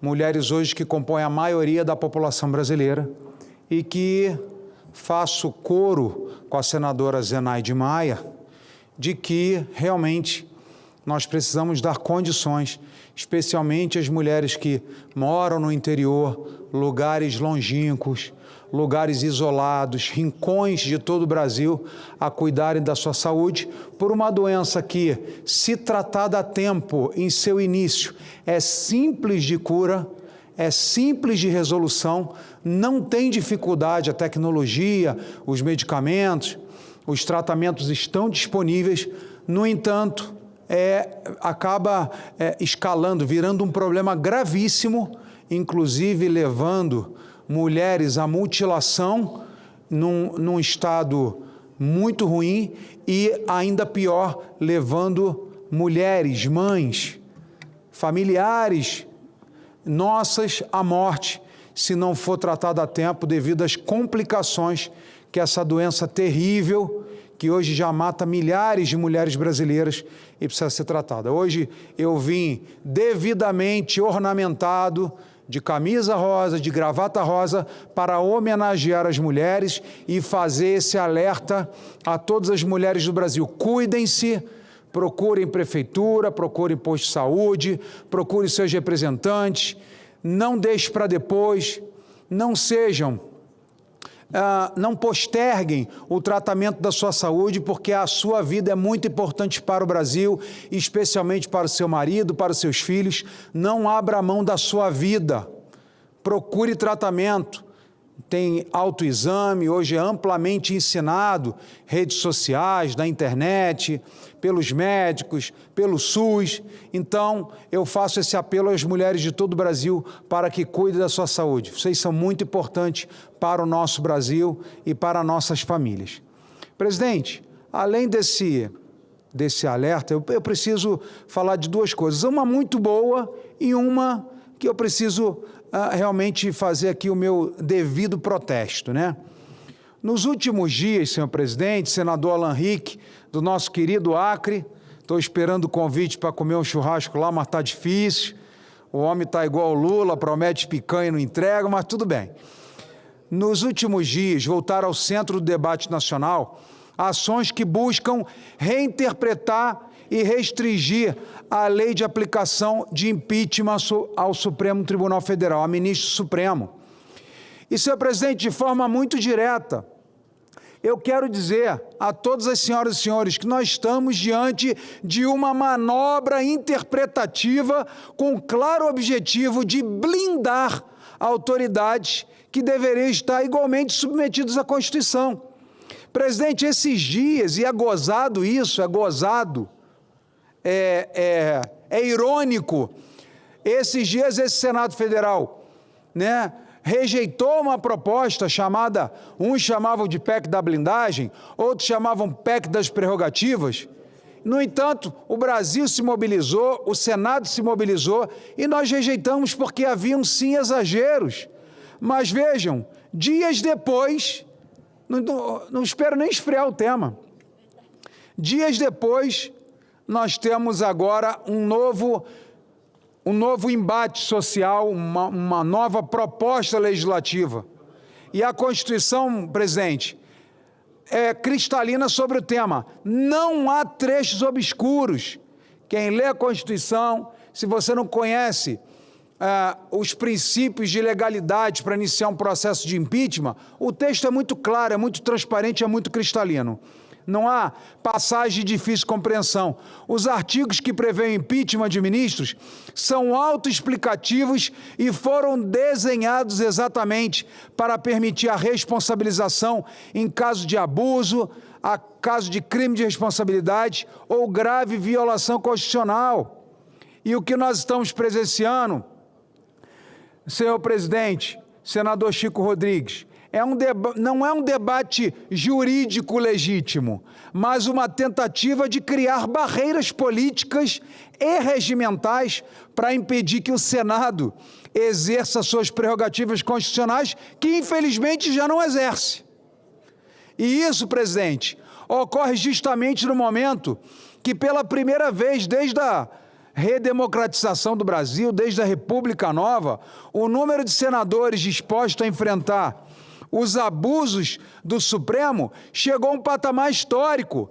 41 senadores assinaram a última proposição de afastamento do ministro Alexandre de Moraes, um marco que revela a crescente insatisfação do Parlamento, especificamente do Senado, com os constantes atropelos constitucionais, regimentais, comportamentais, vindos da mais alta corte do país. E com a aproximação das eleições de 2026, Alan Rick, é natural que essa insatisfação aumente, porque eles também não param do lado de lá da Praça dos Três Poderes. E o povo está atento. As pesquisas estão aí mostrando a reprovação, mostrando a desconfiança, mostrando a insatisfação, não somente desse Senado, mas dos brasileiros que não confiam nas decisões da nossa Suprema Corte, na sua imensa maioria. E isso é gravíssimo. O Brasil tem instituições, são respeitáveis, mas alguns de seus membros não têm respeitado e honrado essas instituições.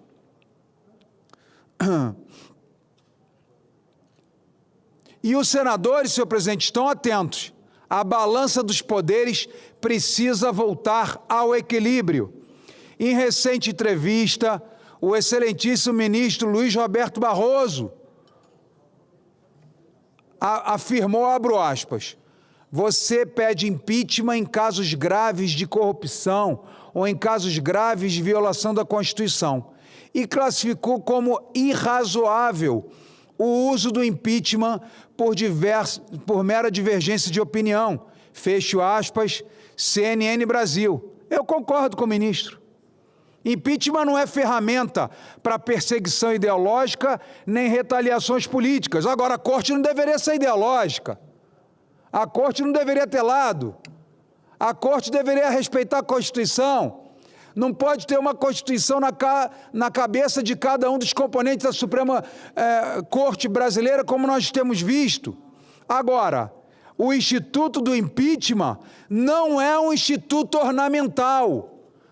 Não está lá para bonito, ele tem serventia, que é o pesos e contrapesos, formado originalmente lá atrás na Inglaterra, quando falou-se, criou-se a democracia. Se até o ministro do Supremo reconhece que em casos graves o impeachment é cabível, então não há justificativa, senhor presidente, para reinterpretar a lei e limitar seu alcance, justamente quando surgem denúncias sérias contra ministros. Está aí Eduardo Tagliaferro, vão atrás disso para vocês entenderem do que eu falo. Aliás, o próprio ministro Barroso reconheceu que a lei do impeachment é antiga e precisa ser modernizada. E eu digo, vamos modernizar. Agora, não para blindar membros da Suprema Corte. A atualização legislativa é bem-vinda, a lei é viva. Precisa ser reescrita, precisa ser aprimorada em todas as democracias do mundo. Agora, quando visa dar clareza, segurança jurídica é rito adequado, não blindagem. Mas não aceitaremos, senhor presidente, sob qualquer pretexto de modernização, que se crie uma muralha protetora para tornar intocáveis ministros que já ultrapassam reiteradamente os limites constitucionais que, aliás, deveriam proteger. Senhoras e senhores, o que está em jogo aqui não é um embate entre Senado e Supremo. Essa é a última alternativa. Ninguém quer usar esse instituto, apesar de hoje sabermos que é tão necessário para o retorno da democracia real e verdadeira. O que está em jogo é o equilíbrio entre poderes, pilar fundamental das democracias saudáveis. A tentativa de restringir, senhor presidente, via interpretativa, um instrumento constitucional legítimo como o impeachment, fragiliza pesos e contrapesos, submete o parlamento eleito à vontade de uma minoria togada e cria um perigoso ambiente de supremacia de poder que não está previsto em nossa Carta Magna. Peço mais um minuto para o senador Chico Rodrigues para finalizar minha fala. Humberto, obrigado. Sim, senhor. O Senado não pode se omitir, senhor presidente. O Senado não pode permitir que prerrogativas constitucionais sejam usurpadas por interpretações convenientes e o Senado deve cumprir o seu papel histórico de freio institucional, guardião do equilíbrio e liberdade do povo brasileiro. Concluo dizendo, nenhuma instituição está acima da Constituição. Ninguém, por mais alto que ocupe um cargo, pode se colocar como juiz sem controle, sem limite e sem responsabilidade. Ou a Constituição vale para todos, ou ela não vale para ninguém. Senhor presidente, eu queria, se o senhor tiver, como nós não temos mais senadores inscritos presentes, tem. Tá. Eu só queria fazer um manifesto de voto de aplauso, se o senhor me permitir, mais um minutinho. Só para que o Brasil saiba, né, que a equipe... Obrigado, senhor presidente. Quero que o Brasil saiba que a equipe Tupitec, da Seção de Engenharia Nuclear do Instituto Militar de Engenharia, IME, pela conquista histórica do primeiro lugar no Global Hackathon 2025, que foi realizado em Moscou alguns dias atrás, durante a World Atomic Week, Semana Mundial Atômica, evento que celebrou 80 anos da indústria nuclear russa. O feito é inédito, senhor presidente, e de profundo significado para o Brasil. Por isso, eu quero, o texto é um pouco longo, como eu tenho poucos segundos, eu quero pedir aos colegas senadores para, junto comigo, estou apresentando um voto de aplauso, reconhecer que essa conquista não se limita ao êxito acadêmico de um grupo de estudantes, mas representa um marco no fortalecimento da ciência nacional, incentivo à inovação tecnológica e no posicionamento do Brasil nuclear. No incentivo à inovação tecnológica e no posicionamento do Brasil como ator relevante no cenário internacional de pesquisa nuclear no desenvolvimento sustentável da energia atômica. Major Diógenes Creus, Capitão Adriel Fadul, Larissa de Sá, Leonardo Zorteia e Marcela Rabelo.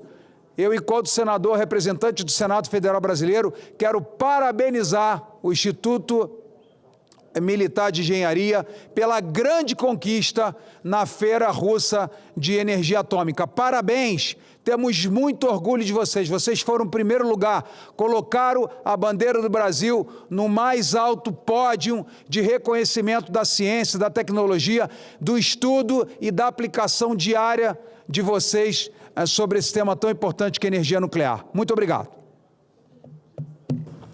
Obrigado, senador.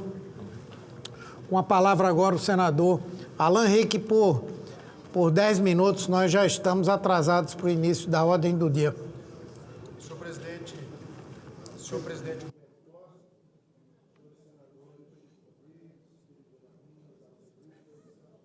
Jorge Seif, demais que nos acompanham. Hoje eu volto a esta tribuna não apenas para defender uma lei, mas um princípio: o direito de cada brasileiro ter comida no prato. Aprovamos nesta casa, com ampla maioria, o projeto de lei 2.874 de 2019, que foi transformado na Lei 15.224 de 2025. Uma conquista histórica que cria a Política Nacional de Combate à Perda e ao Desperdício de Alimentos. Também aprovamos a Lei 15.227 de 2025, que garante o socorro alimentar imediato em situações de calamidade. Projeto de nossa autoria. São vitórias que mostram o que o povo e o que o parlamento são capazes de fazer quando olham para a vida real dos brasileiros que passam fome. Mas precisamos dar um passo a mais. O veto presidencial anunciado ontem, que retirou da lei o incentivo fiscal, que aumentava de 2% para 5% o limite de dedução sobre a contribuição do lucro líquido para as empresas que doam alimentos, esta medida, este veto, é um ponto que precisamos corrigir. O limite de 2%, em vigor há 30 anos, se tornou insuficiente. Na prática, ele só permite que grandes corporações façam doações significativas sem ultrapassar o teto permitido pela lei. Mas nem isso estava acontecendo. Pequenas e médias empresas que também querem doar ficam travadas por uma barreira legal e tributária. O resultado é que toneladas de alimentos, mais exatamente, cerca de 46 milhões de toneladas de alimentos no Brasil, todos os anos, continuam indo para o lixo, quando poderiam estar na mesa de milhões de brasileiros, especificamente 21 milhões de brasileiros que têm algum nível de insegurança alimentar. 4 milhões em insegurança grave, senador Humberto Costa, como nas cidades de Manari, Jataúba, Calçado, lá no interior, no agreste do seu Pernambuco, como nas cidades de Uiramutã, Alto Alegre, outros municípios de Roraima, senador Chico Rodrigues, como nos municípios de Entre Rios, Calmon, Santa Terezinha, Sangão, lá em Santa Catarina, senador Jorge Seife, e como nos municípios acreanos, no nosso interior, nos isolados, como Santa Rosa, como Marechal Taumaturgo, como Porto Walter, como Jordão e tantos outros municípios acreanos, onde uma parcela significativa da população, e até mesmo nas capitais, nos bairros pobres, sofrem com alguma carência alimentar. Portanto, não estamos falando de beneficiar empresas aqui, estamos falando de comida na mesa de brasileiros que passam fome. A pequena renúncia fiscal será revertida num grande alcance social, de levar comida para estes brasileiros. E nós não tínhamos até então uma lei clara, segura, com transparência, que adotasse regras de boas práticas, como o selo doador de alimentos, que estabelece uma regra, senador Humberto Costa, para as empresas, que está na lei, doarem apenas alimentos adequados ao consumo dentro do prazo de validade, que estejam especialmente garantidas, com controle inclusive de profissionais como nutricionistas, que aferirão a qualidade desse alimento doado.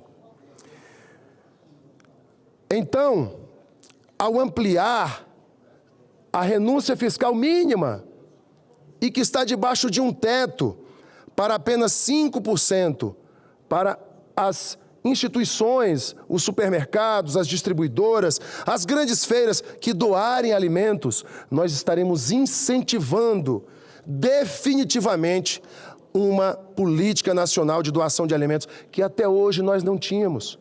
Nós tínhamos programas, nós tínhamos ideias, mas não tínhamos uma política nacional de combate ao desperdício e de incentivo à doação de alimentos. Agora nós temos, mas ela foi ferida de morte por este veto. Por isso eu conclamo aos senadores, precisamos nos unir para derrubar o veto, que prejudica uma lei que nasceu para dar dignidade a milhões de brasileiros, que nasceu para incentivar a doação e não o desperdício de alimentos. Caros amigos, o custo fiscal, como eu disse, é mínimo, mas o impacto social é gigantesco. Cada quilo de comida doado é um prato que não ficará vazio. O veto alegou razões técnicas, mas a fome não se mede em planilhas, a fome não se mede em cálculos, a fome não pode esperar pela burocracia ou por decisões de quem está no escritório, no ar-condicionado, enquanto milhões passam fome. Eu venho da Amazônia, do Acre, onde eu sei o que é ver comunidades inteiras isoladas e que sofrem com as cheias de todos os anos dos nossos rios, ou com as secas cada vez mais constantes.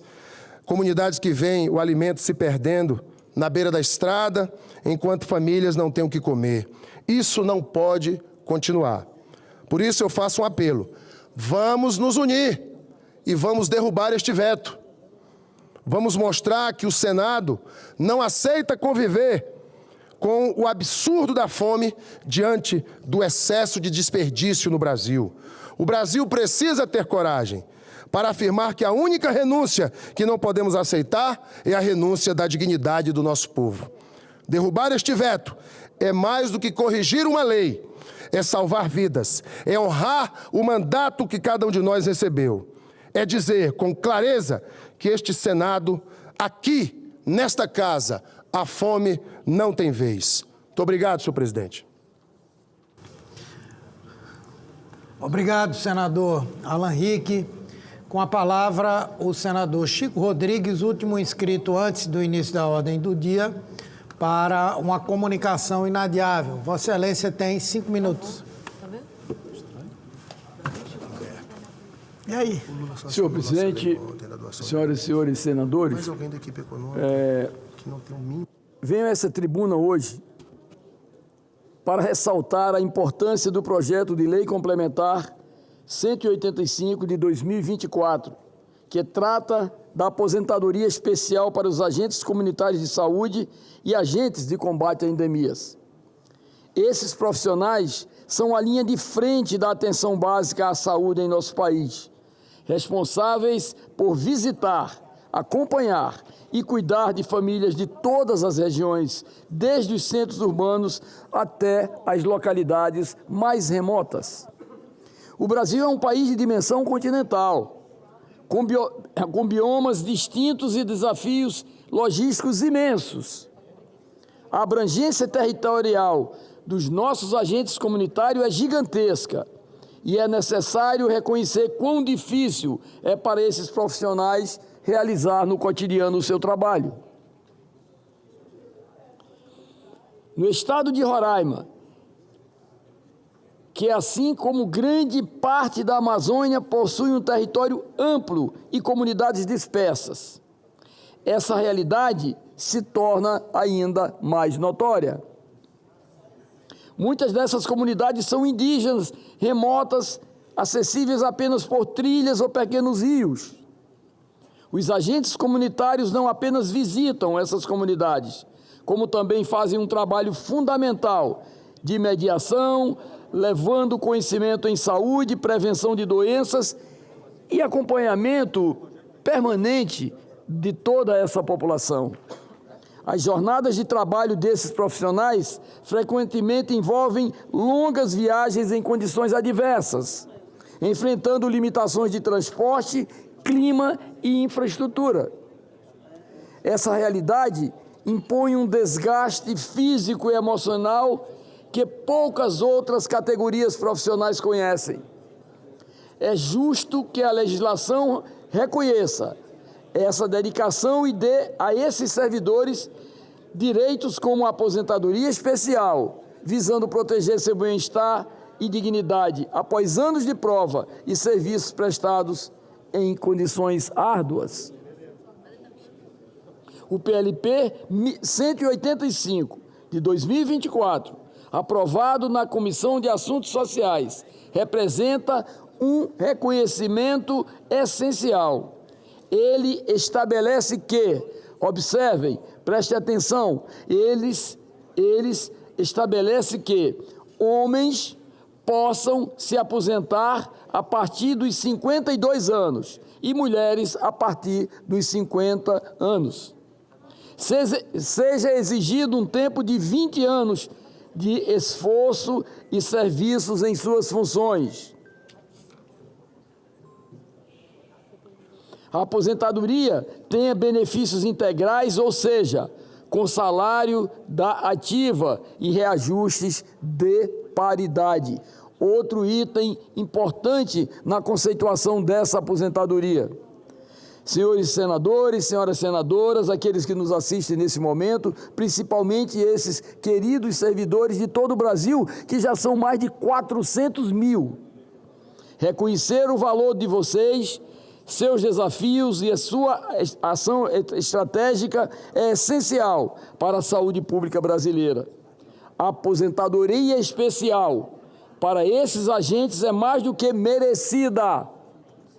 É uma questão de justiça social e valorização daqueles que diariamente levam saúde e cuidados a quem mais precisa, mesmo nos lugares mais distantes do Brasil. Portanto, conclamo esta Casa a aprovar essa importante medida que trará segurança e dignidade a essa classe indispensável para a proteção da saúde e da nossa população. Portanto, senhor presidente, senhoras e senhores senadores, todos aqueles que nos assistem nesse momento no Brasil, o Senado da República, reconhecendo o trabalho valoroso desses profissionais que enfrentam tanto os agentes comunitários de saúde como os agentes de combate a endemias, reconhecendo o seu trabalho dedicado diuturnamente. Será, se Deus quiser, vitoriosa nesta aprovação e nós teremos essa categoria realmente alcançada por uma aposentadoria especial justa, senhor presidente. Era esse registro que eu gostaria de fazer nesta tarde. Muito obrigado. Agradeço a Vossa Excelência, senador Chico Rodrigues. De imediato vamos iniciar a ordem do dia. Encerrado o período do expediente, declaro aberta a ordem do dia. Vamos iniciar com a posse do suplente, o senador José Esteves de Lacerda Filho.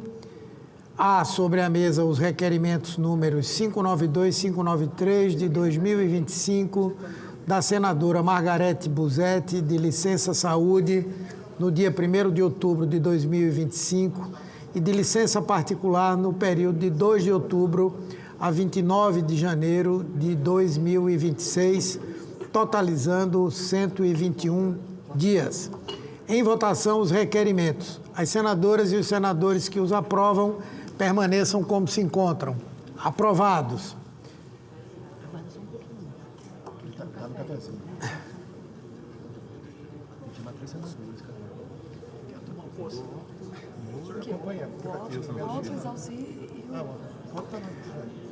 Senador José Esteves de Lacerda Filho.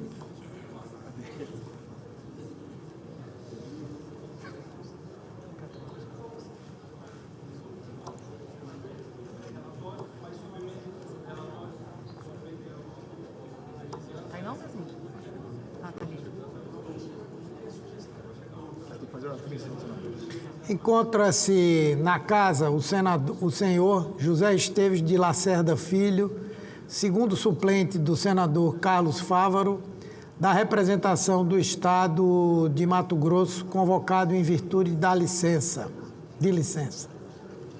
Sua Excelência encaminhou à mesa o original do diploma, que será publicado na forma regimental, e demais documentos exigidos por lei.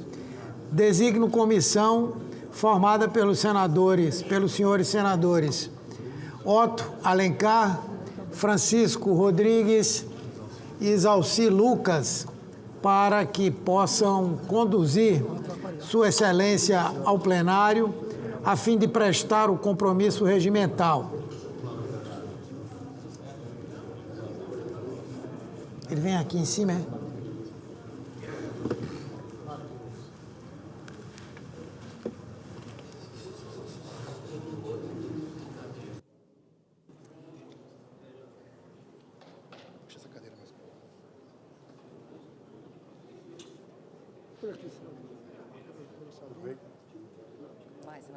Só cumprimentar, como vai? Prazer, seja muito bem-vindo. Bom dia, Zezinho. Presidente. E aí? Fala, Humberto. O senhor vai prestar um compromisso aqui, senador. Firme.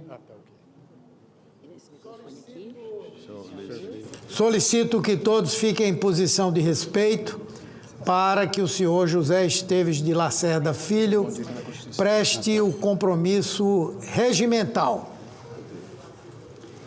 Prometo guardar a Constituição Federal e as leis do país, desempenhar fiel e lealmente o mandato de senador que o povo me conferiu e sustentar a união, a integridade e a independência do Brasil. Declaro empossado no mandato de senador da República o nobre senhor José Esteves de Lacerda Filho, que a partir deste momento passa a participar dos trabalhos da Casa, adotando o nome parlamentar José Lacerda, integrando a bancada do Partido Social Democrático. Ele vai usar a palavra? Ele vai querer não. Peço a todos que se sentem. Não vai não, né? Não. Item 1 da pauta sai da pauta por demanda do seu relator. Item 2, projeto de decreto legislativo número 394 de 2024, de iniciativa da representação brasileira no Parlamento do Mercosul, que aprova o texto do Acordo Marco do Mercosul de reconhecimento recíproco e outorga de matrículas para o exercício profissional temporário da agrimensura, agronomia, arquitetura, geologia e engenharia, assinado em Montevidéu em 6 de julho de 2022. Parecer favorável número 66 de 2025 da Comissão de Relações Exteriores e Defesa Nacional. Relator, senador Nelsinho Trade. Passamos à discussão da matéria. Não havendo oradores inscritos, está encerrada a discussão. Passamos à apreciação da matéria. A presidência submeterá a matéria à votação simbólica. Votação do projeto em turno único, nos termos do parecer. As senadoras e os senadores que o aprovam permaneçam como se encontram. Aprovado o projeto, a matéria vai à promulgação. Será feita a devida comunicação à Câmara dos Deputados. Senhor presidente. Senador Otto. Senhor presidente, na liderança do PSD, eu quero fazer a saudação ao nosso senador Zé Esteves, representante do Estado do Mato Grosso. Ele, o seu irmão, que já foi senador, está conosco. Ele está na vaga que era ocupada recentemente pela senadora Margarete Busetti e do nosso ministro Carlos Fávaro, que está no Ministério da Agricultura e, de alguma forma, exerce um trabalho eficiente em favor da agricultura do Brasil. E esse estado, o estado do Mato Grosso, é um estado que tem contribuído muito para o Brasil, sobretudo na área da agricultura, na área da pecuária, contribuindo muito para a balança comercial. Portanto, o nosso novo senador do PSD é bem-vindo, estaremos ao lado dele para contribuir em todas as iniciativas que ele vem a propor nesse período que ele vai representar o Mato Grosso na suplência do nobre senador Carlos Fávaro, hoje ministro da Agricultura, senhor presidente. Obrigado, senador Otto Alencar. Nós já demos aqui as boas-vindas ao ilustre senador José Lacerda Esteves. Não, é Lacerda, o nome parlamentar é José Lacerda. Seja bem-vindo. Com a palavra, o líder do governo, nosso senador Rogério Carvalho. Senhor presidente, eu quero também dar as boas-vindas ao senador José Lacerda, que aqui ocupa o lugar, neste momento, do senador Carlos Fávaro, ou seja, ele é suplente do senador Carlos Fávaro e que agora nos dá a honra da sua convivência e esperamos aqui com ele desenvolver um trabalho que faça história para ele e para o Senado da República. Por isso, senador José Lacerda, parabéns e seja bem-vindo ao Senado Federal. Obrigado, senhor presidente. Item 3 da pauta, projeto de decreto legislativo número 204 de 2021, de iniciativa da Comissão de Relações Exteriores e de Defesa Nacional da Câmara dos Deputados, que aprova o texto do Tratado sobre Extradição entre a República Federativa do Brasil e os Emirados Árabes Unidos, assinado em Brasília em 15 de março de 2019. Parecer favorável número 71 de 2025 da Comissão de Relações Exteriores e Defesa Nacional, relator, senador Sérgio Moro. Passamos à discussão da matéria. Não havendo oradores inscritos, está encerrada a discussão. Passamos à apreciação da matéria.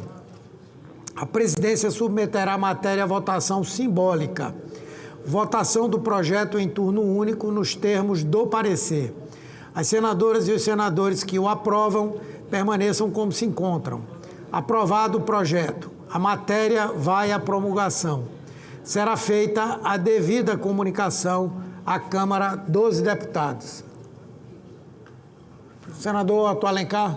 Senhor presidente, foi aprovado nas comissões um projeto que eu julgo da maior importância, sobretudo para esse momento em que o Congresso Nacional está com a Comissão Parlamentar Mista de Inquérito para elucidar os crimes contra os aposentados, a CPMI, que está em curso.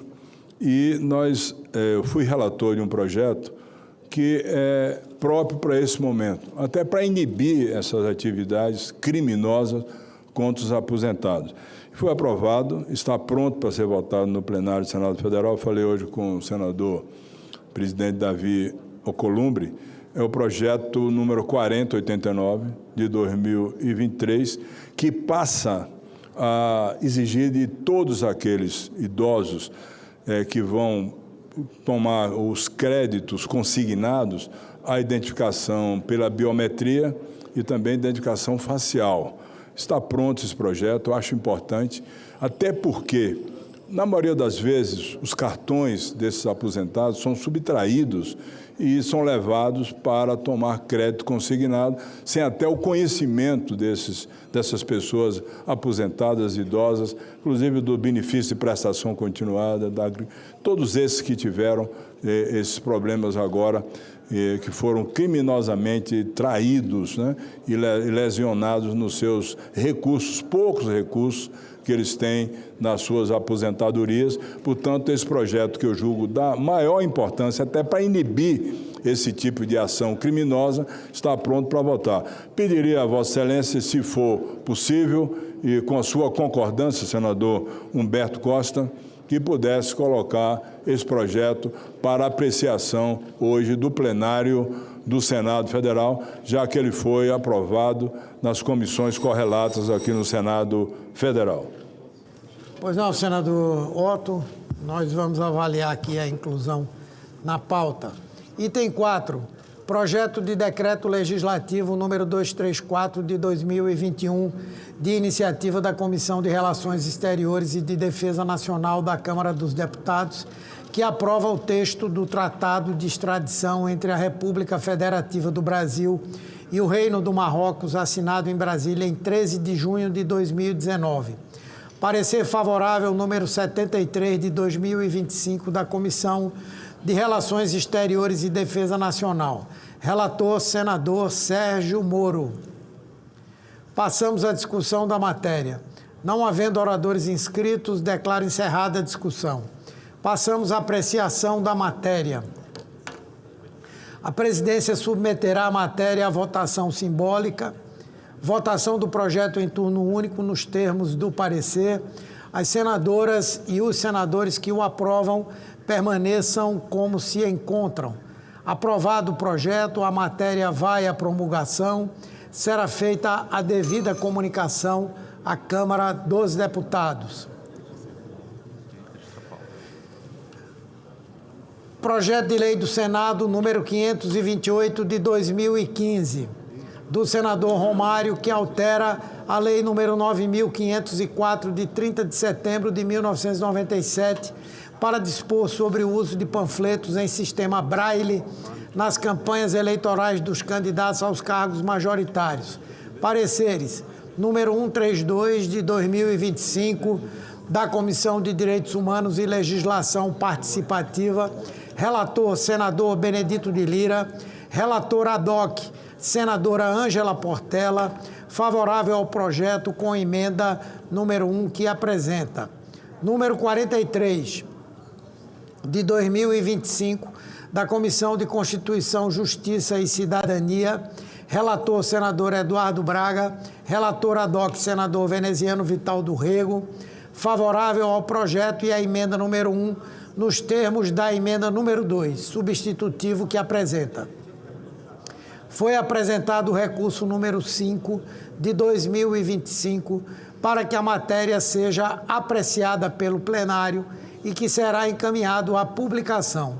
O projeto de lei do Senado número 528 de 2015 perde o caráter terminativo. Foi apresentado o requerimento 736 de 2025 de líderes que solicita urgência para a matéria. Votação do requerimento. As senadoras e os senadores que o aprovam permaneçam como se encontram. Aprovado o requerimento. Passamos à discussão da matéria. Não havendo oradores inscritos, está encerrada a discussão. Passamos à apreciação da matéria. A presidência submeterá a matéria à votação simbólica. Votação da emenda número 2, substitutivo, que tem preferência regimental nos termos do parecer da CCJ em turno único. As senadoras e os senadores que o aprovam permaneçam como se encontram. Aprovada a emenda número 2, substitutivo, ficando prejudicados o projeto e a emenda de número 1. O parecer da comissão diretora oferecendo a redação para o turno suplementar será publicado na forma regimental. Discussão do substitutivo em turno suplementar.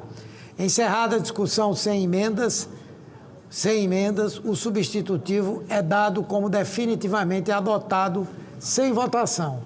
A matéria vai à Câmara dos Deputados. O parecer da... já do seu já leu. Tá. Aí tem o item do senador Otto. É esse? Projeto de Lei 4089/2023. Senador Otto,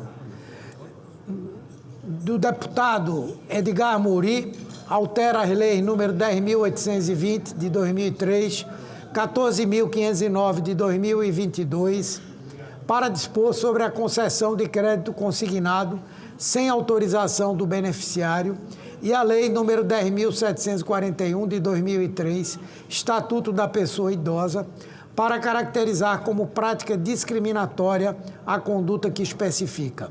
Pareceres número 100, 2023, da Comissão de Direitos Humanos e Legislação Participativa. Relator, senador Paulo Paim, favorável ao projeto. Número 4, de 2024, da Comissão de Transparência, Governança, Fiscalização e Controle e Defesa do Consumidor. Relator, senador Otto Alencar, favorável ao projeto. Número 38, de 2025, da Comissão de Constituição, Justiça e Cidadania. Relator, senador Otto Alencar, favorável com as emendas números 1 a 5 que apresenta. Passamos à discussão da matéria.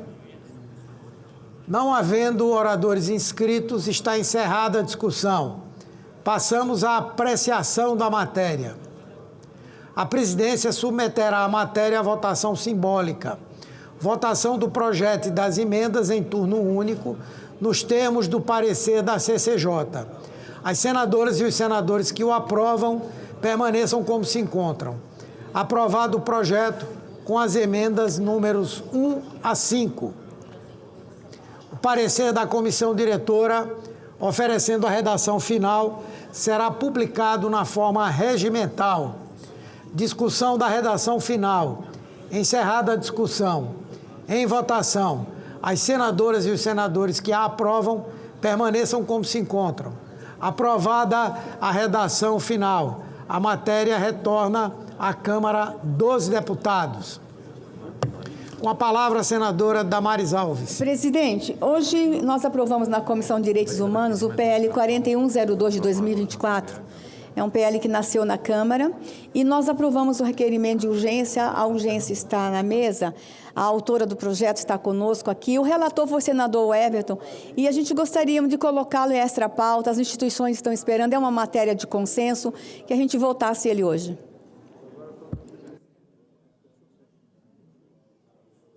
Senadora Damares, esse projeto é da mais absoluta relevância. Foi muito importante ter tramitado com a presteza, a rapidez com que foi. Mas a nossa ordem do dia, ela é previamente acertada com o presidente Davi Alcolumbre. Além do mais, esses projetos de grande relevância social, o próprio presidente gostaria de fazer a sua votação. Então, eu peço um pouquinho de paciência que na terça-feira a gente possa fazer essa aprovação definitiva. Agradeço a compreensão de Vossa Excelência e da deputada Isa Arruda, que é autora, né? Que é a autora do projeto. Me comprometo de acertar com o presidente para que a gente possa votar na terça-feira. Tá bem? Tá bom, então, amigo. Eu disse, imagina a gente ter um projeto hoje no plenário com o presidente.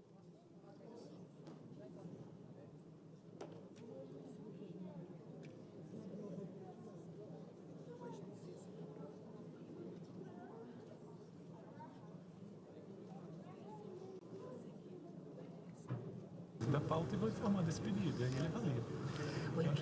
Ok. Obrigada, viu, senador? Obrigado. O último item só prorrogar os prazos da Comissão do Código Civil. Requerimento 725 de 2025, do senador Rodrigo Pacheco, que solicita a prorrogação até o quádruplo dos prazos previstos no artigo 374 do Regimento Interno do Senado Federal, relativos ao funcionamento da Comissão Temporária para examinar o projeto de lei número 4 de 2025. Votação do requerimento.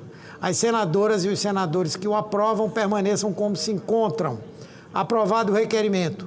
Ficam prorrogados pelo quádruplo os prazos da comissão temporária para examinar o projeto de lei número 4 de 2025. Com a palavra, o senador Sérgio Moro, para sua manifestação por 10 minutos. Presidente, pois não, Excelência. Se Vossa Excelência me permita, até a chegada do nosso colega senador Sérgio Moro à nossa tribuna, eu queria fazer um registro, agradecendo a atuação e a atenção dispensada pelo nosso presidente Marcelo Castro, no dia de hoje, do senador Wellington Fagundes, relator da matéria, do senador Fernando Doeire, que fez a leitura ad hoc sobre a designação da presidência, que foi a aprovação de uma proposta que tenho por absoluta certeza que Vossa Excelência também, defensor que é do SUS, defensor de todos aqueles e de todas aquelas que integram-no, se posicionou favoravelmente e haverá, quando dá oportunidade de nos debruçarmos no colegiado, no plenário, de fazê-lo igualmente, que foi a aprovação do projeto de lei complementar que garante a aposentadoria especial para os nossos colegas de duas valiosas e valorosas categorias, os nossos agentes comunitários de saúde e os agentes de combate às endemias. Sabe, Vossa Excelência, senador Sérgio Moro, e peço desculpas a Vossa Excelência, mas é bem rápido, apenas para fazer esse devido e justificado registro pelo alcance a mais de 400 mil pessoas, homens e mulheres, que se dedicam, que se doam, que se esforçam, que se sacrificam muitas das vezes que são aquelas e aqueles a quem as pessoas em situações mais vulneráveis, em momentos mais delicados, se dirigem. Então, o nosso agradecimento, 2 etapas foram superadas, a CAI e a CAIS. A próxima será exatamente o plenário, mas eu não poderia deixar de registrar o agradecimento a todos os senadores que unanimemente aprovaram o relatório do senador Wellington Fagundes. Muito obrigado, senador presidente.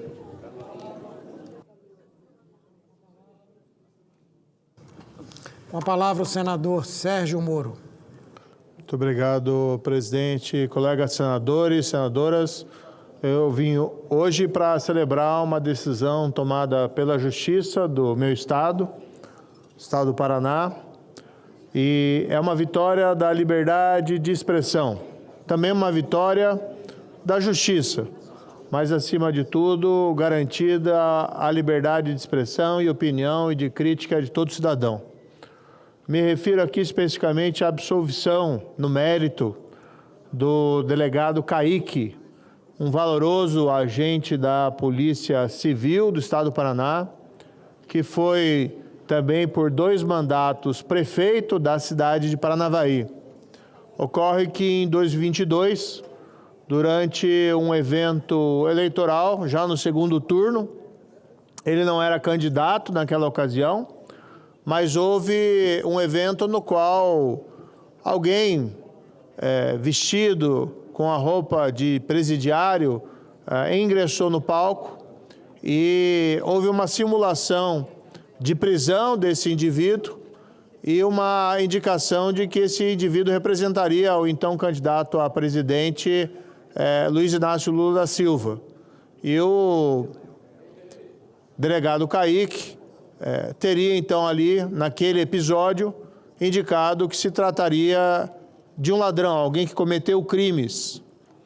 Nós podemos discutir esse fato, mas vamos aqui reconhecer que houve uma condenação em 3 instâncias do presidente Lula, depois houve anulação das condenações, não disputamos essa questão, mas uma anulação por questões meramente formais, em relação às quais até eu respeitosamente discordo. Entendo que, no fundo, houve sim uma anulação por questões políticas.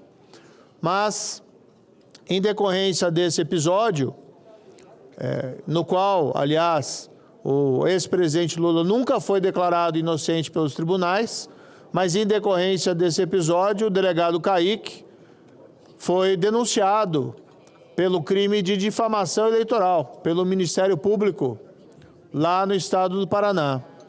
E se defendeu na justiça, primeiro questionando os próprios fatos narrados na denúncia, mas igualmente fazendo uma defesa veemente da liberdade de expressão. Se houve uma condenação em 3 instâncias do presidente Lula por crimes de corrupção e lavagem, no caso da Petrobras, se houve também escândalos no passado do governo Lula, como o caso Mensalão, é aberto ao debate essa caracterização e tem argumentos para ambos os lados. Mas o fato é que não houve jamais uma declaração dos nossos tribunais declarando a inocência do presidente Lula nesses episódios.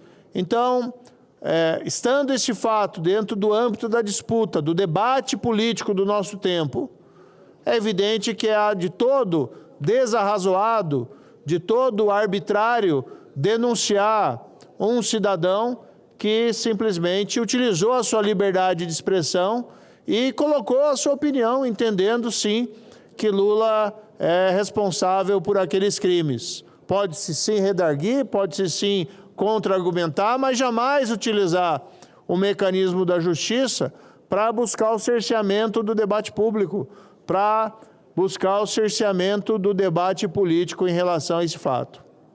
Quando o delegado Kaique me relatou que tinha sido denunciado, de pronto entendi que a medida era injusta e arbitrária e me ofereci para figurar como testemunha no processo, testemunha de defesa. E dito e feito, me desloquei à cidade de Paranavaí, na audiência, para relatar ao juiz e ao promotor, acima de tudo, a defesa da liberdade de expressão, a defesa das pessoas expressarem o seu pensamento sem qualquer espécie de censura ou sem qualquer espécie de coerção ou coação indevida. Passado algum tempo, para minha surpresa positiva, houve o proferimento da sentença de absolvição. Então, o delegado Kaique foi declarado inocente, não se entendeu presente ali um crime de difamação eleitoral e, igualmente, uma grata surpresa o fato de não ter havido uma apelação da parte do Ministério Público, que reconheceu o desacerto da denúncia, que reconheceu que a denúncia foi, então, precipitada e que não caberia acusá-lo, o delegado Kaique, por difamação eleitoral, apenas por ter expressado a sua opinião de que Lula teria cometido aqueles crimes relacionados ao roubo da Petrobras. Isso está aberto aí à história, está aberto ao debate e não podemos ter cerceado esse tipo de discussão.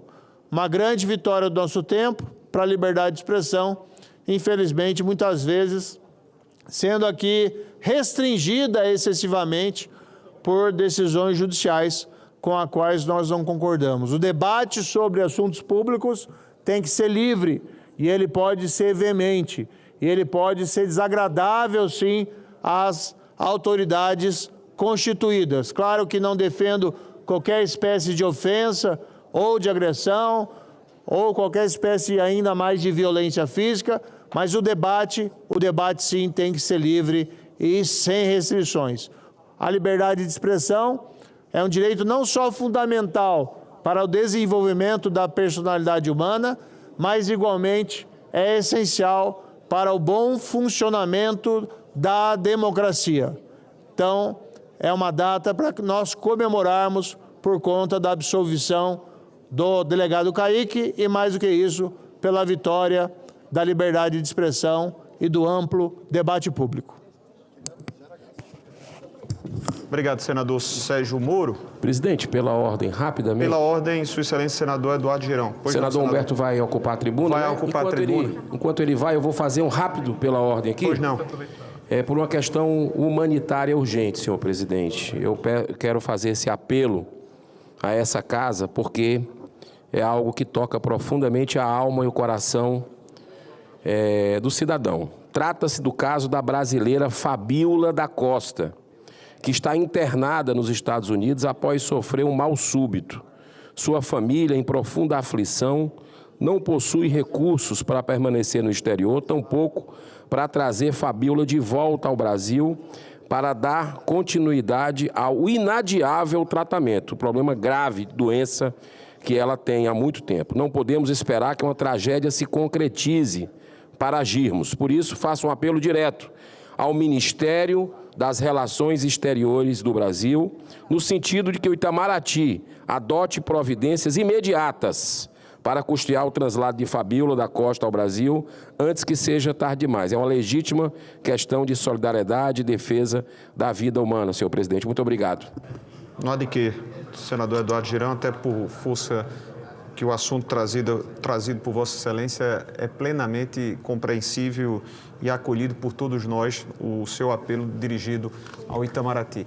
Pela ordem, senhor Saúde, presidente. Senador, nosso querido senador Nelsinho Trade, presidente da nossa Comissão de Relações Exteriores, em seguida já está à tribuna o nosso vice-presidente Humberto Costa, que falará como próximo inscrito. Senador Nelsinho. Agradeço primeiramente o senador Humberto Costa por ceder a sua vez, mas nós estamos aqui com o engenheiro Vinícius Marquesi, presidente do Confeia. Estamos aqui também com Lamartine, presidente do CREA de Goiás, com Marco Gervásio, do CREA de Minas, com a Nayara, e quero aqui cumprimentar a Vânia Mello, presidente do CREA do Mato Grosso do Sul.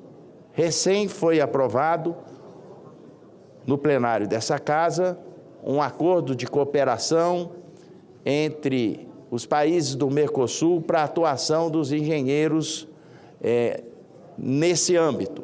É muito importante isso para estados que têm países de fronteira. O meu, particularmente, Mato Grosso do Sul, tem o Paraguai e a Bolívia. Isso vai desburocratizar, vai otimizar, vai fazer com que a atividade deles possa ser cada vez mais propositiva e a do lado de lá também. Não existe nada que separe uma fronteira da outra, a não ser se atravessar uma rua.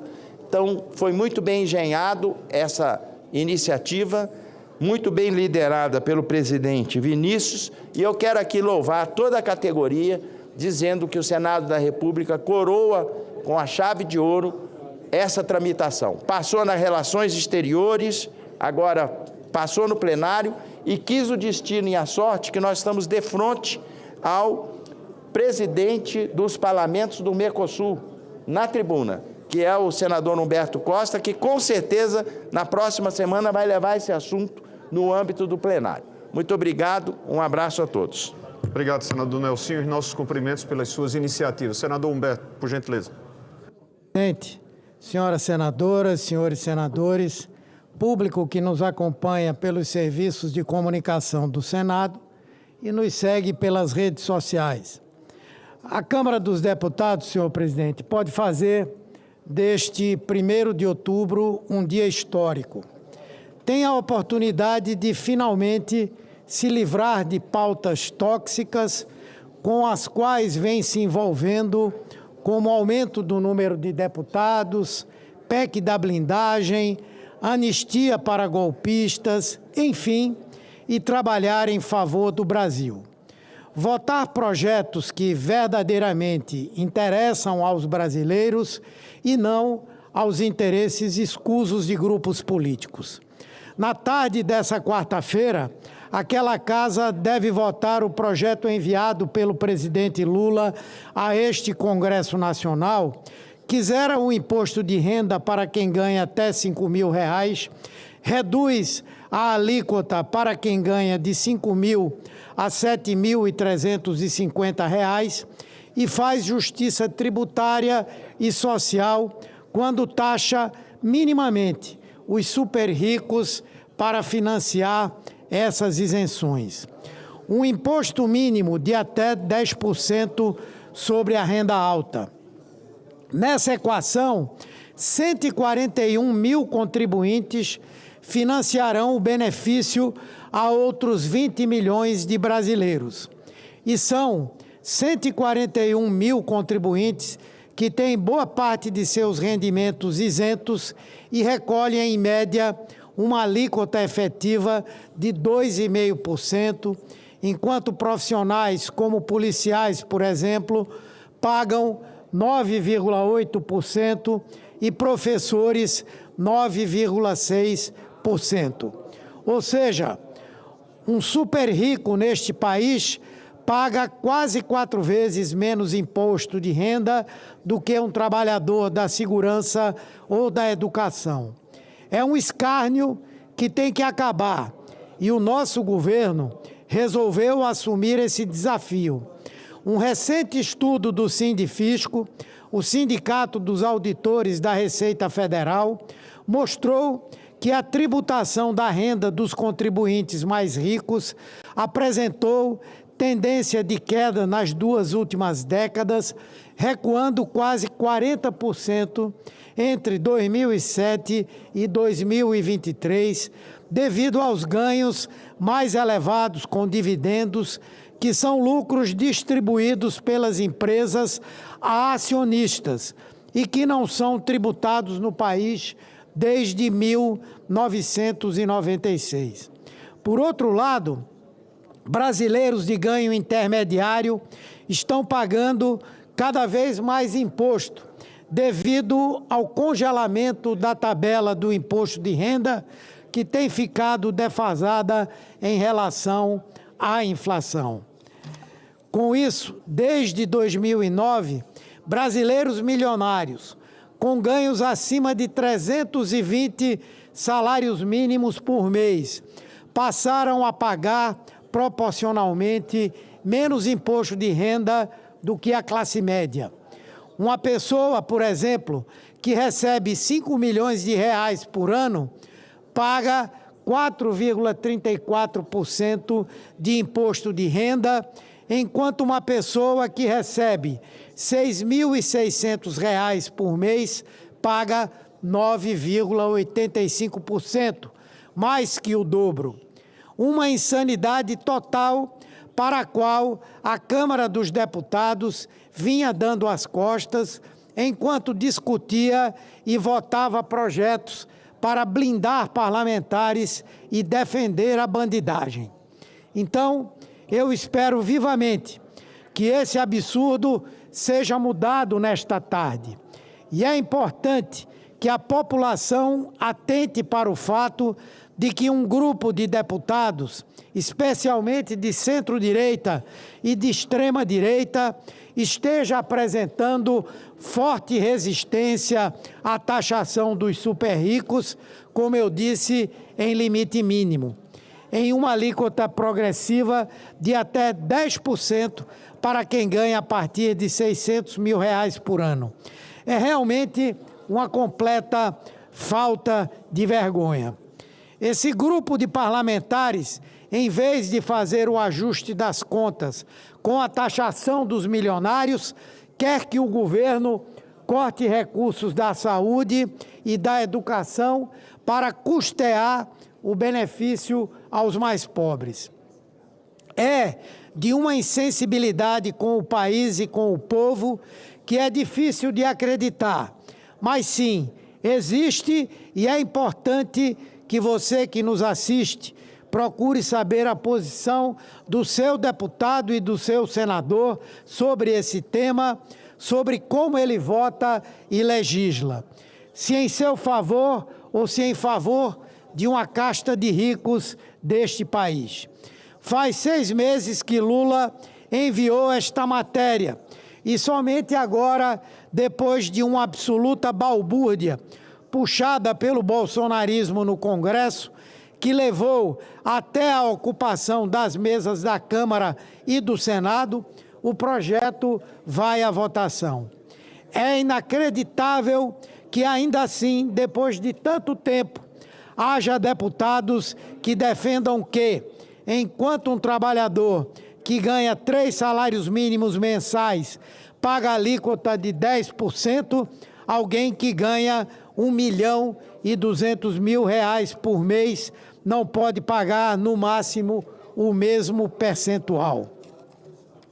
É urgente que acabemos com esse que é o maior roubo da história. O de quem menos tem é quem mais paga.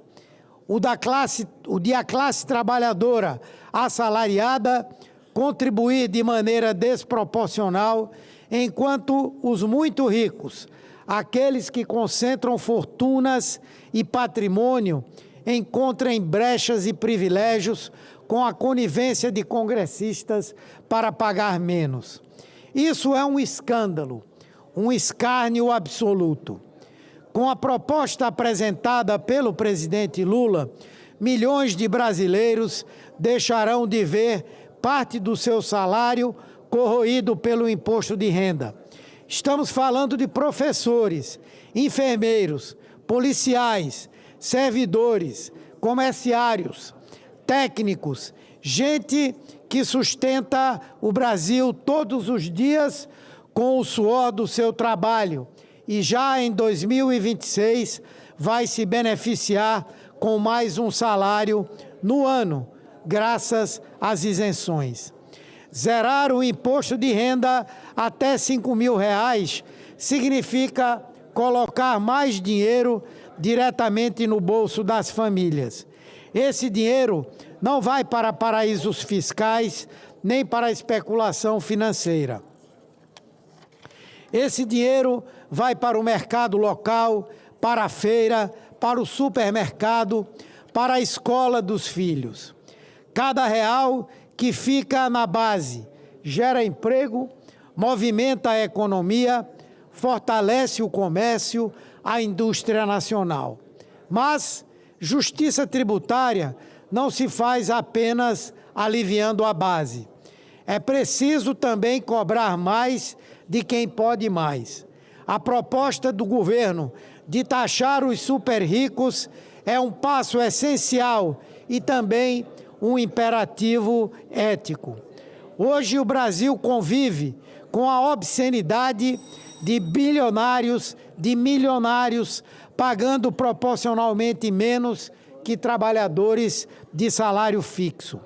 Enquanto um assalariado de R$5.000 é tributado na fonte, grandes rendimentos de capital muitas vezes escapam ao fisco.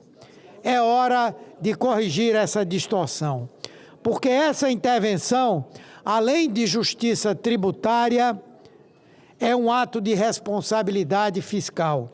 É transferir o peso da arrecadação para onde há maior capacidade contributiva, com a finalidade de que o Estado garanta recursos à saúde, educação, infraestrutura, sem sufocar quem já luta para sobreviver. A Constituição de 1988 nos ensinou que o imposto deve respeitar a capacidade contributiva de cada cidadão. É este princípio que agora se concretiza. É este princípio que torna o sistema tributário mais progressivo, mais justo e mais democrático.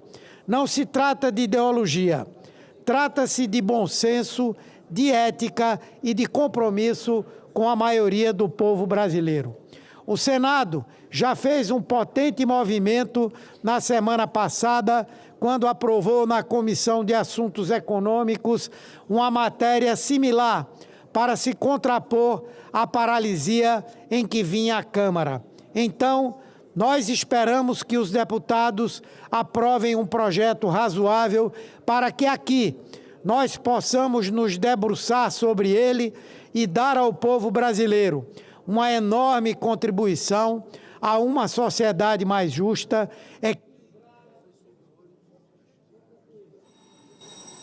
Concluindo, senhor presidente, e dar ao povo brasileiro uma enorme contribuição a uma sociedade mais justa, equilibrada e na qual cada um minimamente contribua na medida das suas efetivas capacidades.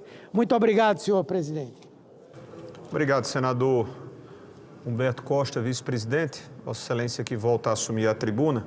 Convido o senador Nelsinho Trade a ocupá-la. E terei a oportunidade de fazer um registro congratulatório à sua felicíssima fala a respeito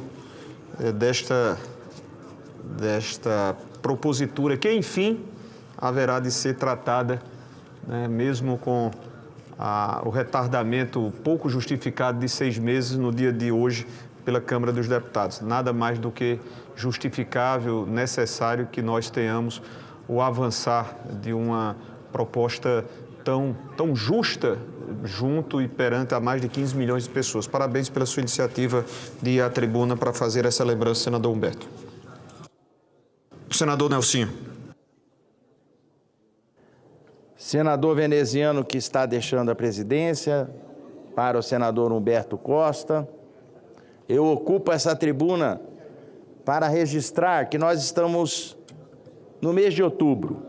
E o mês de outubro é aquele destinado à prevenção do câncer da mama e o câncer do colo do útero na mulher. É o Outubro Rosa. Agora, no corredor de acesso a esse plenário, tivemos uma solenidade do Instituto Recomeçar, liderado pela Joana dos Anjos, uma guerreira, portadora que foi, há tempos atrás, de câncer de mama, e tirou dessa dor a inspiração para poder conscientizar cada vez mais a sociedade brasileira. E eu também, estando de frente a um tapete azul, não poderia deixar de lembrar que no mês que vem nós vamos ter o Novembro Azul, que é destinado à prevenção do câncer da próstata no homem. É um do câncer que mais mata o sexo masculino. E eu quero aqui, já feita as 2 lembranças tão importantes da saúde que nós temos nesses 2 meses, falar de um tema que eu tenho a certeza que deixou senadores aqui presentes. Todo mundo estarrecido. Comentei até antes com o senador veneziano e ele falou: Nelsinho, a sua indignação é a minha. Nós estamos vivendo num momento, numa época, em que notícias de diferentes estados estão mostrando pessoas morrendo por intoxicação por metanol, que de uma forma criminosa está sendo diluído nas bebidas alcoólicas. Ora, morreu no Pernambuco, morreu em São Paulo, e quantos outros que silenciosamente devem ter morrido Brasil afora e que passou despercebido em função de não se chegar, porque não é fácil chegar nesse diagnóstico. E eu quero aqui, médico, ex-ministro da Saúde, presidente, senador Humberto Costa, fazer esse alerta para as autoridades que estão nessa investigação. Isso precisa ser esclarecido, precisa ser elucidado, porque é algo que uma pessoa que vai em algum bar, em algum restaurante, e na boa fé pede alguma bebida destilada, acaba por se intoxicar, podendo levar a consequências terríveis, como a cegueira, como tem uma moça que já ficou cega, e aqueles que conseguem, vamos dizer, que não conseguem superar a evolução da doença, pode chegar até a morte. Vômitos, náuseas, tonturas, convulsões, pode levar ao coma, ao óbito, começa com uma visão turva, uma confusão mental, dores abdominais, normalmente 6 horas depois da ingesta da bebida. Muito importante o tratamento rápido. A partir do momento que está sentindo isso, corre imediatamente para o pronto-socorro, porque a intervenção precoce faz com que essas consequências possam ser minimizadas. Mas esse alerta da tribuna do Senado não tem só o caráter de prevenir as pessoas, mas sim de nós demonstrarmos que essa casa vai estar atenta a essa fiscalização para que a gente possa descobrir os culpados e punir no rigor da lei. Isso é inadmissível. Era isso que eu queria falar, presidente Humberto Costa. Presidente, pela ordem. Agradeço o senador Nelsinho Trades. Senador Girão. Muito obrigado, senhor presidente. Ao mesmo tempo que eu queria cumprimentar o senador Nelsinho Trades pela sua fala, sempre com muita propriedade da tribuna, falando de um assunto que ele entende, né, que é médico, e fica a nossa solidariedade para as famílias brasileiras vítimas dessa fraude. Mas eu queria aproveitar esse momento e, senhor presidente, dar as boas-vindas ao nosso colega, senador José Lacerda, que tomou posse há poucos instantes aqui no Senado Federal. Ele que já tem uma história na política do seu abençoado estado, né, Mato Grosso. Também quero saudar o seu irmão aqui, em nome de toda a família, linda família que aqui está, que veio prestigiar esse momento histórico, né? Quero também fazer aqui dar as minhas boas-vindas a todos, e no nome aqui do Márcio Lacerda, que foi constituinte, senador aqui dessa Casa Revisora da República, e desejar tudo de bom. Sou do Ceará, senador José Lacerda, e amo o trabalho que eu faço. Como o senhor, a gente encara isso como missão de vida, né? E conte conosco aqui nessa caminhada. Tenho certeza que o senhor vai nos ajudar muito, não apenas o estado do senhor, Mato Grosso, mas o Brasil, tá? Sejam muito bem-vindos. E, presidente, já que foi falado no Outubro Rosa também, e o senhor foi ministro da Saúde do Brasil, e nós temos muitas pautas juntos, né, que, de uma certa forma, tocam nessa questão da saúde mental, a questão das bets, né, que o senhor é uma das grandes lideranças contra essa pandemia que a gente vive hoje no Brasil, a questão do cigarro eletrônico, que o senhor sempre é muito firme também contra essa questão desse lobby que quer porque quer enfiar a goela abaixo do brasileiro, uma arma química contra os jovens, né? Tantas outras pautas, mas essa eu tenho certeza que nós estamos juntos também. Do Outubro Rosa, eu tive a oportunidade, senador veneziano, de, através das emendas parlamentares, de destinar acho que desde o início do mandato, acho não, com certeza absoluta, foi o maior investimento que a gente fez, focado, centrado, porque a gente ajudou os 184 municípios do estado do Ceará com as emendas, todos, independente de corrente política, né, ideológica do município. O povo não tem culpa dessa briga, né? E a gente ajuda as entidades, a paz, todas, comunidades terapêuticas, a saúde, todos os hospitais do estado nós ajudamos. E, especialmente em Juazeiro do Norte, no Cariri cearense, nós fizemos um investimento de mais de 30 milhões para levar o Hospital de Amor, lá de Barretos, em São Paulo, para o 18º estado, no Ceará não tinha ainda, e o nosso mandato, graças a Deus, conseguiu dar esse presente para a população, que é um centro de prevenção ao câncer, né, de mama e colo de útero, né, que vai salvar milhares de vidas, né? Porque quanto mais cedo você faz a prevenção, e fica esse alerta aqui, colocado pelo senador Nelsinho, e eu quero refazer para as mulheres, quanto mais cedo, mais a probabilidade de conseguir... Conclua, Excelência. Para concluir, de conseguir realmente o tratamento e se curar. E com relação a esse investimento no Hospital de Amor, tem uma carreta que vai circular os municípios do Cariri cearense, ali nós temos 28 municípios, que vai lá na comunidade fazer os exames e tudo. Então vai ser inaugura esse ano, e eu fico muito feliz de alguma forma poder colaborar. Muito obrigado, senhor presidente. Com a palavra o senador veneziano Vital do Rego. 10 minutos.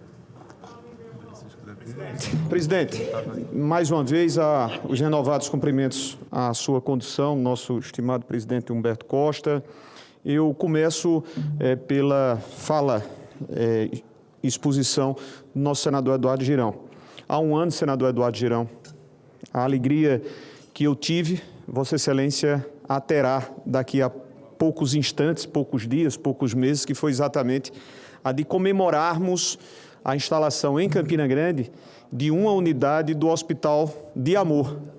Inclusive, durante o dia de hoje, nós abríamos o Hospital de Amor em Campina Grande em parceria com a Secretaria de Saúde, com a matriz, o Hospital de Barretos, em São Paulo, né, fazia o início dos 30 dias alusivos ao Outubro Rosa. Não pude me fazer presente, pedi à senhora minha esposa para que assim se fizesse, porque foi uma extraordinária, uma das mais importantes, meu querido, estimado médico, doutor Nelson Trade, senador da República, o senador ministro Humberto Costa, nós sabemos muito bem o quanto importante é e importantes são investimentos nesta área.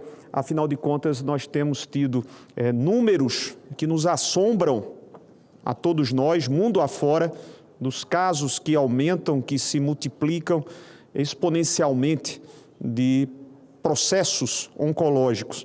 Então, o Hospital de Amor foi uma das mais importantes conquistas do nosso mandato e, para ela, nós tivemos a concorrência direta, a colaboração direta do senador-presidente Davi Alcolumbre. Então, a direção do Hospital de Barretos, que se dispôs a fazer esse investimento, daqui a poucos dias nós vamos ter a construção, em definitivo, da estrutura física na qual estarão instalados todos os equipamentos. Ainda estamos de forma improvisada, mas mesmo de forma improvisada, já fechamos o primeiro ano com mais de 15 mil procedimentos realizados, e aí para fazer a prevenção do câncer do colo de útero, câncer de mama, para os homens também, de pele e de boca, nós temos, né, esse alcance, então eu quero saudá-lo e cumprimentar a população do nosso Cariri cearense com a próxima chegada e instalação do Hospital de Amor. Saudar também,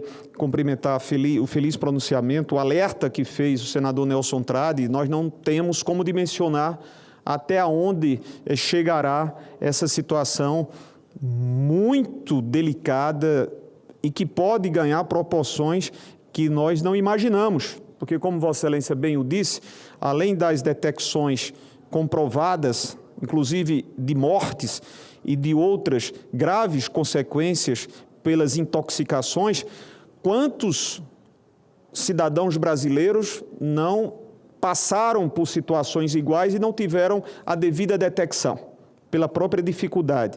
A partir do momento em que se alerta sobre o fato, em todas as redes do nosso país, aí sim nós passaremos a ter essas dúvidas e investigarmos. Mas é importante que nós rastreemos de onde partiu, e mais importante, além disso, é que todos os cidadãos possam estar cuidadosamente tomados desse alerta, um alerta efetivo. Quero saudar e abraçar o senador José Lacerda. Seja muito bem-vindo, senador, à nossa casa, a Casa do Brasil, que é esse colegiado, Vossa Excelência que assume no dia de hoje, substituindo uma grande conterrânea sua, que fez um trabalho extraordinário, que a todos encantou pela sua forma cordial de aqui estar, de se relacionar, senadora Margarete, mas não apenas por esta característica que de fato chamou a atenção, mas também pela sua própria competência.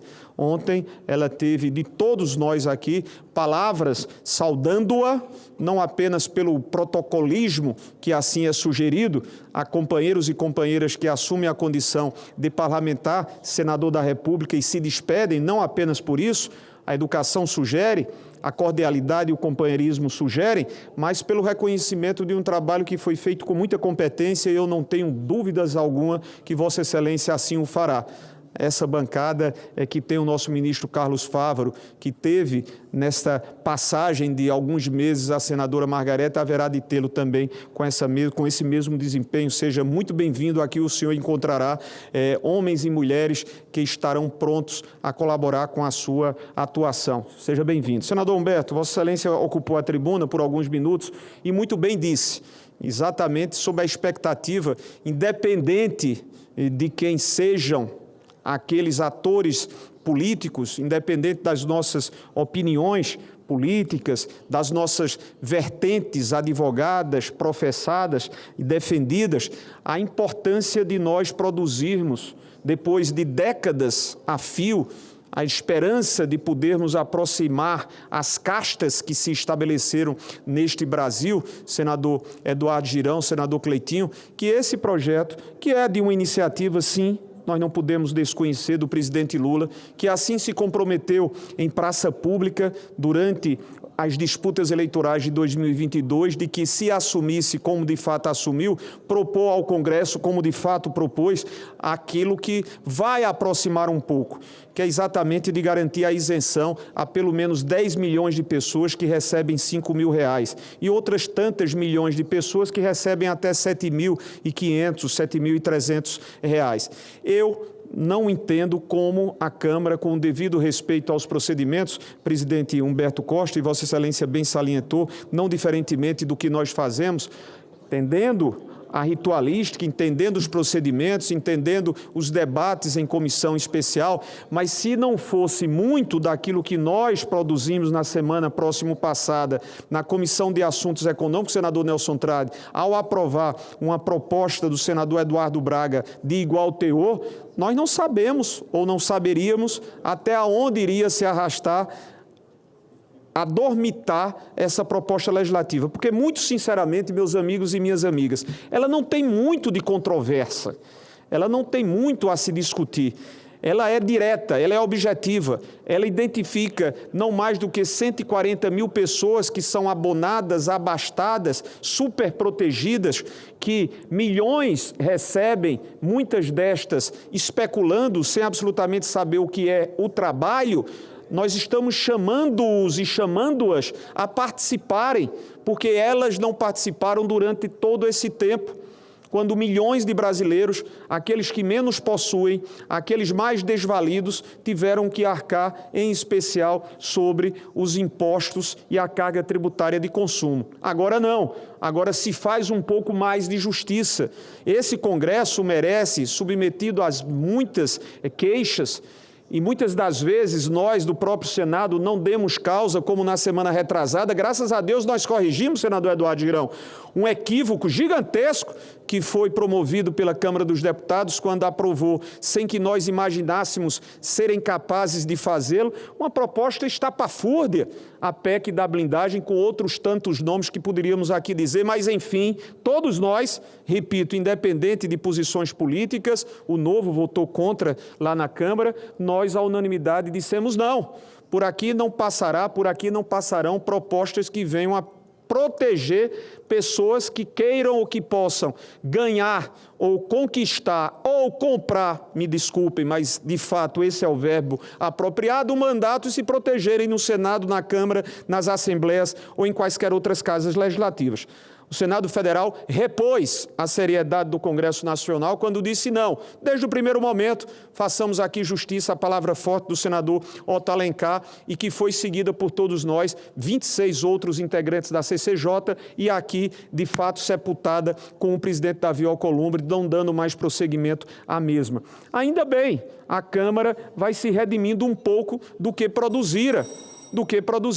Tomara que de fato vote. Eu não imagino quem possa se levantar contra essa proposta. Esperamos ansiosamente que o mais breve possível, na semana próxima que vem, nós já comecemos a fazer esse debate e não nos arrastemos, porque 6 meses não são justificáveis para que façamos o debate correto através das nossas comissões, ganhemos o debate plenário, aperfeiçoemos como deve ser o nosso papel de aperfeiçoar, mas acima de tudo, entendendo que tem muita gente que paga pouco ou nada paga, e tem milhões e milhões de brasileiros que, sem poder pagar, estão a suportar essa carga tributária. Então, as minhas saudações, senador Humberto Costa, pela felicíssima palavra, que assim se dê na Câmara dos Deputados. E aí finalizo, para mais uma vez, já o fiz, eu estou muito feliz pela condição de ser um defensor dos agentes comunitários de saúde, dos agentes de combate às endemias. Eu fui prefeito de Campina Grande.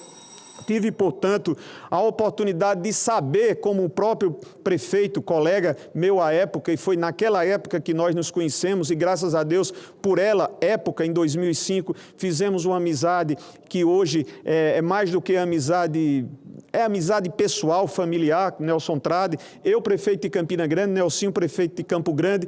Aqui estávamos a peregrinar, a bater as portas, a literalmente rasgar pedras para buscar recursos, né, Nelsinho? Hoje, graças a Deus, as condições são outras. Eu, quando vejo alguns colegas prefeitos que vivem situações difíceis, eu imagino, e você não pegou as épocas anteriores, que quando recebíamos 2, 3 milhões de reais de algumas emendas, nós colocávamos as mãos para os céus, colocávamos e saíamos soltando foguetões, enfim, era algo diferente.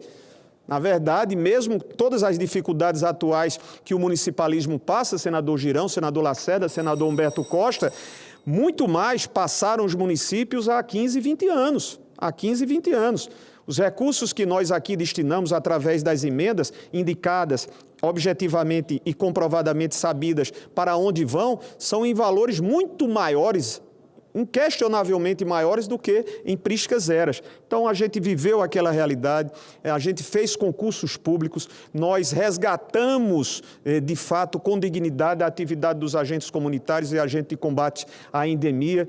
Tiveram 2 grandes conquistas no Congresso Nacional, que foi o estabelecer do piso salarial com 2 salários mínimos. Uma outra grande conquista, senador Cleitinho, que também deve-se registrar, foi o de reconhecer a atividade dos mesmos, das 2 categorias, como atividades vinculadas à saúde, o que garantem a estes homens e mulheres a condição de 2 vínculos. E hoje, aprovada a aposentadoria especial, tomara que nós venhamos a dar devida celeridade. Muito obrigado, senador veneziano Vital do Rego. Eu pergunto se o senador Cleitinho, que está inscrito, quer fazer uso da palavra. Vossa Excelência tem 10 minutos.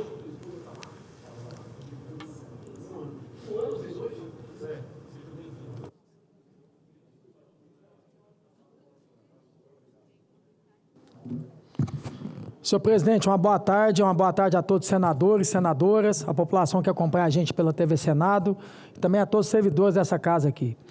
Eu venho aqui para poder ajudar sempre a população brasileira. Como eu sempre falei para todo mundo aqui, eu entrei aqui para poder ajudar quem precisa. Eu sei da minha origem que eu vim, trabalhador, e que eu puder fazer sempre para defender o trabalhador aqui, independente do governo que está no momento, ou que fosse outro governo, sempre a favor, 100% a favor do povo. Eu estou vendo essa questão da isenção de imposto de renda, de R$5.000, e esse mimimi, da onde que vai vir a compensação. Aí tem isso aqui, gente, ó, que eu queria mostrar para vocês aqui. Eu vou ser bem didático aqui para poder mostrar como é que tem que vir a compensação. Tem o BBB. Deixa eu falar para vocês o que é o BBB, onde pode dar uma taxada boa. Na Bets, que esse aqui não deveria nem existir. Então isso aqui não agrega nada para o Brasil. Então deveria ser 50%. Então taxa essa porcaria da Bets quanto antes. Taxa mais. Porque igual eu falei, para mim não deveria nem existir. A gente ainda aqui, eu votei contra regulamentar essa porcaria aqui. Essa turma aqui, ó, bancos. Ninguém fala dos bancos. Olha a taxa de juros que eles fazem com o povo. Olha como é que eles fazem o povo de escravo, os bancos. Mas ninguém tem coragem de tocar nessa ferida. Mas eu tenho coragem de tocar nessa ferida aqui. Bancos, tem que taxar mais um pouquinho. Estão bilionários essa turma aqui. Não tem problema nenhum pagar um pouco a mais. Até porque rouba legalizado o tempo inteiro do trabalhador. Vai lá no banco, vai achar que eles são bonzinhos com vocês. Eles é igual o diabo. Atende bem, conversa bem, ó, te toma, meu irmão, não adianta depois, não. Depois que vendeu a alma, vai te azucrinar o tempo inteiro e vai acabar com a raça de vocês. E o outro também, gente, são os bilionários. Os bilionários também podem pagar a conta. Inclusive, um bilionário lá de Minas Gerais, que vai ser até candidato a presidente, fez uma entrevista dizendo, o governador Romeu Zema, que também é a favor que taxe os bilionários. E aí, gente, eu tenho aqui o mais importante de todos, que é o 3P. É os 3 poderes. Essa turma aqui também dos 3 poderes tem que ser taxado o mais rápido possível. Eles estão falando agora lá na comissão mista de orçamento, Girão, que quer aprovar agora de novamente aqui a questão do fundo eleitoral, fundo partidário e fundo eleitoral. Mais uma vez, para político no ano que vem fazer a festa da democracia usando o dinheiro de vocês. Não sei quantos por cento, vai dar mais de 300%. Vai chegar a 5 bilhões de reais. Por que não taxa essa turma? Aí eu faço uma pergunta. Se tem dinheiro para político fazer campanha, não tem para poder ajudar o povo brasileiro a isentar quem ganha até 5 mil reais de imposto de renda? E eu falei para vocês aqui, eu mostrei, 312 reais. Vocês acham mesmo que um trabalhador vai pegar 312 reais no mês e vai aguardar, vai enterrar esse dinheiro? Vai guardar debaixo da cama? Vai guardar debaixo do travesseiro? Vai pegar e vai colocar em paraíso fiscal? 312 reais. Trabalhador. Quem gosta de colocar dinheiro em paraíso fiscal, vocês sabem quem que é muito bem. Eu não vou falar aqui para ser processado. Esse dinheiro eles vão gastar. O trabalhador vai gastar mais no supermercado, ou ele vai financiar alguma coisa para ele. Ele vai fomentar o dinheiro, vai voltar para o governo do mesmo jeito. É isso que vai acontecer. Aí eu fico impressionado de ver, gente, quando é uma coisa que é boa para o povo, fica no mimimi danado. É engraçado, Girão. Para a questão, para isentar o trabalhador que ganha até 5 mil reais, tem que fazer impacto. Mas para poder aprovar 5 bi, eu vou repetir, 5 bi para fazer campanha, não existe impacto nenhum, muito menos moral. Mas para o trabalhador tem que ter impacto. Para o trabalhador tem que conversar, tem que dialogar, tem que negociar. Mas para poder, o ano que vem, um político gastar 5 bilhões de reais, que graças a Deus, 3 políticas que eu fiz, gente, eu provo para vocês que tem jeito de fazer. Eu nunca usei R$1 de fundo eleitoral e nunca vou usar. Porque eu faço uma pergunta para você, trabalhador. Quando você vai fazer seu currículo, quem paga o currículo? Você tem que pegar um ônibus para poder ir lá na entrevista. Quem que paga esse ônibus? Você tem que pegar um Uber. Você tem que pegar um táxi. É você. Por que você tem que pagar para mim, para me te pedir o voto? Para a maioria das vezes o político ainda te pedir o voto, você dá dinheiro para ele, você vai lá votar nele ainda, obrigado, e depois sabe o que faz a maioria? Com todo respeito às vossas excelências, viu? A carapuça serve para quem acha que tem que servir, ainda tem que te roubar. Então tem que te dar dinheiro ainda, você tem que dar dinheiro para o político para fazer campanha. Oh, pelo amor de Deus, gente. E ainda tem que aumentar esse valor ainda. Aí que está, que a comparação é simples. Vocês verem que eu não estou errado. Isso aqui não tem lado ideológico, não. É só ser justo. Se tem impacto para quem vai poder ter R$300 no bolso a mais, que é a isenção de imposto de renda, vocês não fazem impacto nenhum, nem moral, para perguntar à população brasileira se tem que ter 5 bilhões de reais para o ano que vem gastar com a festa da democracia. É brincadeira uma situação dessa. Então, quero aqui falar para vocês aqui que está fácil de resolver. Não é só o BBB, não. Tem o 3P, os 3 poderes. Os 3 poderes têm que estar... Inclusive, eu já falei para vocês aqui, o fim dos supersalários. Enquanto não vota isso, Girão, sabe o que deveria fazer com o penduricalho? Taxar o penduricalho também. Colocar lá 27% do penduricalho.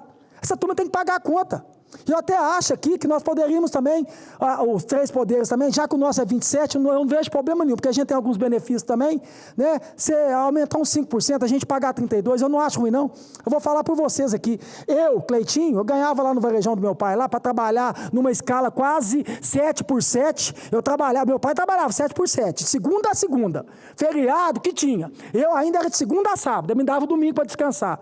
Para me ganhar R$4.000, R$4.500, hoje eu ganho 40. Se puder taxar mais um pouquinho, eu não acho ruim não, gente. Eu estou aqui no paraíso.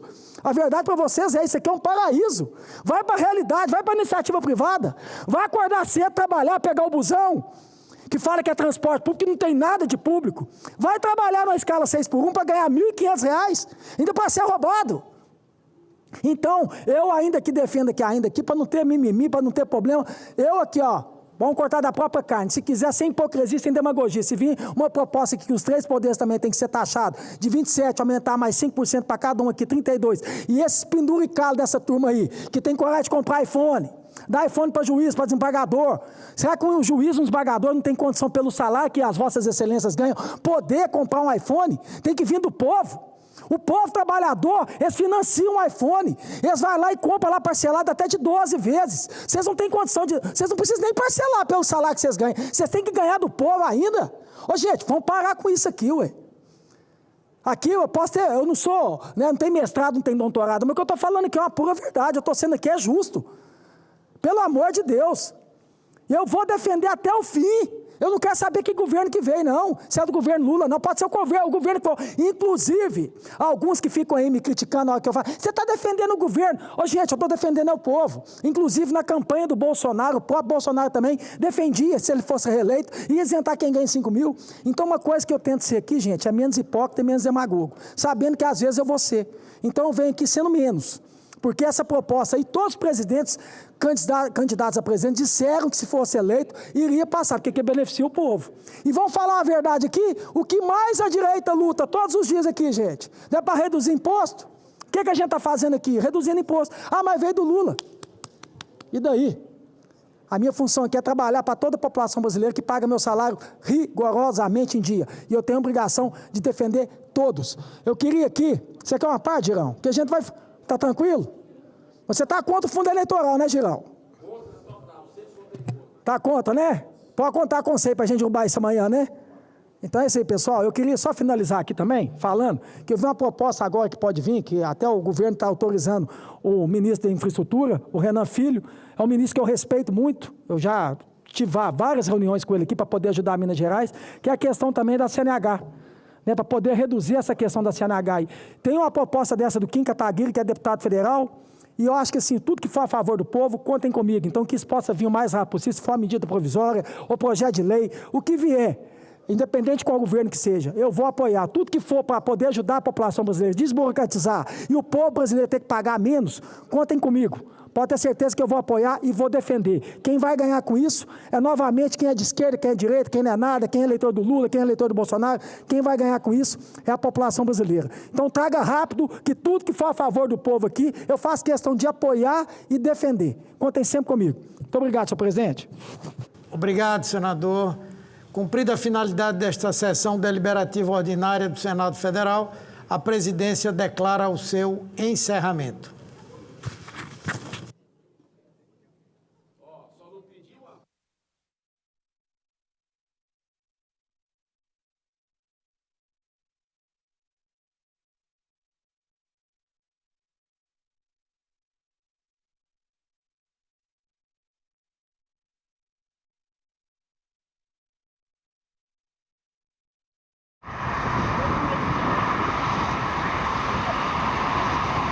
Câmara de São Paulo cobra melhorias para a população de rua. Em Curitiba, Câmara abre as portas em pleno sábado. Cordão de girassol indica pessoas com deficiências ocultas em Pernambuco. E Câmara dos Deputados aprova diretrizes e incentivos para o turismo rural. Tudo isso no Parlamento Brasil. Parlamento Brasil, toda sexta, 8 horas da noite, aqui na TV Senado. Meu nome é Ana Reis, eu nasci em 1985 e sou farmacêutica e cantora. Eu também sempre segui essas duas profissões, né? Completo 20 anos da minha carreira como cantora e também tem 20 anos que eu entrei na UNB para o curso de farmácia. Dos direitos, dos que eu mais prezo, é a liberdade de expressão. Eu posso trazer em todos os âmbitos da minha vida, assim, mas principalmente na minha atividade como cantora. Eu sempre pude escolher, por exemplo, um repertório de um show com as músicas que eu queria cantar. Eu sou mãe do Hugo, o Hugo tem 6 anos hoje. Eu adoro ele pedindo as músicas. Mamãe, põe um Luiz Gonzaga aí pra gente ouvir. Quando ele pede umas músicas assim, eu vejo que eu tô fazendo um bom papel, porque acho que nossa cidadania, ela não é completa se ela não passar pela arte. Eu posso trabalhar com o que eu gosto, eu posso cantar o que eu quero. Democracia é isso, é a liberdade. Meu nome é Ana e eu nasci com a democracia.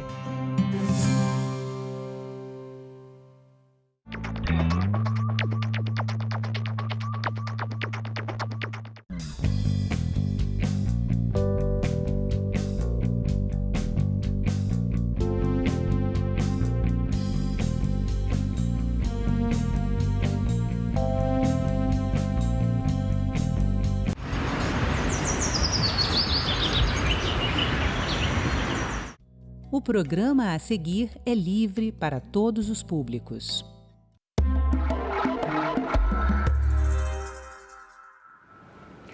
O Brasil é um dos principais exportadores de animais vivos. Entre 2014 e 2023, o Brasil exportou 335 mil bovinos vivos por ano. E em 2024, o número chegou a quase 1 milhão. Transportados vivos ao longo de muitos dias, os animais passam por sofrimento físico e psicológico. E um projeto de lei em análise aqui no Senado, que teve origem em uma sugestão legislativa, proíbe esse comércio. Eu vou conversar agora com George Sturaro, diretor de Relações Governamentais e Políticas Públicas no Brasil, da organização não governamental Mercy for Animals. Olá, George, seja bem-vindo. Muito obrigada por vir aqui participar do nosso programa Cidadania. Olá, Roberta. Muito obrigado por nos convidar. Conta pra gente, George, a Mercy for Animals, né, uma tradução literal, né, misericórdia para os animais, né, o que é essa organização? A Mercy for Animals é uma das maiores organizações não governamentais do mundo dedicadas a proteger os animais do sofrimento. E esse sofrimento, né, assim, essa questão dessa exportação, né, dos bovinos vivos, assim, é um sofrimento bastante grande, né? Deu para comprovar. Sim, é uma atividade terrível que submete os animais a intenso sofrimento físico e psicológico, como você havia mencionado. Agora, só que que os animais eles são exportados para serem abatidos, né, no destino. A intenção, na verdade, não é parar com o abate, é que seja um abate mais misericordioso, né, mais humanizado, digamos, né, assim, que gere menos sofrimento. Nós entendemos que o transporte de animais vivos, ele acrescenta uma camada de sofrimento a animais que são explorados na indústria da carne, né? Nós temos uma campanha para que, justamente para acabar com esse transporte, né? Não é necessário, né? É um sofrimento desnecessário provocado, ao qual os animais são submetidos. E como é esse sofrimento? O que acontece, né, durante esse transporte? Os animais, eles são confinados aos milhares dentro de navios, né? Tem nós estamos falando de navios que podem transportar até 25 mil animais, tá? Em condições de superlotação. Os animais, eles são forçados a viver ao longo de semanas, 3, 4 semanas, sob as próprias fezes e urina, né? Em condições precárias de higiene, inclusive. Ao longo dessas viagens, por conta desse acúmulo de dejetos, os animais expiram quantidades imensas de amônia, que pode provocar infecções respiratórias, pode provocar infecções nas cavidades oculares dos animais. Alguns animais, inclusive, são cegados, chegam cegos ao destino final. Um outro problema muito grave associado ao transporte marítimo de animais vivos é o estresse térmico, né? Então, quando você confina milhares de animais dentro de um espaço, né, minúsculo, com ventilação inadequada, os animais eles estão submetidos a temperaturas elevadas, né? Isso gera o chamado estresse térmico, né? É uma condição que pode levar à morte dos animais, né? É terrível dizer isso, mas os animais eles são literalmente cozidos por dentro, né? Isso afeta uma grande quantidade de animais. É a principal causa de morte de animais do transporte marítimo de animais vivos, o estresse térmico. Tá? E eles vão, essas 4 semanas, né, esse longo período, é porque eles atravessam, né, o oceano e vão, a grande maioria, para o Oriente Médio?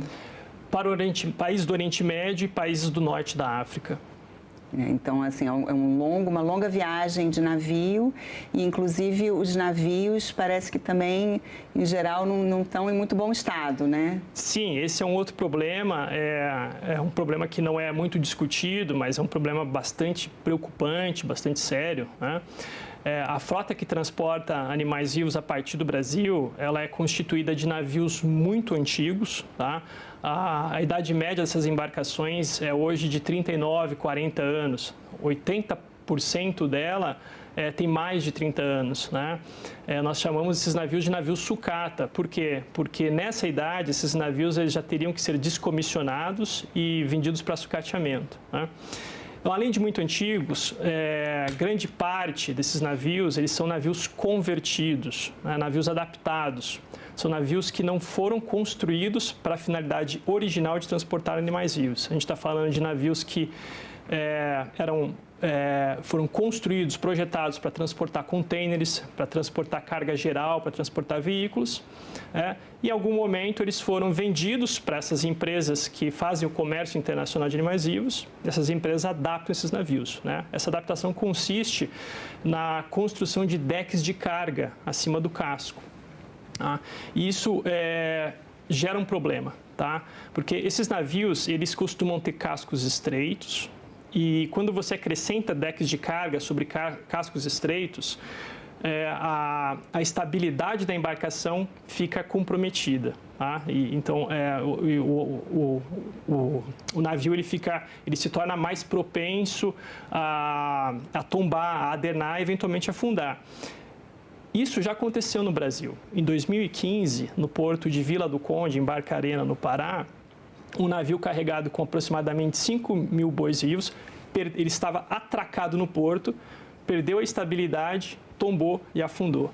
Né? A maior parte dos animais que estavam embarcados já morreu afogado.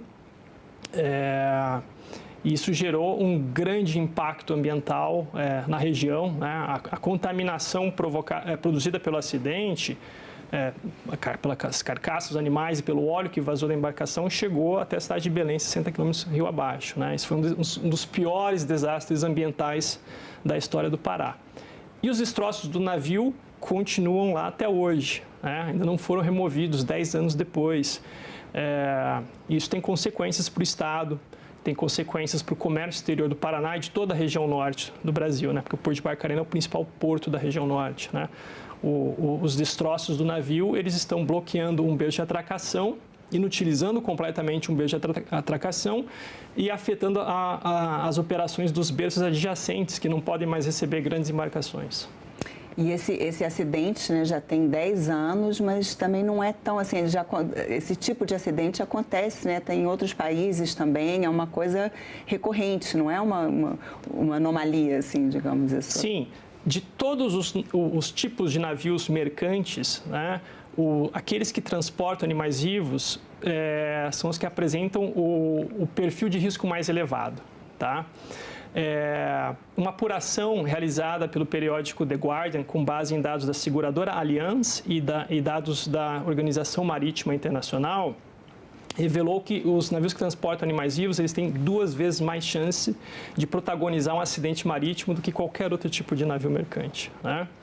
E acidentes em condições muito semelhantes àquele que aconteceu no Pará, aconteceram já também na Romênia, em 2019, né, no porto de Mídia, e também no Sudão, em 2022, né, porto de Suaquim, no Sudão. Inclusive, o navio que protagonizou o acidente na Romênia, ele esteve no Brasil apenas poucos meses antes. Ou seja, esse acidente poderia ter ocorrido aqui.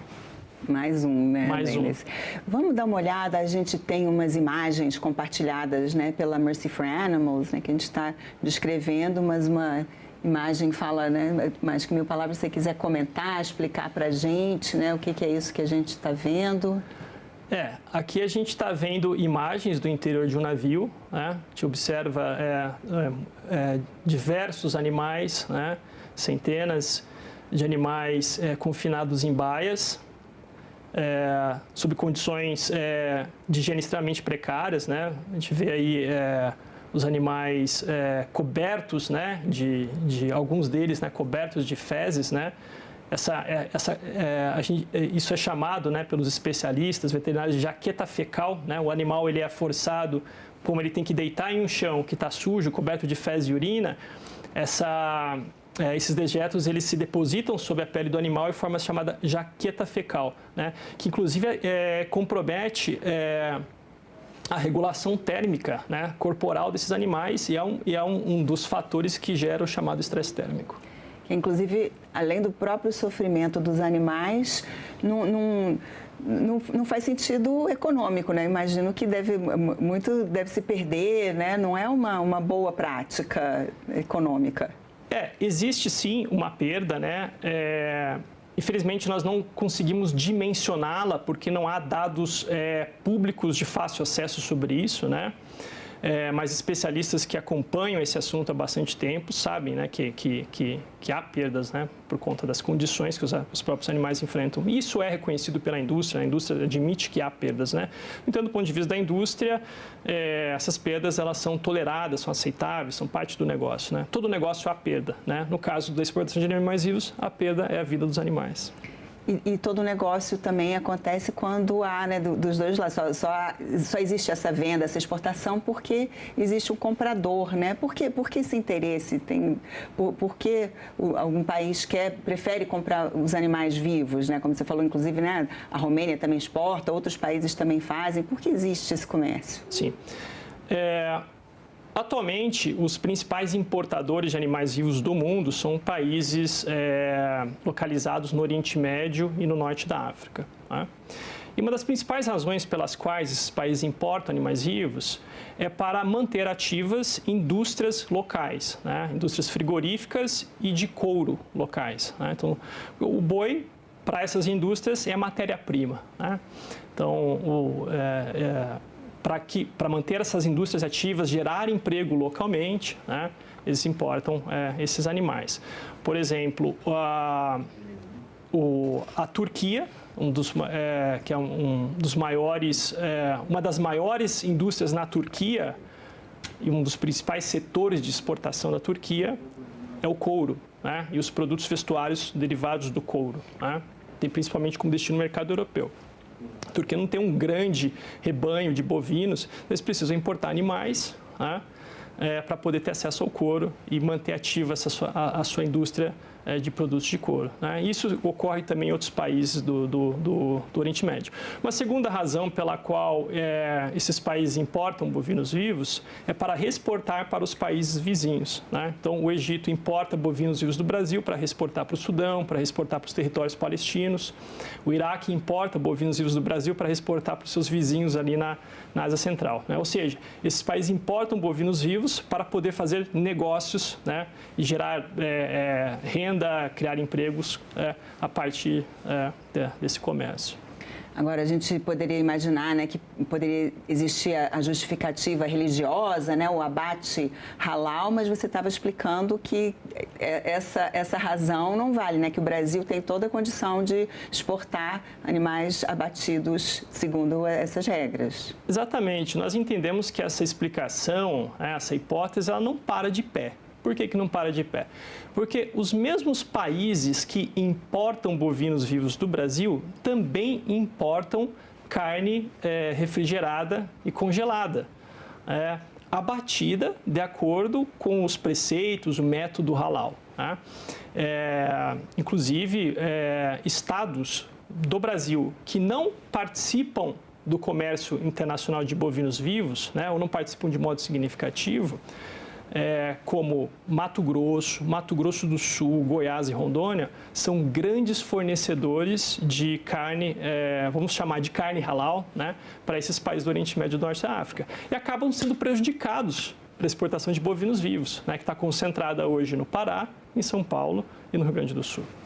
Agora, para exportar carne já processada, halal ou não, né? Assim, aí tem que ter uma tecnologia específica, né? Os navios têm que ser refrigerados. Imagino que talvez não possam ser esses navios tão antigos quanto você estava mencionando, né? Ah, sim. A exportação de carne refrigerada ela é feita em navios mais modernos, em containers refrigeradores, né? Então, é muito diferente do que é feito hoje em dia, né, em relação a transporte de bois vivos. E existem, um caso de sucesso seria a Índia, né, que realmente proibiu, né? Acho que ela também exportava muitos animais vivos e hoje em dia eles proibiram esse tipo de exportação. Exatamente. A Índia, o caso da Índia desmistifica e também derruba aquele argumento de que a exportação de animais vivos é uma atividade de nicho que visa atender a um mercado específico que não poderia ser substituído, né, pela exportação de carne refrigerada, né? A Índia, em 2018, ela proibiu as exportações de animais vivos por mar. Até então, os países do Oriente Médio e do Norte da África eram os principais clientes dos animais exportados vivos desse comércio da Índia, né, de animais vivos. Então, a Índia ela proíbe essas exportações de animais vivos em 2018 e no prazo de 4 anos, as exportações de carne refrigerada halal da Índia para os países do Oriente Médio e do Norte da África dobram. Né? Inclusive, em 2021, a Índia se torna o maior fornecedor de carne bovina halal refrigerada para essa região, desbancando o Brasil. O Brasil era o maior fornecedor, a Índia desbanca, né, depois de proibir a exportação de animais vivos. E existem outros casos também internacionais de países que proibiram esse tipo de comércio? Sim, existem casos, inclusive, recentes, né? O Uruguai recentemente anunciou uma suspensão temporária das exportações de animais vivos, que pode se tornar uma suspensão permanente, né? Justamente porque as exportações de animais vivos estavam afetando a indústria frigorífica uruguaia, né, que estava operando com capacidade ociosa e tendo que demitir funcionários, né? A Argentina, desde os anos 70, não exporta animais vivos, porque entendeu que exportar animais vivos prejudica a indústria da carne local, nacional, né? Então, é prejudicial ao desenvolvimento do país, né? E mais recentemente, nós tivemos notícia de que o Quirguistão, que também era um importante exportador de animais vivos ali no centro da Ásia, suspendeu tempo... Que a população apoia essa causa? Exatamente, é o projeto de lei 3093 de 2021, que nasceu de uma sugestão legislativa de 2018, né? A própria existência desse projeto de lei já é um indicativo, né, de que a exportação de animais vivos ela não tem um apoio, né, um grande apoio, um respaldo da população, né? Mas há outros indicadores. Existe uma petição que foi co-criada pela Mercy for Animals, em apoio, né, uma petição que pede que o Congresso Nacional proíba a exportação de animais vivos no Brasil. Essa petição já conta com quase 600 mil assinaturas, né? E, além disso, existe uma pesquisa do Ipsos de 2019 que revela que 84% das pessoas entrevistadas é contra a exportação de animais vivos, né, a favor de que ela seja proibida no Brasil. Então, é uma atividade que, se depender da vontade da população, ela não acontece mais. E se realmente for proibido, assim, quais são as alternativas, assim, para os produtores, né, os comerciantes, eles não vão ser prejudicados? pelo que, né, sim, se vê. Uma medida dessas, naturalmente, ela vai produzir rearranjos na cadeia produtiva, certo? Mas nós entendemos que os impactos serão mínimos, por quê? Primeiramente, o Brasil é um grande exportador de animais vivos, exporta 1 milhão de bovinos vivos por ano. Não é fácil, não é possível que logo se apresente um país que substitua o lugar do Brasil, né? Colômbia não tem capacidade para isso, que é o terceiro maior exportador de animais vivos da América do Sul. O Uruguai não tem capacidade para isso, né? O Uruguai, inclusive, está se retirando desse comércio, né? Como eu havia mencionado, né? E o Brasil, como eu também havia mencionado anteriormente, já fornece carne halal refrigerada para esses países que compram os bois vivos, né? Então, o que nós estamos prevendo que deverá acontecer é que os pecuaristas que hoje vendem animais vivos para o Oriente Médio e Norte da África vão vender para os frigoríficos no Brasil, que vão processar essa carne aqui dentro e exportar, né, o produto beneficiado com maior valor agregado, gerando emprego, gerando renda e captando impostos aqui no Brasil, não lá no exterior. E aí, além da própria carne, né, você mencionou também que lá nos países eles usam também, né, o couro, isso também pode ser beneficiado aqui, exportado já, né, no mais processado, né, em vez de deixar para a indústria de lá. Exatamente. Mas os outros países, né, você mencionou a Romênia, né, onde também teve o acidente, né, assim, lá eles também continuam ainda exportando os animais? Sim, a Romênia no contexto da Europa, né, a Romênia é um grande exportador de animais vivos, né, a Irlanda também exporta, Espanha exporta animais vivos e França, embora seja uma quantidade grande, a gente está falando de viagens muito mais curtas do que aquelas que ocorrem a partir do Brasil, né? Mas acho que é importante com navios, com um navio que transportava ovelhas vivas para a China, né? E por razões de bem-estar animal, né? Recentemente, em 2024, o Reino Unido proibiu a atividade também, tá? A Austrália anunciou em 2023 que queria proibir a partir de 2025 a exportação de ovelhas vivas, né? As ovelhas são os animais que mais sofrem, né, nesse comércio, porque são muito mais suscetíveis, né? Principalmente a questão das temperaturas elevadas, né? E espera-se que, após a proibição da exportação de ovelhas vivas, a Austrália também proíba a exportação de bois vivos, né? Essa, aliás, é uma das razões pelas quais os importadores de animais vivos estão transferindo operações da Austrália para a América do Sul, tá? E na Europa, em 2022, a Alemanha, Luxemburgo e a Holanda anunciaram que não mais exportariam animais vivos para fora da União Europeia, né? Isso efetivamente limita o transporte de animais vivos desses países ao modal terrestre, né? Porque eles vão exportar apenas para países dentro da geografia da União Europeia, os países vizinhos. E que é uma forma menos sofrida, né, de exportação. É menos sofrida porque as distâncias são menores, o período que os animais passam dentro desse transporte é bem menor, né? Então, o sofrimento que eles ainda experienciam algum sofrimento, tá? Mas, comparativamente, é muito menor. E pode-se dizer, então, diante disso que você expôs, que está avançando nessa causa dos direitos animais? Está avançando e nós estamos muito seguros que o tempo do fim da exportação de animais vivos ele está próximo. E no mundo, além disso, a Mercy for Animals tem alguma outra isso está dentro de um contexto assim dos direitos dos animais? Aqui o próprio Senado aqui aprovou, né, assim, que os animais são seres sencientes, né? A Constituição mesmo veda, né, o sofrimento dos animais, né? Então isso está tudo dentro desse contexto, né? Sim, a Mercy for Animals é uma organização dedicada a proteger os direitos dos animais, né? Nós entendemos que os animais têm direitos porque eles são seres sensíveis. Os animais eles têm capacidade de sofrer, né? Eles sentem dor, eles sentem medo. E eles também têm capacidade de sentir alegria, né? De sentir prazer, né? Então, por conta disso, por conta dessa capacidade, por conta da ciência, nós entendemos que os animais devem ser protegidos. E a gente vem observando movimentos legislativos importantes no sentido de efetivar mesmo a proteção dos animais no Brasil. Como você mencionou, o reconhecimento da ciência animal já no Congresso Nacional. Mas, de certo modo, esse reconhecimento ele já está gravado na nossa Constituição. A Constituição Federal do Brasil, lá no seu artigo 225, ela veda os maus tratos contra os animais. Isso é um reconhecimento tácito de que os animais podem sofrer, sentir dor.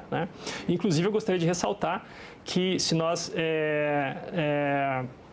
levarmos em conta o artigo 225, e olharmos para a atividade da exploração de animais a partir da perspectiva desse artigo, nós vamos constatar que essa é uma atividade que implica maus tratos aos animais. George Sturaro, muito obrigada pela sua presença aqui no programa Cidadania.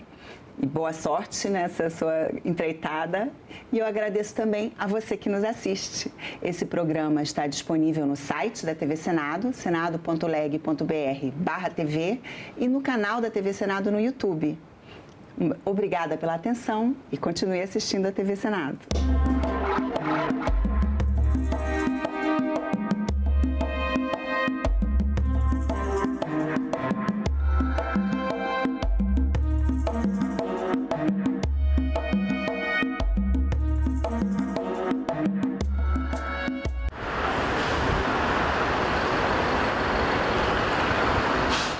Quando aboliram a escravidão, que disseram que o país ia quebrar, implantaram as férias, o 13º, que as empresas iam quebrar.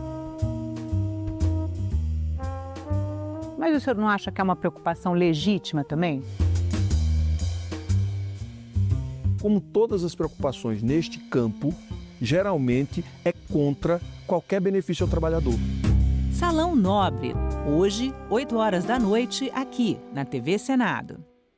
O mundo cabe dentro de um museu. É só entrar e deixar a curiosidade te guiar.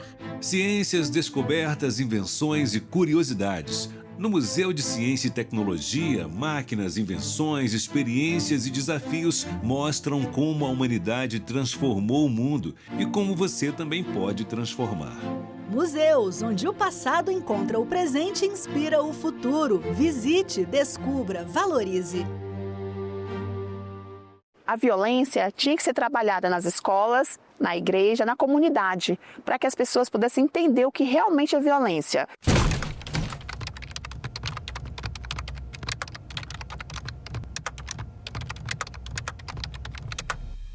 Num período de uns 8 anos, eu comecei a sofrer violência com meu marido. A minha filha viu meu ex-marido me batendo, Me derrubou da cadeira, me bateu.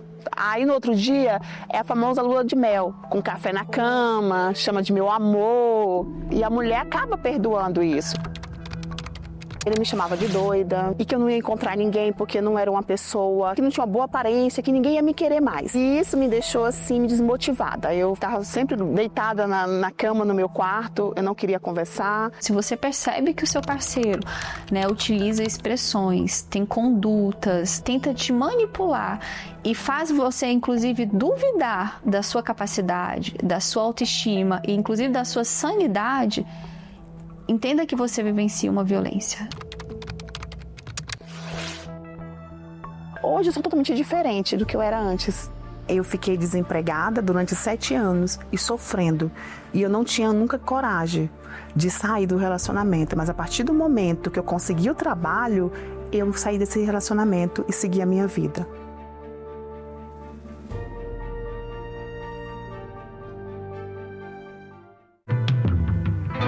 Em outubro, a TV Senado homenageia o cineasta Silvio Tendler, documentarista de grandes personagens e de lutas decisivas na nossa história.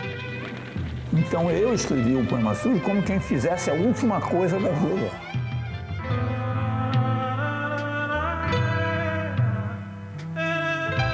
Mostra Silvio Tendler, todo sábado às 21h.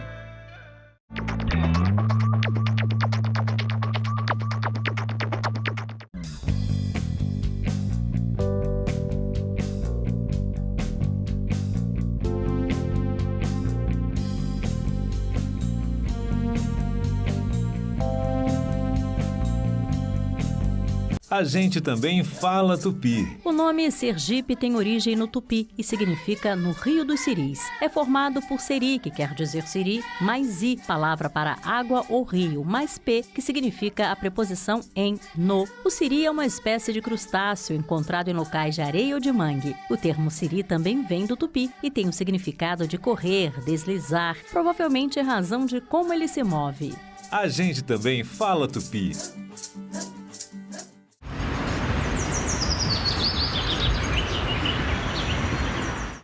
O programa a seguir é livre para todos os públicos.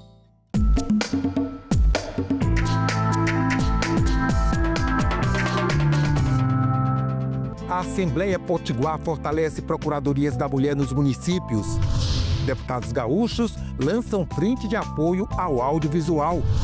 Um novo portal facilita acesso a dados sobre o orçamento da União. E no Rio de Janeiro, a Assembleia festeja os 75 anos do icônico estádio do Maracanã. As duas histórias, elas se unem.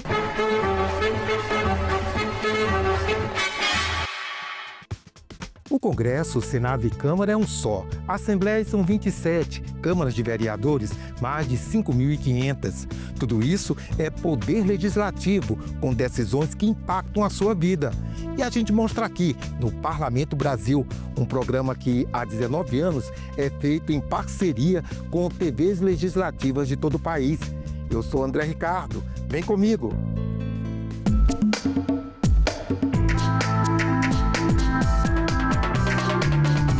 Uma novidade na batalha por igualdade de gênero veio com a Procuradoria da Mulher no Legislativo, criada para zelar pelos direitos das mulheres, combater a violência e discriminação e lutar pelo aumento da participação delas nos espaços de poder.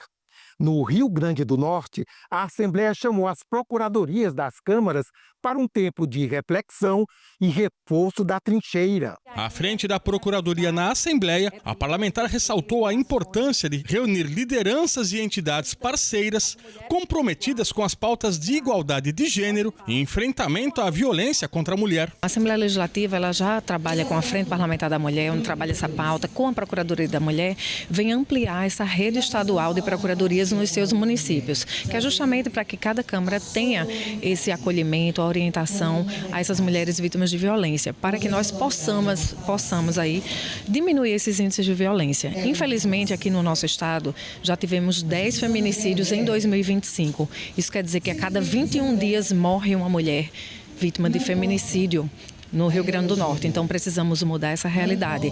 E a mudança começa a preparar que essas parlamentares estejam em cada município acolhendo essas mulheres vítimas de violência. Foram realizados 4 grandes painéis para um público que lotou o auditório, abordando temas como as violências doméstica e política, a promoção da autonomia econômica da mulher, o acolhimento e o trabalho em rede. A juíza Rádia Rayane representou o Tribunal de Justiça do Rio Grande do Norte. A questão da igualdade feminina, da equidade feminina, nós achávamos que ia estar superado nesse século XXI. Mas, infelizmente, aí é um desafio que permanece. Infelizmente, a gente percebe um recrudescimento da violência contra a mulher. Isso se reflete também na política. Eu acredito que seja um ambiente onde a mulher tenha muita dificuldade de prosperar e de prosseguir. A senadora Zenaide Maia enfatizou a necessidade das mulheres assumirem mais espaço em todas as frentes e, principalmente, nos 3 poderes. Em 2 anos, a Procuradoria da Mulher na Assembleia Legislativa criar essa quantidade de procuradorias e mostrar que se faz necessário ter mais, porque é uma instituição a mais para defender as mulheres e empoderá-las. Informação é poder. Então nós temos um desafio grande, a curto prazo, não flexibilizar leis e tentar atrair as mulheres para os locais de poder. Um dos pontos altos do evento foi a realização de uma ação social em tempo real. Isso porque os participantes foram convidados a trazer para cá peças de vestuário feminino em boas condições que foram doados para o projeto Arara Azul Social, que trabalha com mulheres em situação de vulnerabilidade. A Arara Social ela nasce com esse sonho de transformar a moda, como fator de transformação social e ambiental. E nós trouxemos aqui as 3 frentes, né? Que é o projeto Revoe, que é um projeto de sacoleiras. Nós temos as doações solidárias, que já doamos mais de 11 mil peças para unidades de acolhimento para mulheres em situação de vulnerabilidade e risco social. E também as nossas oficinas de capacitação, onde a gente transforma roupa em novos produtos, em novas oportunidades. Projeto Cidadão. No Acre, Tribunal de Justiça e parceiros levam serviços públicos à população. Em Brasília, Câmara Distrital promove Semana da Primeira Infância e deputados gaúchos lançam frente de apoio ao audiovisual. Veja o que foi notícia nas casas legislativas do país. Ter mais diálogo para fortalecer o setor e criar novas oportunidades. Este, segundo o deputado Leonel Hadi, é o principal objetivo da criação da Frente Parlamentar em apoio ao audiovisual no Rio Grande do Sul.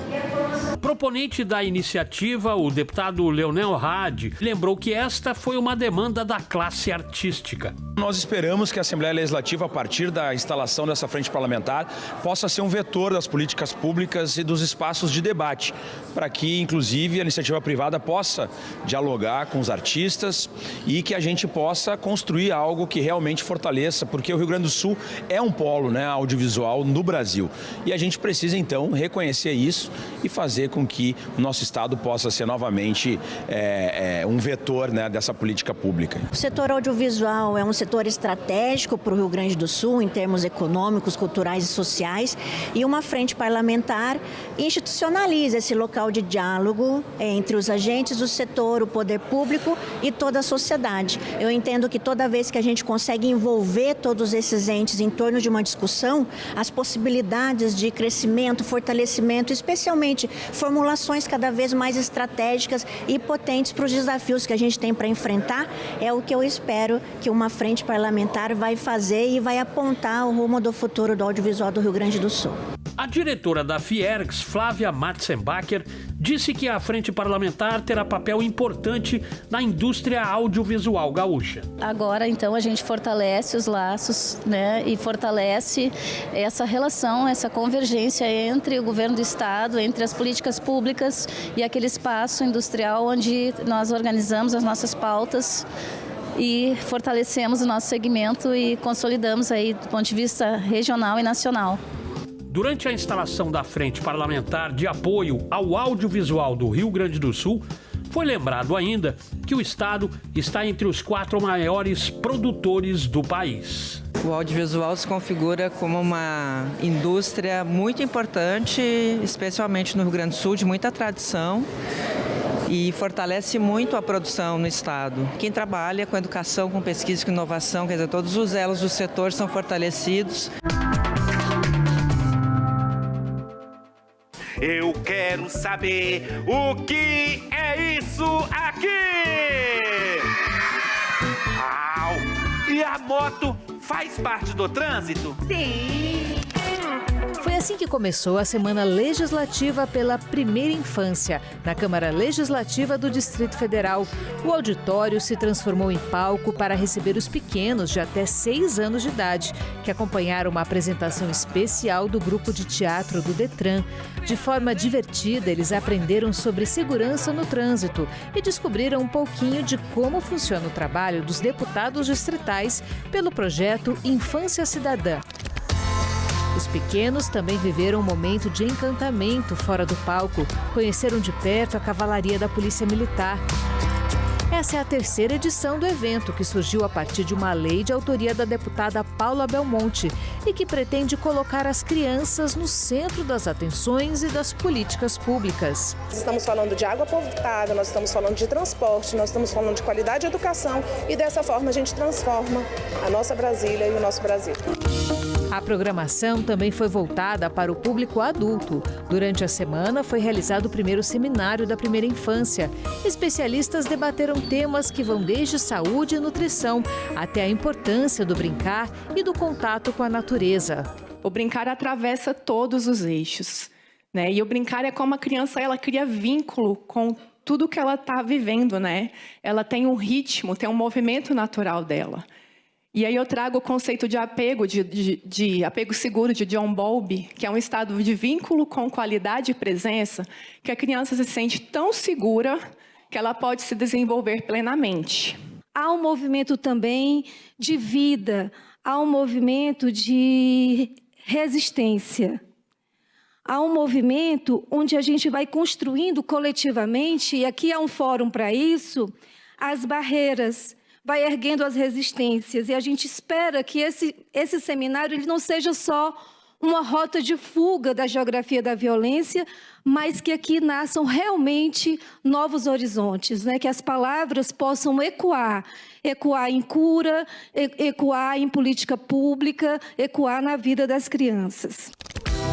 A programação teve ainda a sessão solene em homenagem a autoridades, servidores públicos, especialistas e representantes da sociedade civil engajados na garantia e promoção dos direitos das crianças.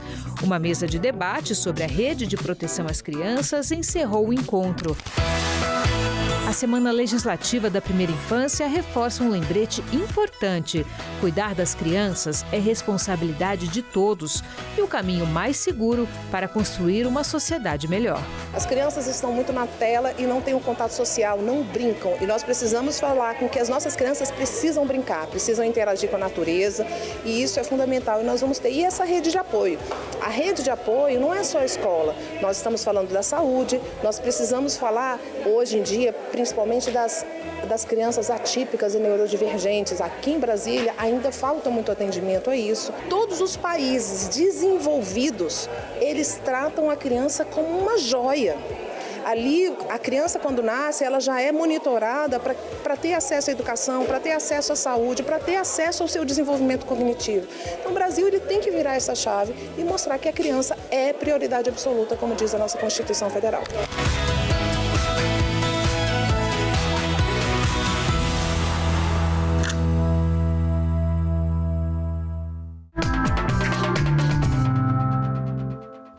A Assembleia Legislativa do Acre promoveu uma sessão solene em homenagem aos 30 anos do Projeto Cidadão, a iniciativa do Tribunal de Justiça do Acre que leva serviços essenciais à população de forma gratuita. Criado em 1995, o projeto se consolidou como um dos principais programas de cidadania do Estado, oferecendo atendimentos como emissão de documentos, serviços de saúde, assistência jurídica e casamentos coletivos. Ao longo de 3 décadas, alcançou comunidades urbanas, rurais, ribeirinhas e indígenas, tornando-se referência nacional pela abrangência e impacto social. O Projeto Cidadão é uma inovação que foi construída aqui no Acre e que depois foi até replicado em outros lugares do Brasil, né?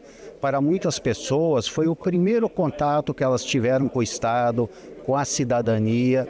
Muitas pessoas obtiveram o seu primeiro documento através do Projeto Cidadão, as certidões de nascimento. Então, o que a Assembleia Legislativa está fazendo hoje é um justo reconhecimento a esse trabalho organizado pelo Tribunal de Justiça e no qual tantos servidores e magistrados deram a sua dedicação. O coordenador do projeto e desembargador do TJ, Samuel Evangelista, ressaltou que a ação vai além da prestação de serviços, sendo também um instrumento de inclusão social e fortalecimento da cidadania. O Projeto Cidadão ele nasceu de uma necessidade básica que nós tínhamos para, sobretudo, dar um registro de nascimento para as crianças, para que elas pudessem ter acesso à escola. Tudo hoje que nós temos no Projeto Cidadão é fruto de parcerias essas que são voluntárias, de pessoas, de órgãos, de entidade que têm, sobretudo, o interesse, o desejo de servir ao próximo, né? De servir ao mais necessitado. Para o presidente do Tribunal de Justiça do Acre, desembargador Laudivon Nogueira, a data simboliza a continuidade de uma política pública de proximidade entre o judiciário e a sociedade. Significa a cidadania entregue aonde quer que a pessoa, aquele que é mais vulnerável esteja, nós estamos lá. Essa é a finalidade, levar o Estado presente para todos os que precisam. Esse é o grande desafio que nós conseguimos realizar também com muitas instituições parceiras.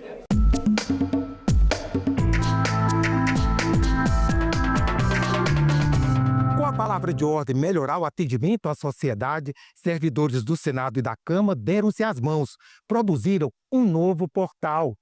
Dados sobre o orçamento da União, com análise e explicações que antes estavam dispersos, agora num só lugar.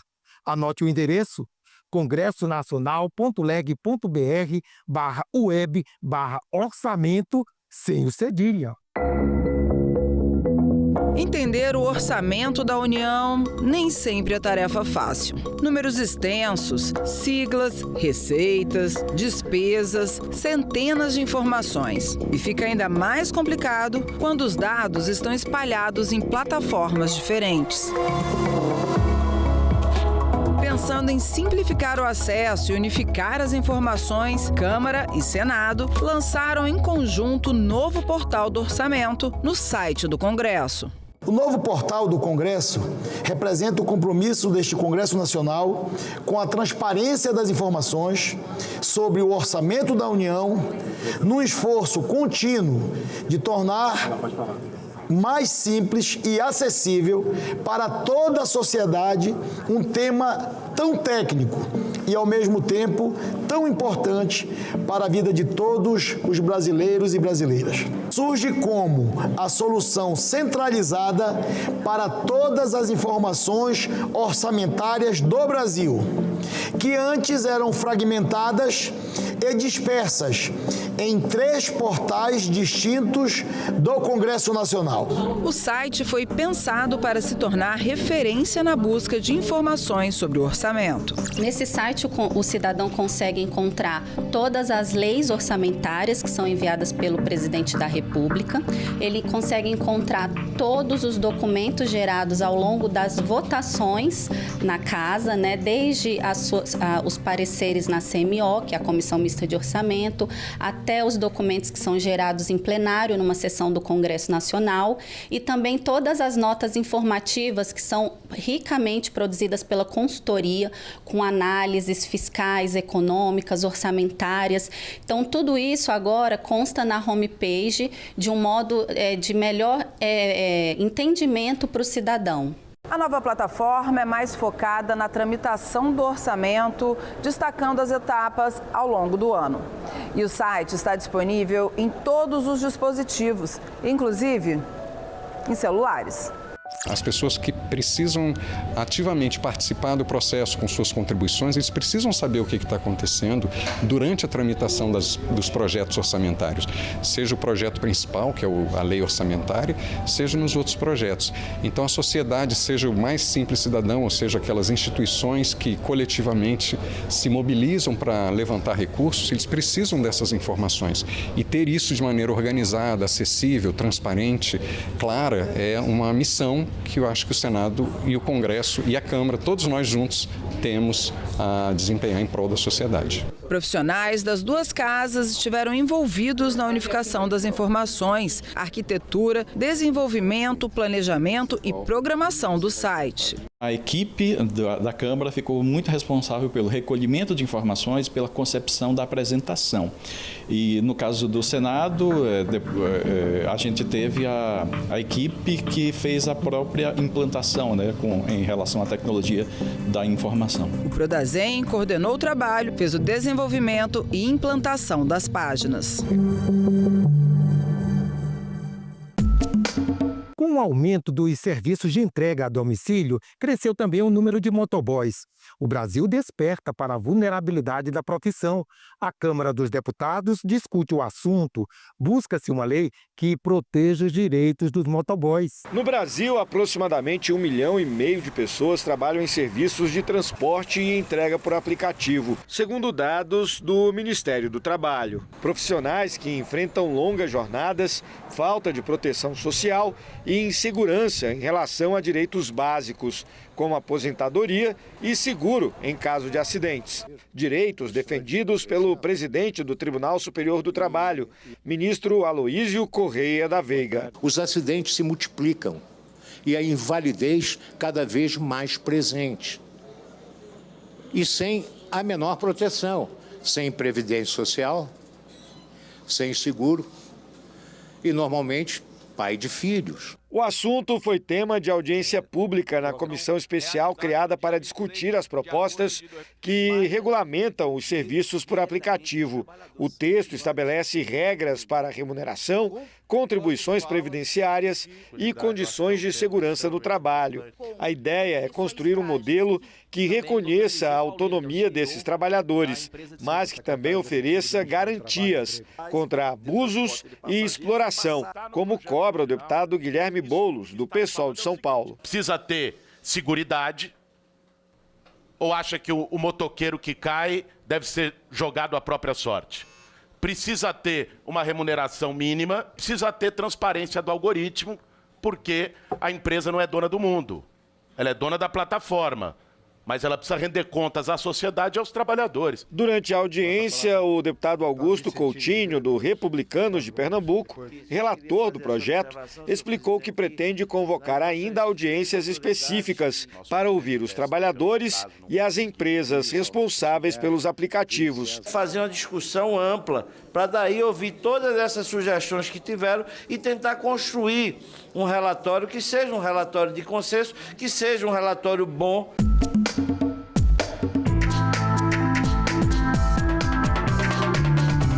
Ele é um orgulho não só dos cariocas, mas de todas as torcidas do Brasil. Seu nome oficial, Estádio Jornalista Mário Filho, mas na intimidade é apenas Maraca. A majestosa arena celebra bodas de diamante. A Alerj aproveitou o embalo. O Palácio Tiradentes cedia a exposição 75 anos do Maracanã, um senhor estádio a todo vapor. A mostra apresenta mais de 400 peças que estão expostas em 4 corredores e 2 salas.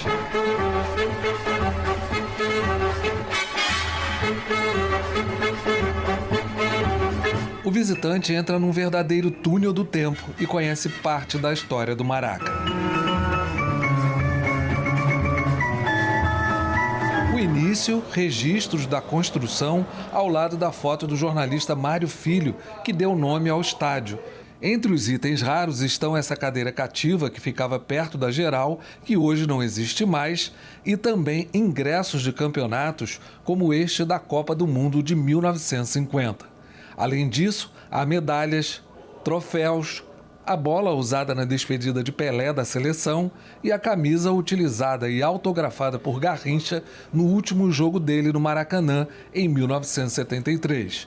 Todo esse acervo pertence ao colecionador Alex Braga, que garimpou o material ao longo de vários anos. A gente vai agregando, aumentando a rede de contatos e colecionadores. Como eu falei, a internet ajudou muito, mas também muitos familiares de jogadores, quando sabem que a gente coleciona, nos veem e acaba sendo uma forma de ajudá-los. Além de todos esses símbolos que contam parte da história do futebol brasileiro, a exposição também reúne alguns registros de grandes eventos que passaram pelo Maracanã, como a visita do Papa João Paulo II em 1980 e o inesquecível show de Frank Sinatra também no mesmo ano.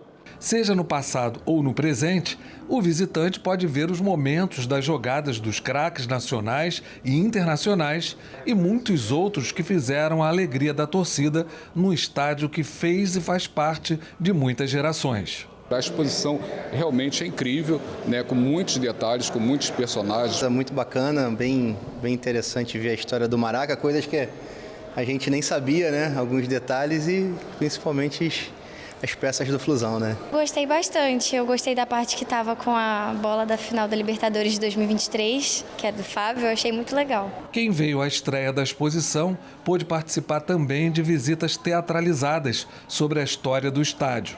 7 atores interagiram com o público e contaram detalhes das peças e eventos apresentados na mostra. Representações de Pelé, do Geraldino, Frank Sinatra, da taça Jules Rimet e de craques do futebol e até Papai Noel. Foram incluídos no roteiro especial narrado por um radialista. um profissional fundamental na transmissão dos jogos realizados no Maracanã.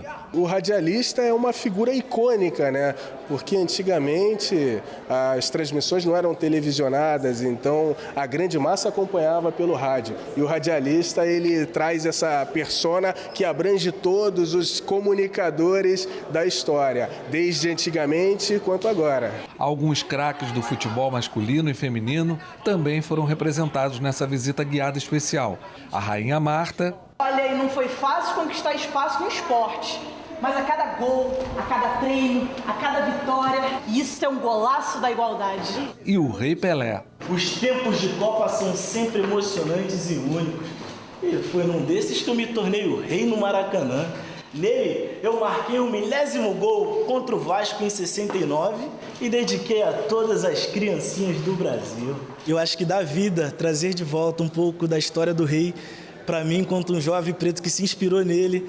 É muito feliz e muito gratificante. O ator não esqueceu do jeito bem próprio de falar do maior craque de todos os tempos. É uma marca dele que é entender.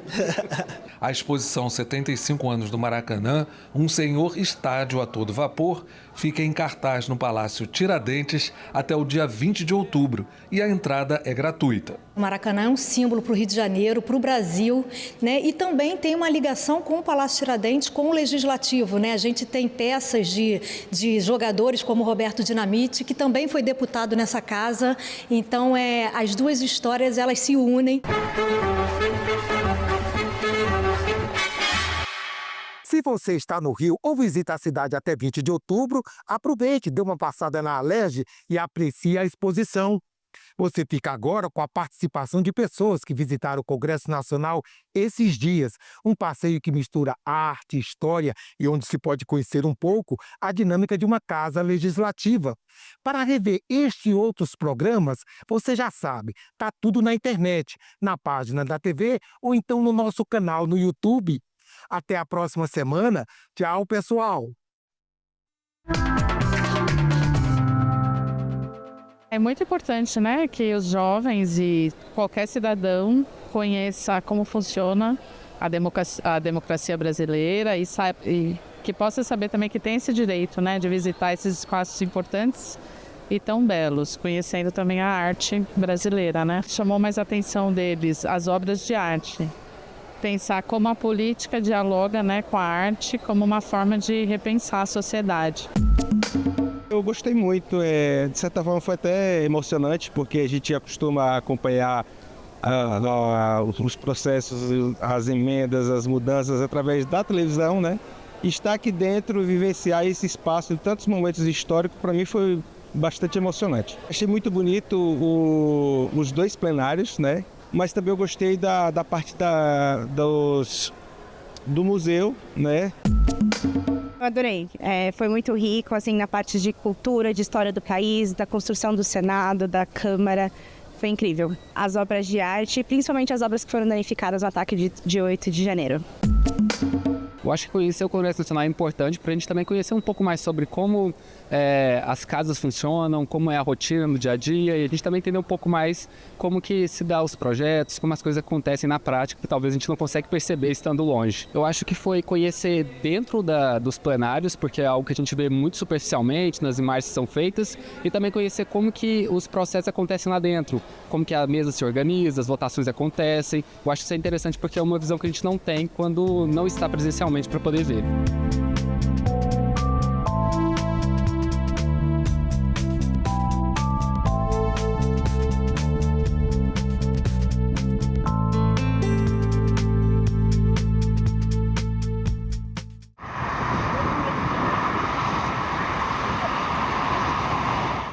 A pena para quem fornece bebidas alcoólicas para crianças e adolescentes deve ser aumentada? Quais os prejuízos do uso nessa fase da vida?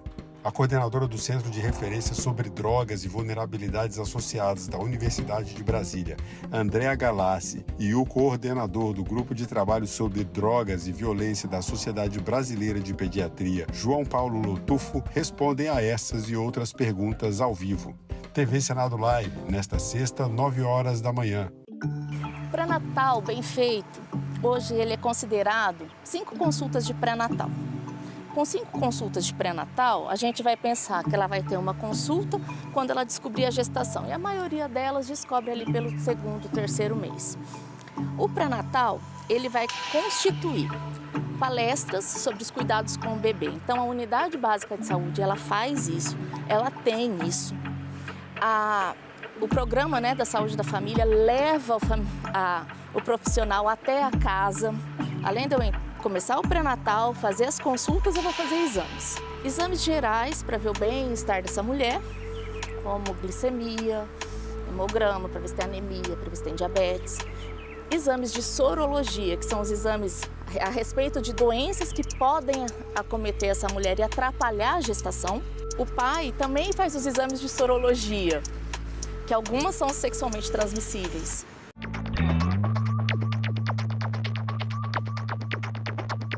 A gente também fala tupi. O nome do estado do Piauí vem do tupi e significa Rio dos Piaus ou Rio das Piabas. A palavra é formada a partir de piau, que designa várias espécies de piaus e piabas, peixes de água doce. O termo quer dizer pele manchada. Isso porque esses peixes têm listras e marcas escuras nas laterais do corpo. Piau mais i, que significa rio, Piauí. A gente também fala tupi.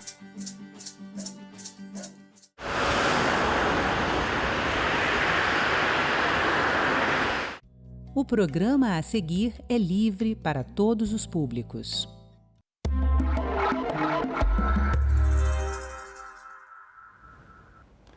No ano passado, uma comissão de especialistas instalada pelo Senado preparou um anteprojeto de lei sobre o processo estrutural. A proposta cria uma legislação específica para a solução de problemas sociais complexos. O senador Rodrigo Pacheco transformou essa sugestão em um projeto de lei que agora vai ser debatido e votado pelos senadores. Para nos ajudar a entender o que é o processo estrutural, eu vou conversar com o promotor de justiça Fábio Iane Goldfinger, que é diretor da Escola Superior do Ministério Público do Mato Grosso do Sul. Doutor Fábio, muito obrigado pela presença. Eu que agradeço. Eu queria começar, para que a nossa audiência entenda esse tema, que a princípio é bastante árido e complexo. O que é esse problema estrutural, esse problema complexo de que esse projeto fala? Bem, o que a gente chama de problema estrutural, né, são algumas situações que ocorrem né, no âmbito da nossa sociedade, em que você não consegue individualizar, né, e nem verificar de uma forma, vamos dizer assim, inclusive até coletiva, né?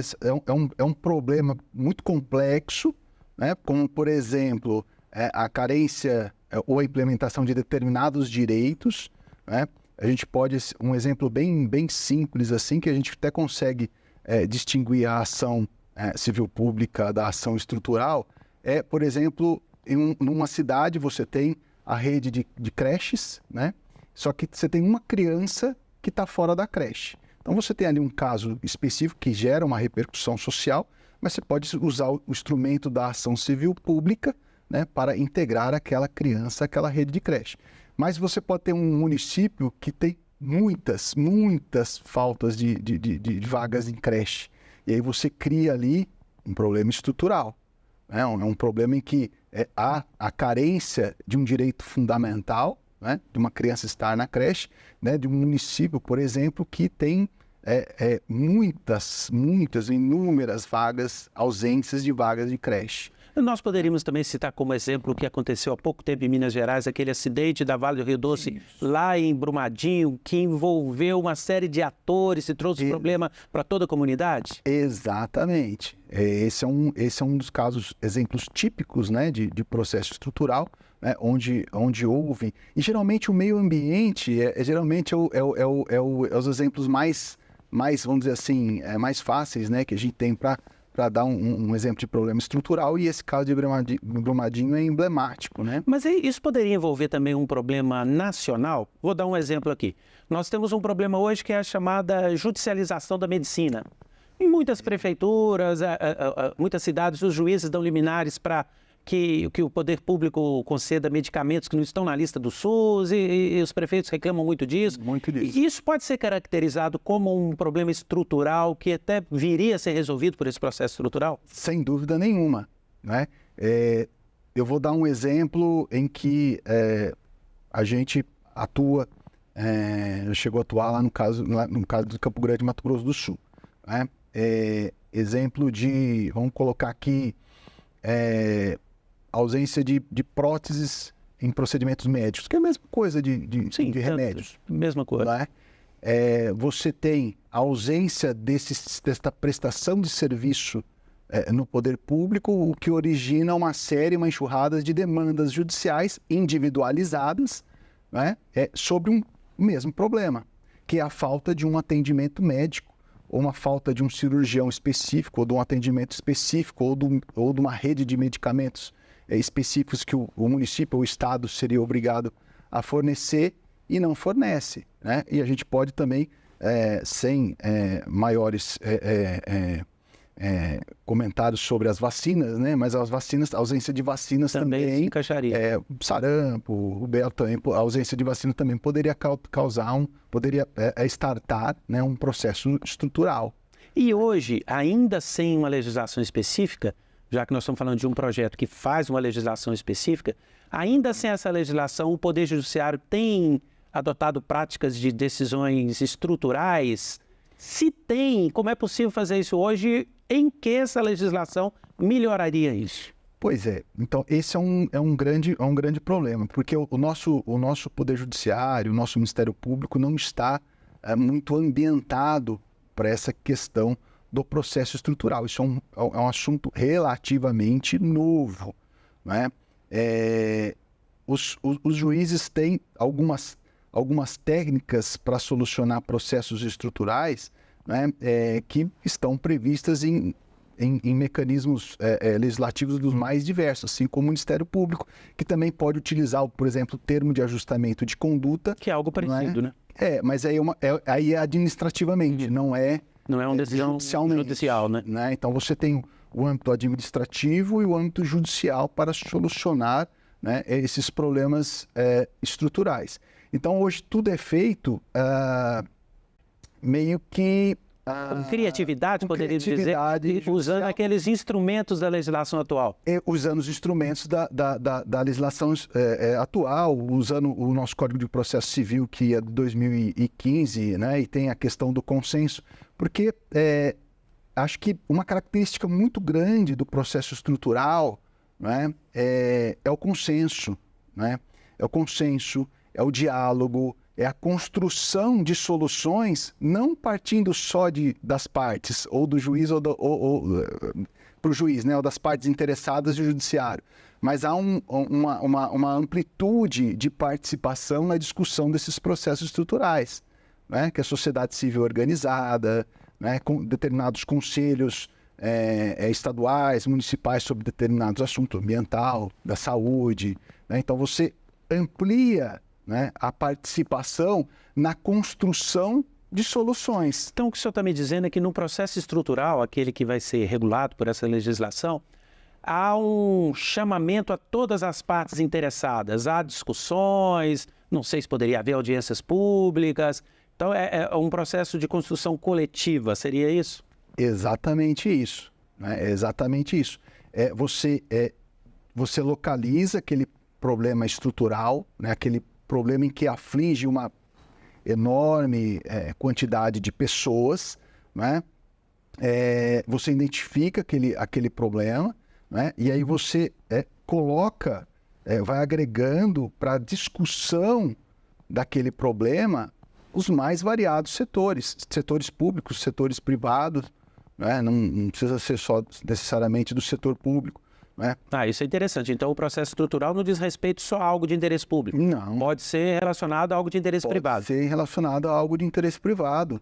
Tem problema com um problema estrutural, por exemplo, a gente pode pensar com um plano de saúde, que é privado. Você pode se valer desse processo estrutural e o processo estrutural ele precisa ser reconhecido como tal, não é? Então, ele tem algumas características que é reconhecido como um processo estrutural justamente esse envolvimento, né, de um número de participantes, vamos colocar assim, não de partes, né, de interessados na solução e que podem auxiliar, né, na questão da solução daquele caso, a apresentar um plano. Né? E é um plano. Então, o processo estrutural é diferente dos outros processos porque ele não é impositivo. Ele não vai multar. Não é uma decisão que vai atingir um aspecto específico. Ela pode ser uma decisão que contempla, inclusive, etapas de implantação. Exatamente. Ele vai ter etapas de implementação, de colocar em prática todo aquele plano, né, para você poder avaliar um resultado no futuro. Então, ele tem uma continuidade, né? Ele tem uma elasticidade no tempo que é diferente de um processo judicial, muito embora a gente sabe que tem alguns processos judiciais que se arrastam, né, aí há anos sem solução. Então é possível que um juiz receba uma demanda específica de um problema de algum indivíduo, compreenda que aquilo envolve um problema estrutural e transforme esse processo num processo estrutural? Como é que aconteceria isso? Então, inclusive, isso é um dos pontos do projeto que pode ocorrer exatamente isso. Hoje, como é que faz? O juiz... se reconhecer que é um processo estrutural e ele tiver competência, né, para lidar com essa situação, ele pode impor a esse processo toda essa característica, né, de abranger, como a gente disse no início, às vezes até de maneira criativa, né, a solução desse processo. Porque pelo nosso atual Código de Processo Civil, o consenso, né, o acordo, a solução consensuada dos conflitos é o que se impõe, né, é o que no decorrer de todo o Código de Processo Civil, de todo o procedimento, há sempre a possibilidade do acordo. Então, o juiz vai sempre chamando as partes, tentando ajustar, né? Então, o que se espera desse projeto é exatamente essa regulamentação, né? Para não se tornar um procedimento, vamos dizer assim, cada juiz vai Então, fazer isso tem que acontecer no início. Quer dizer, em algum momento tem que se dizer, se afirmar no processo que aquilo é um processo estrutural? Ou ao longo de um processo o juiz pode ir transformando esse processo num processo estrutural? Pode acontecer de ao longo do processo o juiz perceber que aquele problema não é individual, nem de uma coletividade determinada, né? É um problema muito mais complexo, não é? E profundo do que ele imaginava.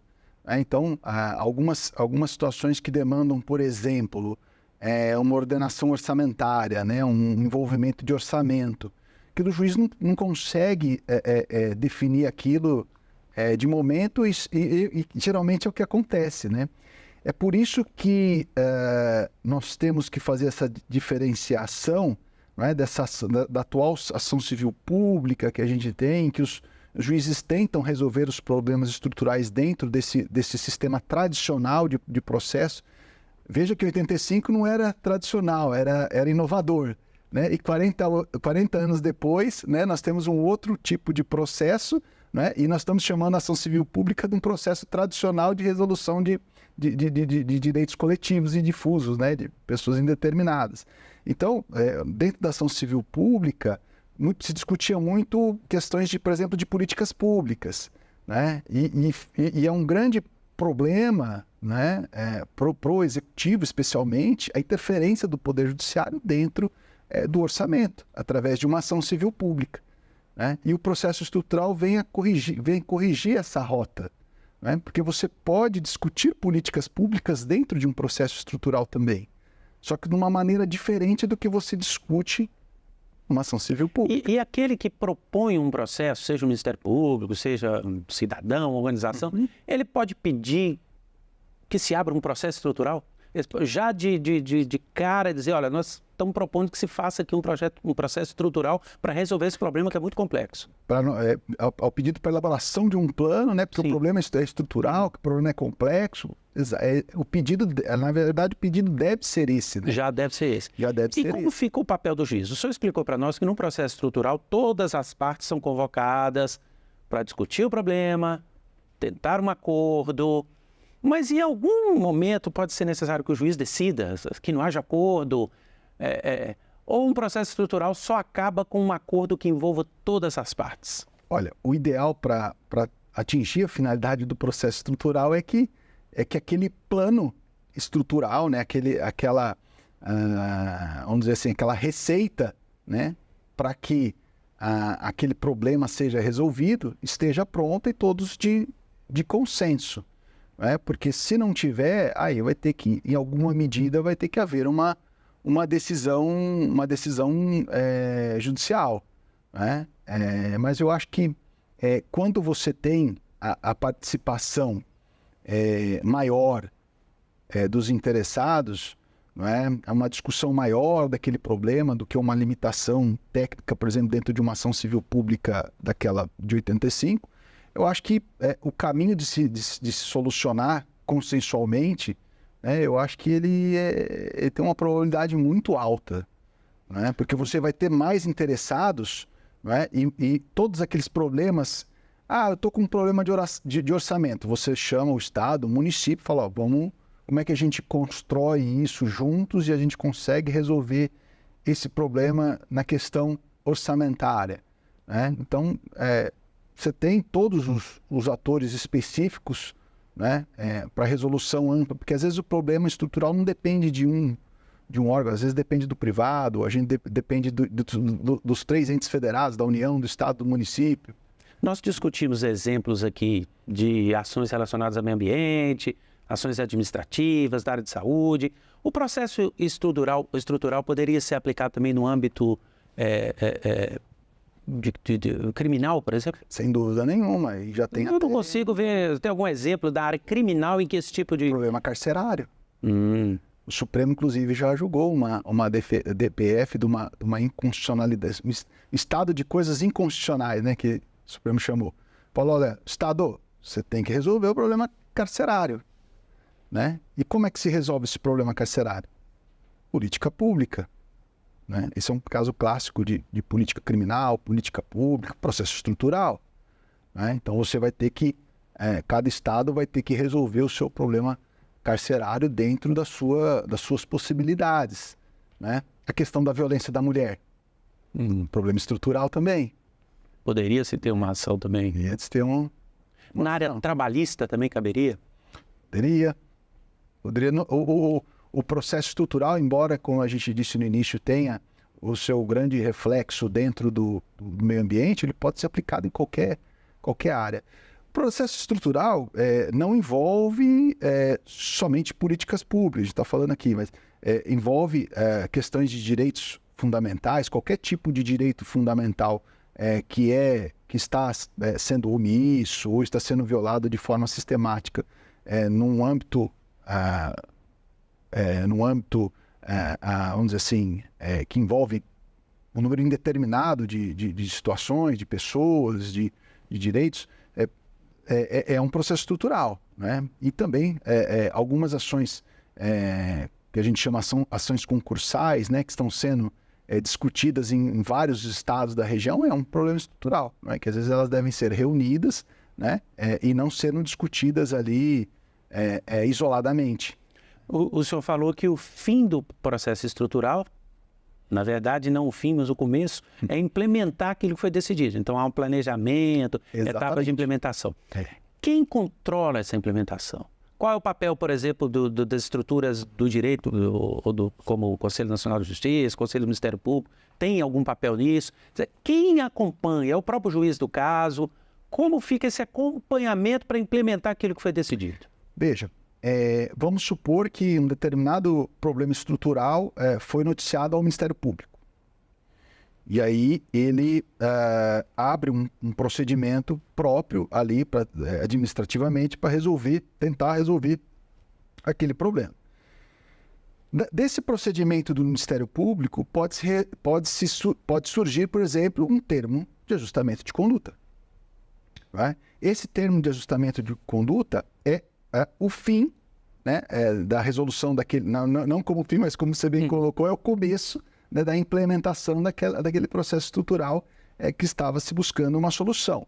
né? Então, o Ministério Público encerra aquele procedimento e abre um outro procedimento para acompanhar a execução daquele termo de ajustamento de conduta. E todos aqueles que iniciam, ou seja, judicial, ou seja, em qualquer outro âmbito administrativo, né, vai ter a mesma conduta. Aquele que iniciou, que começou o processo estrutural, ele vai acompanhar ele até o final. A ideia é essa. Muito se fala hoje, principalmente no Poder Executivo, da judicialização das ações de governo. Né? O Poder Judiciário tem decidido questões que, inclusive, passam às vezes por cima do Legislativo, interferem em políticas públicas. Nós temos o exemplo aqui do juiz, por exemplo, que manda uma prefeitura fazer algo que não está previsto no SUS. O processo estrutural não pode significar mais uma instância de interferência nessas políticas públicas por parte do Poder Judiciário? Então, eu acredito que não. Por quê? Porque, como eu disse no início, o processo estrutural vem justamente corrigir essa rota, né? Esse controle judicial de políticas públicas, a gente pensa muito quando se inaugura uma ação civil pública, aquela de 1985. Né? Hoje, o pensamento, a postura é muito mais proativa, é muito mais de resolutividade, é muito mais de consenso, é muito mais racional, é uma construção coletiva do problema. Então, o Judiciário, o Ministério Público e o governo, o Ministério Público não vai pedir, o juiz vai deferir, o Estado vai ter que cumprir. Não, agora os três vão se reunir, né, e encontrar uma solução consensual para satisfazer o problema da sociedade. Pode ser um espaço de diálogo, então, que evite essa judicialização. O processo estrutural é igual a um espaço de diálogo. É exatamente isso. É um espaço de diálogo. Os especialistas que construíram esse projeto, que agora é um projeto de lei apresentado pelo senador Rodrigo Pacheco, chamaram muita atenção para o aspecto da flexibilidade que é necessária no processo estrutural, dizendo o seguinte: muitas vezes, dois processos relacionados ao mesmo tema, só deu o exemplo do desastre ambiental. Né? Tivemos o desastre ambiental lá de Brumadinho, em Minas, Mariana também. Podemos ter lá no Mato Grosso um outro desastre ambiental de natureza semelhante, com mineração. Mas não necessariamente as soluções vão ser as mesmas. É essa flexibilidade do processo estrutural? É essa flexibilidade, né? Na ação civil pública, você tem a obrigação de fazer e não fazer. No processo civil estrutural, na ação civil estrutural, no processo estrutural, ou na ação civil de processo estrutural, aí a denominação, a doutrina e o legislativo vai se encarregar de dar essa denominação. Nós não temos o fim, né? O começo, meio e fim, né, da resolução do problema vai estar estabelecido mediante um plano de atuação, né, que o final, a forma de se resolver pode variar de caso a caso.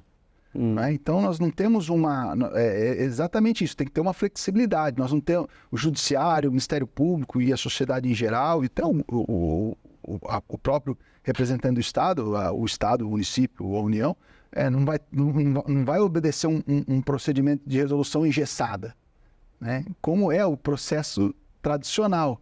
Nós estamos avançando na questão de resolução de direitos, né? Como eu disse, no passado, a evolução, né, toda a revolução do Judiciário e do Ministério Público foi a ação civil pública. Né? Hoje, 40 anos depois, nós estamos chamando a ação civil pública de um processo tradicional. O que o senhor está dizendo, então, estrutural revolucionando. Que na ação tradicional, ação civil pública, o juiz tem limites para decidir. Ele tem que decidir em cima daquilo que está dito na lei. Exatamente. No processo estrutural, então, ele vai ter capacidade de avançar a partir desse acordo. A partir desse acordo, né? Na verdade, o papel do judiciário é um papel de, vamos dizer assim, de acompanhamento desse processo coletivo, né? De organizar. Né? O juiz é quase um moderador, né, cara? O papel do juiz, pelo que a gente gostaria que fosse, e pelo espírito do projeto, né? é um moderador, né? É para colocar ordem, para colocar um funcionamento de um procedimento, né? Para deferir as participações das entidades que têm relevância, porque senão às vezes pode causar ali um certo tumulto ali, né? O pessoal da engenharia quer participar de um processo estrutural na área da saúde. Não, peraí, a não ser que tenha alguma justificativa, né? E para definir também, eu quero reuniões técnicas, vamos fazer reuniões técnicas.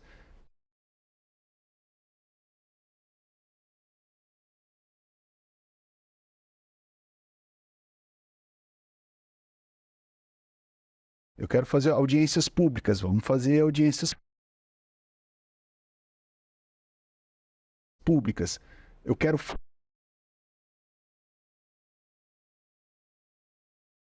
fracionar as audiências de modo que todos sejam ouvidos, né?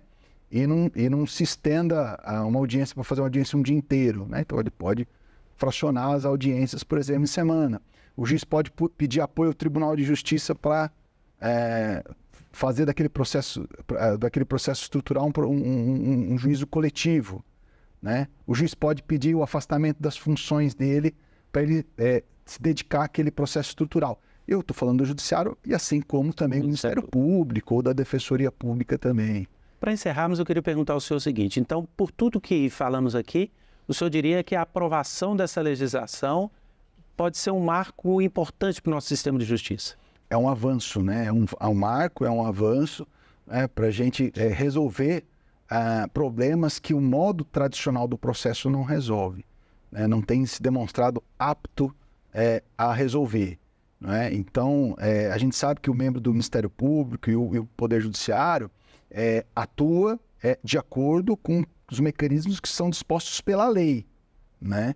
Então, se às vezes a lei causa aquela limitação e o juiz quer agir de forma diferente, a gente cai na questão do ativismo judicial, né? O Ministério Público está passando por cima do Legislativo, está fazendo, está tomando postura, está tomando conduta e está decidindo contrário à lei.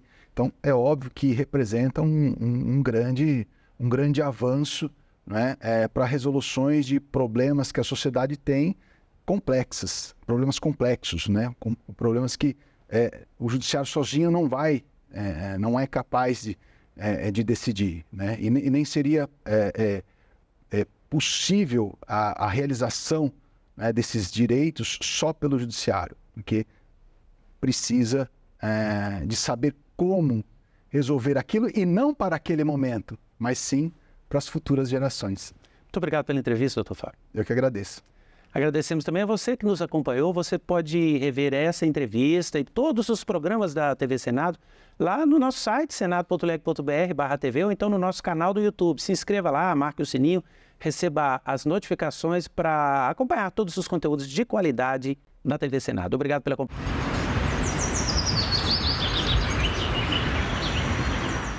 Quando aboliram a escravidão, que disseram que o país ia quebrar, implantaram as férias, o 13º, que as empresas iam quebrar. Mas o senhor não acha que é uma preocupação legítima também? Como todas as preocupações neste campo, geralmente é contra qualquer benefício ao trabalhador. Salão Nobre, hoje, 20h, aqui na TV Senado. Nós temos evidência de presença humana na Amazônia que chega a mais ou menos 12 mil anos atrás. E mesmo na Amazônia Central, onde eu trabalhei muitos anos, a gente sabe que tem gente vivendo ali há pelo menos 8.500 anos.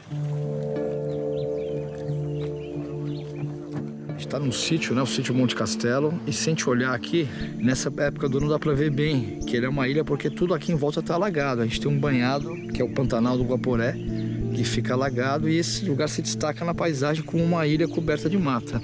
Só que essa ilha não é uma ilha natural, ela é um sambaqui. Os sambaquis quer dizer amontoado de conchas. Essas conchas têm materiais químicos, os carbonatos, que quase que neutralizam o pH do solo e favorecem muito a preservação de material orgânico. Nossa principal questão nesse projeto aqui é entender como os povos indígenas foram transformando e manejando a Amazônia ao longo do tempo.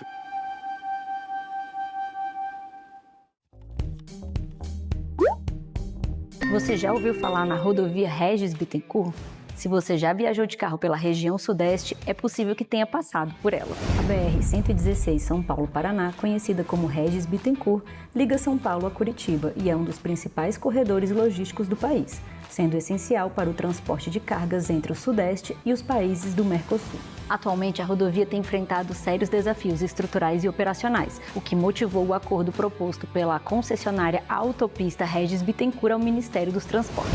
Na sessão plenária desta quarta-feira, o TCU homologou a proposta de solução consensual, prevendo a modernização do contrato com um novo leilão de concessão e o investimento de mais de 11 bilhões de reais destinados a melhorias. Entre os benefícios da negociação estão a redução de acidentes, melhoria no tráfego, tarifas justas, geração de empregos e estímulo à economia regional.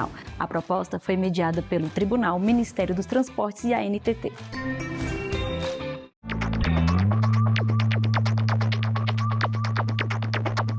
A gente também fala tupi. Tocantins é uma palavra tupi que identifica uma etnia indígena e significa bico de tucano. Vem de tucã, como o pássaro é chamado em tupi, mais ti, que pode significar bico ou nariz. Já o nome tucano é formado por tu ou ti, que quer dizer bico, mais canga, termo para osso. Seria então a ave do bico feito de osso. A gente também fala tupi.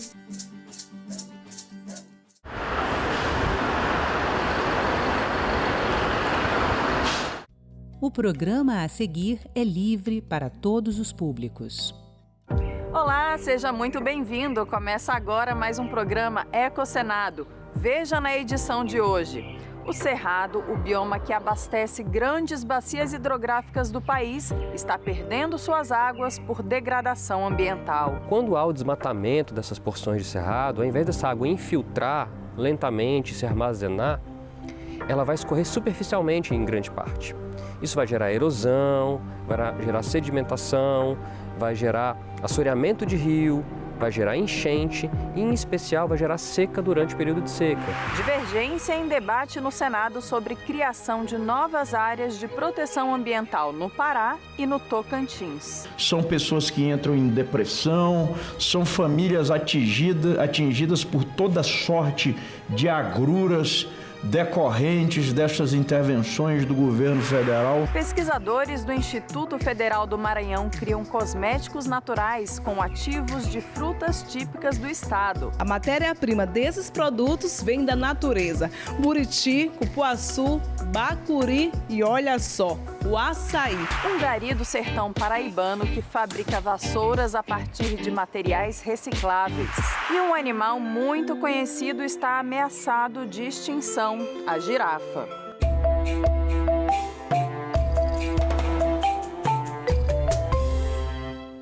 Dia 11 de setembro foi o Dia do Cerrado, mas infelizmente não há tanto o que comemorar.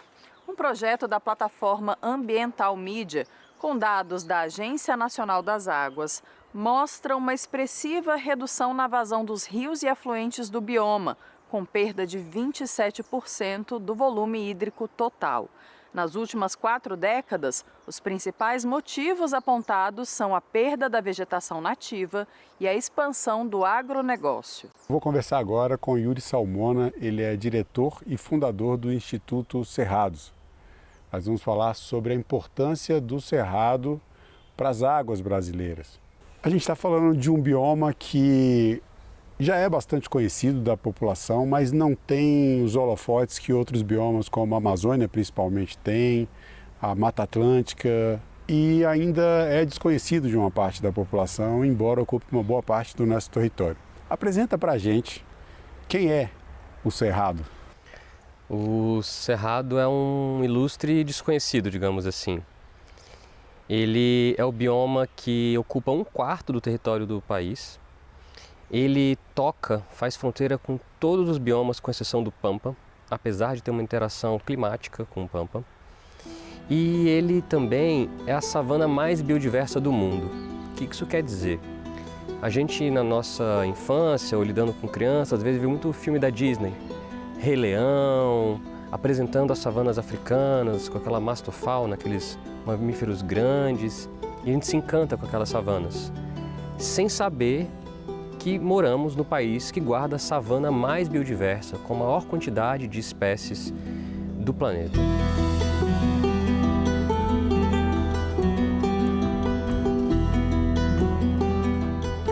E mais do que isso, né? O Cerrado ele também é o coração das águas do Brasil. É daqui que a gente sustenta hidrologicamente o país. O meu coração e o seu coração funcionando bem, está bombeando sangue para o restante do corpo, está irrigando. O Cerrado faz coisa muito parecida. O Cerrado, por estar meio que na porção central do país, na porção mais alta, no Planalto Central, ele verte água para 8 das 12 bacias hidrográficas do Brasil. Então, só se eu te falar de 8 de 12, já estou te dizendo que ele é protagonista, correto? Está distribuindo água para praticamente todo o território.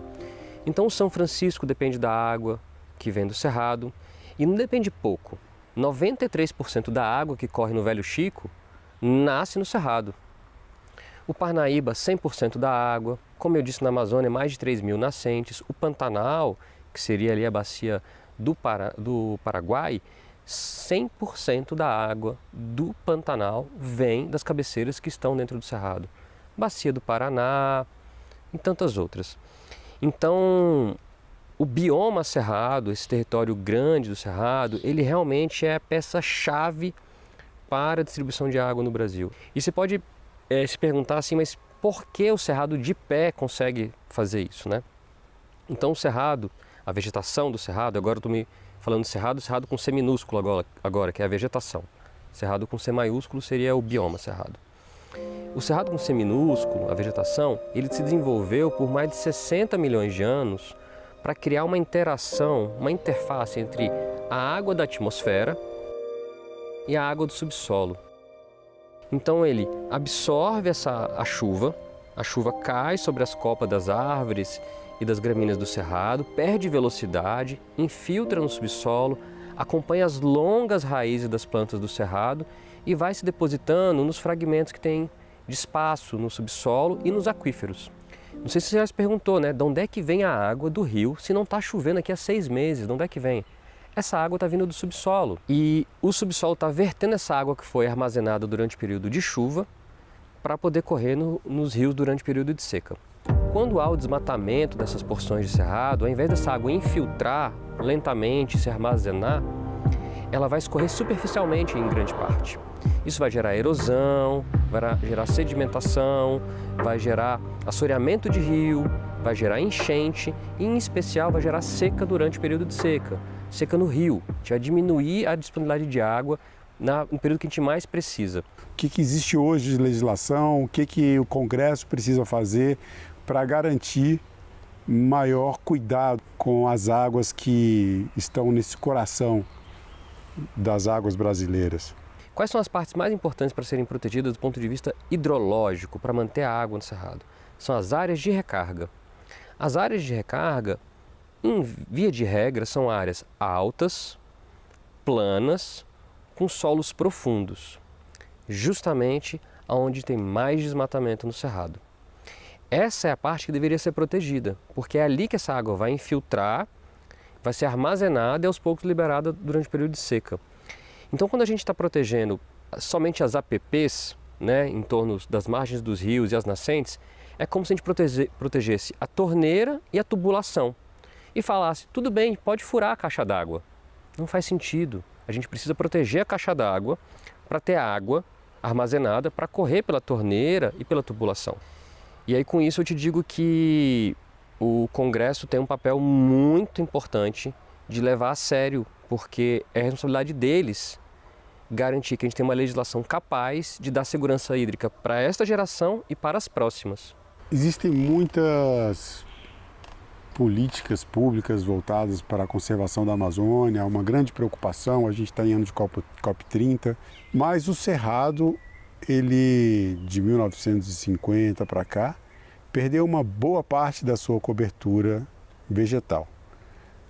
O que isso significa e qual é o estado da arte, em que ponto estamos em relação ao Cerrado enquanto vegetação nativa preservada e vegetação desmatada? todo o esforço de proteger a Amazônia ele é adequado, devido, deve ser fortalecido. Claro. E quando a gente pleiteia atenção e proteção para o bioma cerrado, para a caatinga, para os demais biomas, não é para retirar a atenção nem investimento da Amazônia.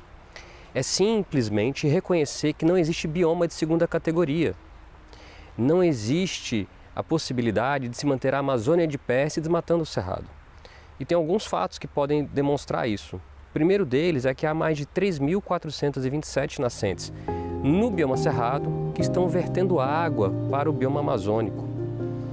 Então existe uma interação hidrológica, climatológica e florística, entre outras, entre o cerrado e a Amazônia. Mas, no entanto, uma série de políticas públicas, como você disse, foram direcionadas para a Amazônia em detrimento da proteção de outros biomas como o cerrado.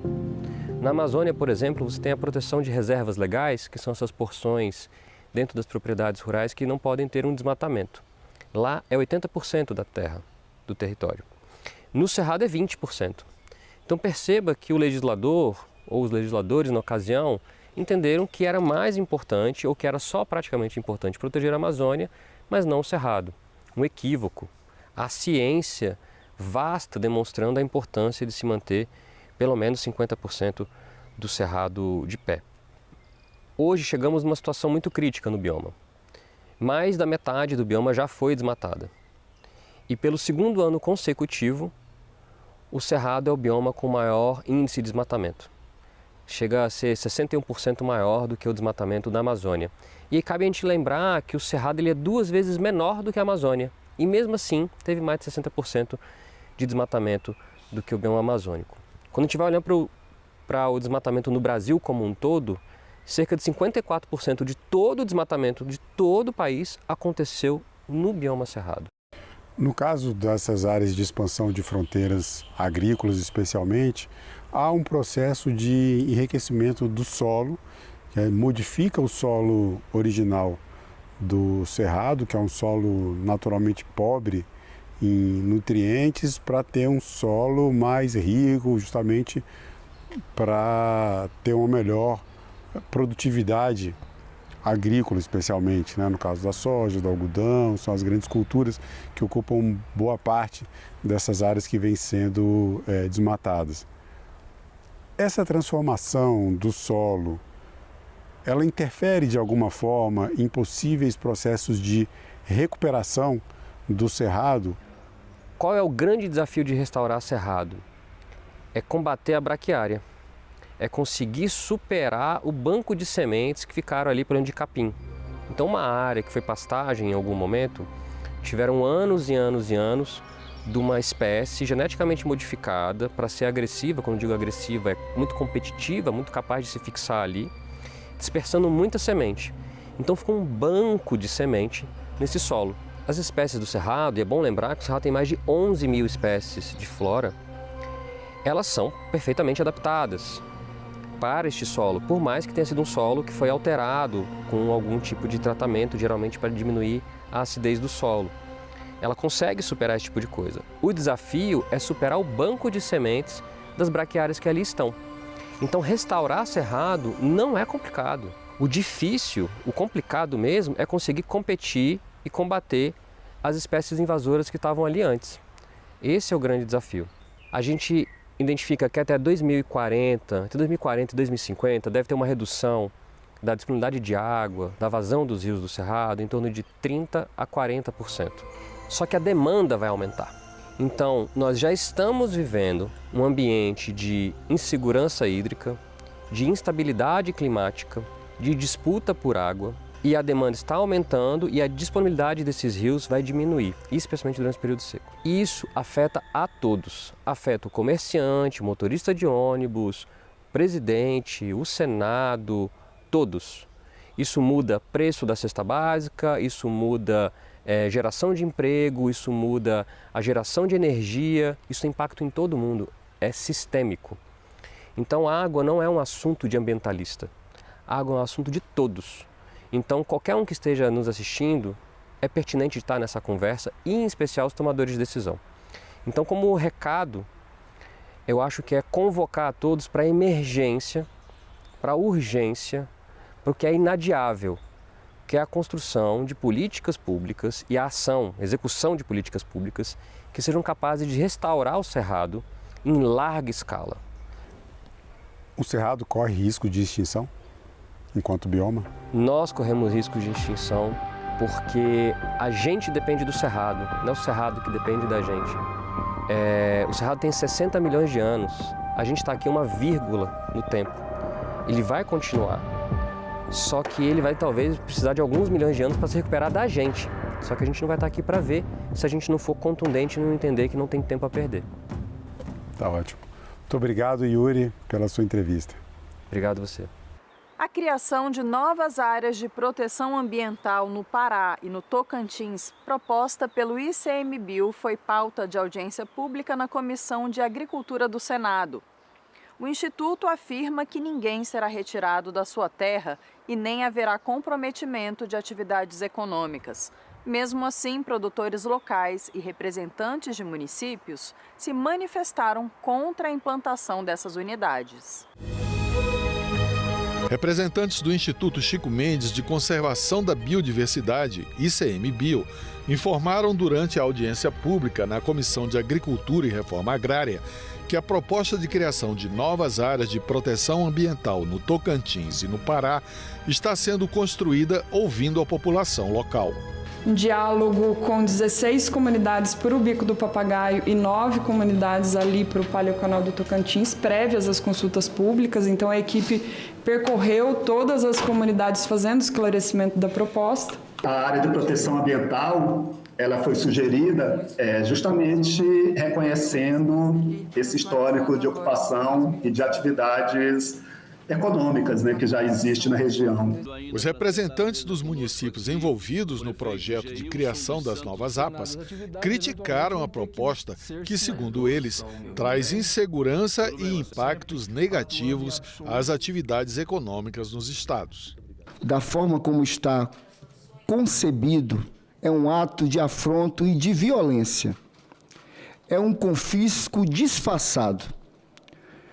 Uma artimanha jurídica que visa mascarar uma desapropriação indireta, sem qualquer consideração com os povos que habitam a região. Estou com medo de Marabá inteira virar uma APA. É um terror. São pessoas que cometem suicídio, são pessoas que entram em depressão, são famílias atingidas por toda sorte de agruras decorrentes dessas intervenções do governo federal. Não é só o produtor rural que é afetado.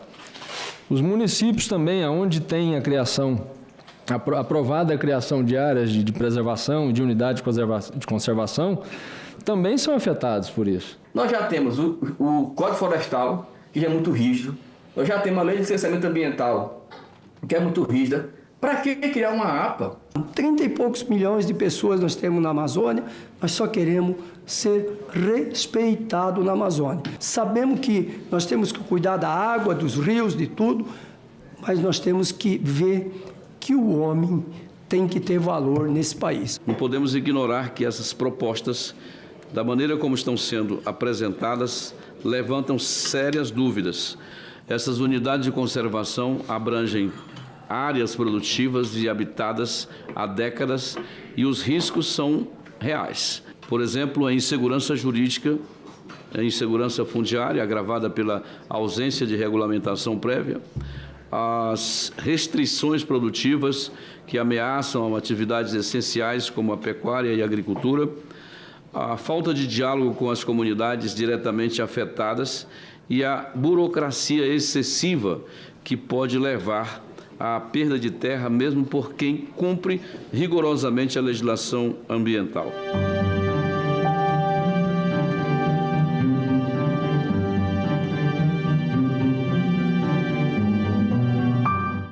Confira mais destaques do que aconteceu no Brasil e no mundo nos últimos dias no nosso Giro Ambiental.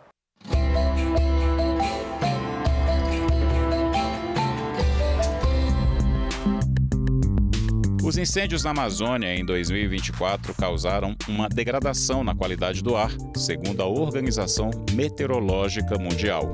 Os pesquisadores explicam que as queimadas na região chegaram a prejudicar o ar em outras cidades, como São Paulo, aqui no Brasil, e Santiago, no Chile.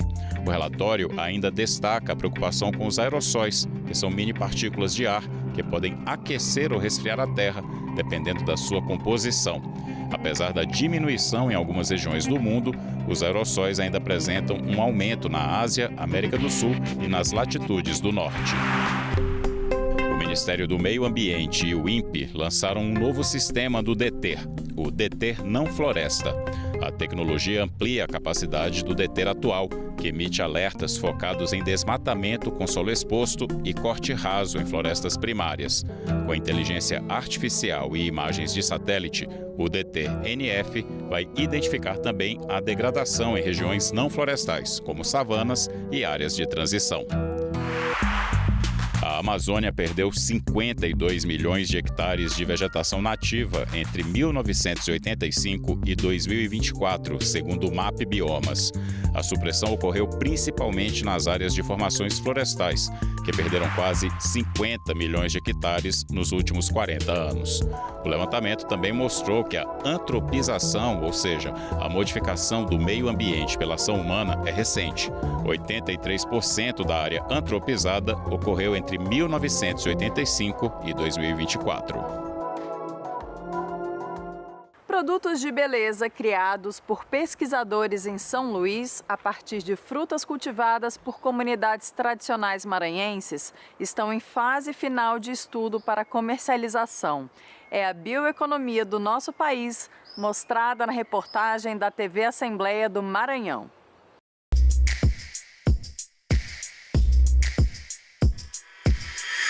Do laboratório do Instituto Federal do Maranhão, no campus Monte Castelo, em São Luís, nasceu a ideia de transformar ativos naturais em cosméticos. A partir das pesquisas de professores e estudantes de biologia, química e designer, surgiu a startup, que já fabrica batons, hidratantes, esmaltes, uma variedade de produtos de beleza.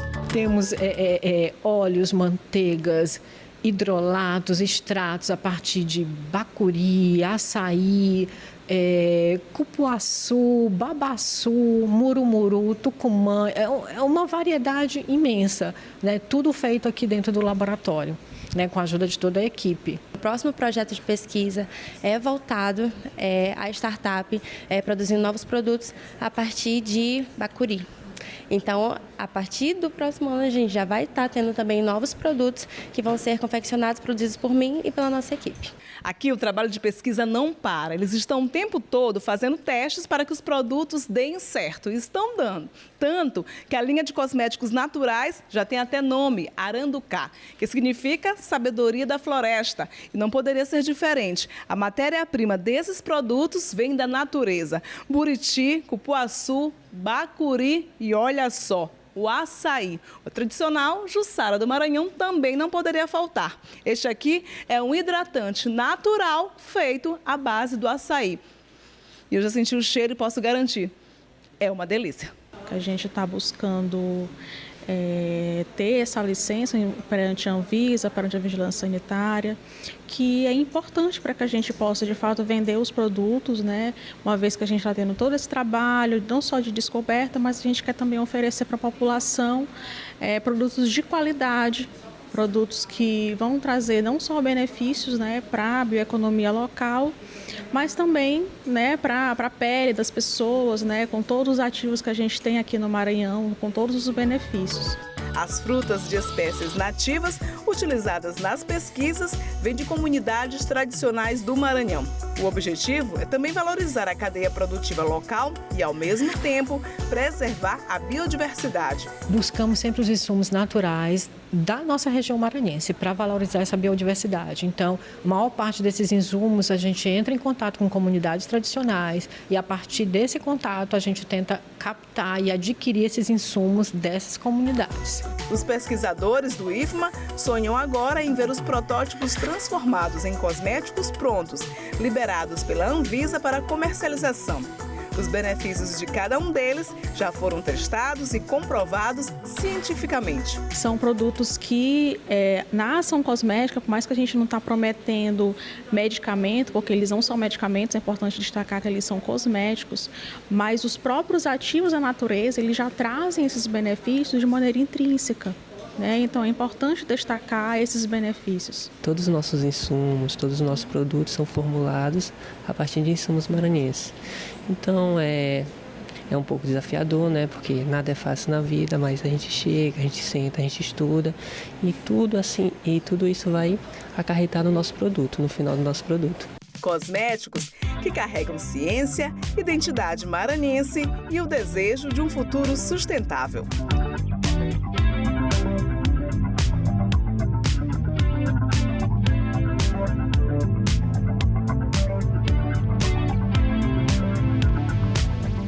Você vai ver agora como um gari, morador do interior da Paraíba, se reinventou com uma ideia sustentável, a de produzir instrumentos de trabalho usando garrafas PET.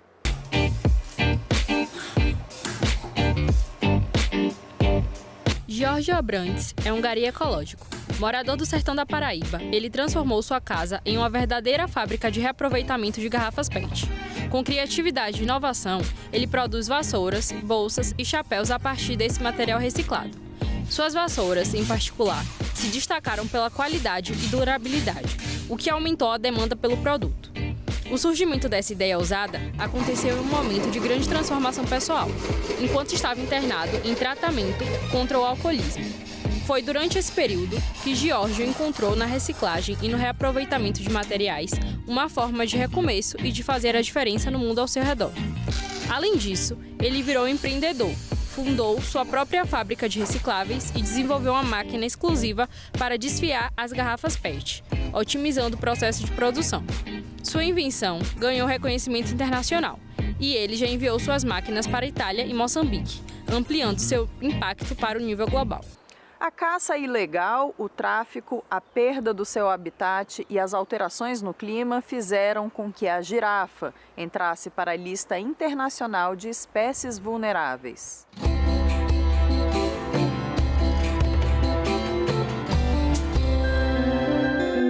Com seu pescoço comprido e pelagem manchada, que mais parece obra de arte, a girafa é o animal mais alto do planeta, podendo atingir até 5,7 metros de altura.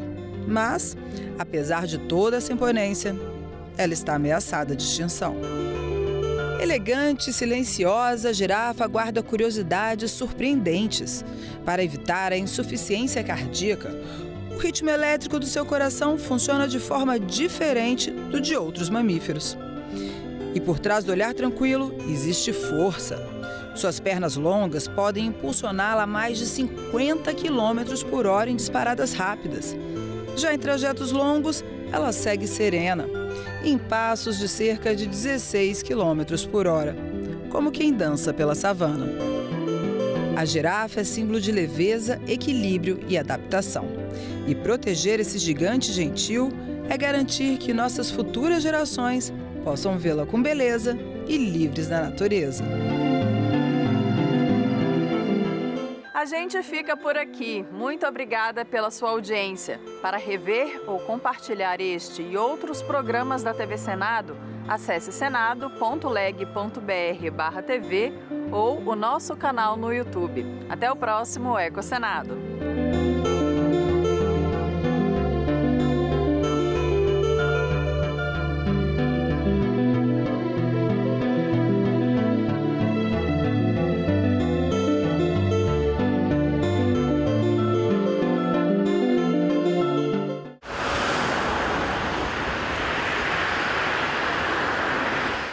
Quando aboliram a escravidão, que disseram que o país ia quebrar, implantaram as férias, o 13º, que as empresas iam quebrar.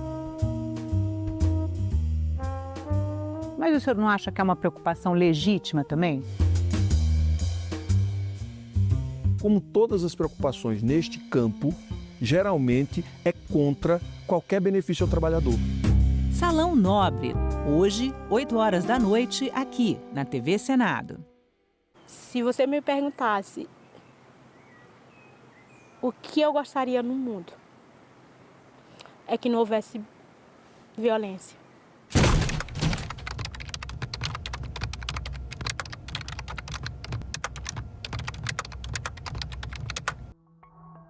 Eu fui educada assim, que a mulher tinha que sempre obedecer ao marido. Ela tinha que ser submissa ao marido. As primeiras agressões começou com insultos.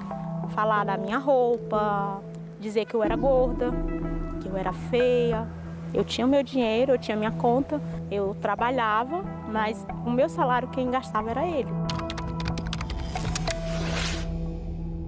A primeira vez que eu pedi o cartão, que eu falei, o dinheiro é meu, eu trabalho, eu sei que o dinheiro é meu, eu levei um tapa. E como castigo à noite, ele me botou para dormir fora de casa na chuva. Se aquela pessoa se sente no direito de te empurrar, de te apertar, ela já está dando um sinal muito grande que ela é capaz de fazer outras coisas. A gente pode passar, às vezes, por exemplo, de um empurrão para uma facada. Eu falo, eu estou vivendo hoje, ter meu trabalho, ter dignidade, poder entrar na loja, escolher o meu sapato preferido, botar o meu batom vermelho e eu olhar para o meu corpo e não ter um roxo nele.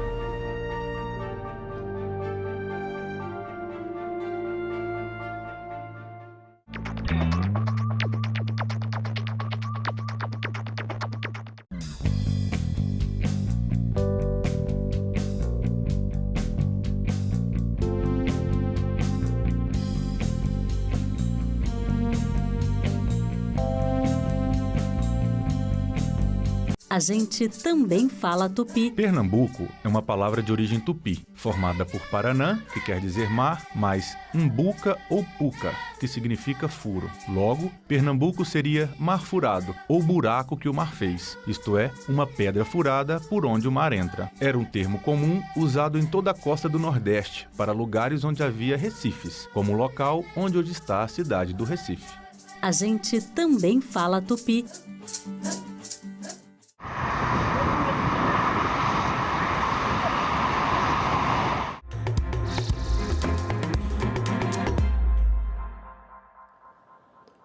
Boa noite.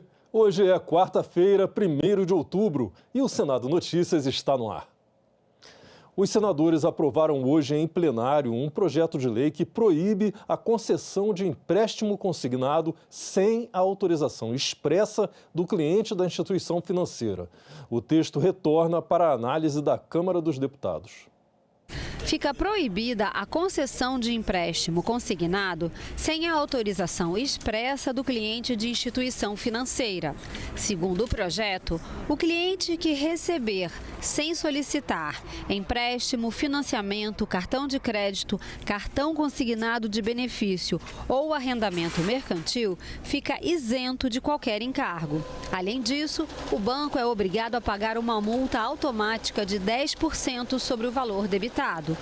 O dinheiro vai para o Fundo de Defesa do Consumidor e o Fundo Nacional do Idoso. Um dispositivo incluído no texto deve garantir mais segurança aos clientes. Nas contratações realizadas por meios remotos, o banco deve adotar ferramentas de tecnologia para confirmar a identidade do consumidor e o consentimento para a contratação da operação, o que pode ser, por exemplo, por meio de reconhecimento biométrico. Pelo texto, os bancos também não poderão exigir de idosos obrigações que não são cobradas de outros públicos, como o comparecimento físico em agências bancárias para a concessão de empréstimos consignados em folha de pagamento. Está pronto esse projeto, eu acho importante, até porque, na maioria das vezes, os cartões desses aposentados são subtraídos e são levados para tomar crédito consignado, sem até o conhecimento dessas pessoas aposentadas, idosas, inclusive do benefício de prestação continuada, todos esses que tiveram esses problemas agora, que foram criminosamente traídos, né, e lesionados nos seus recursos, poucos recursos que eles têm nas suas aposentadorias. Os senadores também aprovaram um projeto que prevê a impressão de parte do material de campanha dos candidatos nas eleições majoritárias em braille. O texto também segue para a análise da Câmara dos Deputados. E também hoje tomou posse no cargo de senador José Lacerda, do PSD de Mato Grosso. Ele é segundo suplente de Carlos Fávaro, que está no cargo de ministro da Agricultura e Pecuária. A Comissão de Direitos Humanos aprovou hoje um projeto que prevê a instalação de sistemas de comunicação de baixa tecnologia em espaços públicos. O objetivo é promover a acessibilidade da pessoa com necessidades complexas de comunicação. E foi aprovado um requerimento de urgência para votação em plenário. A pessoa com necessidades complexas de comunicação tem dificuldades para compreender ou se expressar de forma oral, escrita, gestual e precisa de recursos extras para se comunicar. É muito comum você chegar em museus, em teatros, em locais públicos muito frequentados, em outros continentes, por exemplo, na Europa, e ter essas figurinhas, pranchas com todos os tipos de comunicação mais facilitados para as pessoas que detêm esse tipo de dificuldade. Então, agora mesmo eu disse que nós estamos avançados em muitas pautas e outras que não estamos, nós temos essa humildade de ir buscar o que acontece lá fora de bom para repetir e não ter que inventar a roda, fazer o que já acontece lá fora no Brasil. O relator afirmou que o sistema de baixa tecnologia exige poucos recursos e quase nenhum investimento do governo. Notadamente, as pranchas de pictogramas, cuja eficácia é amplamente reconhecida, desde que ajustadas às especificidades de cada contexto comunicativo e as necessidades dos usuários. A adoção deste recurso não representa custos adicionais para a administração pública, uma vez que sua elaboração e reprodução são processos simples e baratos, passíveis de realização com materiais comuns de escritórios, impressoras convencionais e softwares gráficos que já são amplamente disponíveis nos órgãos governamentais. O mundo tem que se adequar a eles. Não é o contrário, eles ao mundo, somos nós, eles estão aí, cada vez em quantidade maior. Logo, logo serão senadores sentados aqui, essa geração vai ser eleita, serão deputados, serão governantes, né, mãe? Então, assim, nós só temos que preparar o caminho para eles. Outro projeto aprovado foi o relatado pelo senador Alessandro Vieira, que cria a Política Nacional de Valorização das Mulheres na área da segurança pública. O texto prevê reserva de vagas em concurso público das carreiras pertencentes ao Sistema Único de Segurança Pública, que incluem Polícia Federal, Polícia Rodoviária Federal, Polícias Civis, polícias e corpos de bombeiros militares, guardas municipais, agentes de trânsito e outros. Está prevista também a ampliação da licença maternidade. As mulheres na segurança pública são historicamente discriminadas. Isso é um fato incontestável. Uma realidade que se repete em matérias, em casos que todos nós temos em diversas oportunidades de conhecimento. E, por outro lado, a minha experiência como policial civil, como delegado de polícia há mais de 2 décadas, aponta para a importância da presença das mulheres, porque essa diversidade engrandece e qualifica a atuação policial em todas as searas. A Comissão Temporária para a Atualização do Código Civil aprovou hoje o plano de trabalho. A comissão teve o seu prazo estendido de 2 para 8 meses. O Código Civil regula todos os aspectos da vida civil dos brasileiros, desde antes do nascimento até depois da morte. O atual Código Civil está em vigor há 23 anos. A comissão temporária criada para atualizar o texto debateu o plano de trabalho nesta quarta-feira. Esse trabalho com bastante serenidade, com bastante calma, sem intransigência, a gente permite que a sociedade esteja presente no Senado para que nos ajude a concepção de uma atualização do Código Civil que seja muito pertinente à sociedade brasileira. A comissão aprovou a proposta de ampliação dos prazos dos trabalhos, de 2 para 8 meses, com possibilidade de prorrogação. As reuniões devem ocorrer às quintas-feiras pela manhã. O código ele tem que vir para estabelecer e consolidar as relações jurídicas e não trazer mais dúvidas sobre ela. E dito isso, todas as críticas são bem-vindas do ponto de vista desde que sejam propositivas. Terras raras são elementos químicos extraídos da natureza essenciais para tecnologias modernas, como smartphones, carros elétricos e até turbinas eólicas. Hoje, o Senado instalou uma frente parlamentar para debater estratégias de exploração das terras raras no Brasil, o fortalecimento da soberania nacional sobre recursos minerais estratégicos e a criação de um marco regulatório para o setor. A frente começa com 16 senadores participantes e Nelsinho Trade foi eleito como presidente. A concorrência pelas terras raras tem aquecido mercados e acirrado disputas geopolíticas. O Brasil precisa estar preparado para isso, porque tem a segunda maior reserva conhecida de terras raras. Cerca de 21 milhões de toneladas de óxidos de terras raras, atrás apenas da China, que tem 44. A nossa exploração ainda é irrisória, não está à altura do nosso potencial. Mas queremos reverter esse quadro, dando esse primeiro passo. Para isso, é preciso que tomemos uma série de providências.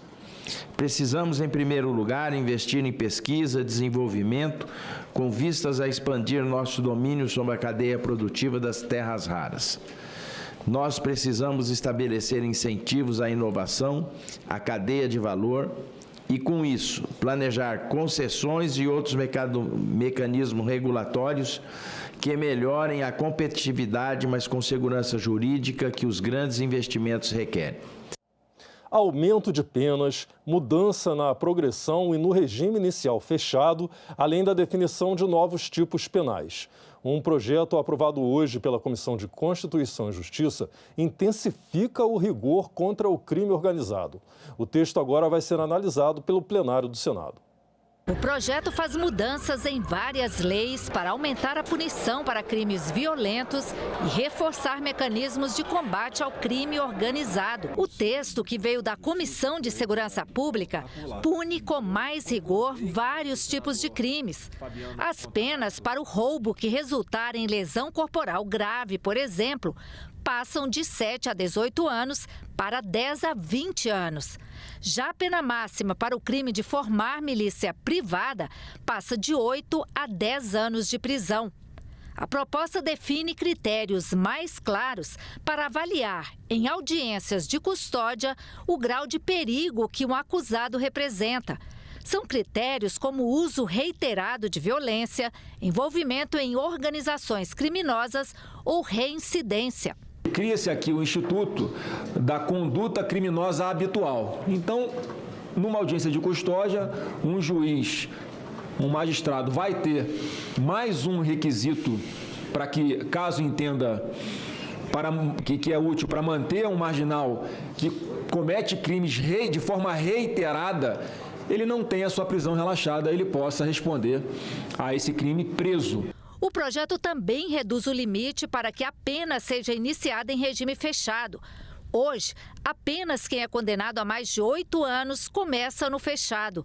O texto reduz esse limite para 6 anos.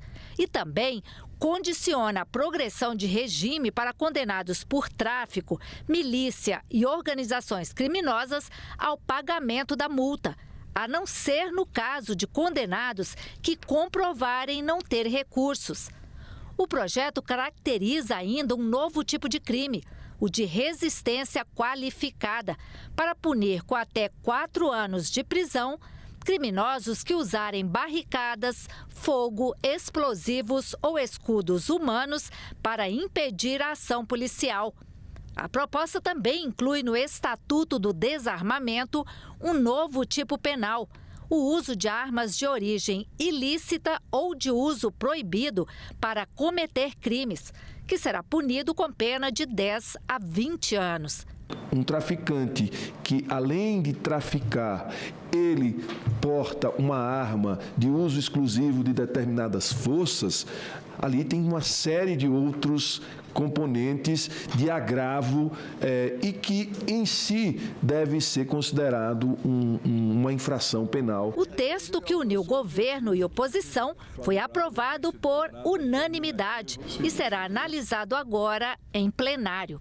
Mas é inegável que esse projeto é um passo na direção certa, né? Especialmente aqui ao regulamentar, fazer alterações na parte de regime de cumprimento de pena, Pena já superior a 6 anos passa a ser cumprida em regime fechado, isso é importante. É um projeto que trata do endurecimento penal, alinhado com aquilo que a Casa vem fazendo ao longo dos últimos anos, procurando dar uma resposta legislativa, particularmente para crimes praticados com violência. A proteção da Lei Maria da Penha vai ser estendida ao ambiente digital, segundo um projeto aprovado pela Comissão de Constituição e Justiça. Se não houver recurso para votação em plenário, essa proposta segue direto para a Câmara dos Deputados. A internet trouxe uma nova forma de violência contra a mulher. Perseguição digital, exposição indevida da intimidade, chantagem e ameaças online se tornaram frequentes. Atualmente, esses crimes não são punidos pela Lei Maria da Penha.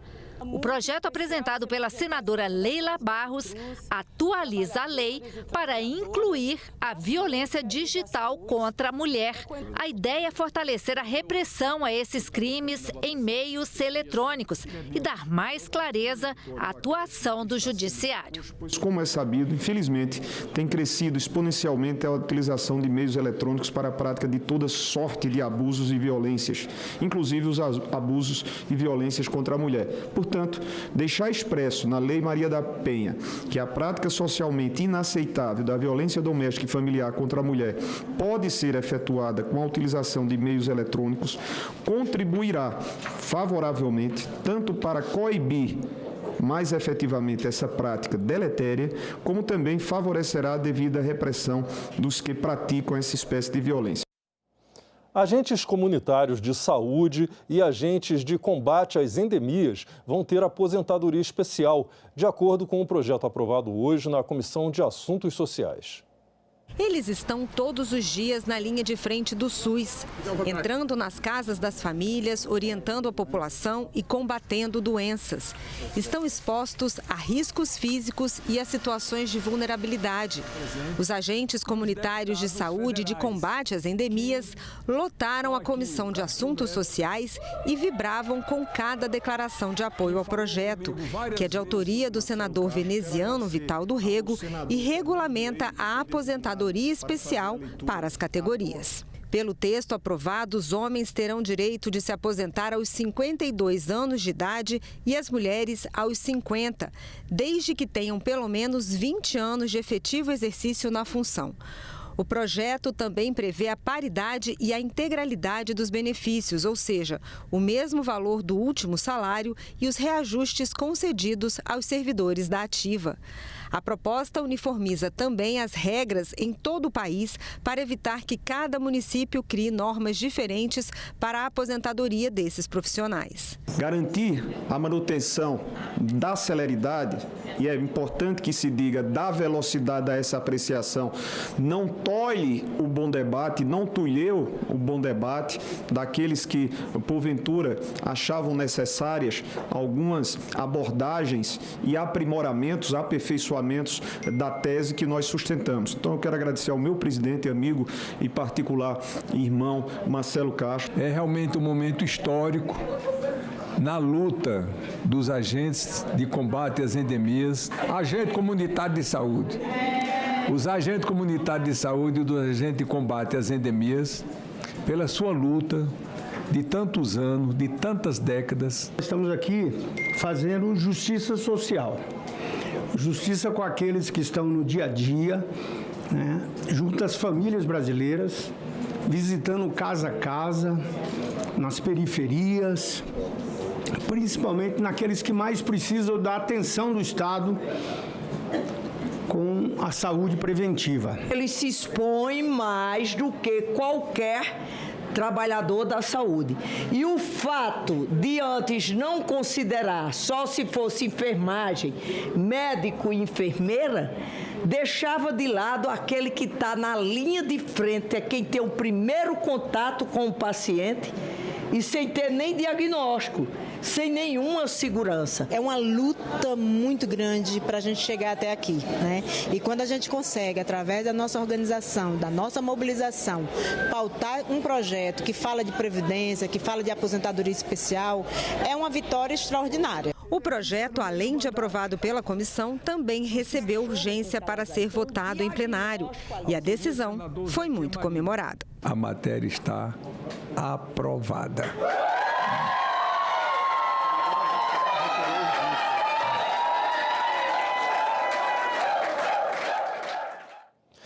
Você já jogou futevôlei? O esporte nascido nas areias de Copacabana ganhou reconhecimento oficial como modalidade esportiva. Um projeto de lei foi aprovado hoje na Comissão de Esporte para incentivar a prática em todo o Brasil. O projeto de lei reconhece o futevôlei como esporte oficial e estabelece diretrizes para estimular a prática em todo o Brasil. Construção de quadras em praças, parques e praias, realização de eventos esportivos e culturais, capacitação de monitores e treinadores, parcerias com escolas para incluir a modalidade em atividades extracurriculares, criação de campanhas sobre os benefícios do esporte à saúde mental e física e a criação de projetos sociais em comunidades carentes. O futevôlei surgiu nos anos 60 em Copacabana, depois que a prática do futebol foi proibida nas praias cariocas. De lá para cá, tornou-se uma paixão nacional que combina muita prática, improviso e criatividade. Hoje, a modalidade já é praticada em diversos países. O reconhecimento formal da modalidade funcionará como sinalização regulatória para programas de fomento, editais, parcerias e calendários de eventos, ampliando o alcance social do esporte com baixo impacto fiscal e administrativo. Do ponto de vista social e econômico, a proposição potencializa benefícios de saúde pública, prevenção e convivência comunitária, além de estimular o turismo esportivo e a economia do entorno de praças, parques, praias em que o futebol é praticado. 6 novas leis aprovadas recentemente pelo Congresso e sancionadas pelo presidente da República foram publicadas hoje no Diário Oficial da União. Entre elas, a que trata do uso, conservação, proteção e recuperação do bioma Pantanal, a que cria o Sistema Nacional de Segurança Alimentar e a que cria o Programa Nacional de Fortalecimento da Agricultura Familiar, o PRONAF, e o Plano Safra da Agricultura Familiar. As 3 leis já estão em vigor. O Senado recebe, a partir de hoje, a exposição fotográfica A Jornada, com histórias de superação de pessoas que foram diagnosticadas com câncer de mama. O evento vai até o dia 16, no Espaço Evandro Cunha Lima, e faz parte das celebrações do Outubro Rosa.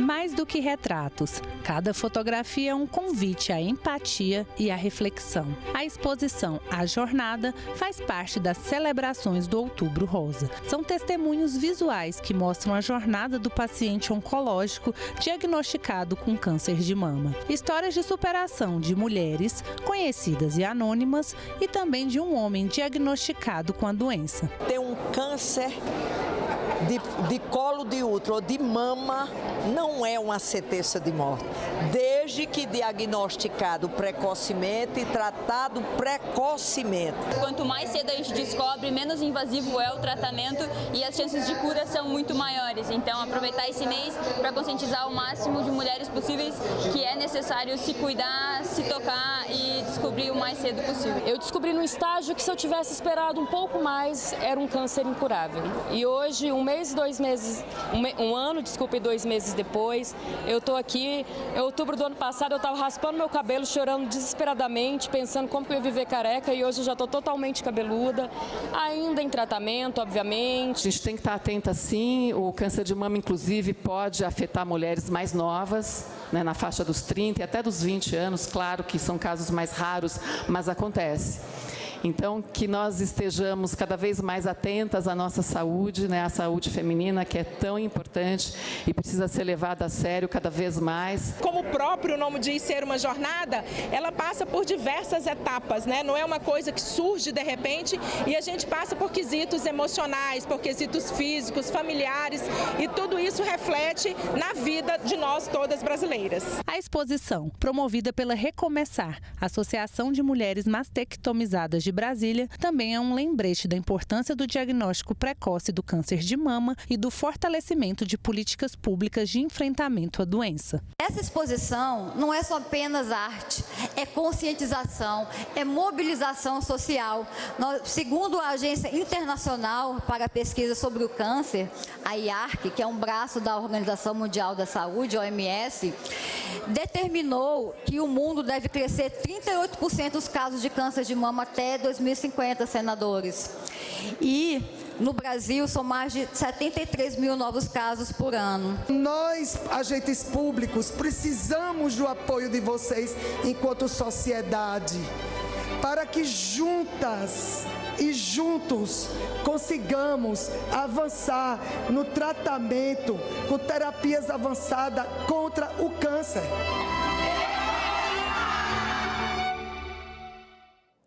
Ficamos por aqui.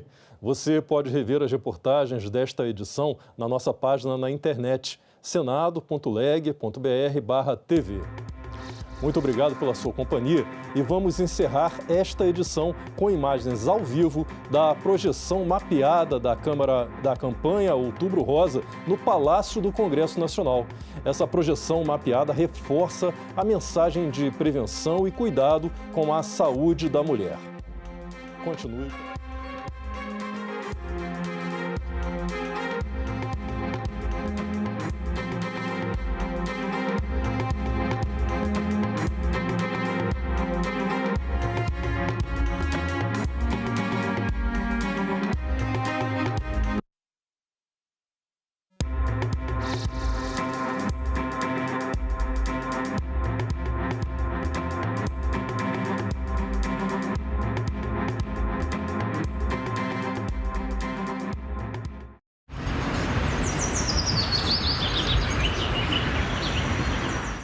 Quando aboliram a escravidão, que disseram que o país ia quebrar, implantaram as férias, o 13º, que as empresas iam quebrar.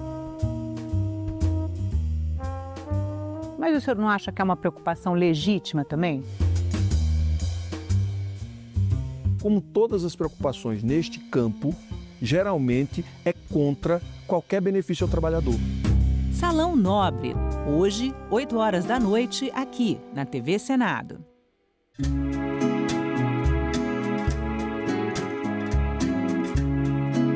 É tempo de cartão postal em Brasília. Os famosos IPs colorem as ruas do Distrito Federal e chamam a atenção de todos que passam por eles. Além de encantarem o olhar, os IPs exercem um papel fundamental no equilíbrio do meio ambiente. As flores atraem abelhas e outros polinizadores, ajudando na reprodução de diversas espécies vegetais. A flor é o órgão reprodutor da planta, a partir dela que vai dar o fruto e as sementes. Então, isso tem a ver com o ciclo da planta. E aqui, no nosso bioma cerrado, esse florescimento acontece nesse período do ano. E a sequência que acontece é que a gente tem intensidade inicial dos roxos, que florem mais intensamente primeiro, depois os amarelos, depois os rosas e brancos.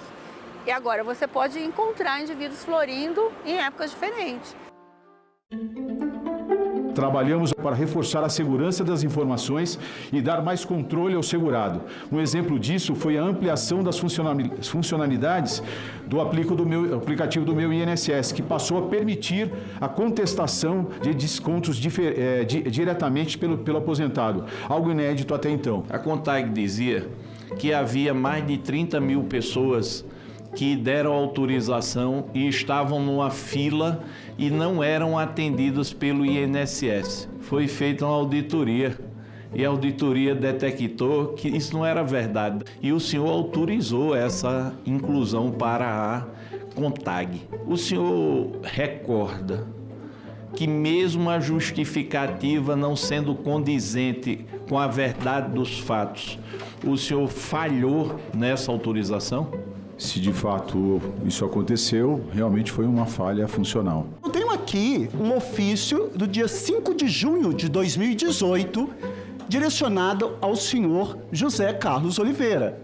Procedimento preparatório em epígrafe foi instaurado nesta Procuradoria da República a partir de representação efetuada por cidadão narrando a ocorrência de descontos irregulares em seu benefício previdenciário sem consentimento. Olha, o senhor foi informado formalmente pela Procuradora da República sobre desconto irregular, fraudulento. Não tinha como fiscalizar essas ACTs, os descontos. O senhor sendo um técnico, por que o senhor acionou algo que o senhor sabe que a sua instituição não tinha como fiscalizar? Isso não impede da assinatura do ACT, mas o INSS realmente não tem condição, hoje, da forma que está, de fazer o controle dessa modalidade.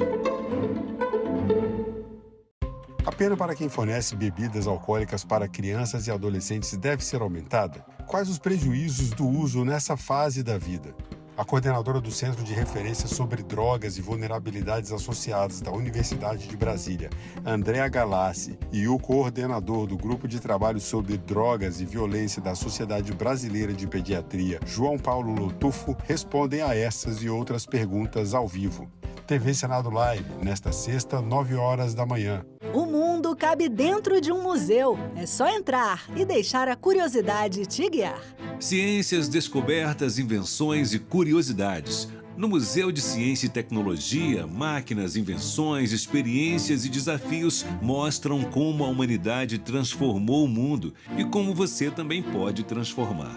Museus, onde o passado encontra o presente e inspira o futuro. Visite, descubra, valorize.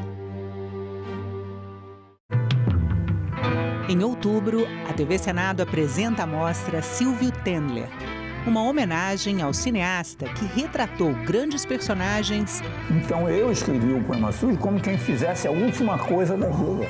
E lutas decisivas na história recente do Brasil. Está consolidada entre nós a democracia.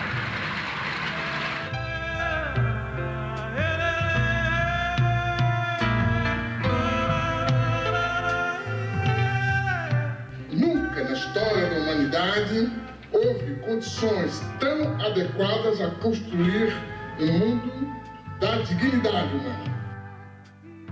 Apenas essas condições foram expropriadas por um punhado de empresas que decidiram construir um mundo perverso. Mostra Silvio Tendler, todo sábado às 9 horas da noite.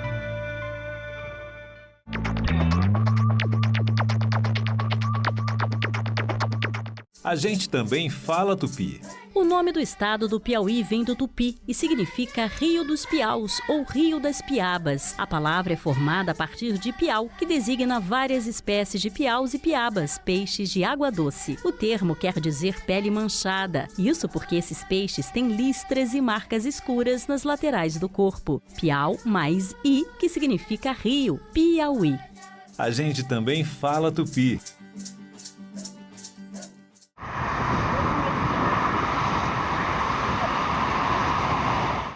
O programa a seguir é livre para todos os públicos. Quando aboliram a escravidão, que disseram que o país ia quebrar, implantaram as férias, o 13º, que as empresas iam quebrar.